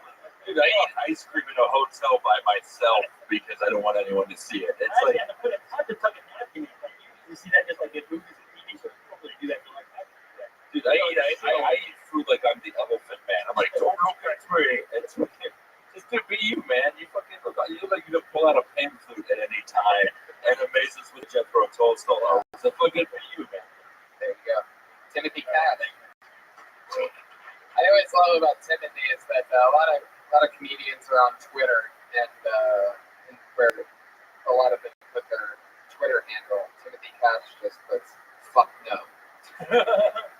Get on Twitter. I don't do that shit. Twitter, is that a part of the vagina? That Twitter. I've had a few Twitters in my day. In Albania. Fuck that Twitter. Don't even have that own TV show. Yeah. Put your hands together for Calvin Locks.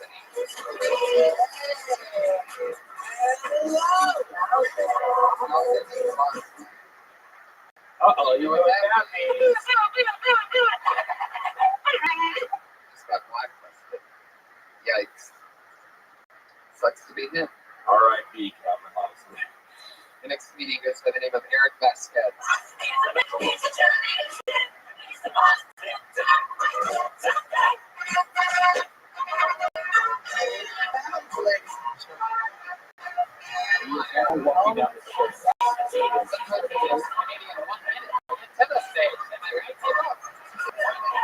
Eric Vasquez.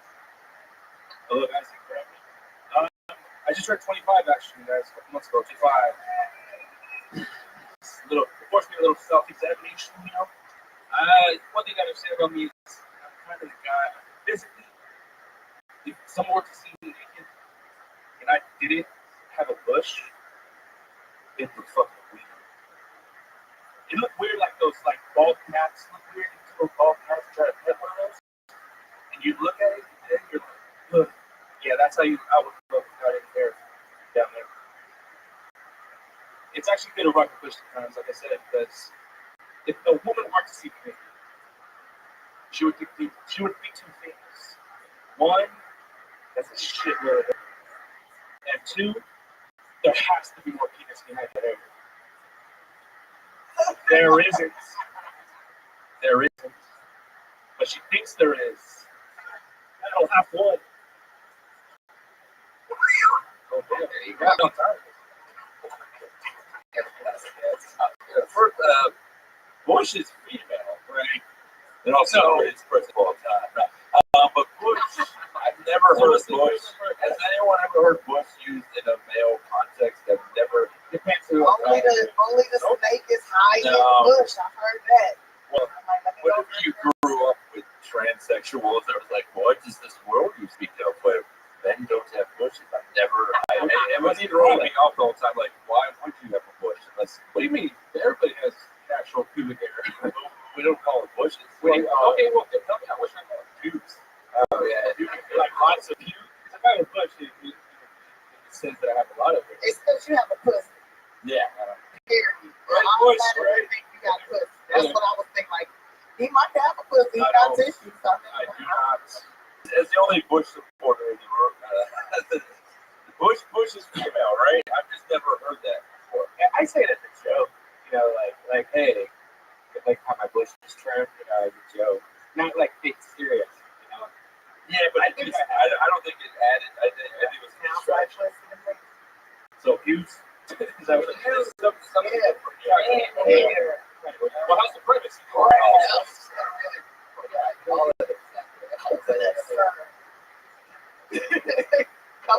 Do you like the premise? Do you funny? I think it could be if you just get into it. If you start telling us what it's like instead of trying to make us picture it, because then it gets gross. So you're sort of like half describing it, and then all of a sudden we're looking at you, and it's just bad. So if instead of giving us too much time to think about it, start throwing out things of what it does look like. I think it was saying that you have a tiny penis and lots of hair, then get into it. It's like a fucking. Sounds like a clitoris.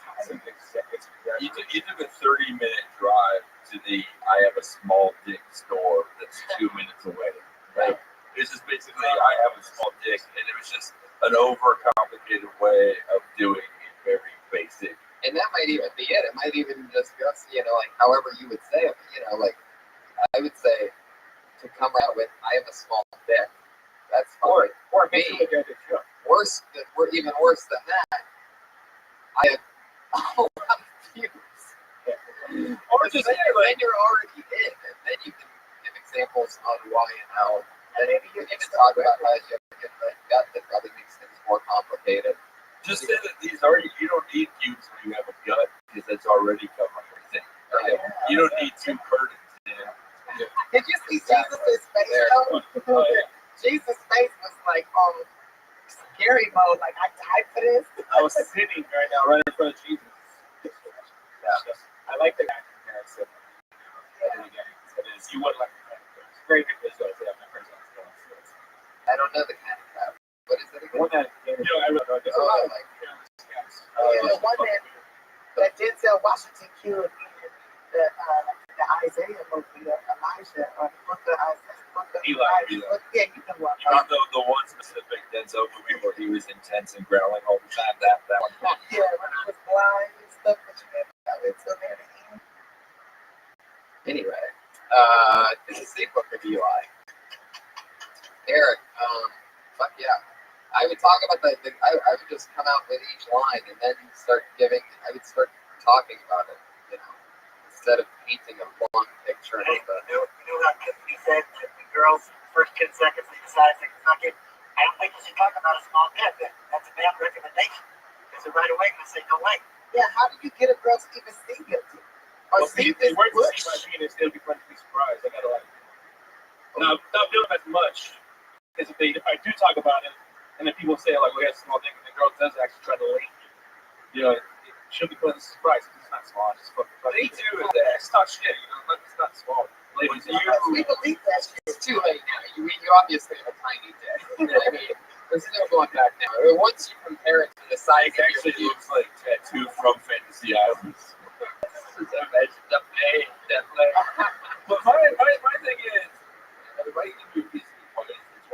self-deprecation, you have to sell the shit out of it and own it. When you talk about how ugly you are, how fat you are, or how bad of a lay you are, you have to say that shit as if it is the curse that you have lived with for years.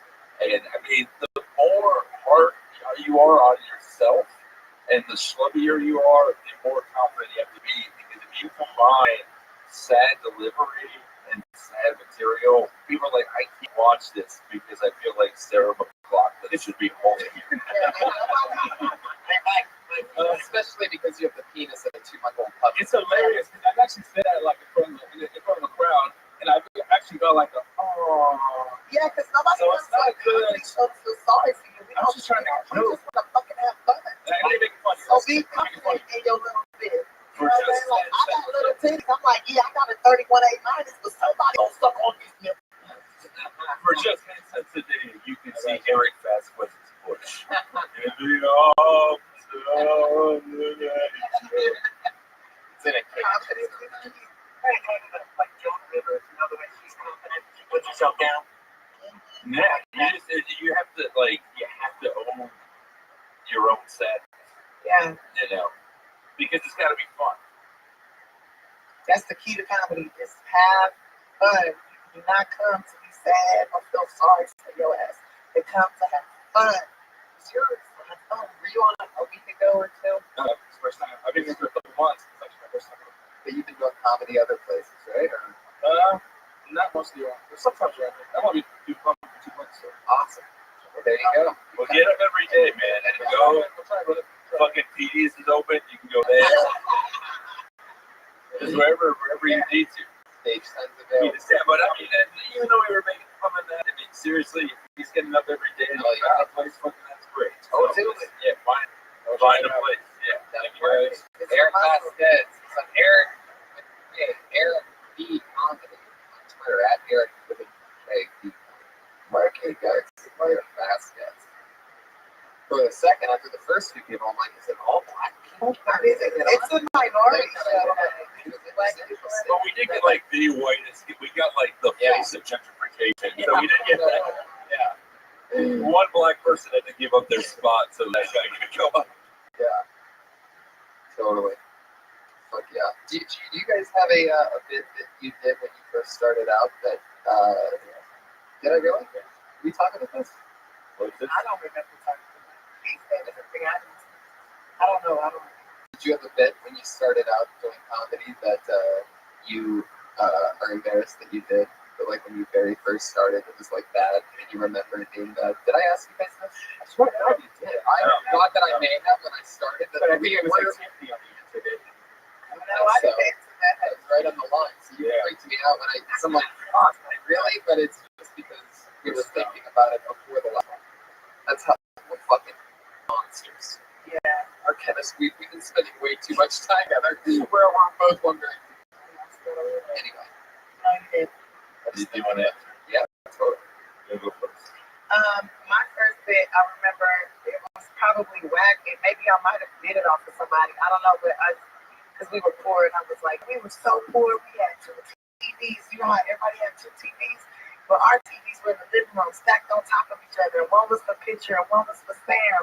And if my light-skinned sister held the antenna just right, we would get covered. That was my joke. It was so whack. That's pretty. What do you mean that's whack? That's fucking awesome. Yeah, I've always ever since I was 16, well, fuck this shit. I'm like, yes, I'm the Beyonce of this shit. But what's this? I just need somebody famous to cast. What's that You intended shit on your next for you? No, I didn't know my Fired all the other comics on the show. Yeah, which Beyonce are we talking You have a mediocre sister that's trying to do I comedy. didn't know, none of my sisters are mediocre. They must have bad bitches. I guess maybe I'm the Nicki Minaj. Maybe fuck that, I'm the Kim Kardashian. No, I didn't do it. I don't know. I'm just a bad bitch comedy. Tiffany Haddish. Yeah, I'm the Tiffany Haddish of comedy, and I've always been good. The Tiffany Haddish slam poetry. y'all ready for this? What if we all just stood up? I'm Tiffany Haddish. No, I'm Tiffany Haddish. And I'm like, I told you I was white. Please book me for video games. I need this. What was your experience? Oh my God. 3 weeks in, because I did do slam poetry for 7 years while working at McDonald's. I know it's weird, I'm judging people.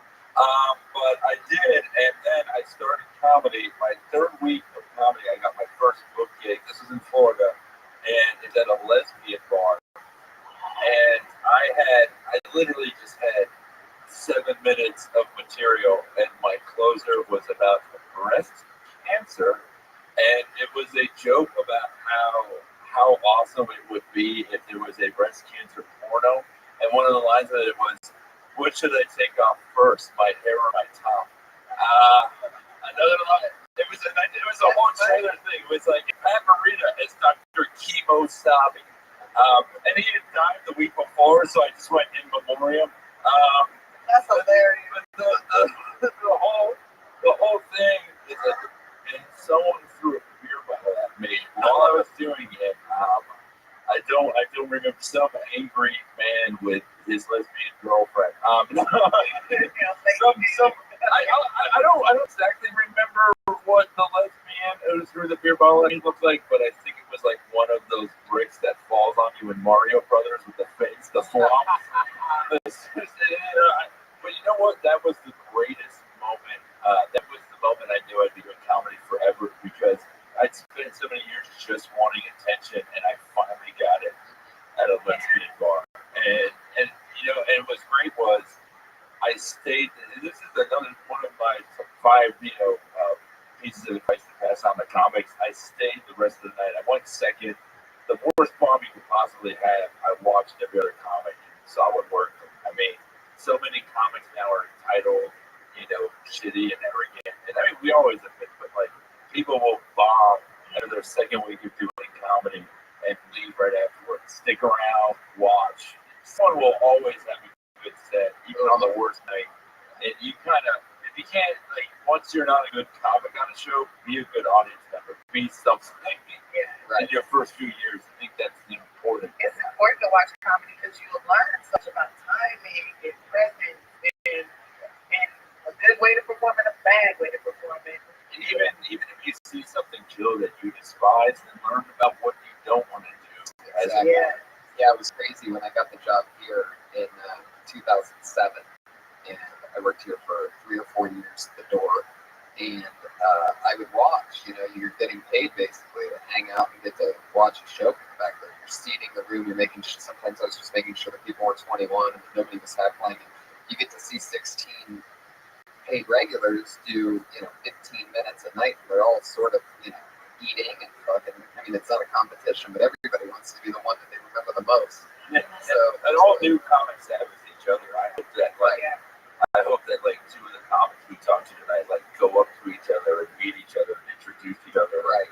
Yeah, there's no better feeling in this show than having somebody come up to me a few weeks later and be like, "Hey, that one thing," and I won't remember it first, and I'm like, "Oh shit," and, But when they get stuff working and it all comes together, the more helpful we are, the less funny we are. So. Yeah, exactly. Because you're gonna learn to do it. All right. Well, you guys both have funny first bits.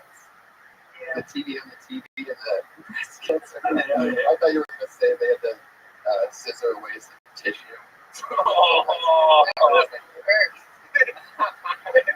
Frank Castillo, everybody. It really is like a gentrification. We started black and then we went white and now we're at all Hispanic. It's a fool. I love knowing whatever song I reference will play. I have some kind of power. Hey guys. Hey. I was walking to work. There's a homeless guy outside, and he looked at me. He looked at us, and he said, "Hey, sir, did you experience some change, or are you gonna be a piece of shit?" And he was quick. I already had my hand in my pocket, like I clenched the change. I said, like, you got it. And he was like, "Are you gonna be a piece of shit?" I was like, "Yep, nope, not there." And I said it. And I was like, "You know what? I think I am gonna be a piece of shit." And he just stared at me and was like, "Oh, fuck you." And I was like, "You know, I felt like a little, like maybe if his approach was like a little bit better, like he was like nicer about it, it probably gave him the chance. It was more factual. And I realized that as I said it.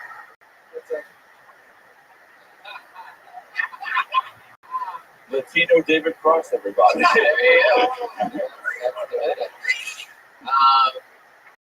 Fuck yeah. Yeah, it's interesting where, that's immediately what I thought. The moment that it started getting factual is when you said that you're staring at him or he's staring at you. Like the fact that you're still there. I just want to believe now you're the weirdo out of the guy that's asking the stranger for change. I just want to believe that the homeless guy is at another open mic right now somewhere telling inside of the store. And this motherfucker was like, and he was writing down notes as this exchange was happening. I saw his wallet sticking out. He really needs to change for it,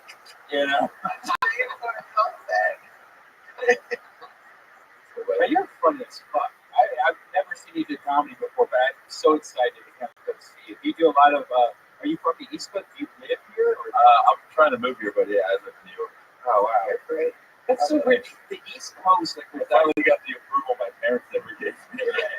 Yeah, I found that you. Did I talk about this at the Dark Comedy? That's how you know I look homeless, when someone tells you how they found someone. Not how they. I found him. He was on the side of the road eating that can of beans he always ogles.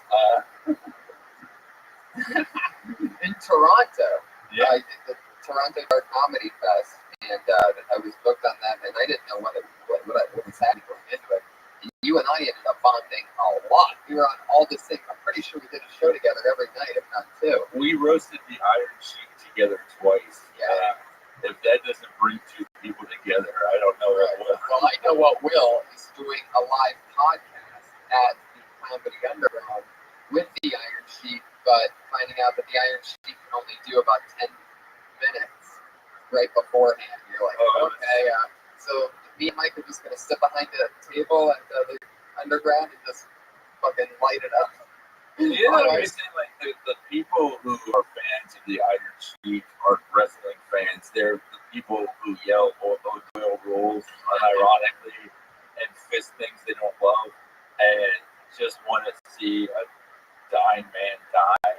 And so it's weird to entertain them because they just want to see a train wreck be a train.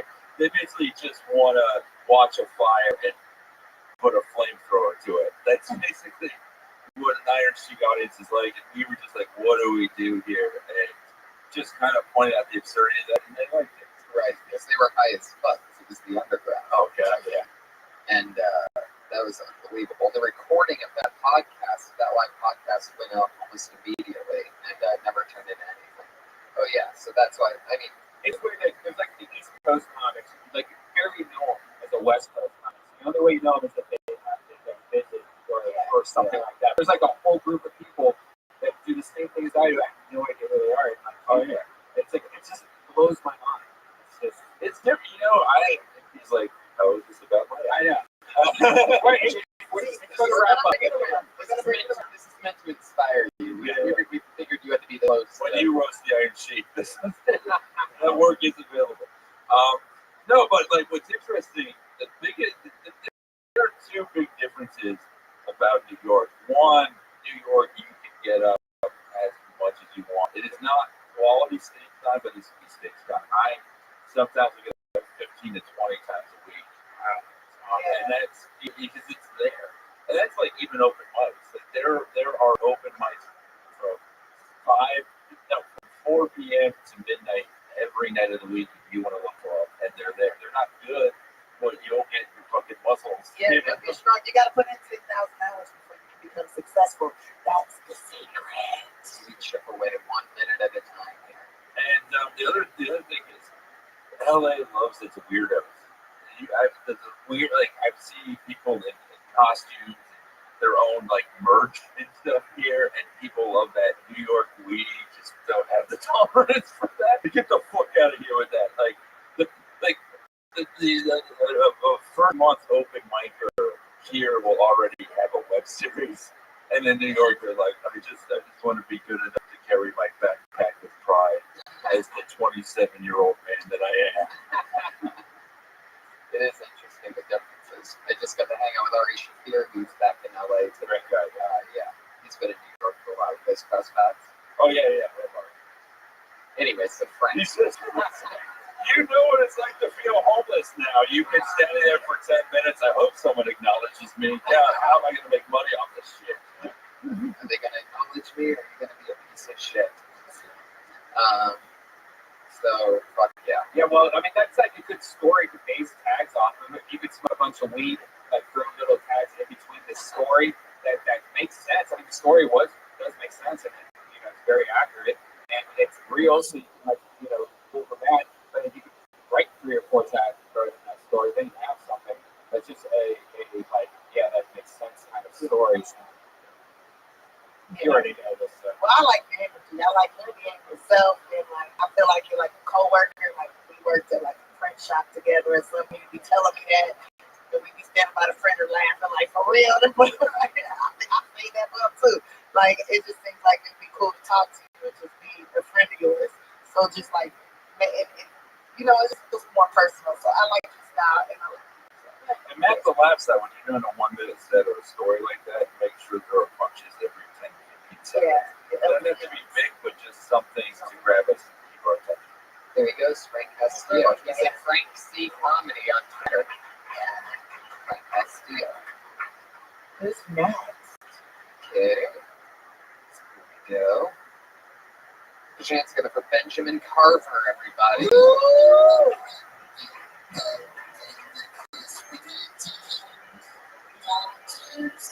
Hey, how you guys doing? So, speaking of pussy, $5, right? How you doing? I love chocolate women. Without you girls would be no flavor in this world. Hey, I want my next kid to have that problem. You believe that? Because, I mean, chocolate girls don't fight, they win. So I figure, you still have to tip, you're going to be arguing. But let's make it happen. Okay. I don't know, I just had to say that. I just want to give him a taste of their own medicine real quick. He looks like the drunken Jesus that lost his hair at a bar fight. He looks like the gay dude at Nelson Long. He's a cool stoner on the podcast. I'm just saying, he is a cool stoner on the podcast. Well, fuck it. Thought it was Dennis Robin and fucking Miley Cyrus over there on a date. Oh no, I'm just trying to give you a taste of your medicine. I don't know. It's like it's not working. I was on the bus with this guy. How you doing, Iron Man? Yeah, sorry. I know after the movie. Shit.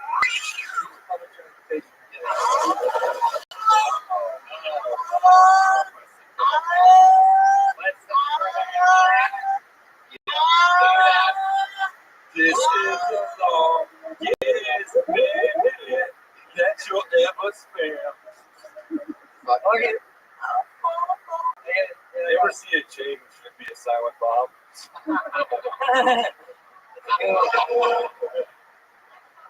Oh my God. Trump just brought the show to a cheap halt. Ah, you don't like how it feels? I love it. You gotta fight back. Actually, I start tomorrow. I got hired to do a comedy skit for a TV show that airs in Russia. So kind of excited. Finally got Russia. Yeah, I know. I mean, you gotta start somewhere, right? It's called a mission report. You can do it right now. I'm just saying. I'm just glad I got hired. So I'm just telling you for that. And Soviet Union, you don't come on stage. Stage funds on you. Well, I've never performed here, so I mean, I do it in San Diego. But why would you spend your whole set making fun of people if you never performed here? You want to make an impression? Especially trying to clown me, a black woman. You look like Lil Kim. Thank you. Because of the ballroom. Thank you. I look better than that bitch. That's like Kim Kardashian, you got the booty. Yeah, thanks. Yeah. I appreciate that. You gotta get your Mac game up though. You talking to a black woman like you fuck the shit out of her. You can ask like that. Yeah. I don't want to start right now. You look like you're a fan of chocolate, but not women. So. Yes, tell it. Hey, I'm the only one man enough to talk to you. No, everybody. You know you're like another comic. So you know you're right with Dexter. You know I am. Be grateful died on stage somewhere. That was good. Benjamin, there you go, man. Yeah. Survive. You gotta get up on stage more. shitload of stuff. I just wanted to roast this too. Alright, Smells good. Yeah, it's like you're applying for a dispensary, but it's like on the public board and shit. Still trying. It's almost working. Reggae is that a good one? You said bye. The little pothead that could. I was trying to figure out if that was a Kinko's weenie or FedEx. Like, what kind of beanie was that? Yeah, I just want that too. Seedless? Well, you know, another good school, I don't know if I could mention this to you guys beforehand. We have 2 regulars that go on every Monday night. They do 60 seconds each. He's like, you just saw both of them. Whoa! Fuck yeah, and we're really excited about it. Put your hands together for Sarah Wineshanks, everybody.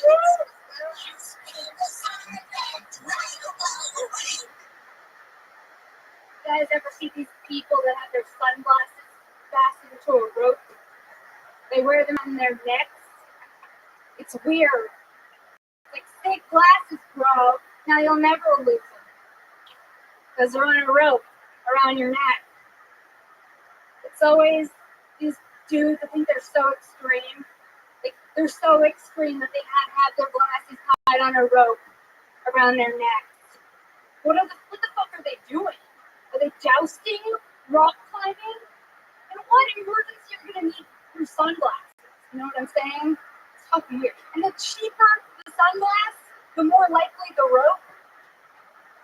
Like, no one who has nice sunglasses feels inclined to tie them on a rope. It's always the poor motherfuckers trying to hold on. You know? Their lives are so action-packed, so extreme. Wow, that's so funny. That's so funny. Wow. She ready. Get it, girl. And I like your skirt. Thanks, girl. You're so right about the constant glasses too in a row. That's just fucking gold. That is really, really funny. How much more did you have about that? It's like, you kept going. I like that. Yeah, it's hard to tell whether you had more or you were just about to start pulling a Frank Castillo and just describing over and over. So all of a sudden, I'm staring at the guy with a rope around him. The homeless man's name was James. He was 35 years old. I was like trying to take my time. I was nearing the end. It could have gotten weird. Like, had it been like a minute 03, it would have been weird. Interesting. I really like it. How it is. Like, I think you're getting it out there just enough, the information. And with your style and with the other things that irk you and those other goofy things, I think that all really goes well together. Fuck yeah. Rope around the neck. Like, what is so? There's almost nothing else that people keep ropes around their neck with things. Bus passes, mental disability, illness cards. It's a whole lot of things. Yep, There's a multi-purpose rope right here. But exactly what you just said all goes with what you're saying. Like, yeah, even anything on a rope it never is rich person's like stuff. a house kid, like Never, a you never see latchkey kid.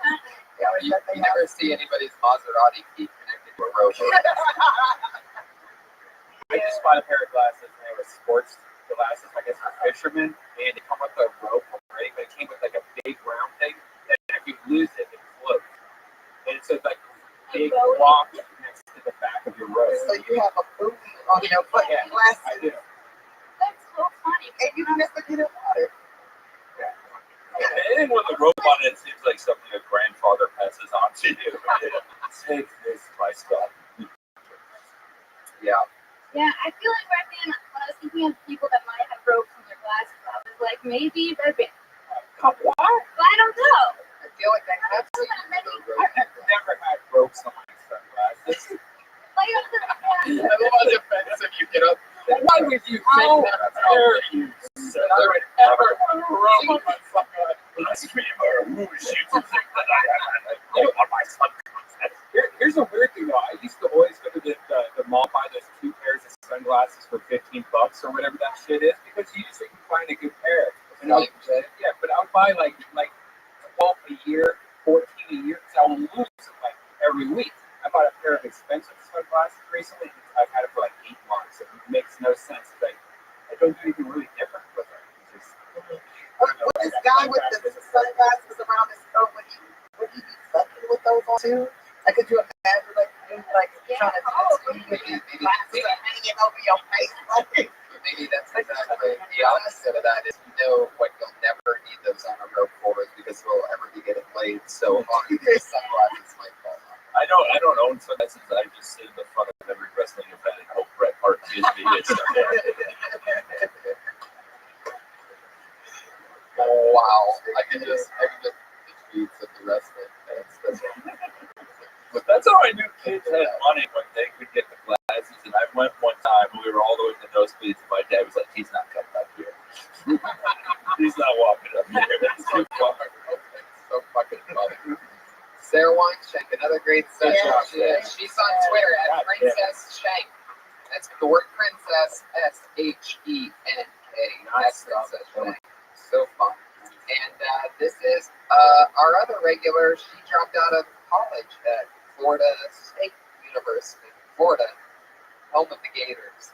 And she dropped out after her first time ever doing stand-up on this show. Here she is. What's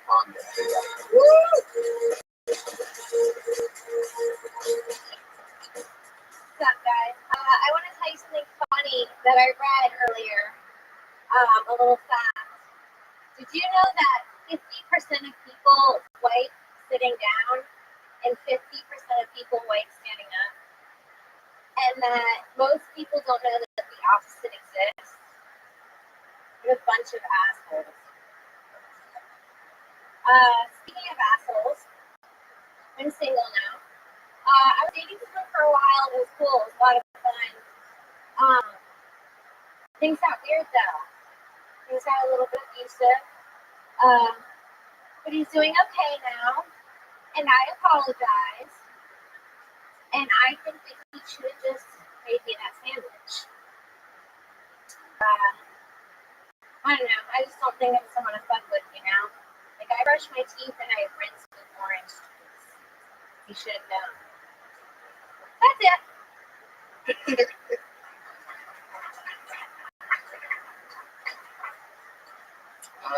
How long was that? 54 seconds. Yeah. I don't get the rinse with orange juice thing. It tastes terrible. It's fucking awful. If you've ever done it, it's badass.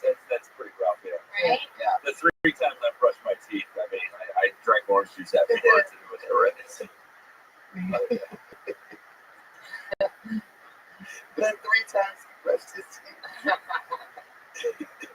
And, the one thing that I noticed was that the first words out of your mouth were, "I'm going to tell you something funny."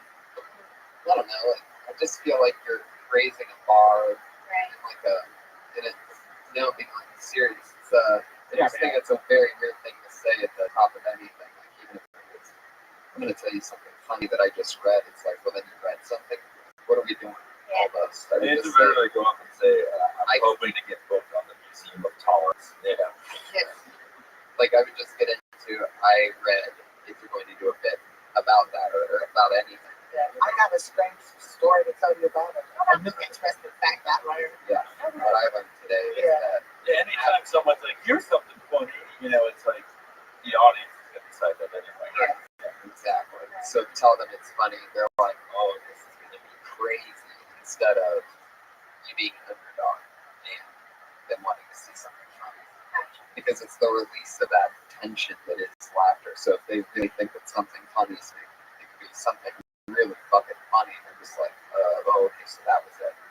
If the magician's like, I'm gonna make it disappear out of this hand, so keep an eye on this, and then just with both hands, when you're just staring at one hand. Then anyway. The abuse joke I like, but I think it needs to go further and go to this point of absurdity, because now where it's at, it's just kind of basic. I mean, I like sandwich, but go even further. Give us the whole story.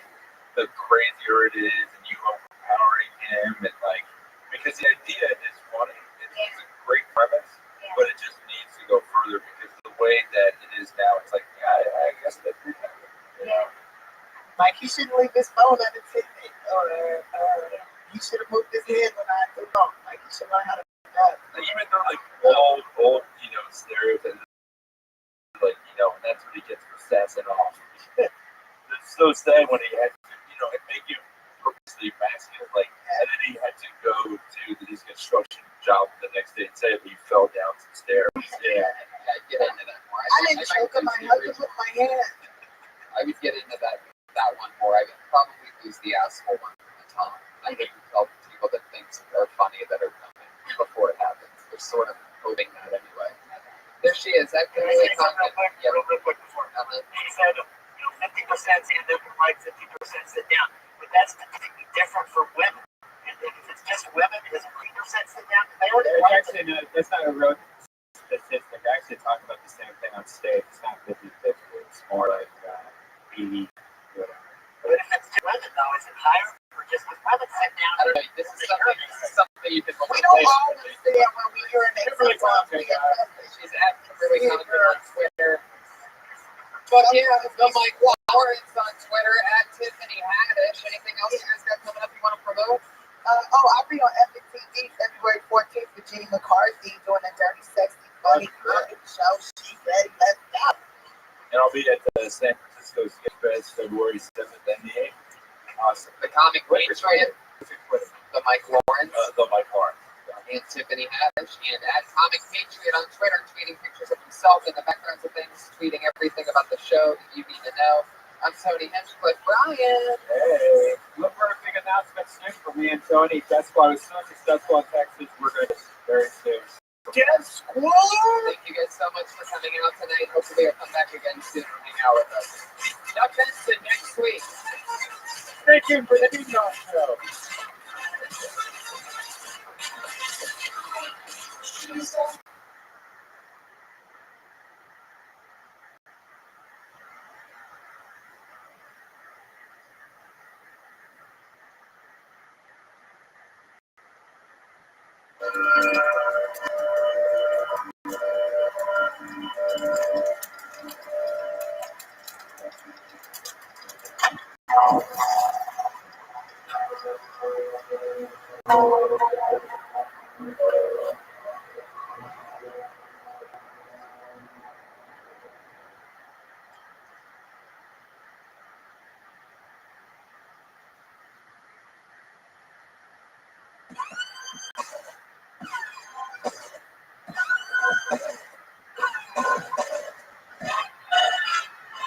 Hey, this is Rabbi. I'm coming from World Famous Comedy Store.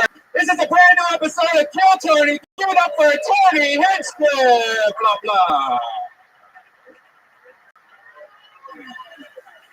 Yay! Fuck yeah! How you guys doing? Happy Monday! Hi everybody. How exciting! Episode 34. Yes. And we're still live. Yeah.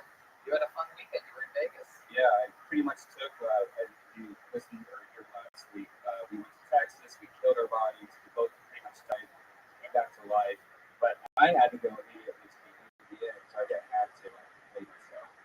And so I partied like I was 21. Like, I can't believe that. They specifically told you before you went there. You're going to have to be careful. Yeah, totally. No, I think earliest I went to bed was like 9 a.m. Seriously. And it went from like, the problem is that you go downstairs to get like coffee when you wake up in the morning, and immediately you're inside of an apartment. Like there was people with machines that were inside their like pants that looked like robots. You know, still putting dildos in their mouth. Really? I swear to God. Wow. And then single person you see like, oh hey, come up to my room, let's smoke some weed. You go up to the room, it's like a fucking Miami Vice, 1980. There's piles of cocaine, there's fucking bombs. So it's like, I feel like most people would think that the AVN would be like a disappointment. You're saying that it's no, it's Hangover the movie. It's anytime you close your eyes as a kid and think, oh, I want to go to Vegas one day, and you go there and think, oh, that was kind of cool. No, it's what you closed your eyes as a kid and thought it was right. Yeah. Machine dildos going in. Yes. That's awesome. Yep. Saw people fuck at the bar. It was great. Dave Navarro was there with 5 girls all eating each other out. And the best part was... Really? Yeah. Dave Navarro. Yeah. When you saw him eating girls out. Well, no, in he was on a couch with girls all around him, and all the girls were eating each other out, their foods out. And then the funny, you got to see Dave Navarro's life for a moment. Yeah, just I did. for a glimpse. Yeah, and it's It was ADNs for you, but it was Thursday for Dave Navarro. Yeah. Yeah, there's a whole Dave Navarro story that it's too long to go into. Like, there was some weird shit with Dave Navarro. But the best part is that there was constantly, I saw it at least twice, there was families with kids checking into this hotel while there's people walking by with dildos kind of like on their foreheads. And wow, worst parents in the world. Yeah, you gotta do research. You can't take your kids. I bet they have creepy discounts to draw kids there because they know it's a very adulty weekend. So, like whatever water parks or whatever. Maybe that's disgusting. I had the opposite weekend. I spent my weekend recuperating. I miraculously came out of the most sick that I've ever been in years. Did you go to the doctors and everything? I went to the doctor twice. It was a debacle. But I'm all better. It just ended up being some crazy bug. Or we got which could be a possibility. We talked about we lost and how it looked like. Yeah, that I think I may have blacked out in Dallas. Shit got creepy that night. I agree. Like you were talking earlier. You're like, remember we were at that place and we were on the one place. And I'm like, no, I don't. I remember that meeting. Like you're not supposed. Like Jeff Daniels doesn't make you like black out that much where you're at a place for 6 hours. I think it was the Long John Silver's. We had Long John. Our only meal all day because we were in the tail end of this crazy road trip was Long John Silver's. It was connected to a Shell gas station. And we're like, we're in the middle of Texas. Who gives a fuck? We're hungry. Let's do Long John Silver's. We haven't had that in forever. Like it seemed like it was a cool idea at the time, but it was a really good mistake. But I had a great weekend, spent it recuperating, did shows back here at the Home Clubs, the Comedy Store, the Ice House for the first time in like 4 or 5 weekends up and down the road. So it's good to be home. Played some Birds of Steel. I have a flight simulator video game that I got for Christmas. That's very exciting. I know how to fly planes now. No big deal. But I'm excited because I came to the show on Friday in the main room here. Big show. And a packed show. Good spot. And there's something glistening in the second or third row. And I see this gold hat. And who was it but the Iron Patriot? He came to the show in the flesh. My friend's going to be the Iron Patriot, everybody.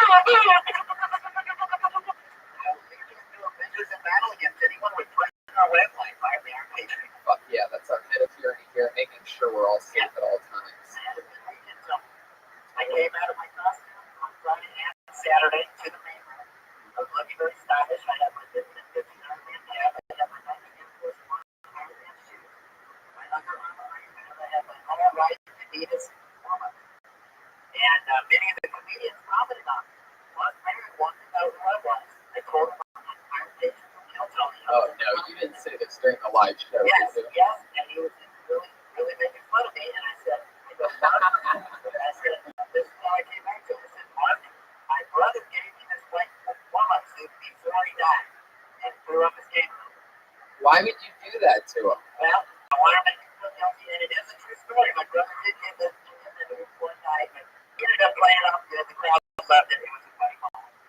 Jeff Ross, he wanted to know who I was. I told him who I was. Well, I bet, Patriot, you were wearing an all-white jumpsuit with a gold sparkly cap in the second row of the show. Did he have his gold chains also? Oversized gold chains. Yeah. I have my silver necklace. Do you dress like that? Like, what is your normal? I'm going to John McGee's Saturday morning costume. Well, here's what's creepy: is that he came in the exact same clothes both Friday and Saturday. I felt like I made the biggest statement. It was my first weekend coming down. What's that statement? That you don't bathe or wash your clothes? No. I like the shirt. I think You did not take it to there's no same day dry cleaners where you live in Hollywood, Patriot. You got a warm-up suit, so you don't have to wash that. Why would you lie and say you got that shirt dry cleaned in between Friday and Saturday? Why would you lie to me on our own podcast? Fucking guy. It's not like I was doing a triathlon. So did you take it to the dry cleaner or not? No, I'm talking about the shirt I wore. I do every once in a while. I'm just saying. What are you saying, Patriot? You're having a short circuit right now.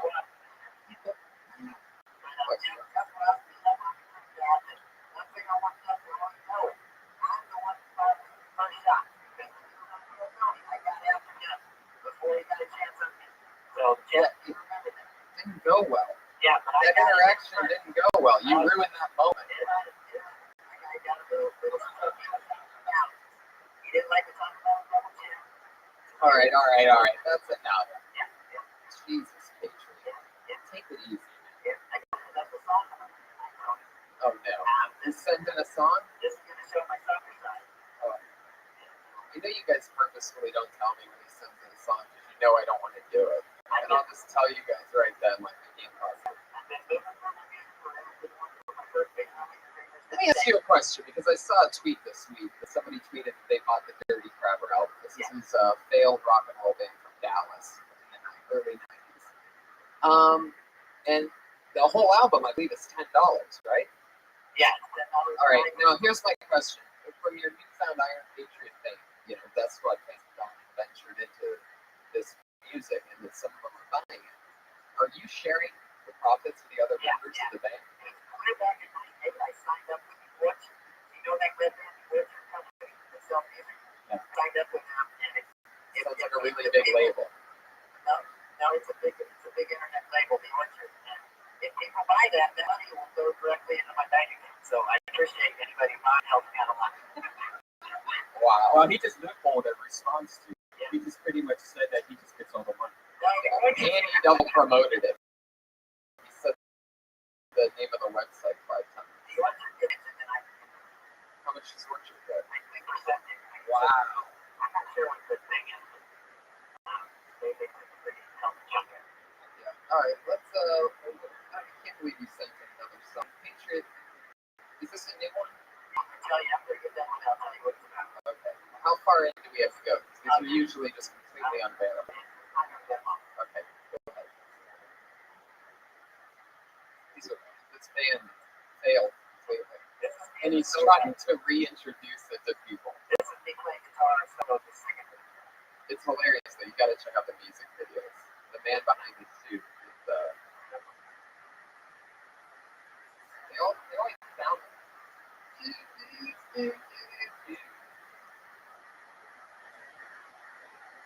Baby, I'm gonna find a day. Every night and day. God only knows the can help. Sometimes so down. I get a feeling just can't. God only knows the can help.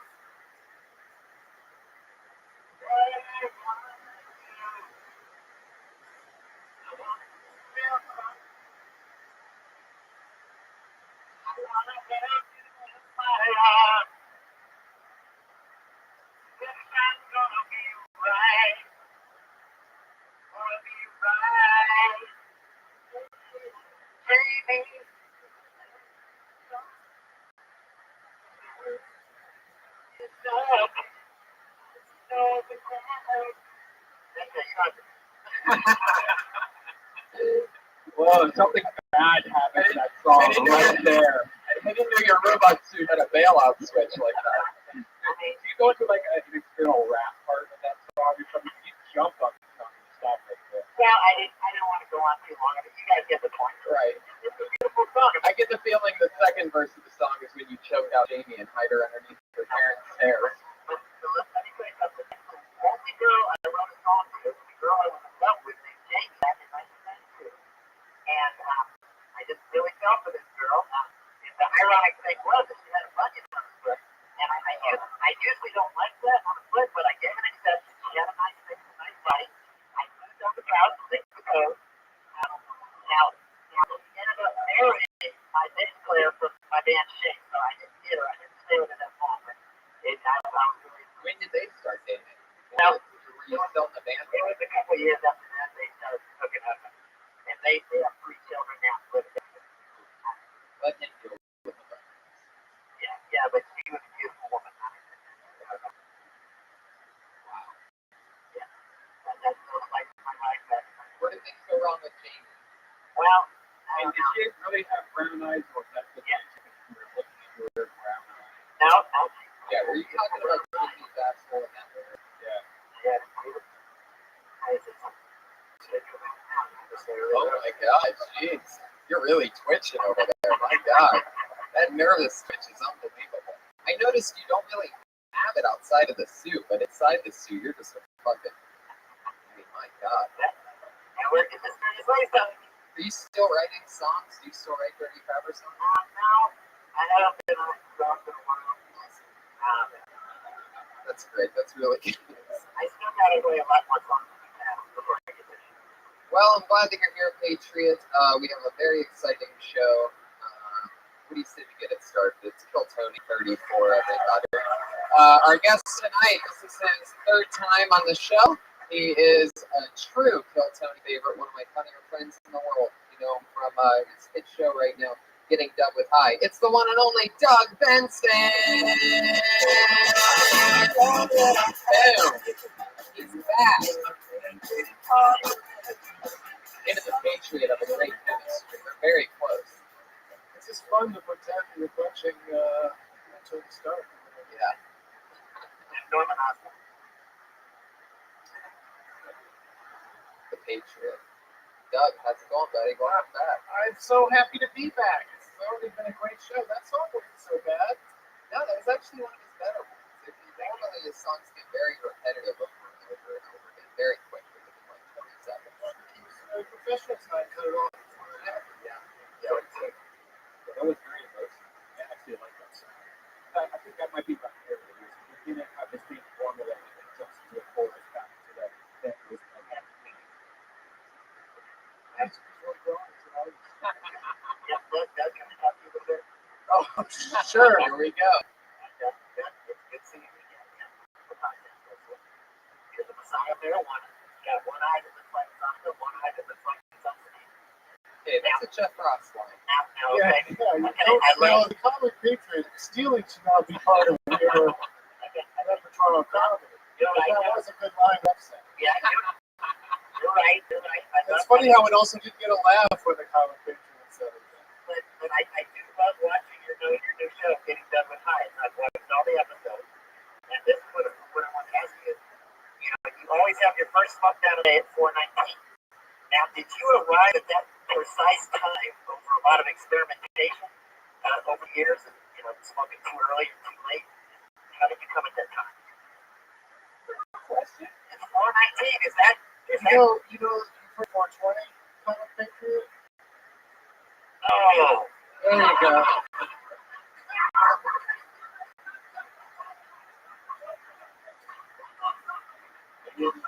Oh my God, that really just happened. Oh my Yeah, God. every episode at 419, I announce that it's 419 and we're smoking at 420. Somebody just threw some energy drink. By better. Can I ask you this? I know that Tony isn't big enough to run his own show, but what if I use this? Christ! What if I Oh my God, you piece of shit! Oh, it's fun in this throwing stuff. What if I came along with it? Would that be enough background on us together? Oh my God, Patriot!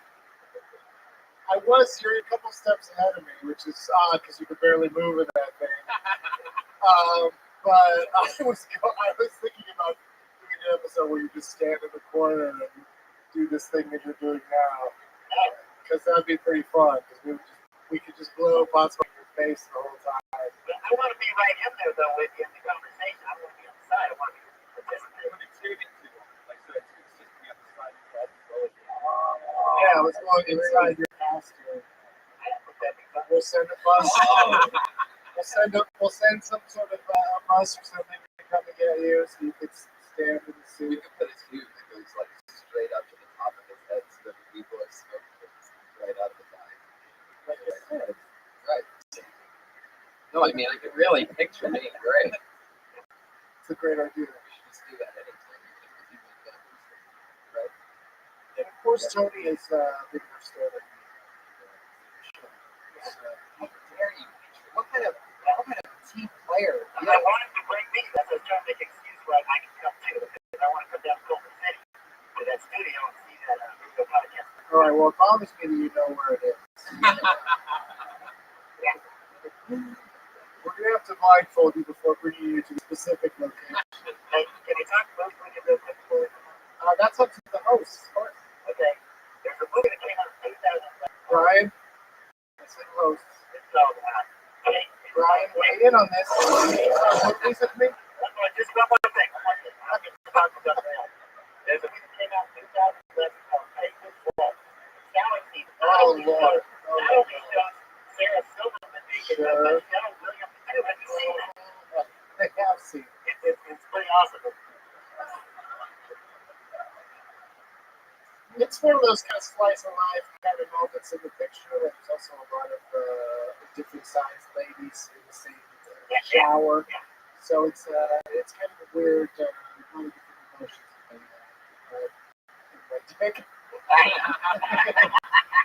What is your favorite Galaxy movie? They do love me that Michelle Williams. What is your favorite Galaxy movie?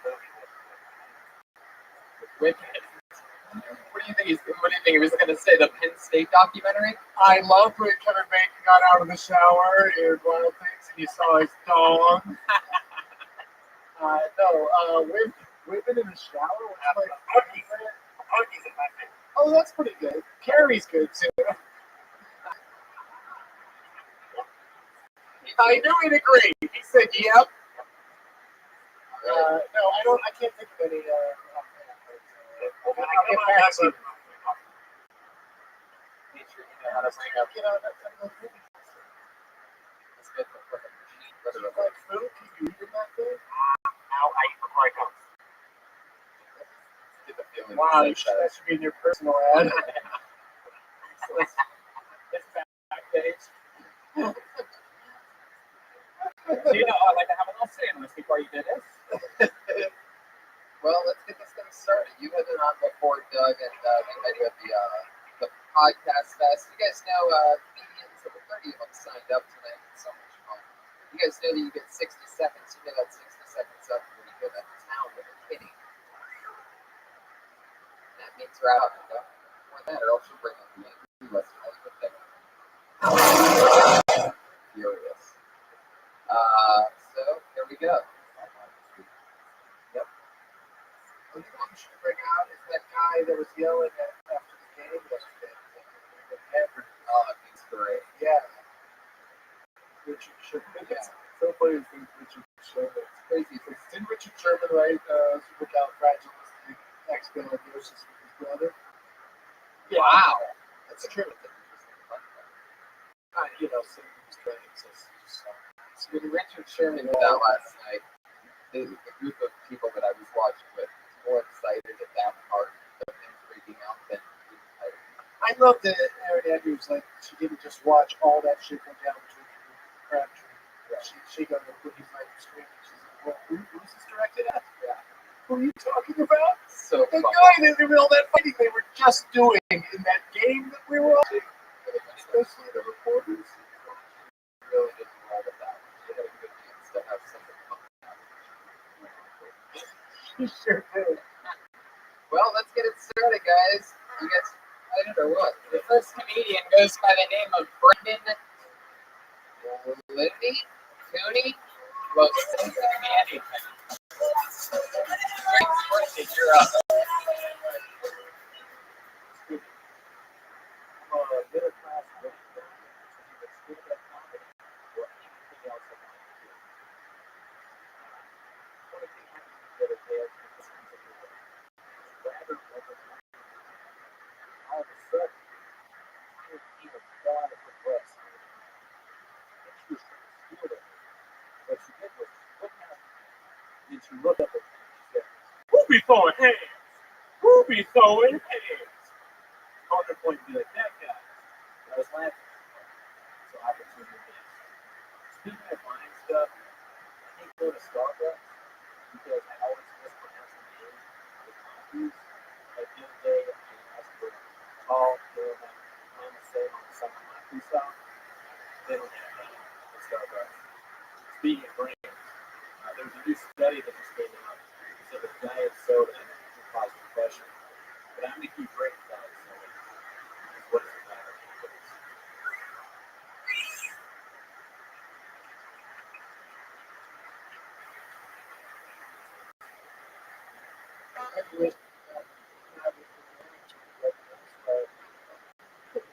That line. And then he throws it out the window in the trash.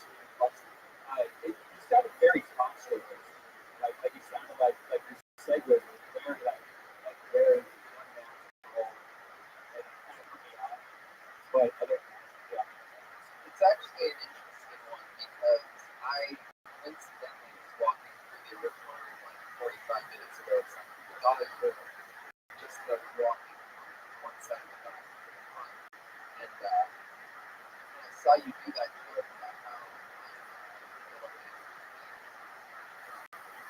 why you so whatever the hell you said about being whatever you want. And I laughed then, but I think you totally said it really different than you said it the first time in the scripts. You got it across the net, which is what's the difference?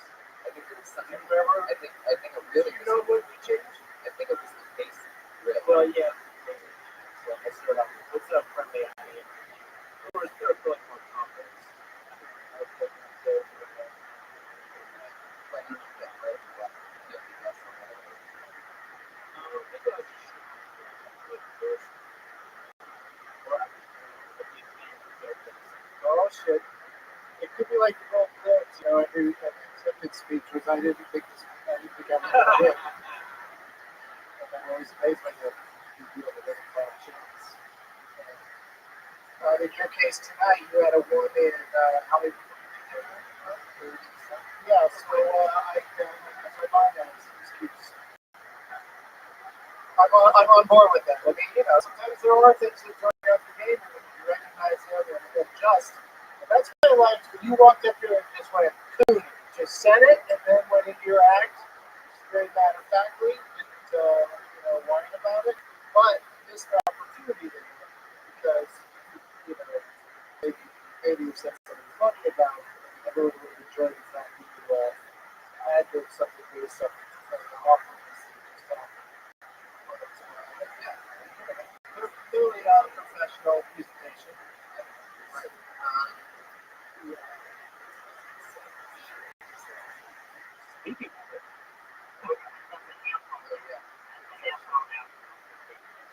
I thought the voice was interesting. If you said the ethnicity of the lady, or was that supposed to be a surprise? Go into that now. Yeah, I was not surprised by that. It was it sounded like a guy. It was funny though. It was a funny voice. One thing I recognize in the back, one thing I would say definitely not on that's me. It's like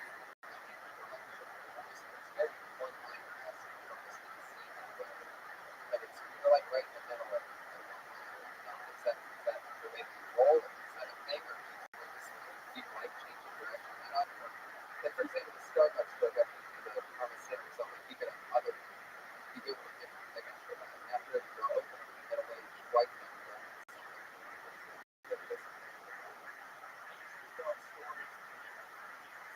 I think it's the minute restriction if I may on your behalf. I think it's the minute restriction of making it draw as many squares as possible.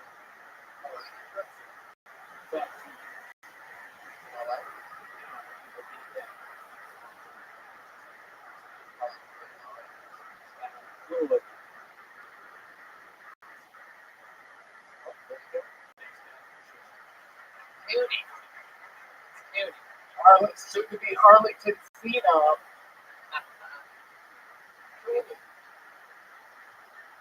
I think that's what you should do, is just cut it down to just food. This bread and stuff at the beginning. So ladies and gentlemen, cool. He's on Twitter.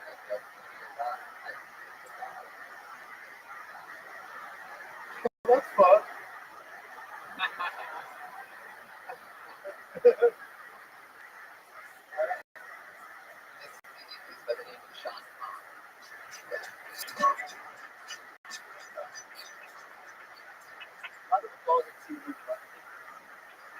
All right. I don't like that movie. That's just making sense to me.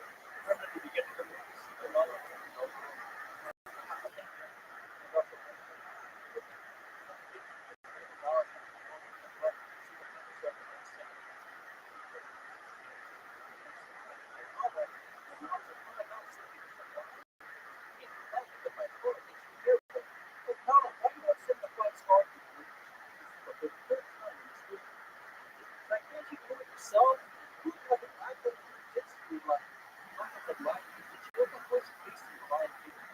It's like you could fight stars, Simba can't do it.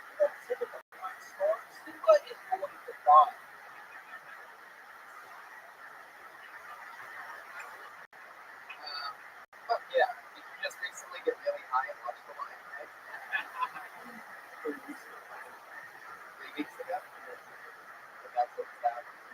just all took that time. that was going on. Finally, someone's called that movie on its bullshit. Yeah, you really gotta. I think that killed the crowd just got out of seeing the Lion King. You know what I mean? Well, who hasn't? That's sort of the lives we're leading. We've all seen the Lion King. I don't just got out. But that's part of the charm of it, is that the specifics are so fun. Just the fact that a grown man, you also a grown real as adult and young youths that love My Little Pony. Have you seen that documentary? It is so good. It's the best. It is so good. I haven't laughed that hard in anything in a real That's the only reason I'm referencing it. I'll continue to reference it for the rest of my life because they're super into My Little Pony, are seemingly into life. But it's more like you saw it and you're things to talk about and you came up with that thing about it. So it's more than just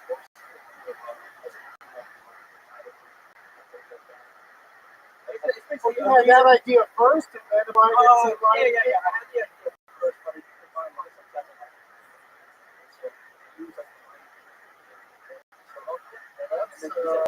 I just felt to me like you like you already said, you saw like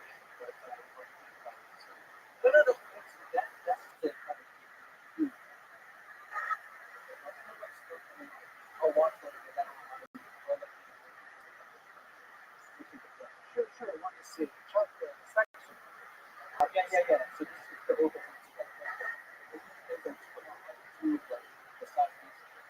And then this is like kind of bubble. It's still Well, it's nothing less fun.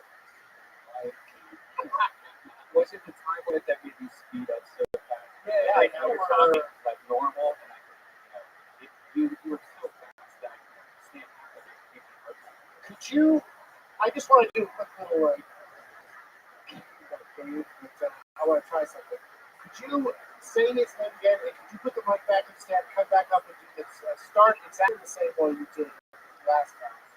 Just do it again. You go flip it back, leave the mic in the stand. Like we'll introduce it again. And then just start the same way you did last time. If you can remember how you started, just start the exact same. Ladies and gentlemen, are you guys ready for your next media? You're never gonna believe this. Sean Kahn.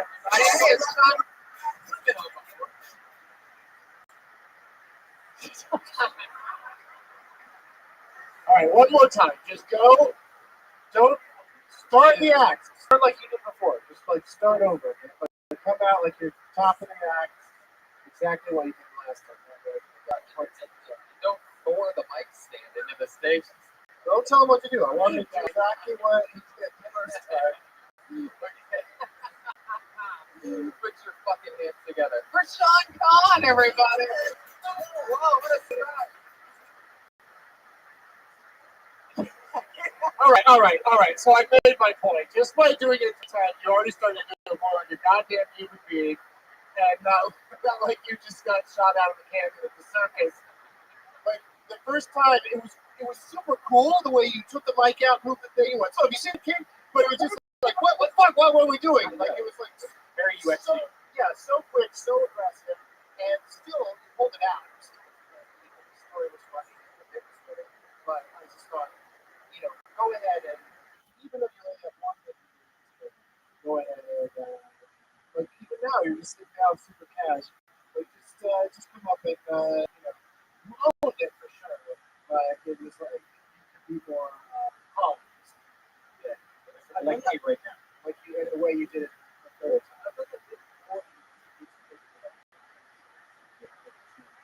It's a lot to explain. Yeah. That's why I opened up.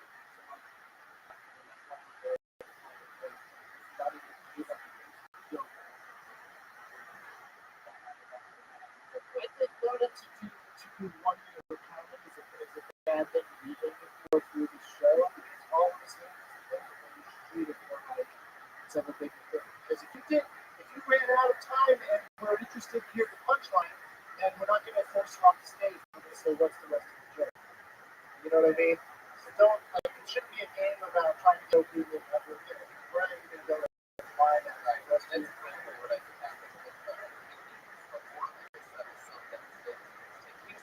one-liners to get a bunch of different things in instead of just part of what he's trying to do. So Yeah.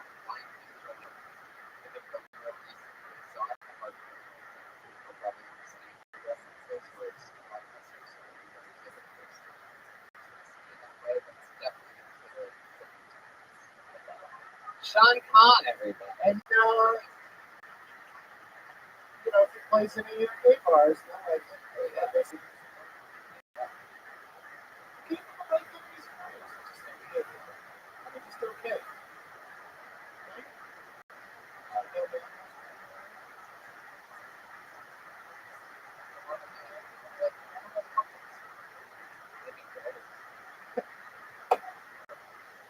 Right?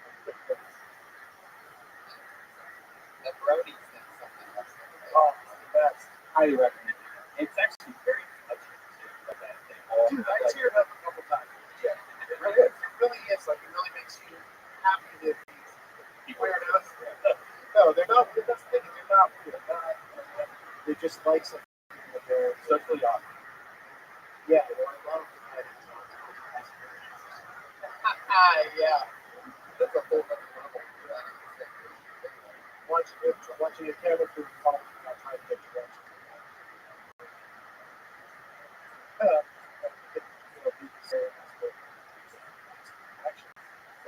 You fall around, they know where it is. Right, that's the Yeah. part that, yeah, exactly. It's kind of cool.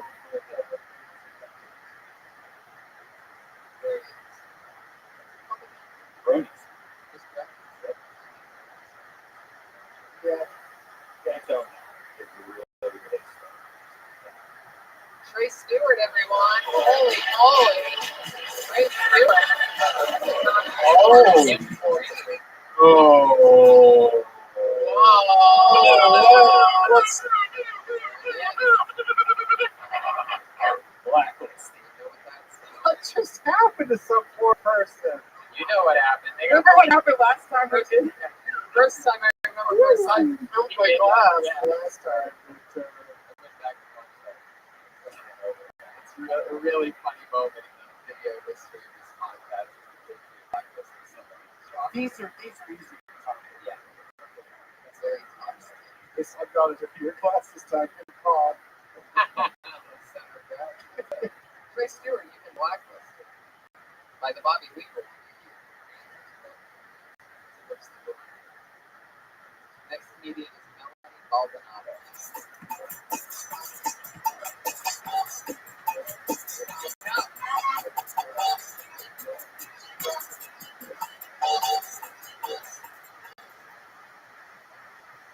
It's nice being almost white. My mother is Hispanic, and I don't understand that if you look white, why don't you want to play the white card? I never understand how close to the people and then you wait for the right skin. Like, you don't understand the struggle. I don't think you understand the struggle. You have the color of a paper towel.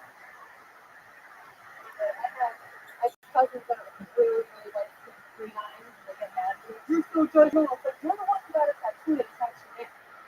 Hey, don't come to me like that. I feel like I was in the middle. Maybe I've got more seconds. You guys got 20 seconds. All right. Oh, really? All right. All right.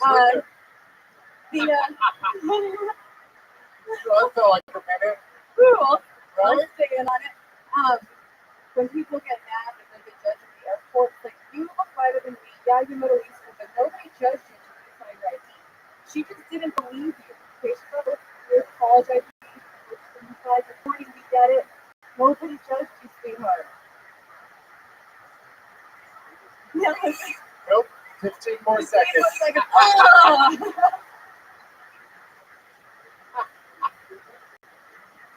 What do you got? Some sort of stoner timer? Is it still not up? Oh, no, I did it. Oh, I didn't hear anything. All right. Oh, Yeah. They haven't. Your cousin hasn't had 2 minutes on Oh, boy, it has to face. oh, On you it, see the attacks their face. Well, it attacks them too on. Sure. the joke was that the chickens attacked. Right. Yeah, you totally lost me. The last joke, right? I think there's another one. Like Middle Eastern people sometimes they say judge their corporate people. You didn't get judged until you flash race, so nobody knows you're Middle Eastern. Like, I mean, don't bitch about it. Like, I get judged here, but I get pulled out of line. I'm not even Middle Eastern. I just get terrorists. The terrorist drones are coming. And I do. Well, I mean, you know how like, well, you know how in the line they're supposed to go like every other, like they're supposed to go every other in the line. Remember that? Yeah.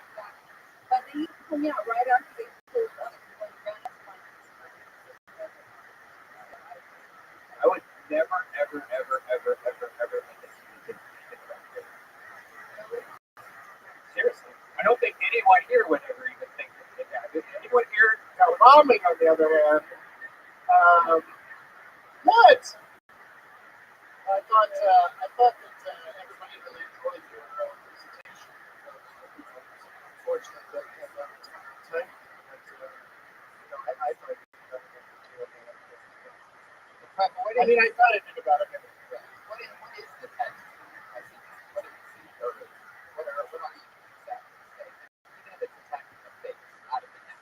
It's south side on it. And it's an animal? No, it says it's the word south side. Like the south side is south body, south side. So it's like Yeah, he's a really guy. He always has to stand so he's facing a bit. The south side has to be facing something all the time. The compass. People go there for that. Hey, Tom, can I see your map, please? I gotta get out of here. Which way to the north side? That's interesting. And what city is he repping south side of? Oxford.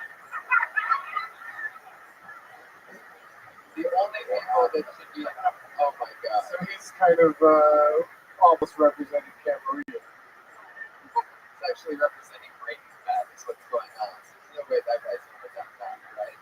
South side tattoo on the neck. Oxford. Is that really your country? yeah. He didn't really sail streets, you guys say? You like to? No, that guy with the neck. I don't know if they're going to Like Southwest side. Maybe there's this thing too, having a huge tattoo on your neck. You can write south side to it for you, and like whatever you said, you can find some folks in Northwest or Southwest,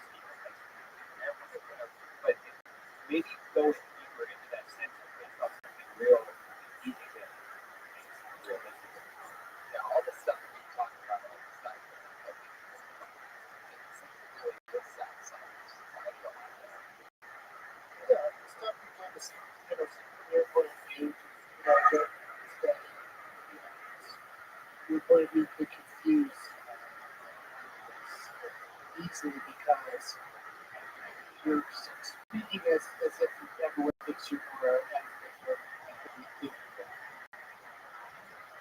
right? So you said earlier, Brian, Not at all. I want to fly a tower. come on down to find out what you look like. An audience of people in Delaware, just tell you the truth. What is your actual?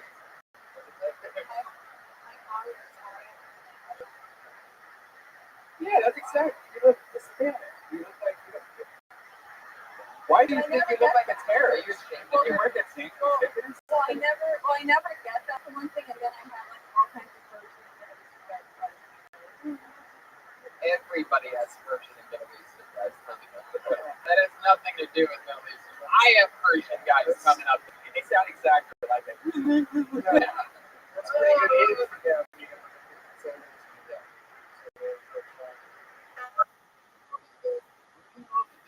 You too. Anyway, don't feel bad. Yeah, at least need some confidence. Maybe. Yeah, Maybe now you found that type of area of more materials that how people perceive it.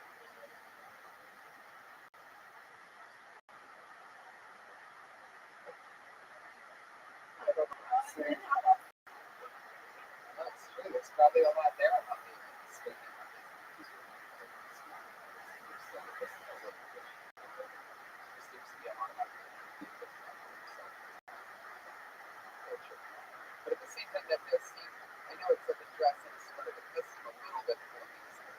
It does seem like you Middle Eastern it up a little bit. It could be a bomb. I mean, it's like it is a sweater, but it could be a burger. If wrapped a certain way, wrapped a certain body part. Oh my God! No, KJ, no. Melanie Baldonado, thank you so much. It's Melanie B Comedy on Twitter. Whoa. Jesus, Patriot, you're out of control tonight. Do you ever pay women so you can look at their feet? What? Kind of figure. Hey, I was just watching Salmon So today. maybe you could give it Melanie or something. I just watched it. You see Salmon? I haven't seen it. I was intrigued with the bad reviews. Patriot, is there like a website that you can go to? Wikifeet. Oh my God. I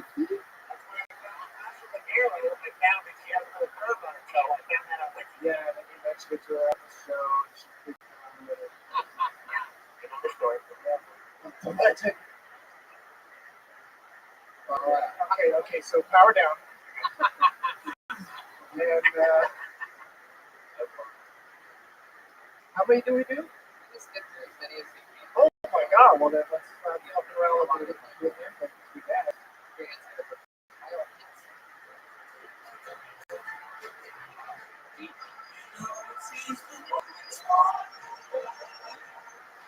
What's the timer start?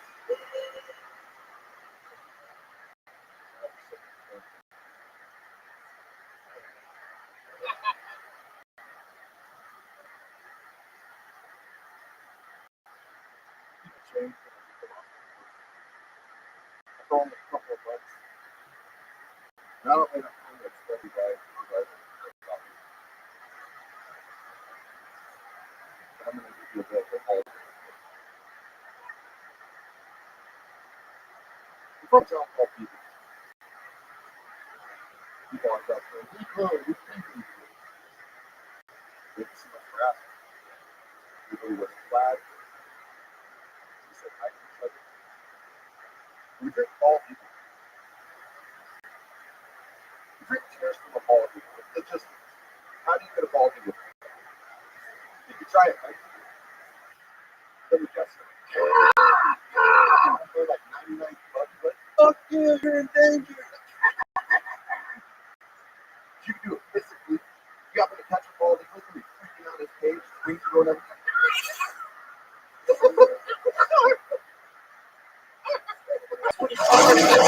You do animal noises at the same time as Brian's animal noise. It really blended together nicely. I thought you were really getting some deep Michael Winslow shit.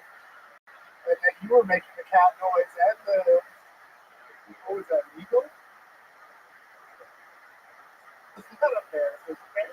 Oh, okay. There you go. Like the extra angry tone. Yeah, well, let me say the first thing was that came off really fun. And here was said you did that. That's what you did. And then you started talking about how people and you don't know what that's supposed to be. And then the people almost the same thing. I think before they just caused this out down. Kind of impression of people going, putting their hands on like that. That's not like you see this guy transform into an eagle in front of our eyes. Yeah, you came out very aggressive, just trying to hide whatever you say. I don't fuck care about you. It immediately makes half the eyes think that it's right. I mean, and so now you just put a huge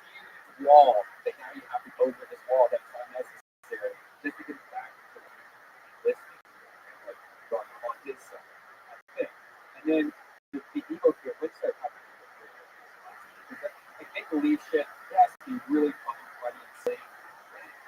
Or I personally still I was looking for an answer on the kids that don't answer. Well, it's ego. So, is that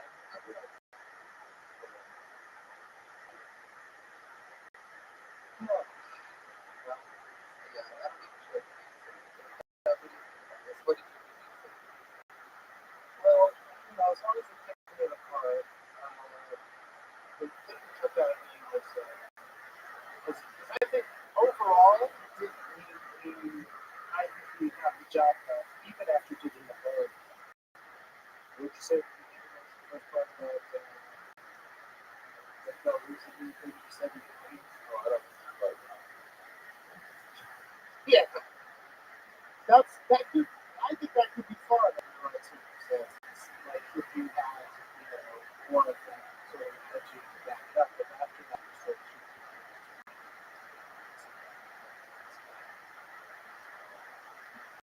again, like the part that I thought was people go to hey, what's another computer?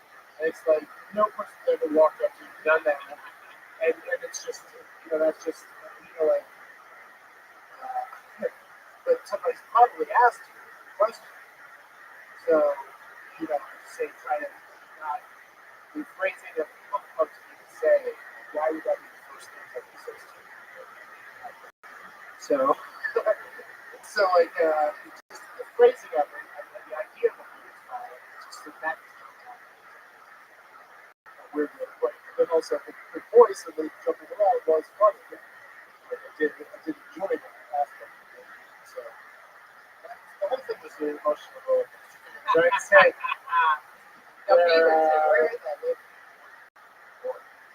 what's it like there?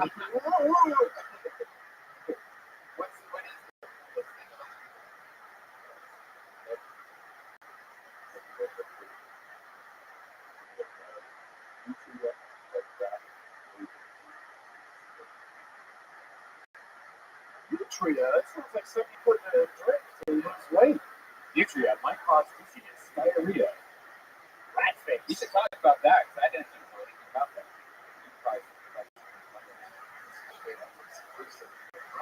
Do you have anything about the 19?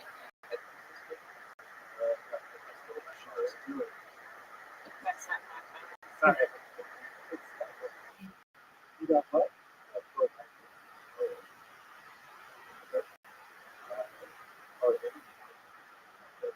Did you get good?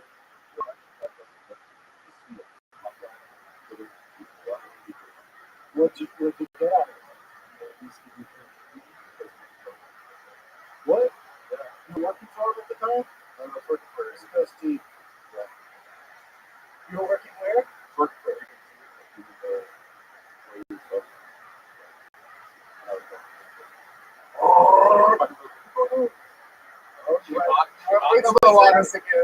Chewbacca was Skippy Simon. Can I hear your car driving by one more time? I like it. That's different than the first one. The first one was definitely Chewbacca. He didn't want to do anything. Do the first one. No, now you're destroying Chewbacca. Fuck it. Kyle, you gotta just relax. That's Kyle Henson, everybody. He said, I got Kyle. I like it. The first one was Chewbacca. Then he tried. He's gonna try a lot of different things.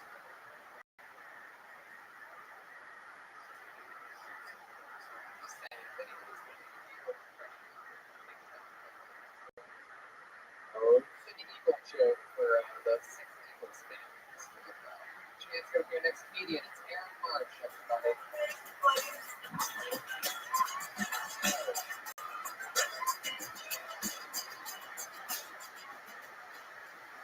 Hey guys, I'll let you know right after that. Once I can go to school. I know this. And I want to experience love the way they experience drugs. Like I want to look at a girl and like, know, like I want to experience like love when my mom experienced drugs. I know that's selfish. I just don't want to left on the house full of spaghettios. And that's because spaghettios takes fucking effect. And shit player, he knows it. He's on the camera. Sorry, buddy. With you all weekend and it's cool with your mom's world. Is that my minute? Alright. I'm Aaron Marsh. Thank you. Fuck yeah. Aaron Marsh, killing it. Yeah, good job. That's how you do it. That's how you do it. Yeah. That's shit for Yeah, yeah, it's a great call. Oh, yeah. For love, I mean, that's just great.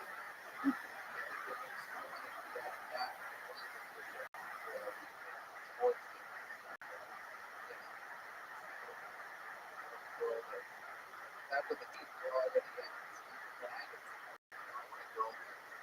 Makes you feel like, you can really just say that you're talking what drug side effects are. Well, what if you a girl? Really? Oh shit! Here we go. Oh shit! A girl don't even have withdrawal, and you can't have sex with her. Like you don't want withdrawal. That might be more you than me, but. Start stalking her. Right. You want to put your needle in her arm. Is that what happened with Love and You? I'm just saying, the hell withdrawal.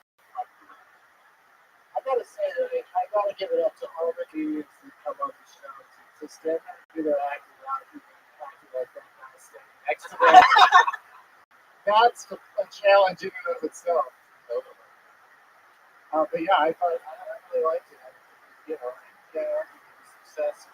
Every punchline got laughs. Built to a break.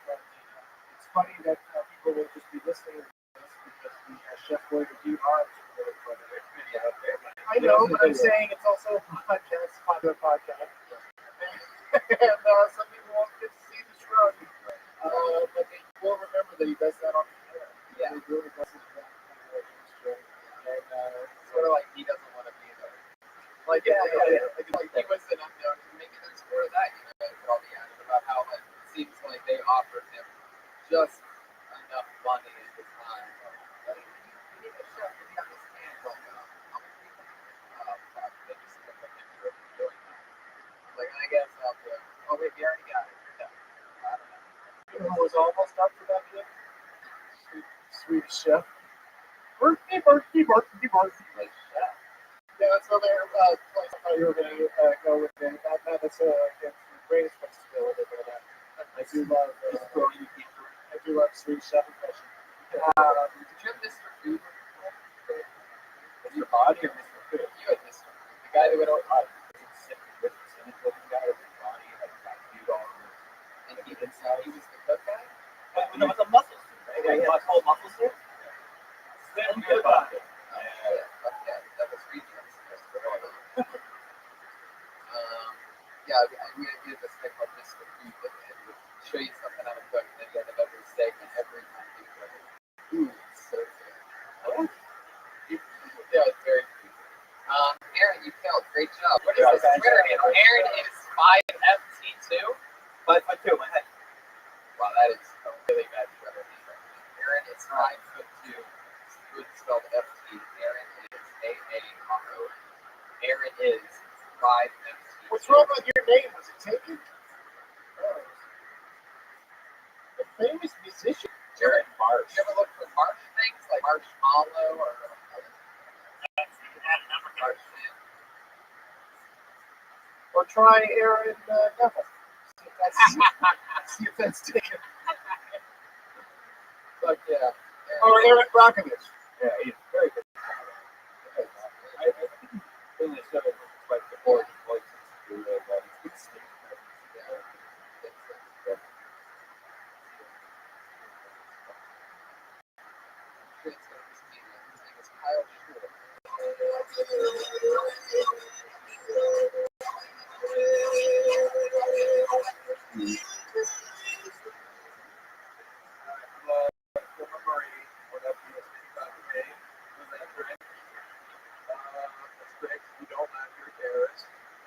When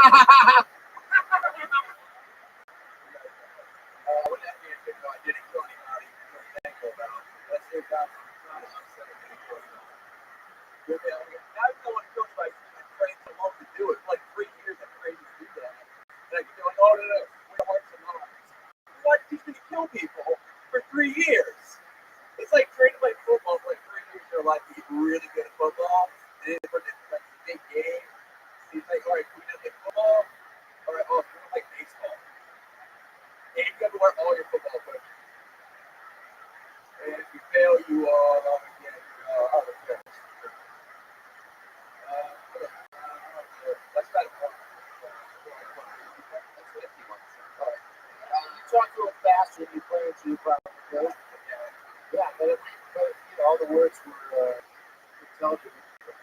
When you said that doesn't happen with football, like training for 3 years, like it made me think that it's like Rudy without the special happening. It's like, what if Rudy just ended and he never gets in there? That's like, or at least that's what you're trying to paint the picture as. He's training on that team for big games and he never gets there. It's like a Rudy reference. Or maybe before after the baseball thing or the football thing.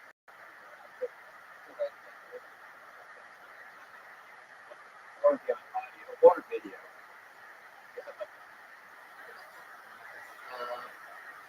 Yeah, that's funny we're talking about It's a shame you didn't get to do it.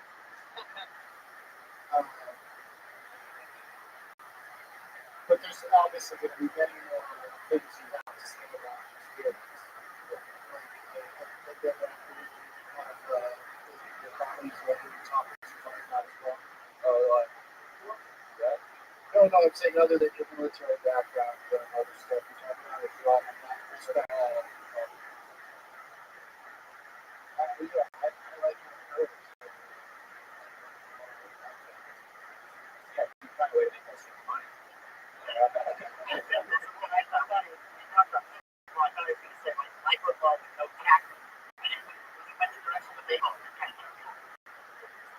It's kind of interesting to know what one person you'll never have to please has to say about. Did it turn you off? That you just went out.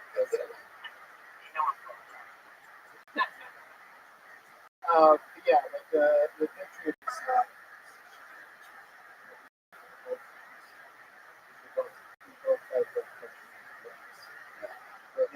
So you might want to apologize to a true patriot. We have a real patriot on stage. He didn't write a bus to go. He got scared to it. Just drop it off the Iron Patriot in Iraq or something like that. Oh my God! People walk the streets. I'm already looking for a bus that goes to Oklahoma City. Oh yeah. Oh, thank God there's no routes to achieve that. You're gonna need a transfer. Anyway, I thought it was good. Yeah. Keep it up. Keep it up, Kyle. Sure, very good. At baked as cake. Baked as cake. Wait, what was your rank, Kyle? Lance Corporal Short? Short. Oh, okay. I was trying to make Captain Short. Wasn't that probably What? Lance Corporal Short. Oh, in the Army now, Jim. Wow. Oh, Short is your last name, though. You're not part of this Short.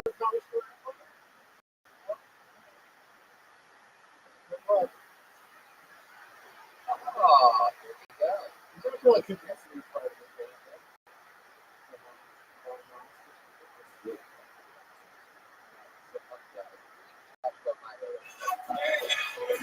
how's it going, guys? My name's Joshua Manowitz. I have Asperger's. Asperger's is I want you to know about. Don't know what that is. It's like people party.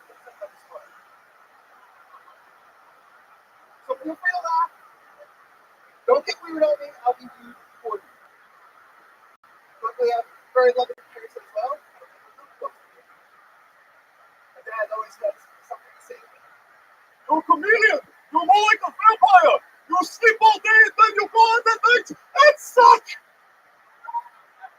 Joshua Meyer. Holy shit! Action packed. Wow. Yes.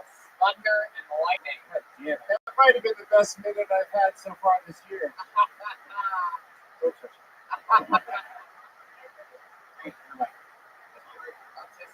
Wow. That was great. You could have done a better job. That was perfect. And you just look great. And for those of you that don't know Josh, he's been doing comedy for what, 3 years now? About 5 years. Really? Here in LA? I'm here in the comedy store.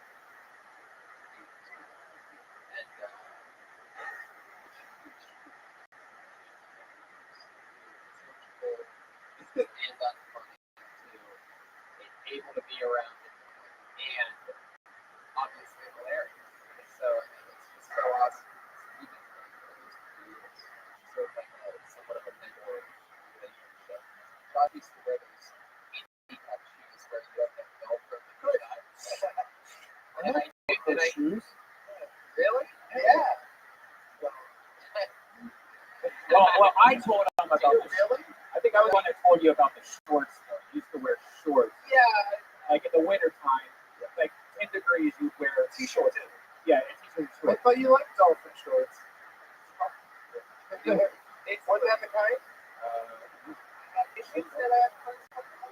You have totally evolved. And it's such a new one. You really are smart as fuck. It's unbelievable to watch you do it in the last few years. And Trevor, fucking job. Just keep doing what you're doing. What kind of smart stuff do you do? Well, I've actually been before moving to art, like, and I've always been to boot camps. I love it.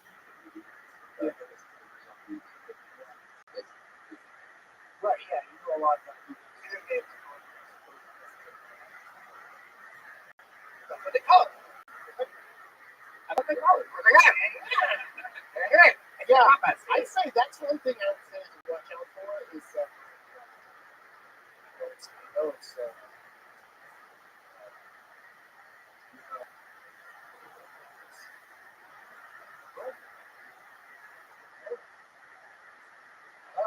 Good guess, Jerry, but no cigar.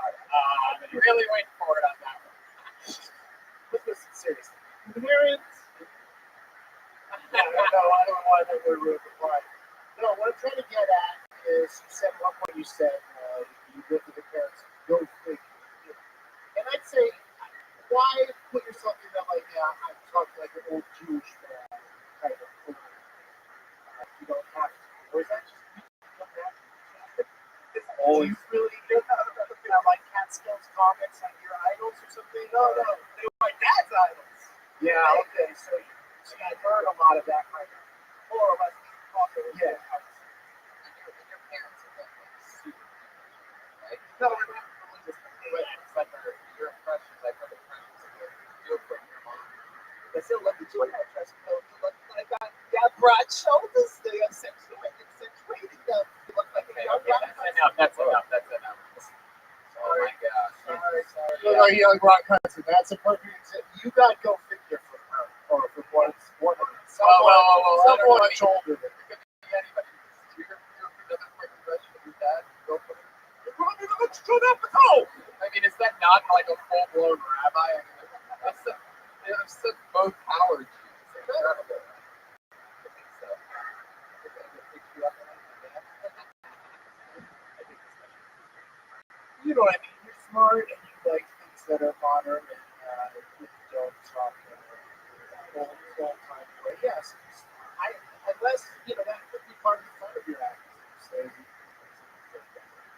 But it just I never really decided about it. It was a throwaway.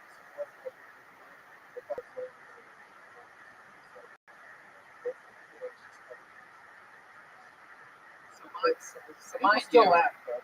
It's funny. It's like I didn't even No know. see the wrong way. it's It's true. just not how people talk. I don't think you need it to reestablish yourself either. So I really like it. No more goes. I can see so. I mean, that's like, Also, don't. it's not unless you go for it. But I think that's the establishment thing anyway. Sort of school.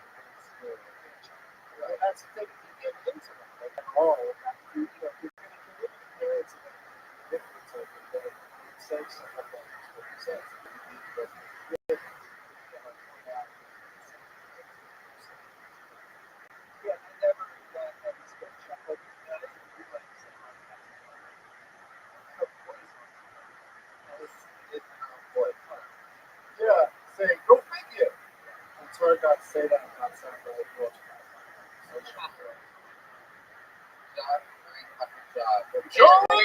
For Joshua Meyerowitz, everybody. Come on. That's at Autistic Thunder on Twitter. Spelled how it sounds. Autistic Thunder. So sad.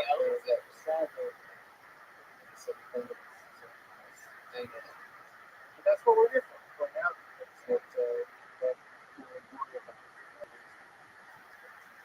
Don't change a thing, man. Don't listen to us. We're just being mad trying to hold you down.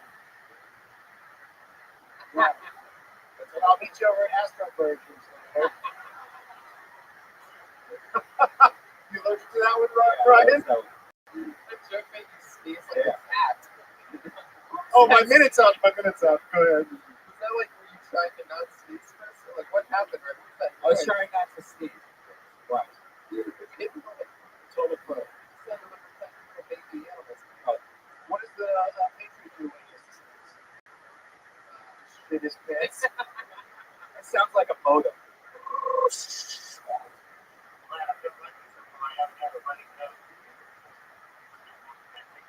Yeah, it's cold and flu season, buddy.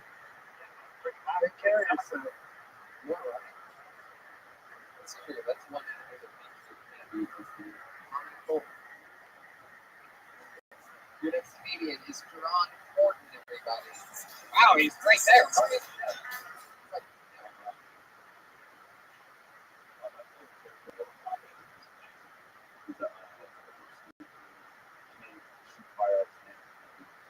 His favorite character, fucking Sonya Blake.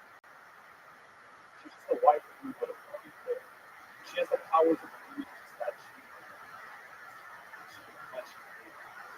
she doesn't belong to me. I do have that. Like my mom bought me Shaq.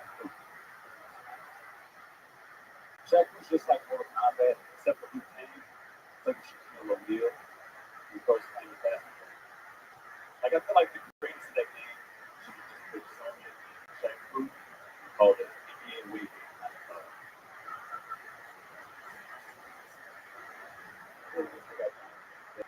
Yeah, was that a sports joke at the end? Where I had my sports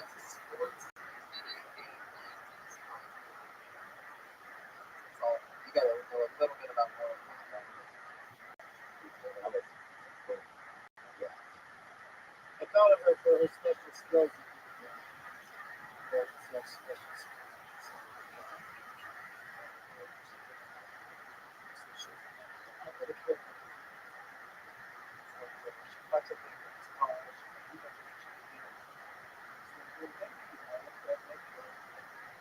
It might not be the physical order.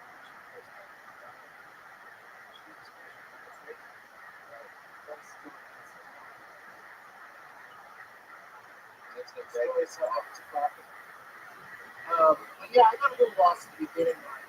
The reference to what you said. I think the whole idea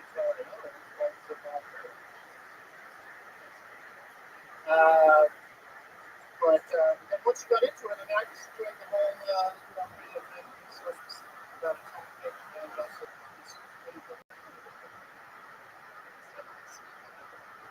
nothing to this one. Just make sure you a little bit more. Yeah, but if anything makes sense enough for you to do that, you like it. Like I can't think of one thing that makes sense like that don't know what it's on. But then you put that in, no idea. Hey. Interesting what he's talking about. He's talking about yeah, it's showing the punchline. It doesn't seem nervous or whatsoever. So there was a program. Really perfect. Went through it. It was a little bit weird. I was along with you on the ride. And I just think that there's a lot of things. A lot of playing NBA. You got to sort of have something against white people. But yes, it's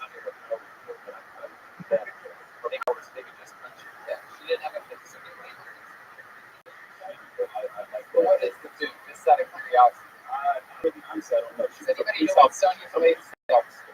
Look at this video game nerd. No, who is it? Oh, she's a Wow, crabber. that sounds like Patriot's dream.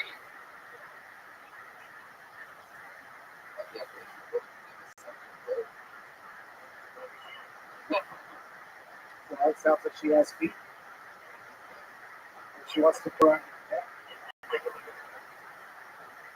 Would you let a woman choke you out, feet like that? I just kind of like to look at girls naked once in a while. Yeah. You know where to look. So if a girl's completely naked walking in front of you, you're going to take at least how many seconds to look at her feet? The feet is what we talk about. Alright, so let's say a girl's standing in front of you completely naked for 10 seconds. How much are you giving to boobs, face, vagina? Well, probably 9% Whoa! See, that's a lot. What the fuck? Say That is just a some lot. time starting with feet. I don't really care about the rest of it. We got a 15. Everybody's negotiating way lower than feet. It's one. I don't care if a girl has feet. That's still, I said 20, but still 20% for the top, 20% for the breast, 20% for the. Wow, you're really good with the numbers. Do you It's ever almost think, like you thought about it prior to tonight. do you ever think if you didn't call it a pouch, you might get more vagina? Mind if there's a little hair on it? Are you talking about the feet?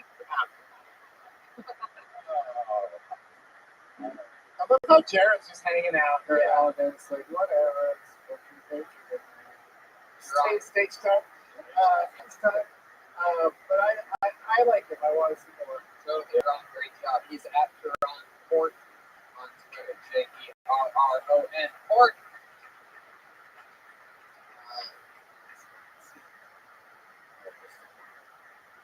Chance to get the Dan Muller.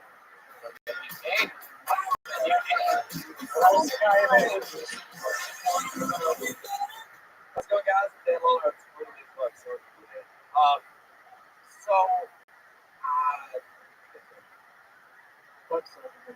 Yeah, I will. I want to. I'm not sure why it's called a glory hole, but it sure is fun playing through such a little target. You know what I mean? Guy on the other side didn't agree. But I mean, give it up for the comedy store bathrooms. They're not they're great. So I'm not sure. Maybe you can help me. Is it still considered fingering if you use your thumb, or did I just thumb that gas station? Guys, free juicy fruit either way. That's a W. That's a win. So I go to church a lot. You might have guessed. But I had some trouble the other day. This woman was freaking fuck out. She's freaking out. Like in the middle of the service, started freaking out. So I had to say to her, I'm like, look, lady, relax. All right, the Pope has said that breastfeeding in church is totally fine. Sit back, read your psalms. I'm almost full. Guys, I'm Dan Muller. Oh, Jesus Christ, this guy's a fucking machine. How long have you been doing stand-up, man? I started like 7 years ago, but I put like 2 off. Right. You live here in LA? Yeah. What else? I write a little bit. I act. I was in the Caesars commercials. Oh, you're that guy that was jerking somebody off? Yeah. It was part of their big ad. It was really big in Chicago. Yeah, I try to remember the part I like the most.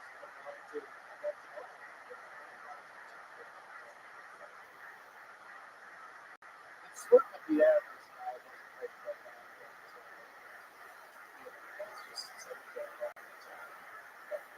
Great stage. Yeah, how long did you do that?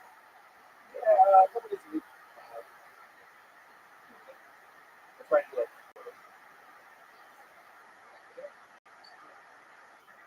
Yeah, I came out with the line about the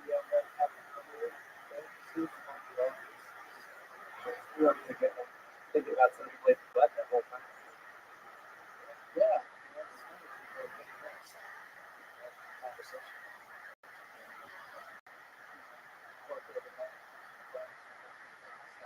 That's so you think so. What can you call that?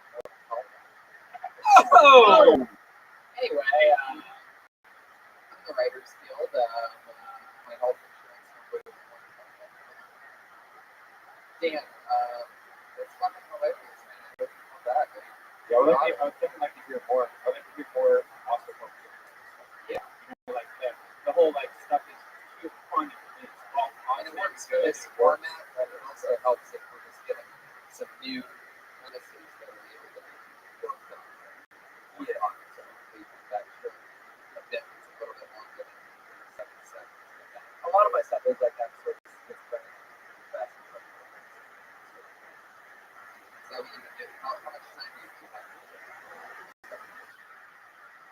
I mean, I've been for a little over a year now, so a lot of mustache, straight those but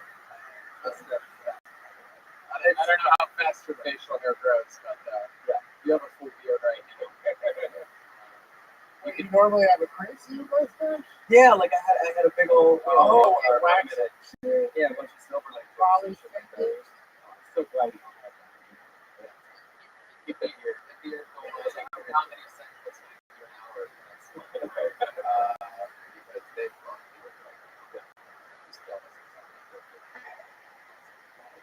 anyway,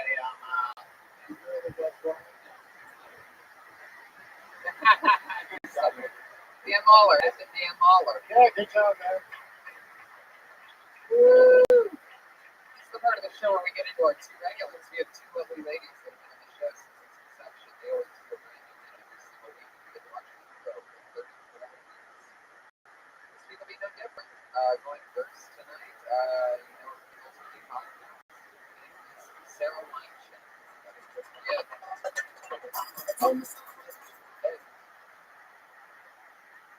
Who's eating all these rice cakes? Anyone ever got hold of a rice cake?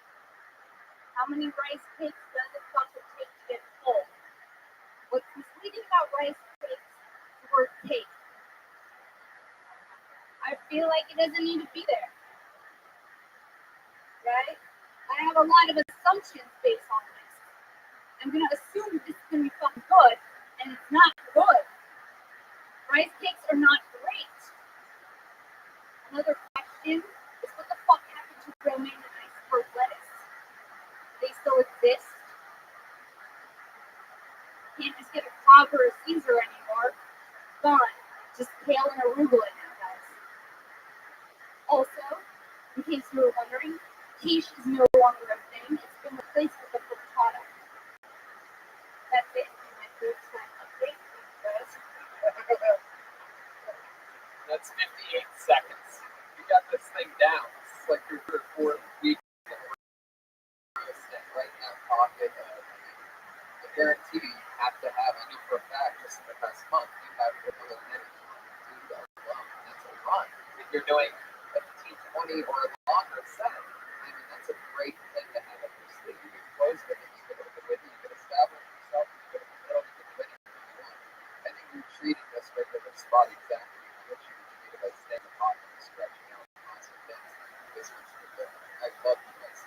You can get snot rocket right at the beginning too. That was the fastest you got me into the snot rocket. And you knew how to do right away too. Because if you don't know Sarah has that stuff, it's not telling you what annoys her. It's always little things that you sort of really don't think about. Like the fact rice cakes are basically inedible, super light, really fulfilling. They sort of seem good when you're at the grocery store and you're hungry and you buy them.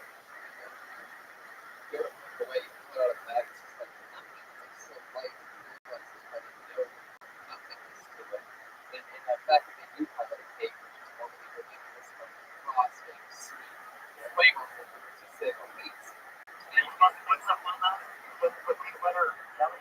No, you're supposed to eat them just as normal, and you can put little stupid things on. You can also talk about that shit that you're supposed to add with like, yeah, the bag of those rice cake packages have other recipes that you can put some fucking like iceberg lettuce on. You know, it could be like all that. Crazy. Yeah, I like these. What do I have to say now? No, quiche has out. It's Frittata. frittata. Yeah. I like the. I just never thought before about how they eat the cake. But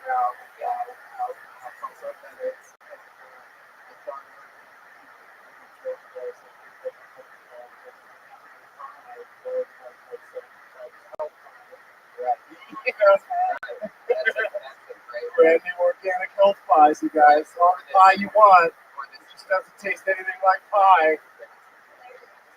So milk candy bars.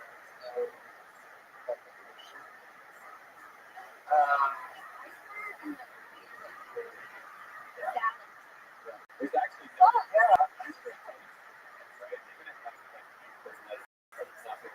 Yeah, it tastes like not celery. It's your first one. That's actually horrible workout. So yeah, you're covering it. Great job. That's good stuff. Fun. She's on Twitter at Princess Shank. SHEN. I'm so proud of her. Yeah, it's amazing. That's just, I would definitely pay money to see it. I would love to see it. Yeah. She's been on 34 shows. She's been on the one that I didn't do that every time.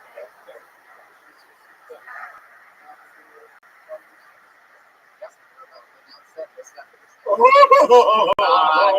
fellow comedian, she's been with us the longest. She dropped out of college. It was her first comedy spot was here on Tony. She fell in love with stand-up comedy. She's the one and only Kimberly Condon, everybody. Closing it out. Bring it. Hello.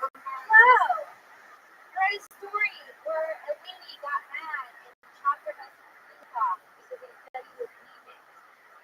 The only thing I could think of, how good was that mean? Literally could not part. He was like, I'm out of here. You're fucking nuts. She's like, that's fine. You can go. But the dick's staying here. Wouldn't it be funny if she loved it so much, literally wanted custody of her dick? Like she went to court and the judge was like, well, man, what is your reasoning for wanting partial custody of this man? Is someone dying back there? Yeah, what's going on? Whoever you are, control yourself. Just get a grip. Why do you want partial custody of this penis? She's like, well, listen, I raised it. I watched it grow. It's not that you can live with it, but I should have it on weekends and holidays. That's it. Thanks. Slaughter Fest. Again, 59.88 seconds. It's like a joke at this. That was great. Very well written. Yeah, I don't blame you though for laughing out at that. That was Is fucking that great. real? Is that a real laugh? Yeah. Just let it out or do whatever you need to do.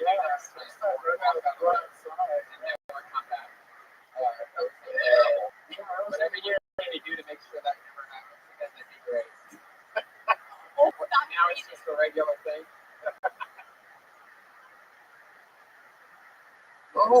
Just let it out. So a regular laugh is unbearable. It's all the same thing, but just let it out. Whatever that squealing thing is. Yeah. High pitch. Separate your laughter and water drinking activities. Yeah. That's the problem. I heard that noise on Blackfish when they separate the kids from their parents. Kim Condon, you fucking destroyed. Yeah, that was awesome. The ladies of Kill Tony. Bring it. This early trend with that penis stuff. I mean, we all know about the I would have thought it would have ended up. This stuff is still going on. Yeah. Still. Do you know where this one happened? Shit. Oh, it was Chopping Mix, Tennessee. Okay, so I read somewhere and someone said you could just look at the list of lots of things and you could Google it. Someone's done it. And I was like, and I Googled chopping on some Comedy writing tip. See the man with two dicks? See that yet? The man with two dicks. Yes, Both get hard. Oh my god. Jackie smack two in a hand. Jackie Smack. Wow. You already have a name for that? The Jackie smack attack. Kim Condon, great job. Thank you so much. Follow her on Twitter at Kimberly Condon. COGD. Good job. Yeah, so the big announcement is that Kill Tony is coming. The Hoya Comedy School.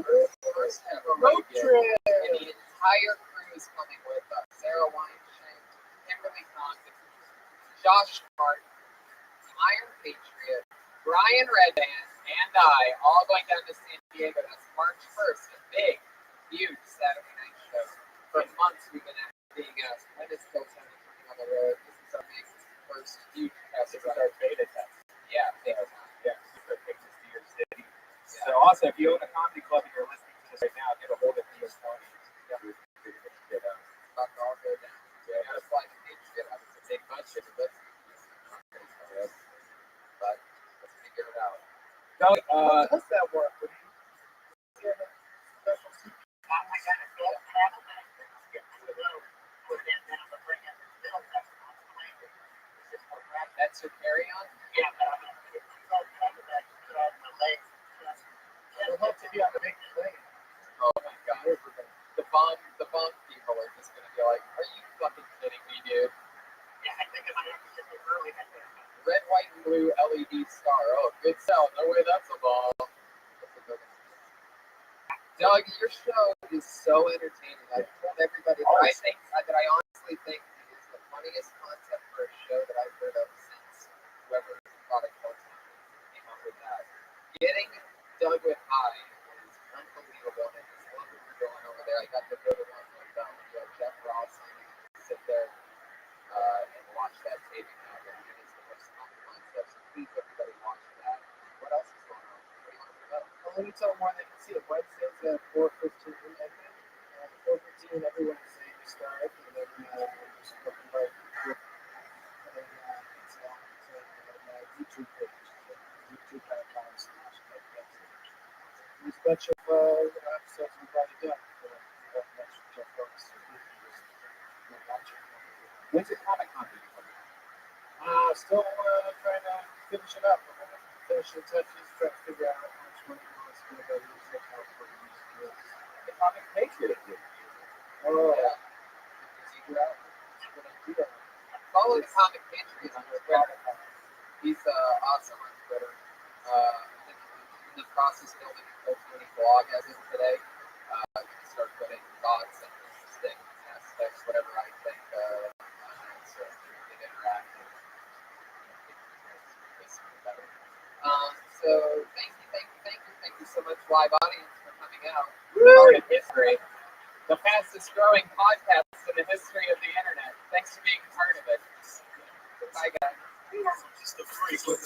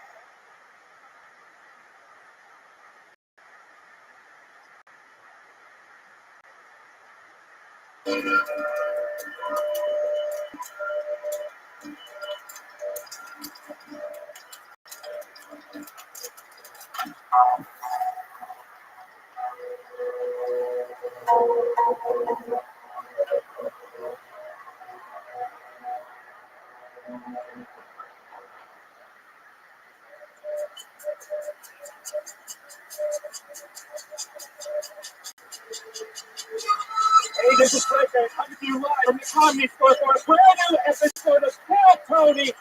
I am just killed by Tony.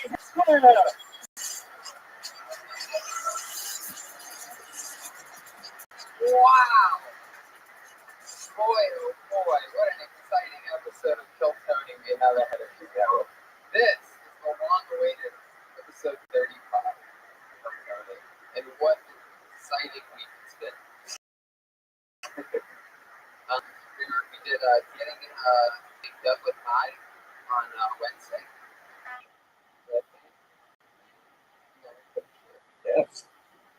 If you guys don't know him, he's this guy.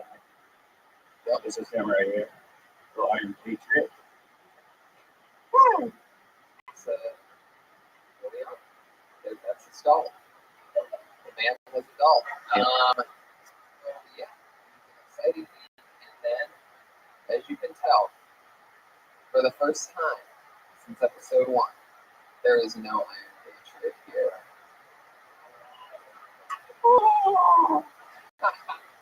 Oh no, bro. I got a phone call. While I am having coffee doing some writing the day after getting done with Hive, and the Iron Patriot quit Philatonia in a stunning turn of events. The Iron Patriot's words were gotten too big for the show. That when I'm ready to move on to Comedy Central or Jack, that you'll be waiting for my phone call. But until we are up to a higher production quality and not on the Death Squad network, he will not be working with the show. These were his words. At which point, I'm on the sidewalk. I took the call inside the coffee shop. At this point, after that, I'm on the sidewalk yelling like a crazy man. And I was thinking, you know, that you have that third eye that's sort of like, man, I bet you one of these cars driving by right now is going to see me yelling like a crazy man, which I never do. But there's a point when he's telling me all of this, you know, a guy we've sort of had a bond, you know. Just the night before, actually, I saw this cute little flip phone that he had, because he was using MapQuest that he printed out on paper, and that failed. He was 10 minutes late to go through Doug's podcast. Right, and there was a car to pick us up. He was using a printed paper map. Yeah. So he asked him about it. He saw that he had, you know, a flip phone. Being such an advanced robot, his phone. Yeah. I think it was the E850 Motorola, if you guys know what that is. And we also noticed that when he was parking, he was having trouble with parallel parking. But then, the thing that the Patriot is this thing where he slams car doors really hard. Yeah. I think there's a couple theories. I think he wears armor all day, so when he's out of the armor, he's very strong. Because he's slamming the doors like he's fighting with the next girl. But it's a very stand-up album. It's not like we're like trying to find something. Like you could hear this door slam from far away. And I noticed when he got out of his car.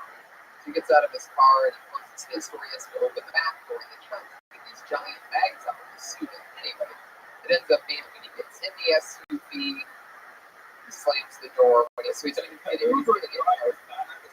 man, what's going on? Right. And like, so then when we get to the place, he gets out of the car and the driver goes, hey, I'll help you with your bags. And the Patriot goes, yeah, I really like that. But the way he said it sort of sounded condescending, and then he slams his door really hard. So the driver's like, what's the this asshole? Yeah. Anyway, look, I always look past the little things. That's no big deal. Like forget his car door problem. Forget the fact that he's had a dog like came off his genitalia. You know, there's a lot of things that we've talked about with him on this show that I can look past, but I ended up yelling at him about on that sidewalk was a thing of loyalty and, you know, he was basically saying that he didn't want to work with you or the Death Squad network anymore. The guy that offered him a cell phone for $500. I got a brand new cell phone. I'm going to use it. I saw his little phone and I was going to give him the phone. Last couple weeks ago, I promoted a CD on iTunes. Just no reason. I have no reason to do this. I'm just trying to help him out. And that's what I was saying to the Patriot. That he's insane. That you'll never be able to build relationships in any form of show business if you burn each bridge that you go to. So the next day, that he quit. Not even an hour later, I'm in communication with Doug Benson, who said the Iron Patriot just asked if he could be a regular on my show.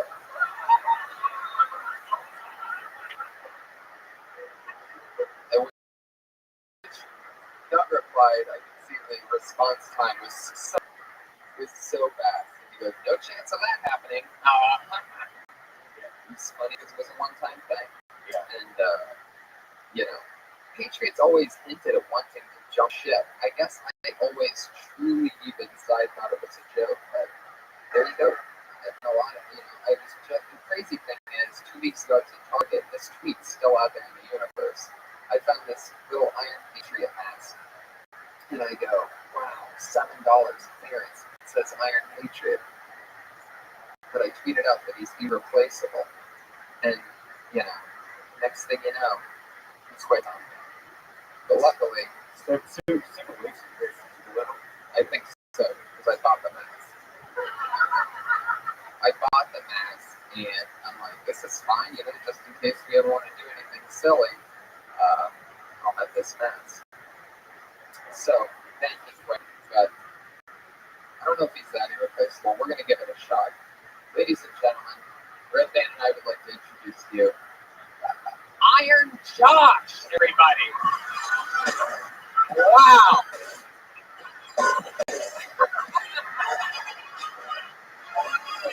Holy shit.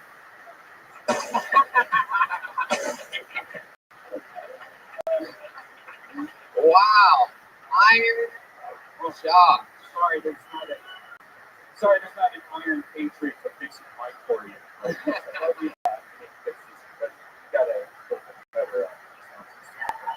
There you go. Iron Josh. How's it going, man?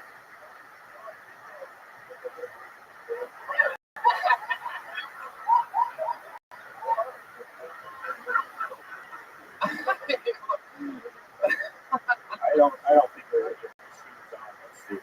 Nope, we got to fix here. I believe he said that he'd like to lead these new Avengers into friendship. Here, I gotta take out your voice snake. I gotta turn this on for you, brother. Yeah, maybe. This is an official product now. I'm guessing this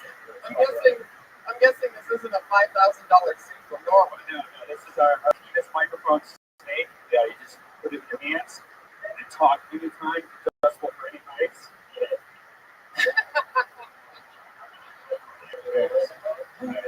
It's on. You just gotta put it near your penis. There.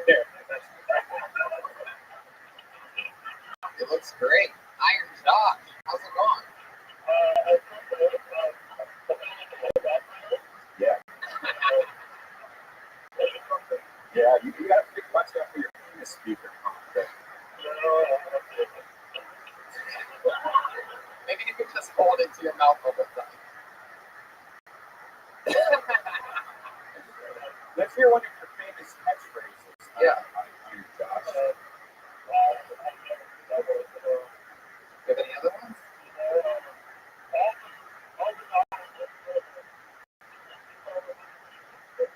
That's very good. And very helpful. Yeah. I like the process. That actually was very helpful. Yeah. Totally. But yeah, I'm excited. You know what, Iron Josh? This costume doesn't seem as realistic without a chest light. So let me just turn on your chest light right there. But yeah.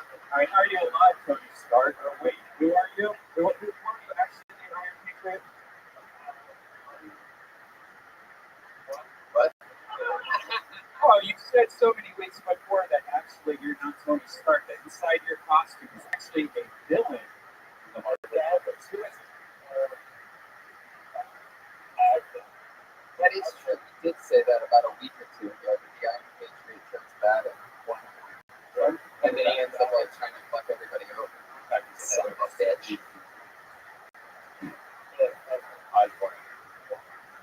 Did you take the bus here tonight, Iron Josh? Wait, can you try to sit down on the stool right here on the stage? How hard is it for you? Wow. I've never seen that. Wow. It's that nice guy.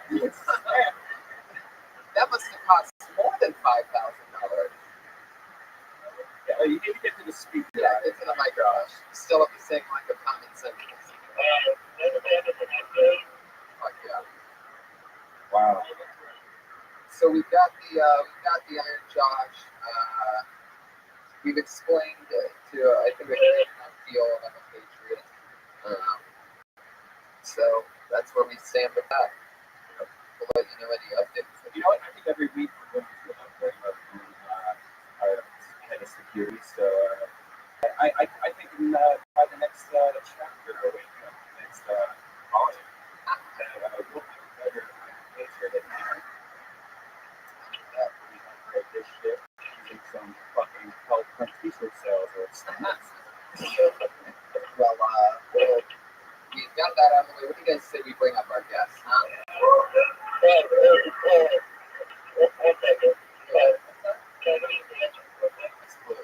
you go, Josh. Luckily, we have yet another replacement for even him. Iris is here, everybody. Put your hands together for Mervis. Yeah. Wow, look at this. So wait a second, you could.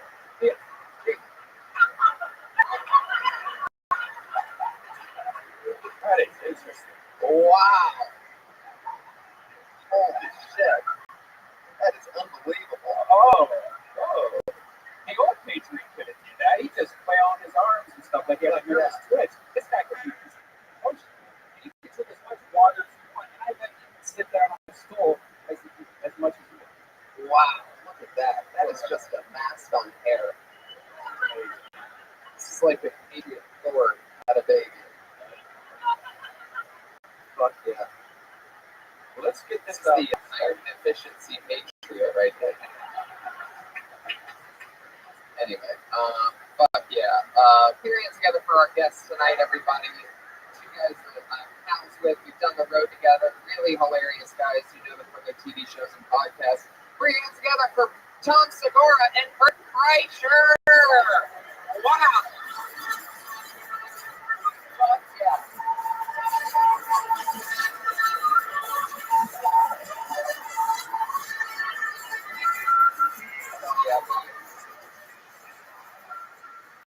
Fuck yes. Right. Welcome to Kiltony. This is both of your first time. The Iron Josh is back. One more time for the Iron Mervis, everybody. Nice. Really good.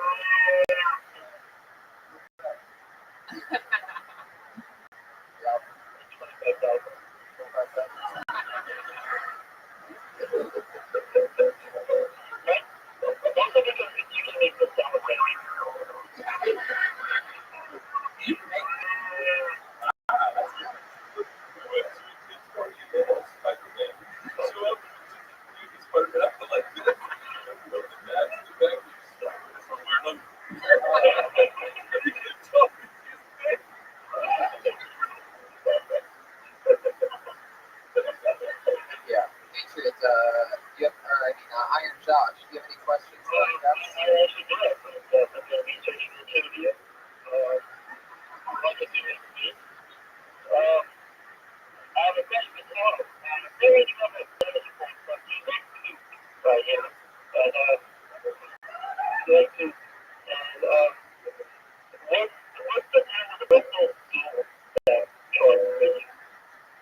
What's the deal?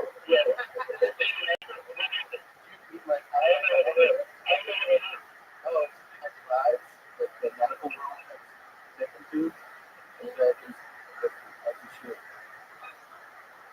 This is interesting. I remember learning about this.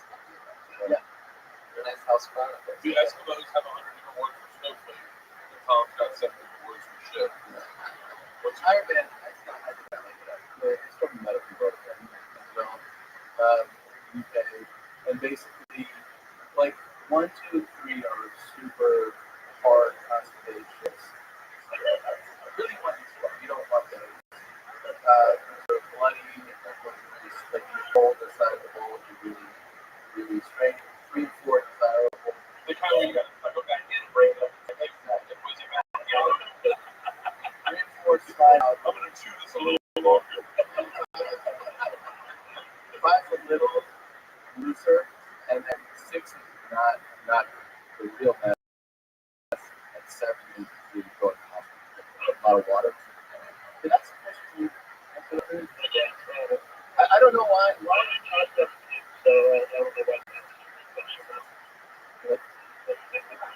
I see what you're doing. But just as this time, how would you do a TV show called Breaking Up?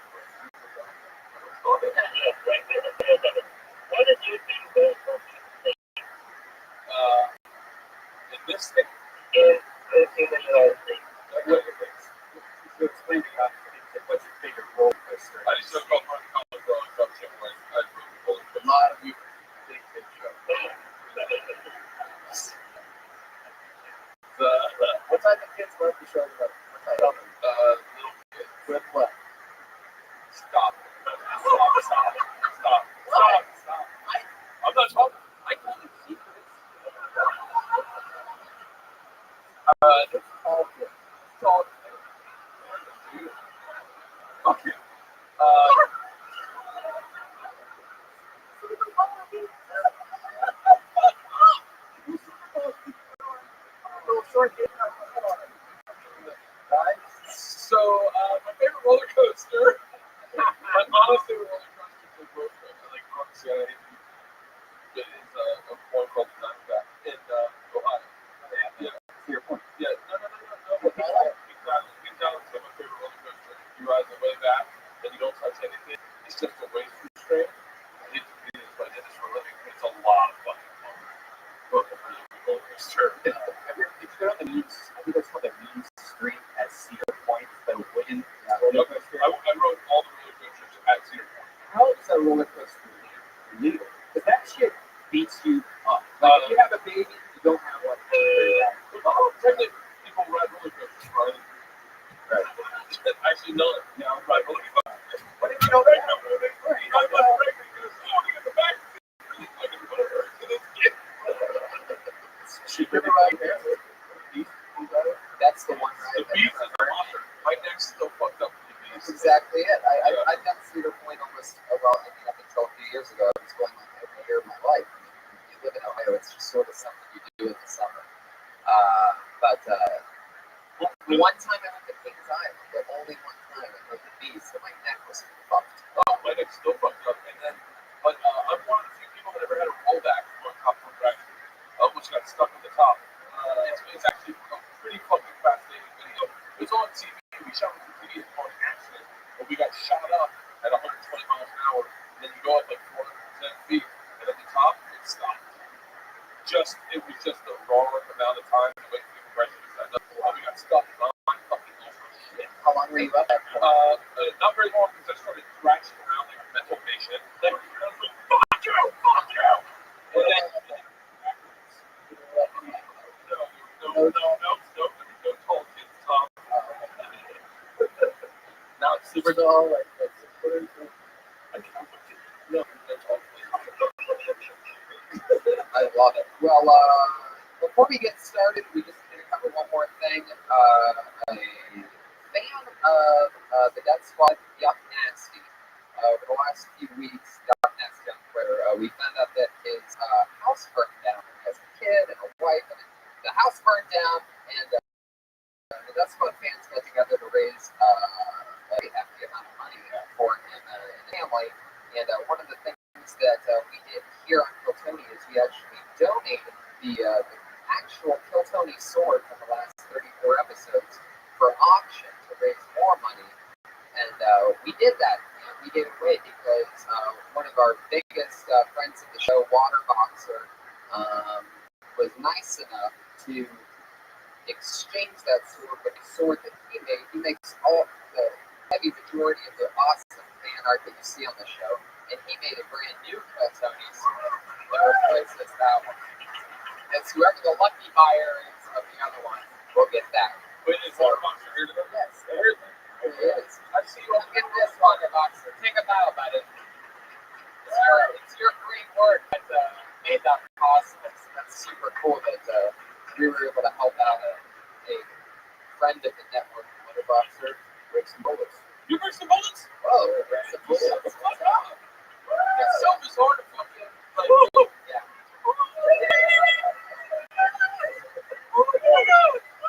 Get Twitter starstruck. It's wild that we just go by them. Yuck Nasty's house burned down. So Waterboxer, help us out. Yuck Nasty. Definitely sounds like a black rapper from Florida. Yuck Nasty? Yeah. He's a white non-rapper from Green Bay. The opposite. Well, I don't know. MC Cheese. Spoiled smoker. You know that guy? Yeah. Yeah, I know all these. And that's so crazy. They're like, I see the name and I go, oh, I know him, but I don't really know anybody. I feel like I fucking know him. Right. I called into their show. They were doing a 24-hour podcast. I was in Paris. I called in. And then I ended up spending a big load of money on a fucking long distance phone call. Drunk talking to them on the phone. And one of the guys from the bonus got right back to us. Yeah. That's what we are. Fucking bizarre. Yeah. Waterboxer or something. Right. Oh yeah. So what do you guys say we get it started, everybody? It's Kill Tony. Yeah. Volume 2 starts tonight. Episode 35. Stronger than ever. You guys know how the show goes.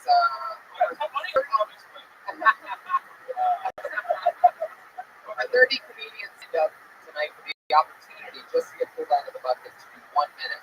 And comedians, you know that your time of a minute is up when you hear the brand new Volume 2 sound of a kitty. Aww, how adorable.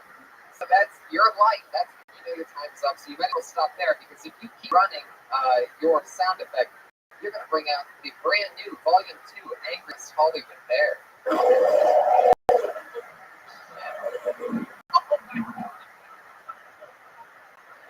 Wow. I said holy shit when it was halfway through. That sounds like things that you should learn. Wow. That's a big one. Let's point out something else, just so people know this. You signed up for this shit, Right. You get I would never give you unsolicited advice. Okay? Yes. There's nothing very more good. annoying than a comedian being like, you know, you should fucking tag it. Right. You're like, not your ideas. So, like, just you fucking want it, right? Right. Absolutely. Definitely. I probably have nothing for you. So you guys ready to get this started? Here we go. You guys know the story. We're rolling in with our brand new iron head of security. Are you gonna pay iron shots? Are you getting are you on in there? Is your legs? Because you can't sit down. But sit down for yeah, just take a little bit down. Get iron shots. Play with a double to the wall of rocks. Yeah. See, the old Iron Patriot would never have done that. Got drinks for Bert Kreischer. It almost seems like Josh was like the like run around producer of the show up until tonight. Yeah. We're really working double duty. Yeah. Okay, here we go. Your first comedian doing stand-up for a minute tonight goes by the name of Nick Babbitt.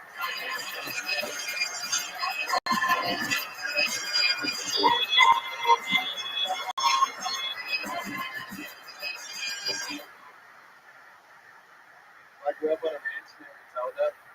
There wasn't a lot for a kid like me to get into out there. See, I've never been very athletic. I had a terrible ear music. The earbuds go different.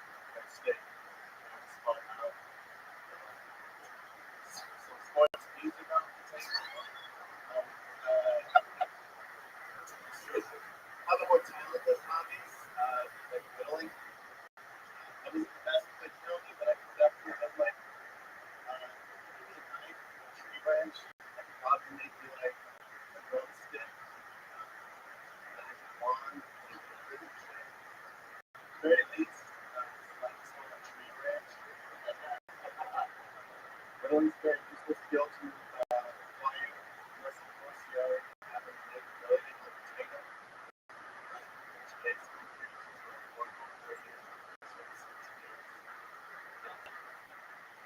Hey, look, I'm not gay.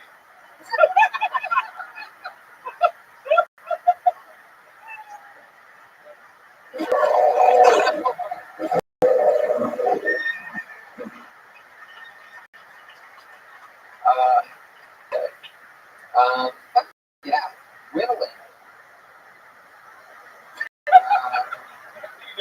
The good thing is no one's using that subject. I'm on that territory right now. Yeah. Like, if anybody's ever like, hey, you know that guy with the whittle bit? People will be like, you're talking about Nick Babbitt. Hey, you know what's funny? Is I've been in Arizona and at a lot of the craft shops, they actually sell straight up whittling kits. He knows. He's the whittler. You've heard of the whittler. This is the woman. Like your penis. Yeah. How long have you been there? About a year and a half. Yeah, absolutely. Very like, I was hoping to be gay. But maybe not. Oh, I saw your hair and I was like, fuck, I love that hair. Totally. Yeah. I wasn't necessarily thinking you were gay. I was actually thinking, so listening, you come across to me sort of as like the type of straight guy who dances on pop videos that bangs all the girls, but everybody thinks he'd be gay. It's sort of a half compliment. That's pretty good. It's a good thing to be. Do you ever dance? Do you break dance? No. Damn, you look like you would know how to break dance. That's not something I assume most people do. I think there's something about you that just says break dance. I can see that. Whittling, right?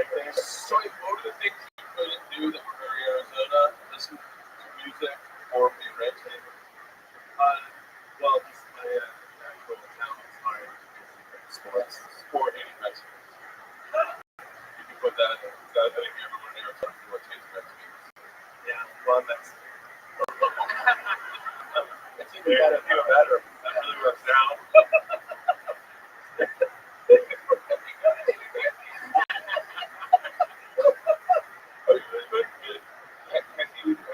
This is true. I don't like where this is going.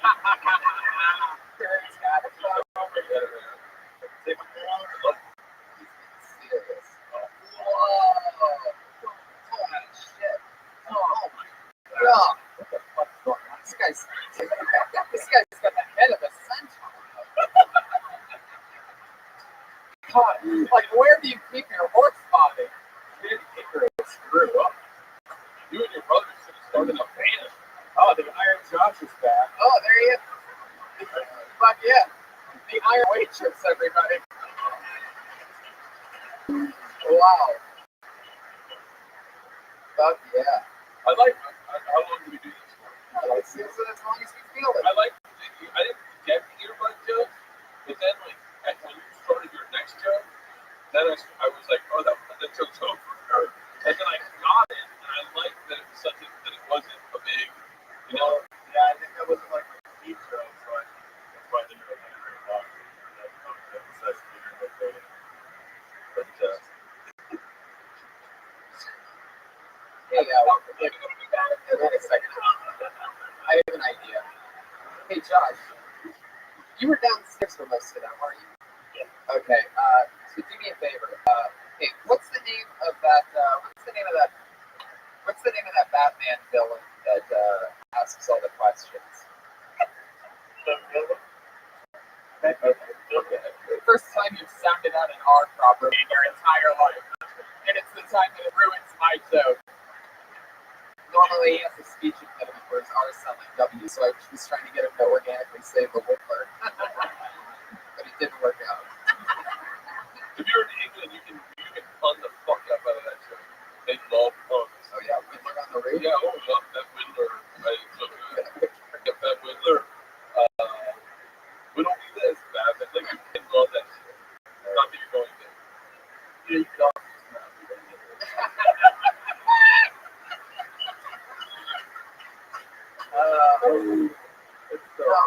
You gotta trust your instinct because you're really funny. Yeah, you have funny jokes. You just gotta get outside. Like once a week. Yeah, there you go.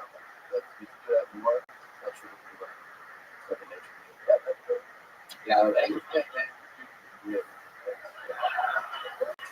Yeah, you have confidence and a look. If you're going 1 day a week for a year and a half, you're way. You've gone a long way in a little amount of time. So, thank you, Nick Babbitt, everybody. There you go. We got one down. No Twitter. No Twitter handle on you, Nick Babbitt? You're not on Twitter? Yikes. All right. Fuck yes. For those of you tuning into the other podcast, it's being recorded right now.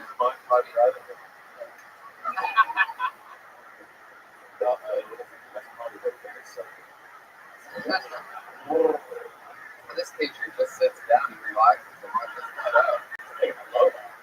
It's so much less noisy too. None of the twitching. Fuck yeah. Sure got a lot of great stuff. Let me ask you guys something. Do you remember when you first started comedy? Did you have like a joke or something that you were you'd be embarrassed? Jack Low, very elaborate storytelling of me seriously jacking off the cheeseburger one time. Wow. And it was me, and the person that called it was Dimitri Martin. He literally did like a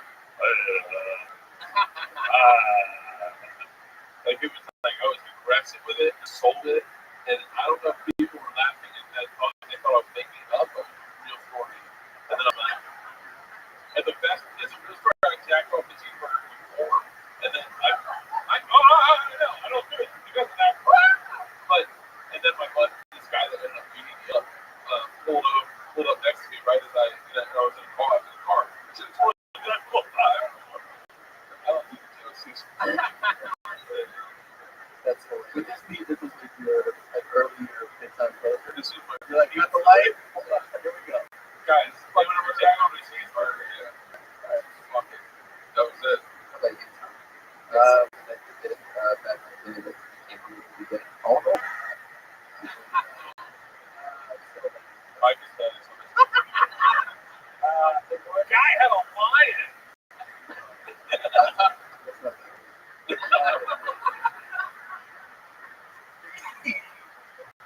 wasn't like it was really original. It was like but like guys are more outspoken with how much they like for a food or anything. So like I eat that, and then for the girl was like shy. They feel free. He's underselling it. Yeah. It was very cool also to do in front of like more established people who are like kind of right. And then their first 5 minutes would be about like how about that last guy was closer. What a fucking asshole. We did it. You like it or you didn't like it? Yeah. That was a pretty bad one. It's a bunch. Yeah. I don't think I've had that answer before where people are like, I am a lot. That's a lot of stuff I'm sitting there. Wasn't good for that. I love it. Right, sorry, How exciting. No, it's great. Here we are, Stephanie Barber, everybody.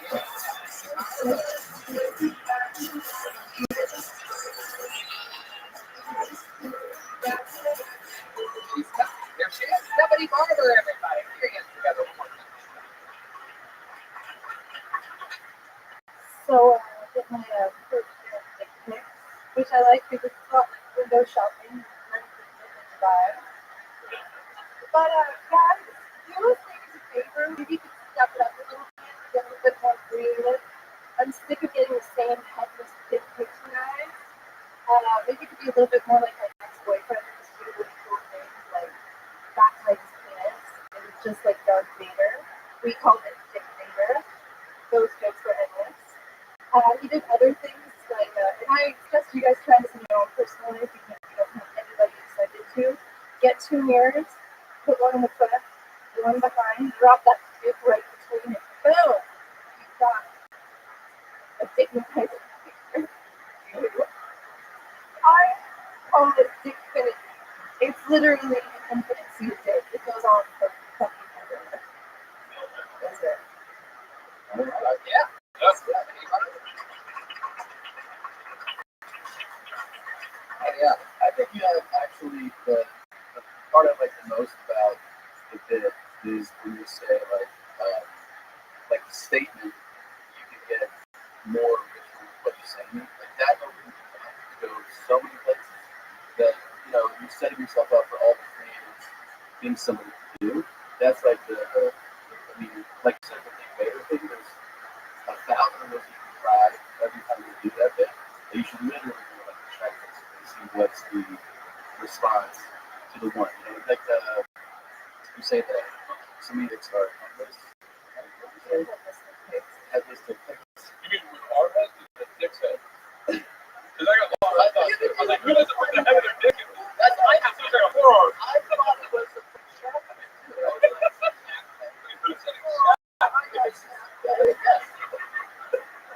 I was like, you know what? I'll start sending dick pics if you need that.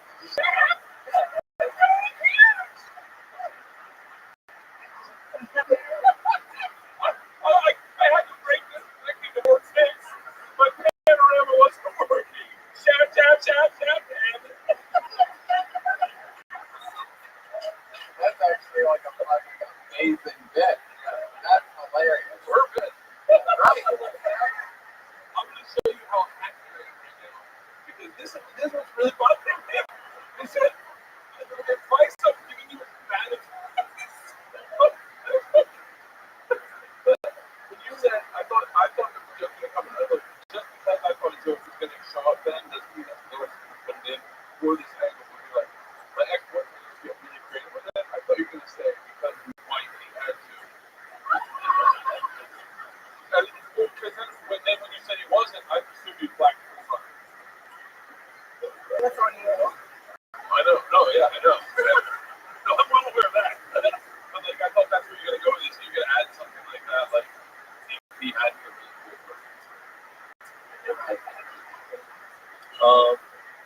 Yeah, I just feel like first of all, definitely that had like these headless dick pics, and I was the whole strap on with these but the other thing, you're setting my pussy. Look at my frame. you're setting yourself up to put my set with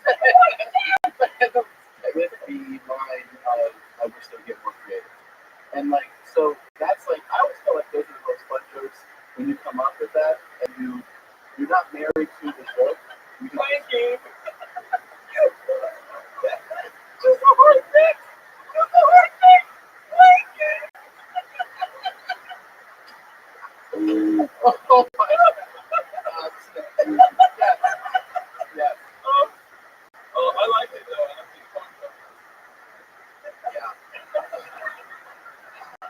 really, really funny. Sounds so Have you interesting. ever sent a picture of your vagina before?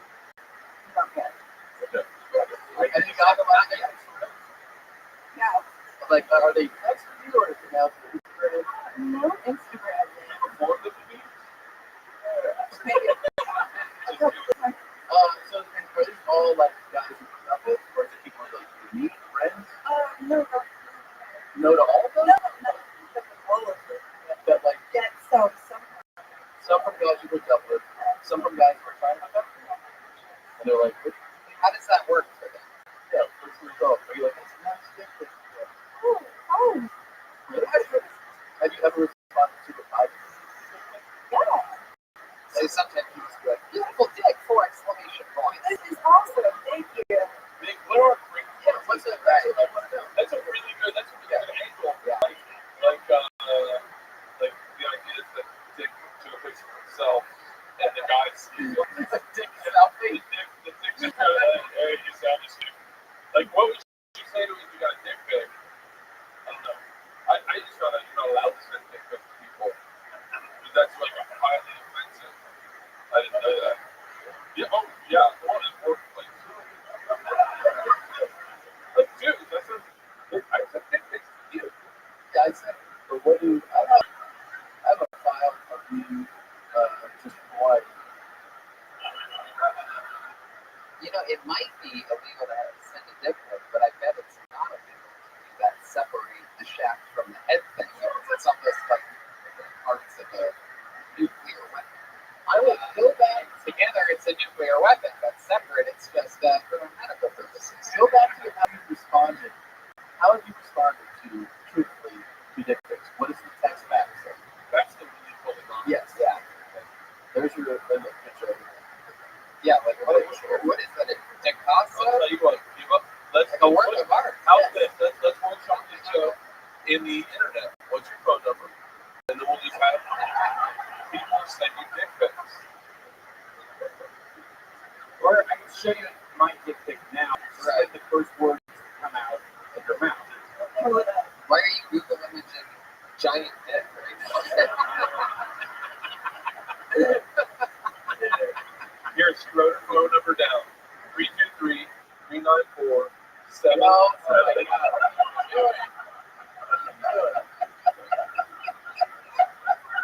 It sounded like such a real number. I'm just going to start you real quick. I have another number.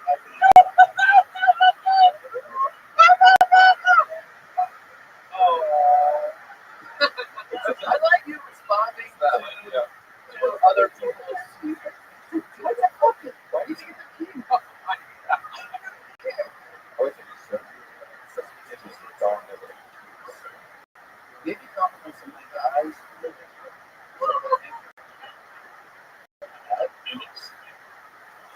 Stephanie, I think we've broken the dick code. I think you have about 7 minutes of dick pic on your hands to get the edit done now. So 3, 2, 3. Yeah. 5, 7, 8, 9, 2, 6, 4, 3, 7. Maybe talk about like things like just out of the shower, taking pictures, like where you got your phone in your hand or something like that, you know, or like if it's a little wet or a little sweaty, if it's the veins, if you're a vein girl, if you're not a vein girl, if you're a scale chick, a lot of people like a scale. So I think scale is right, the way they scale, like they put it up next to things. no, scales like those little scales that you look really close and you get little scales. All right, What? who's next? Stephanie Barber. Stephanie A. Barber. And A. lady with 4 Ys. Is that right?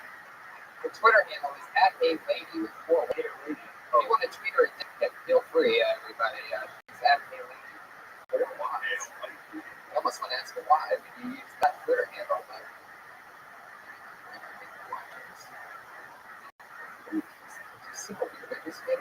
you guys feel that moment? If yes, respond with nothing. Put hands together for Savory. Wow, just one name.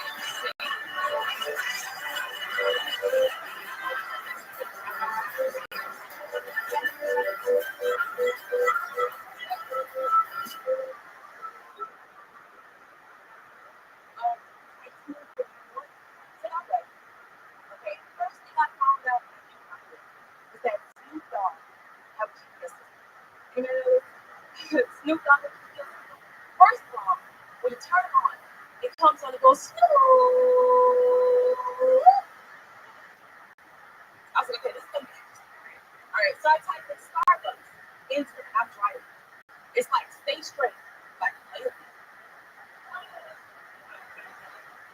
now make that right nephew. Keep your pimp strong.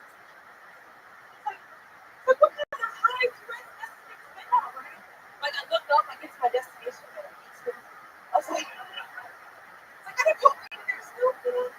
And Ben Shocker comes with a built-in police detective. Like I drove by the police station. Okay, I drove by the police station. It's like sipping on gin and juice. Hide your stash. You know, is there cameras? Exactly. But yeah, 57 seconds of safety. Am I saying that right? Safety. So you use that system right there. Can you go back to one thing? Like you got that? Sure. Did you ever see the Wiz? You look like Michael Jackson with a scarecrow. Just saw that the other day. I like eerily. Like yes. You're beautiful. Oh yeah. Michael Jackson. It's a huge compliment. I wasn't saying anything bad.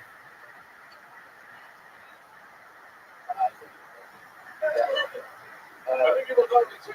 There's nothing to say. So the premise is like, how long you been set up? A couple years?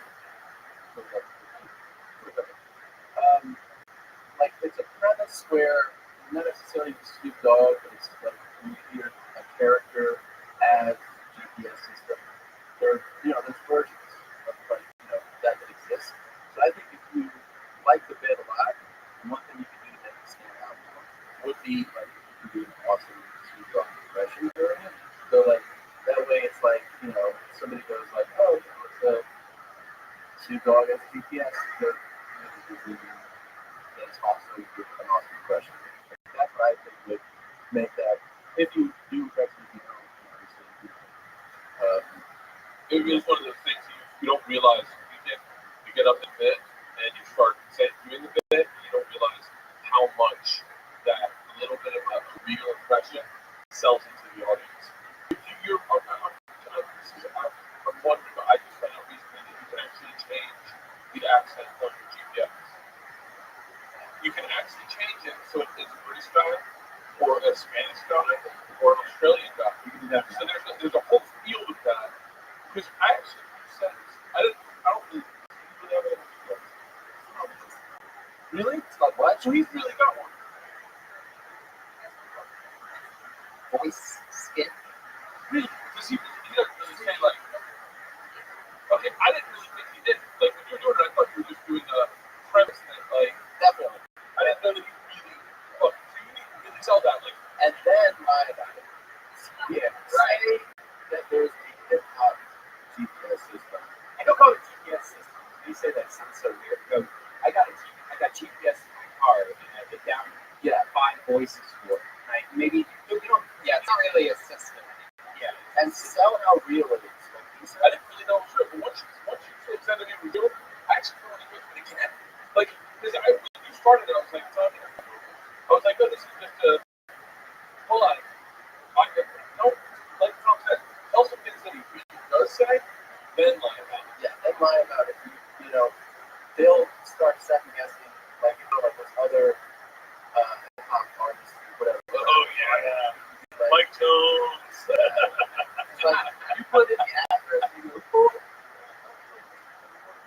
whatever, the LL Cool J. But there is a lot of these jokes. This is which is why you expand, is what I'm saying. Like, you expand. Yeah, talking about DMX, I couldn't even get there. I mean, I know what?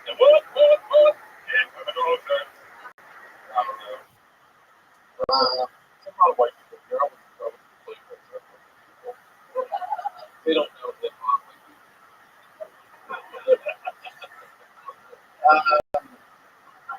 Patriot, Iron Josh. Sometimes I like to check in with you in the middle of things. What did you think of, say it one more time for me?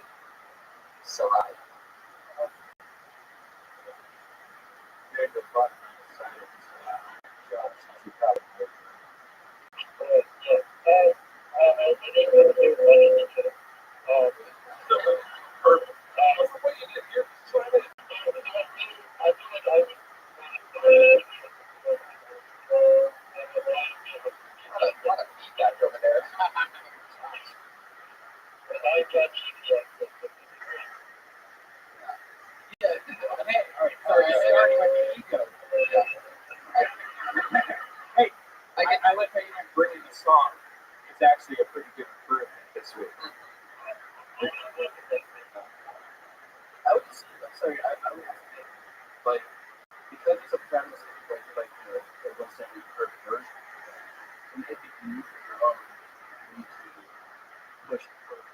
You know, you like expand and like you said, sell that it's real, and then the stuff that you can make up that you can be like super creative with how you want to make this, how the day is playing with the GPS set. I mean, that's one way to go about it. You know? I always like, by the way, I didn't say this to you first, but I mean, like Michael Jackson. But you have great stage presence. You really do, and that's going to take you a long way. And then what you'll find as you do this longer, you'll get rid of premise-driven bits and start talking more about yourself. Because someone like you doesn't need, will not need the future to go to like those. So these are going to be stepping stones to get more comfortable on stage. So just don't spend too much time on these types of jokes, because when you get into it, you're going to be talking exclusively about you. And that's great. Nailed it. Savory. Nailed it. Sarai. Son of a bitch. Sarai. Her handle is I am Sarai. Oh yeah, and change your name if you want to. Yeah. So like Rachel. Yeah. I am Sarai is spelled S-A-Y-R-I-E. See what it's savory? That's a what? That's a Sarai. Yeah. I don't know. I am S-A-Y-R-I-E. Yeah. Sarai. Yeah. I know that is. I've never seen a Sarai written down.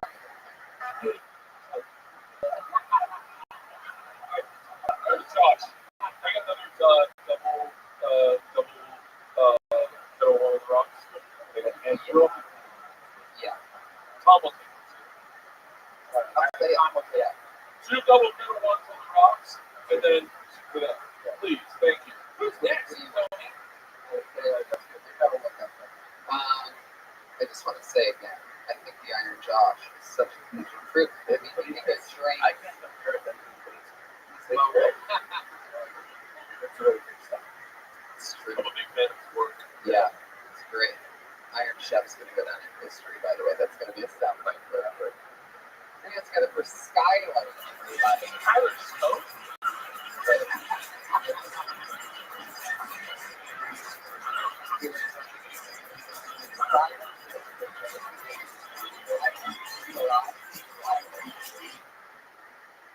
All right. So, I work in a strip club as a bouncer, and I have a couple of tips for fellas. If you're in the porn theater, don't strip fully nude. Seriously, it's offensive to me, the bouncer, or this guy laughing up the whole. No, this is a true story. I go into the porn theater, and then I open the door, guy jumps up, and I'm like, oh, dude, that was so good. And then he's like, I'm like, why did you strip nude? He's like, oh, have a little fun. You know how it is. No, nigga, I do not know how it is. All right, thank you very much. I'm Skyler. Have you ever seen Passenger 57 before? I just saw it the other day. I love it.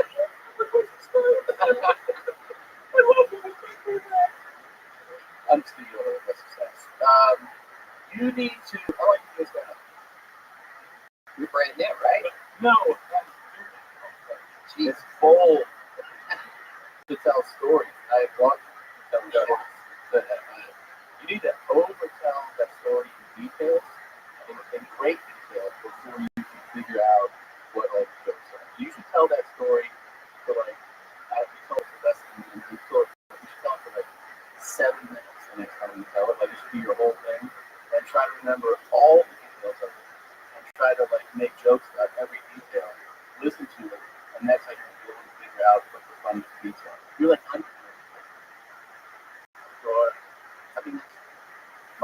Like you're like, I'm there, and the guy jumps up behind you, scared the shit out of me. You did scare the shit out of me. Definitely at that point. Yeah, sort of like the horror meeting. Right. You really made us up jump. You said like, He jumped the third thing. Wasn't actually the third thing. So you said that like, that's not like, what the fuck? Right? So the guy, I did say right.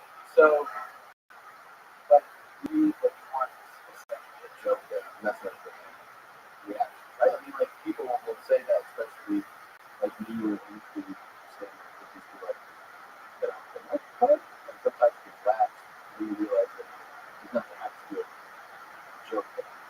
Right? Sometimes things that make sense to you when translating to an audience confuse them. For instance, I got confused if you work at a strip club to go to theater. Because I was like, every strip club I've been in, theater. Like, it's just sick here. I'm saying it the way he said it. I'm saying it the way he said it. By the way, I got lost on theater also. No, but that's what he said. So I didn't understand how to strip club. You also look like you own the place. By the way. Yeah, I think like you own the strip club. This is what you do. I'm actually need to work. What's strip club? You least work in a strip club. Motherfucker, I am not believing anyone up here. Dude, I would just wear the fucking vest. The second you roll up in that vest, I go, oh, that guy we don't fuck with. But you also come out very friendly. Every time I've been in a strip club, the bouncers have been like the sweetest gentlemen. But that's something to talk about. Like that, talk about the fact that like you put in a nice place on that. Yeah. You know what? Most people don't know this fun, so it's like you. Can I get the character? Can I hear you get the strip club character? Okay. Yeah. All right. So First jerking off. I'm jerking off. Let's build it. Let's build it. Because I like this thing. I work in a strip club. I know you don't see that part of me right now, but I can switch like that, and I like that. Sir, no hats in the strip club. Sir, put money on the table. You can't touch your girl. Right. Let's act like Tom is like Missy Corvette. Go. Like you're yelling, you're jacking off on him. Let's see what he does. Here. Jack off in his face first. Now you don't get mad. You're jacking off on this Corvette. Are you going to let that joke, right? Wait, who's Missy Corvette? I said Tom is playing the role of this Corvette. Okay. My point was, joke would be confused. No hats, put the money on the thing, and then your punchline would be something ridiculous you would stop people from doing. Yeah. That would be the joke. I'm like, you're right. That's great. That's a great note. Do you understand it? Yes. That you would say like, sir, no hats. Sir, take your shoes off the table. Sir, stop masturbating your own mouth. Or whatever your joke is. Yeah, so tripping yourself around there can even laying on your back. But I like, because you gotta understand that when you show up as a friendly guy, I don't see the bouncer. So I'm bound to see the bouncer. This isn't about you being a bouncer. That one joke is the foundation. By the way, I'm not a fucking expert. I'm just giving you my opinion. That one joke is the foundation of incredible. I told you I could be a bouncer. Now let me tell you the crazy stories I've witnessed. And that has been a fucking art to you. I'd love to hear your perspective. Because I never talk to you guys. I literally, unless it's a bad situation, and then I'm like, fuck, I thought they were going to go differently. Yeah. See, actually, it's that good on the stomach.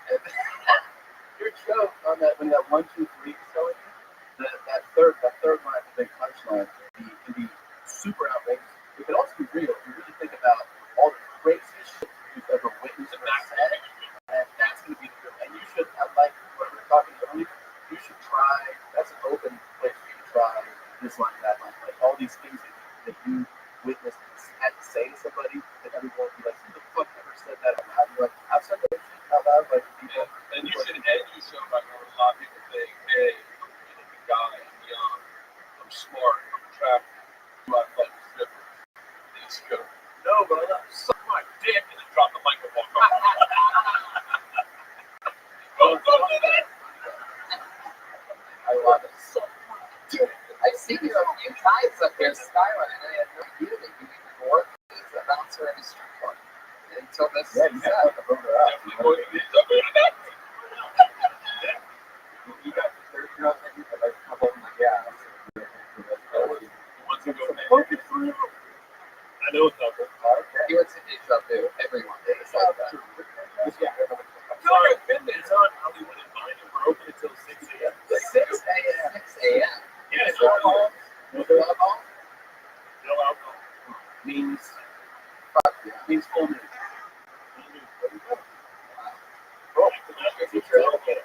There he goes. Skyler, everybody. Good job, Skyler. Good job, Skyler. Talking about it. Hey, bring up a white guy so we can tear him apart. What? All 3 drinks at once. Thank you very much. Oh, it's coming? But yeah, alright, I see how it goes. Yeah, now back to the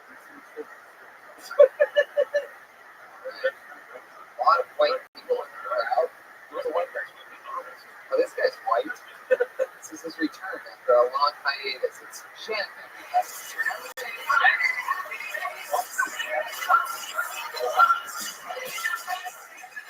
Oh, shit. You know what that means, everybody. Hold on. What's better?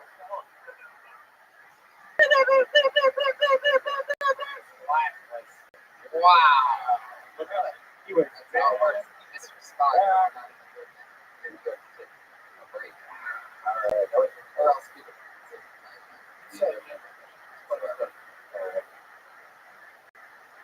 The chance to get the penalty to care.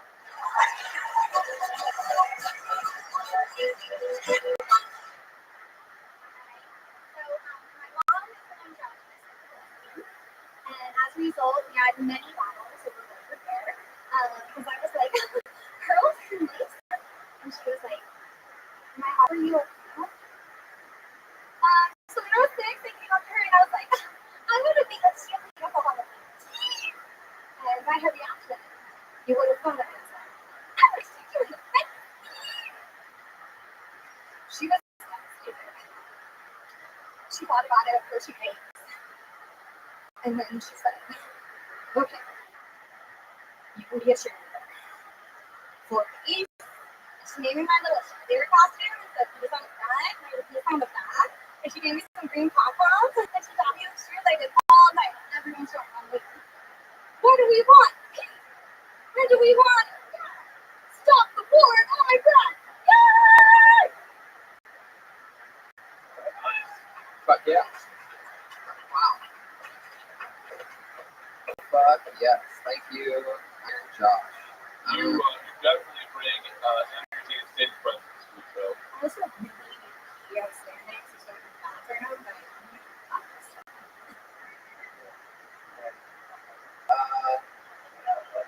fuck yeah. You know what? That's what being a performer. The show must go on. I shit my pants on stage. oh yeah, I'm always to be right on the stage. Cristela Alonso, who in Houston, and she, or in Dallas, and she went short, and I was in the middle of shit, and I didn't get to watch the whole show. I had a fucking growler. Wow. And she was like, great set, and I was like, oh, why'd you cut it short? I fucking shit my pants the whole time. So, No, I've been in that situation where I almost had that happen because downstairs, there's a big restroom. You know what's going on in the other room. There's been a couple times where I literally had it close. It's like I had to slice one off and do like a hard quadruple wipe and just like. That's when you just keep the When you hear somebody starting to say your name, they're like, your next comedian, really funny guy, you're gonna love him, and you're just like, oh shit. You have to get a bunch done right then. It really is. But I've noticed that if I have to pee or poop or fart or puke, all of those things go. You fart a lot on stage? I don't do anything. Once I'm on stage, I like the stuff about your money. sometimes she's listening. Also, I'm telling you right now, if you had peed on stage in like a glass, fucking showstopper. Yeah. I wouldn't have any notes. nobody knew. Hopefully they saw it though. I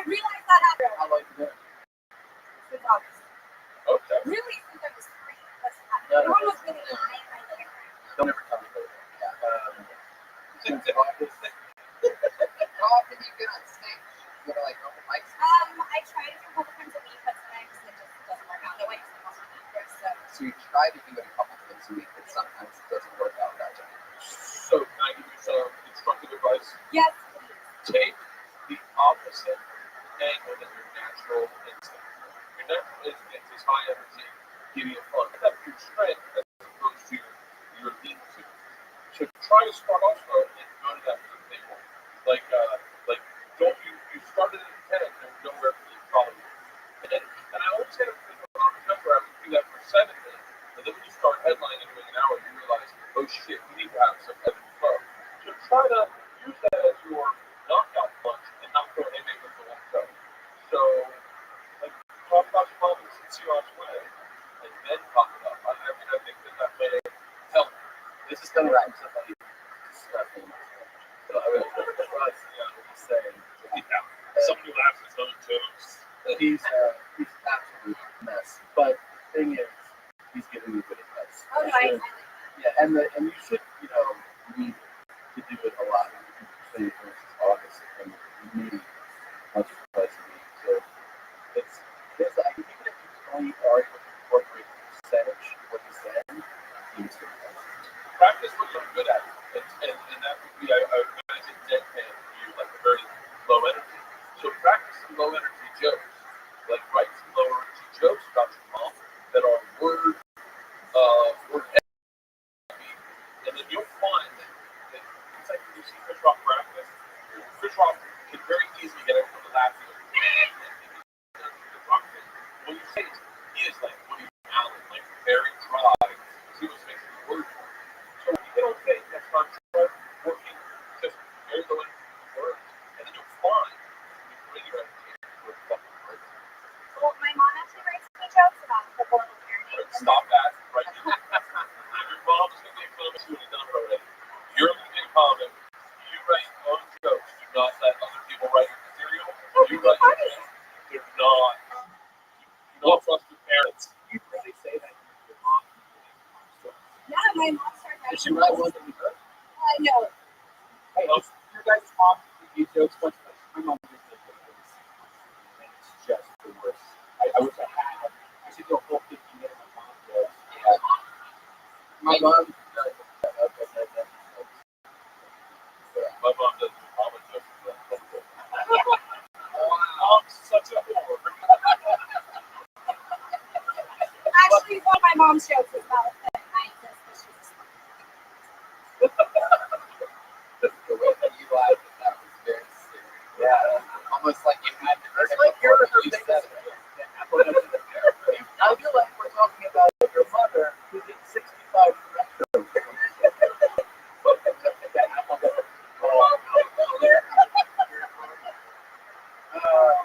Carol Burnett? Is that what we're talking about? Where'd you grow up? Oh, really? Yeah. And you can walk around naked there. I think you can. No, you can't.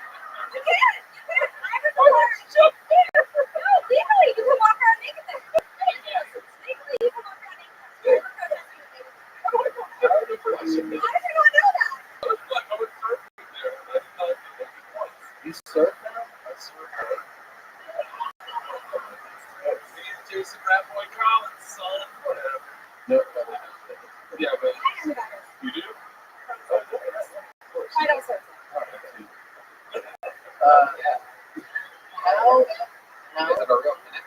How much were you just exhausting yourself before you figure out you spent that energy? Once you did, like, when you were doing 10 minutes, were you like,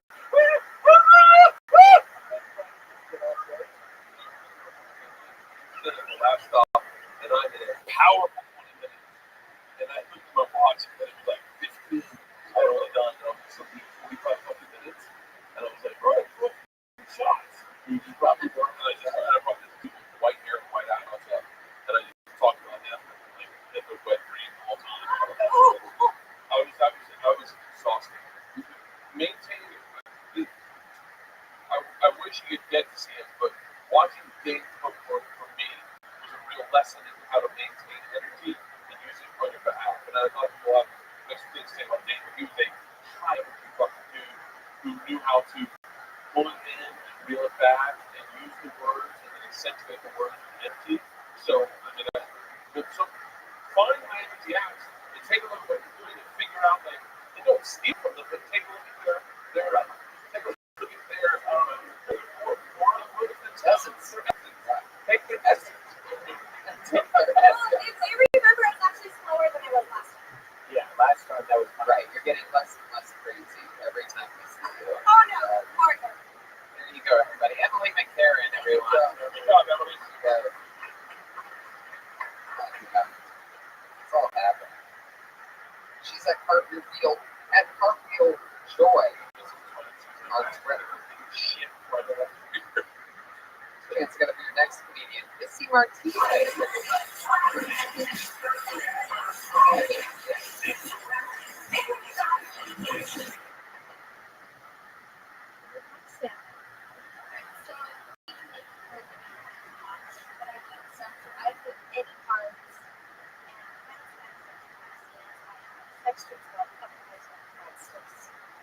So I can't go to I can't go to Macronica.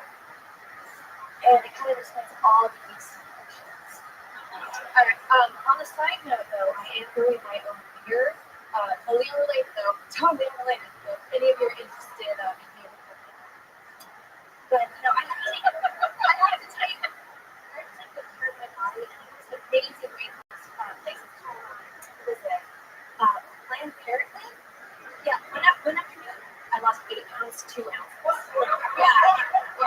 And my tent card's almost full, so my tent one is free, and I get my picture on the fucking wall. Great. Oh, yeah. That's really good. Okay. Tom, I think you want to start this one. Was that just your first time doing stand-up in less than a month of the show? Wow. That's your second time doing stand-up? Why do you think? Fuck, I want to move in this one. The breadsticks and 2 Martinez. Yeah.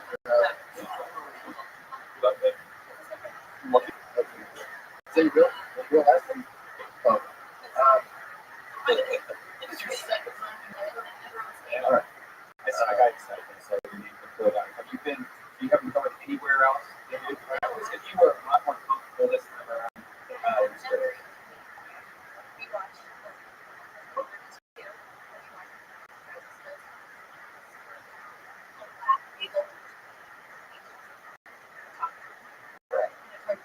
yeah, you can project definitely higher. But when I had you at full blast, and you still plays. Yes. Yeah, you almost just love it. So it's almost touching it like Milk it? what? Oh, I'm sorry. Almost as milk it? Just grab it, close. I've been waiting my whole adult career for a porn star to do stand-up. I still wait. I mean, no. For your second time on stage, I'm really impressed. Really impressed. Because I did not. You don't. This is gonna sound like an insult, but it's a compliment. You don't carry yourself like a porn star. You're obviously hot, but you're not like, you're not doing what porn stars do when they speak to people, which is disconnected. It's like when they fuck. You're just like, what? And they're not there. You were there. You were talking to us like you were a comic. And there's so much about sex that no one, that guys like us talk about. I want to hear from the other side of, I want a fucking ear. I have a joke about squirting right now that makes people uncomfortable as fuck. But I bet you can get away with it and it's not a problem for soul.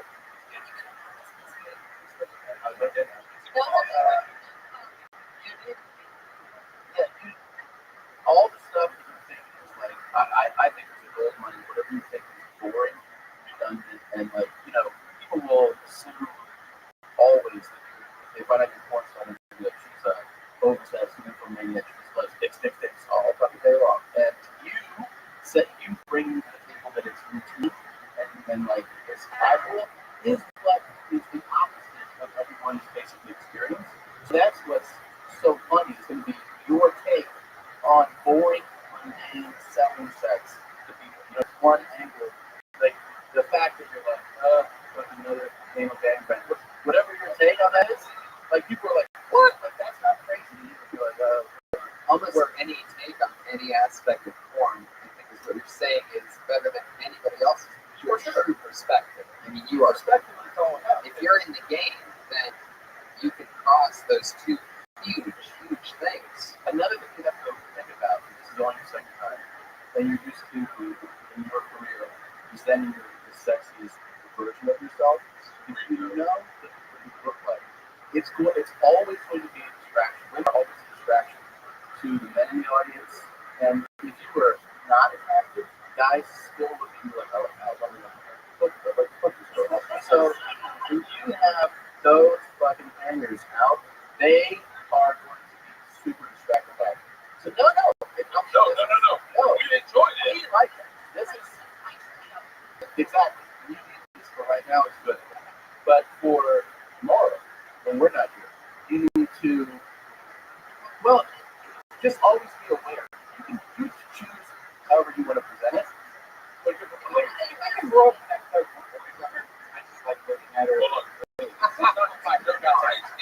is a very valid point. Because the second, why lay up so things? Right. You know, right. That, but I didn't notice that until you sat down. Like, a guy's disconnect. I mean, you get Judy Gold and like, and that's what guys do. And so you gotta be aware of that. That's what you guys do. See, man, if you guys talk about something today, I mean, you're gonna fucking lose us.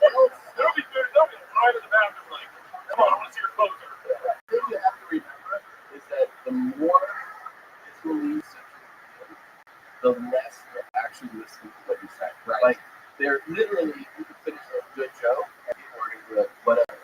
I want to jizz all over the fucking. That's how you get called free.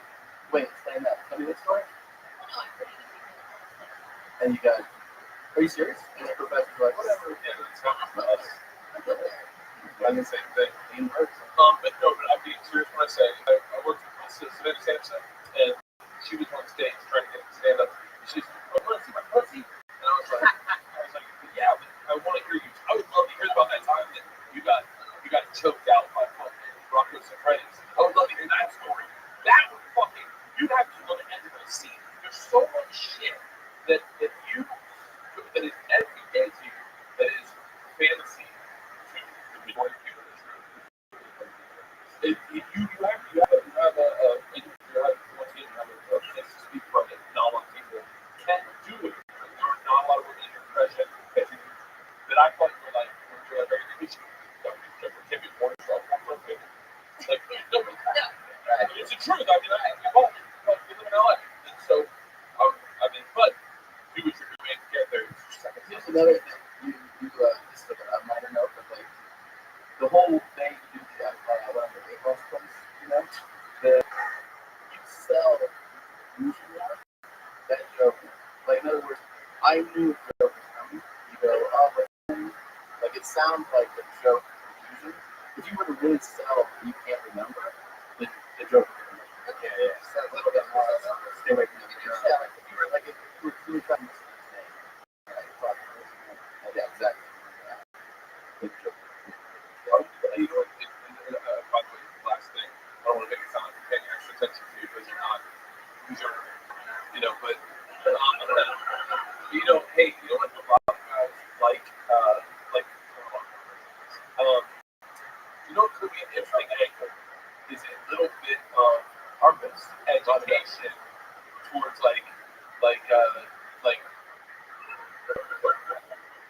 never mind. No, you got it. It's like listen.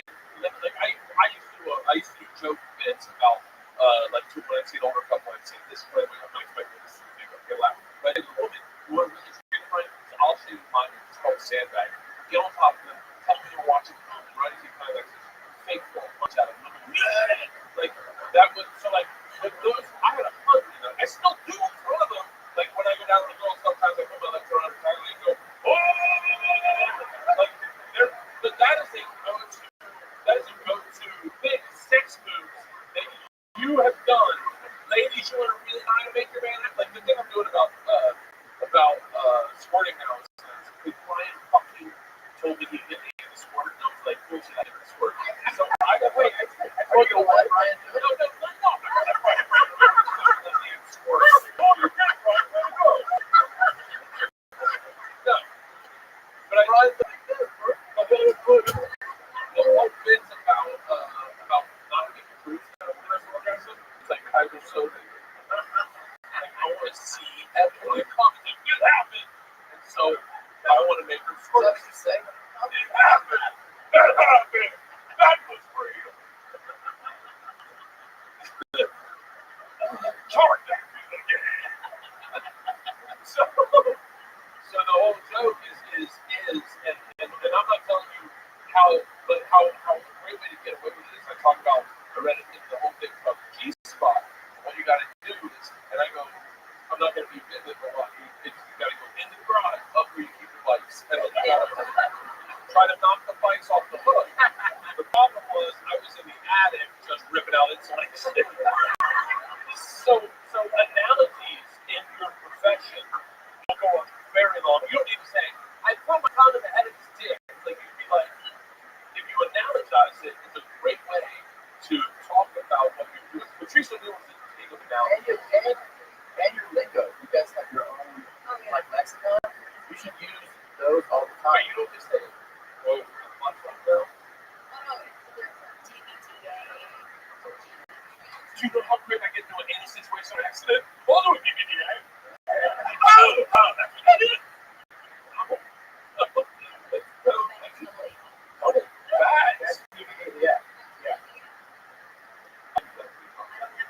It's also a podcast with that's what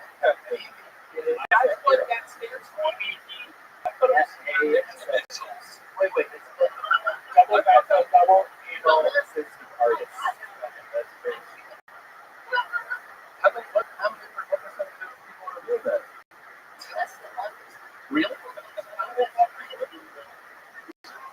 That's survivor. That's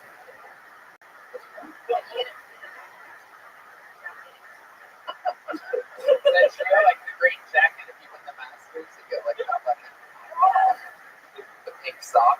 I heard the joke. Missy, both times you've been on, you do a great job at talking. Yeah, Missy S. Martinez on Twitter. Very funny. Awesome. This is the part of the show where two regulars, our only two regulars, do a brand new minute every week with lovely young ladies and very hilarious, super cool, always different, fun. This is different. This next young lady, I recognize her from some things. It's called Tony, and she recently just did a dysentery. She's very, very funny. Very hands together for Sarah Weinstein.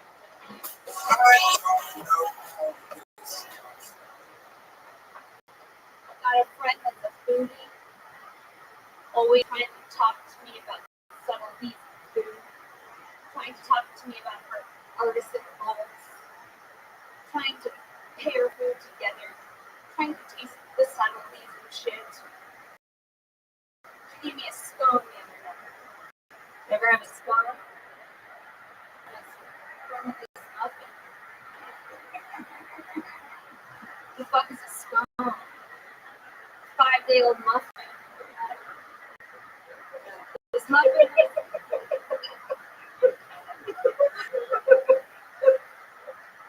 This muffin. Back to scones, guys. Here we go. Forget the butter in this muffin. Forget the sugar in this muffin. You never see poor people eating scones. Only a rich person treat. Poor people eat muffins, guys. Alright. Wow. Oh my God. I remember the first time I'm Irish, and I remember the first time my mom made scone. Yes. And I was like, what the fuck is this? She's like, that was really great. You're racing. What's this? The race mixing up muffin or something like that. Yeah, I was thinking of that on the way. Like a big scone and nightmare. By the way, can I go through these all? Is when you're going through the list of things like that foodies say, one thing they say constantly is farm to table, Table. Yeah, fresh. Something like that. But this is, it's that fucking Brooklyn hipster shit. Where they're like, it's really experience Brooklyn. And you're like, yeah, oh my god. Bro, I'm in a fucking farm. Where was this from? In the place that 10 years ago dude were smoking dicks for heroin? Oh, I really enjoyed that. Yeah, seriously, you have this crazy style. I find myself saying almost every week, but by second 20, you have like this thing where you end up like getting to a point about something. I'm always just like, where's it coming? Like, where's it coming from? Scum. They don't come out of nowhere. Yeah. I wanted to just go out with the scone, but I'm like, I don't think scone can hold a minute. So. Then he did it. What you do, like I love seeing people always like I realize I've gone through is when the point you're making at the beginning, you set it up specifically. A lot of comics don't do that, especially like newer comics. Like you said specifically a few times foodies that like the subtlety, right? That's you say that and you make so we're now in completely our blood joke about. And a lot of times people will say to us, I have friends with foodies, and then they bring you to say, oh, and you're like, well, you set up the specifics of it really well, and that's why the jokes work well. It's because you're specific about what's happening. Yeah, of course. That was really fun. Because if you, I could theoretically do a joke. I do it when Tom said I think. But that's something you already do. You might not even know that you do it. But it's really something that because you already mastered it, now you can be aware of that. Like jokes work better. Always like Chris Rock is a great example of a guy who always sets you up very clearly and specifically, right? He makes the premise super clear. Then people are roped in, and then they can get some jokes. You know, and you're doing it. Oh, I don't know that. Yeah. You did it again. Unbelievable. She's awesome. At Princess Shank on Twitter, everybody. That's with 3 S's ending in SHENK. Is your mom black? Okay. Yeah. Puerto Rico. Wait, both of our girls are Puerto Rican? Oh, I thought you're not black, right? You're Puerto Rican too? You're both Puerto Rican. Holy shit. Well, ladies and gentlemen, your final regular and your final Canadian of the show. Still a Puerto Rican, a college dropout out of the Florida Gators to stay on the staff and crew with Phil Tony. Here she is. It's Kimberly Condon, everybody.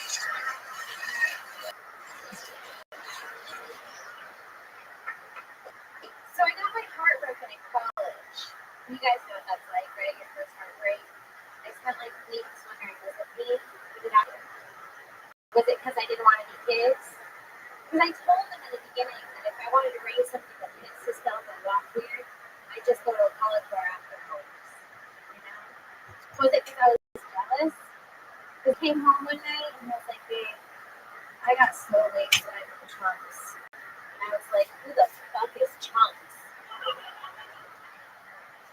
Cut to 2 weeks later, he's lost his fat name Chunks.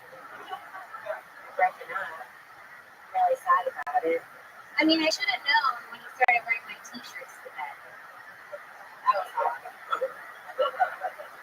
I learned a lesson from it though. Like now I know what I want in a guy. I want someone loyal, respectful, someone I can really bond with.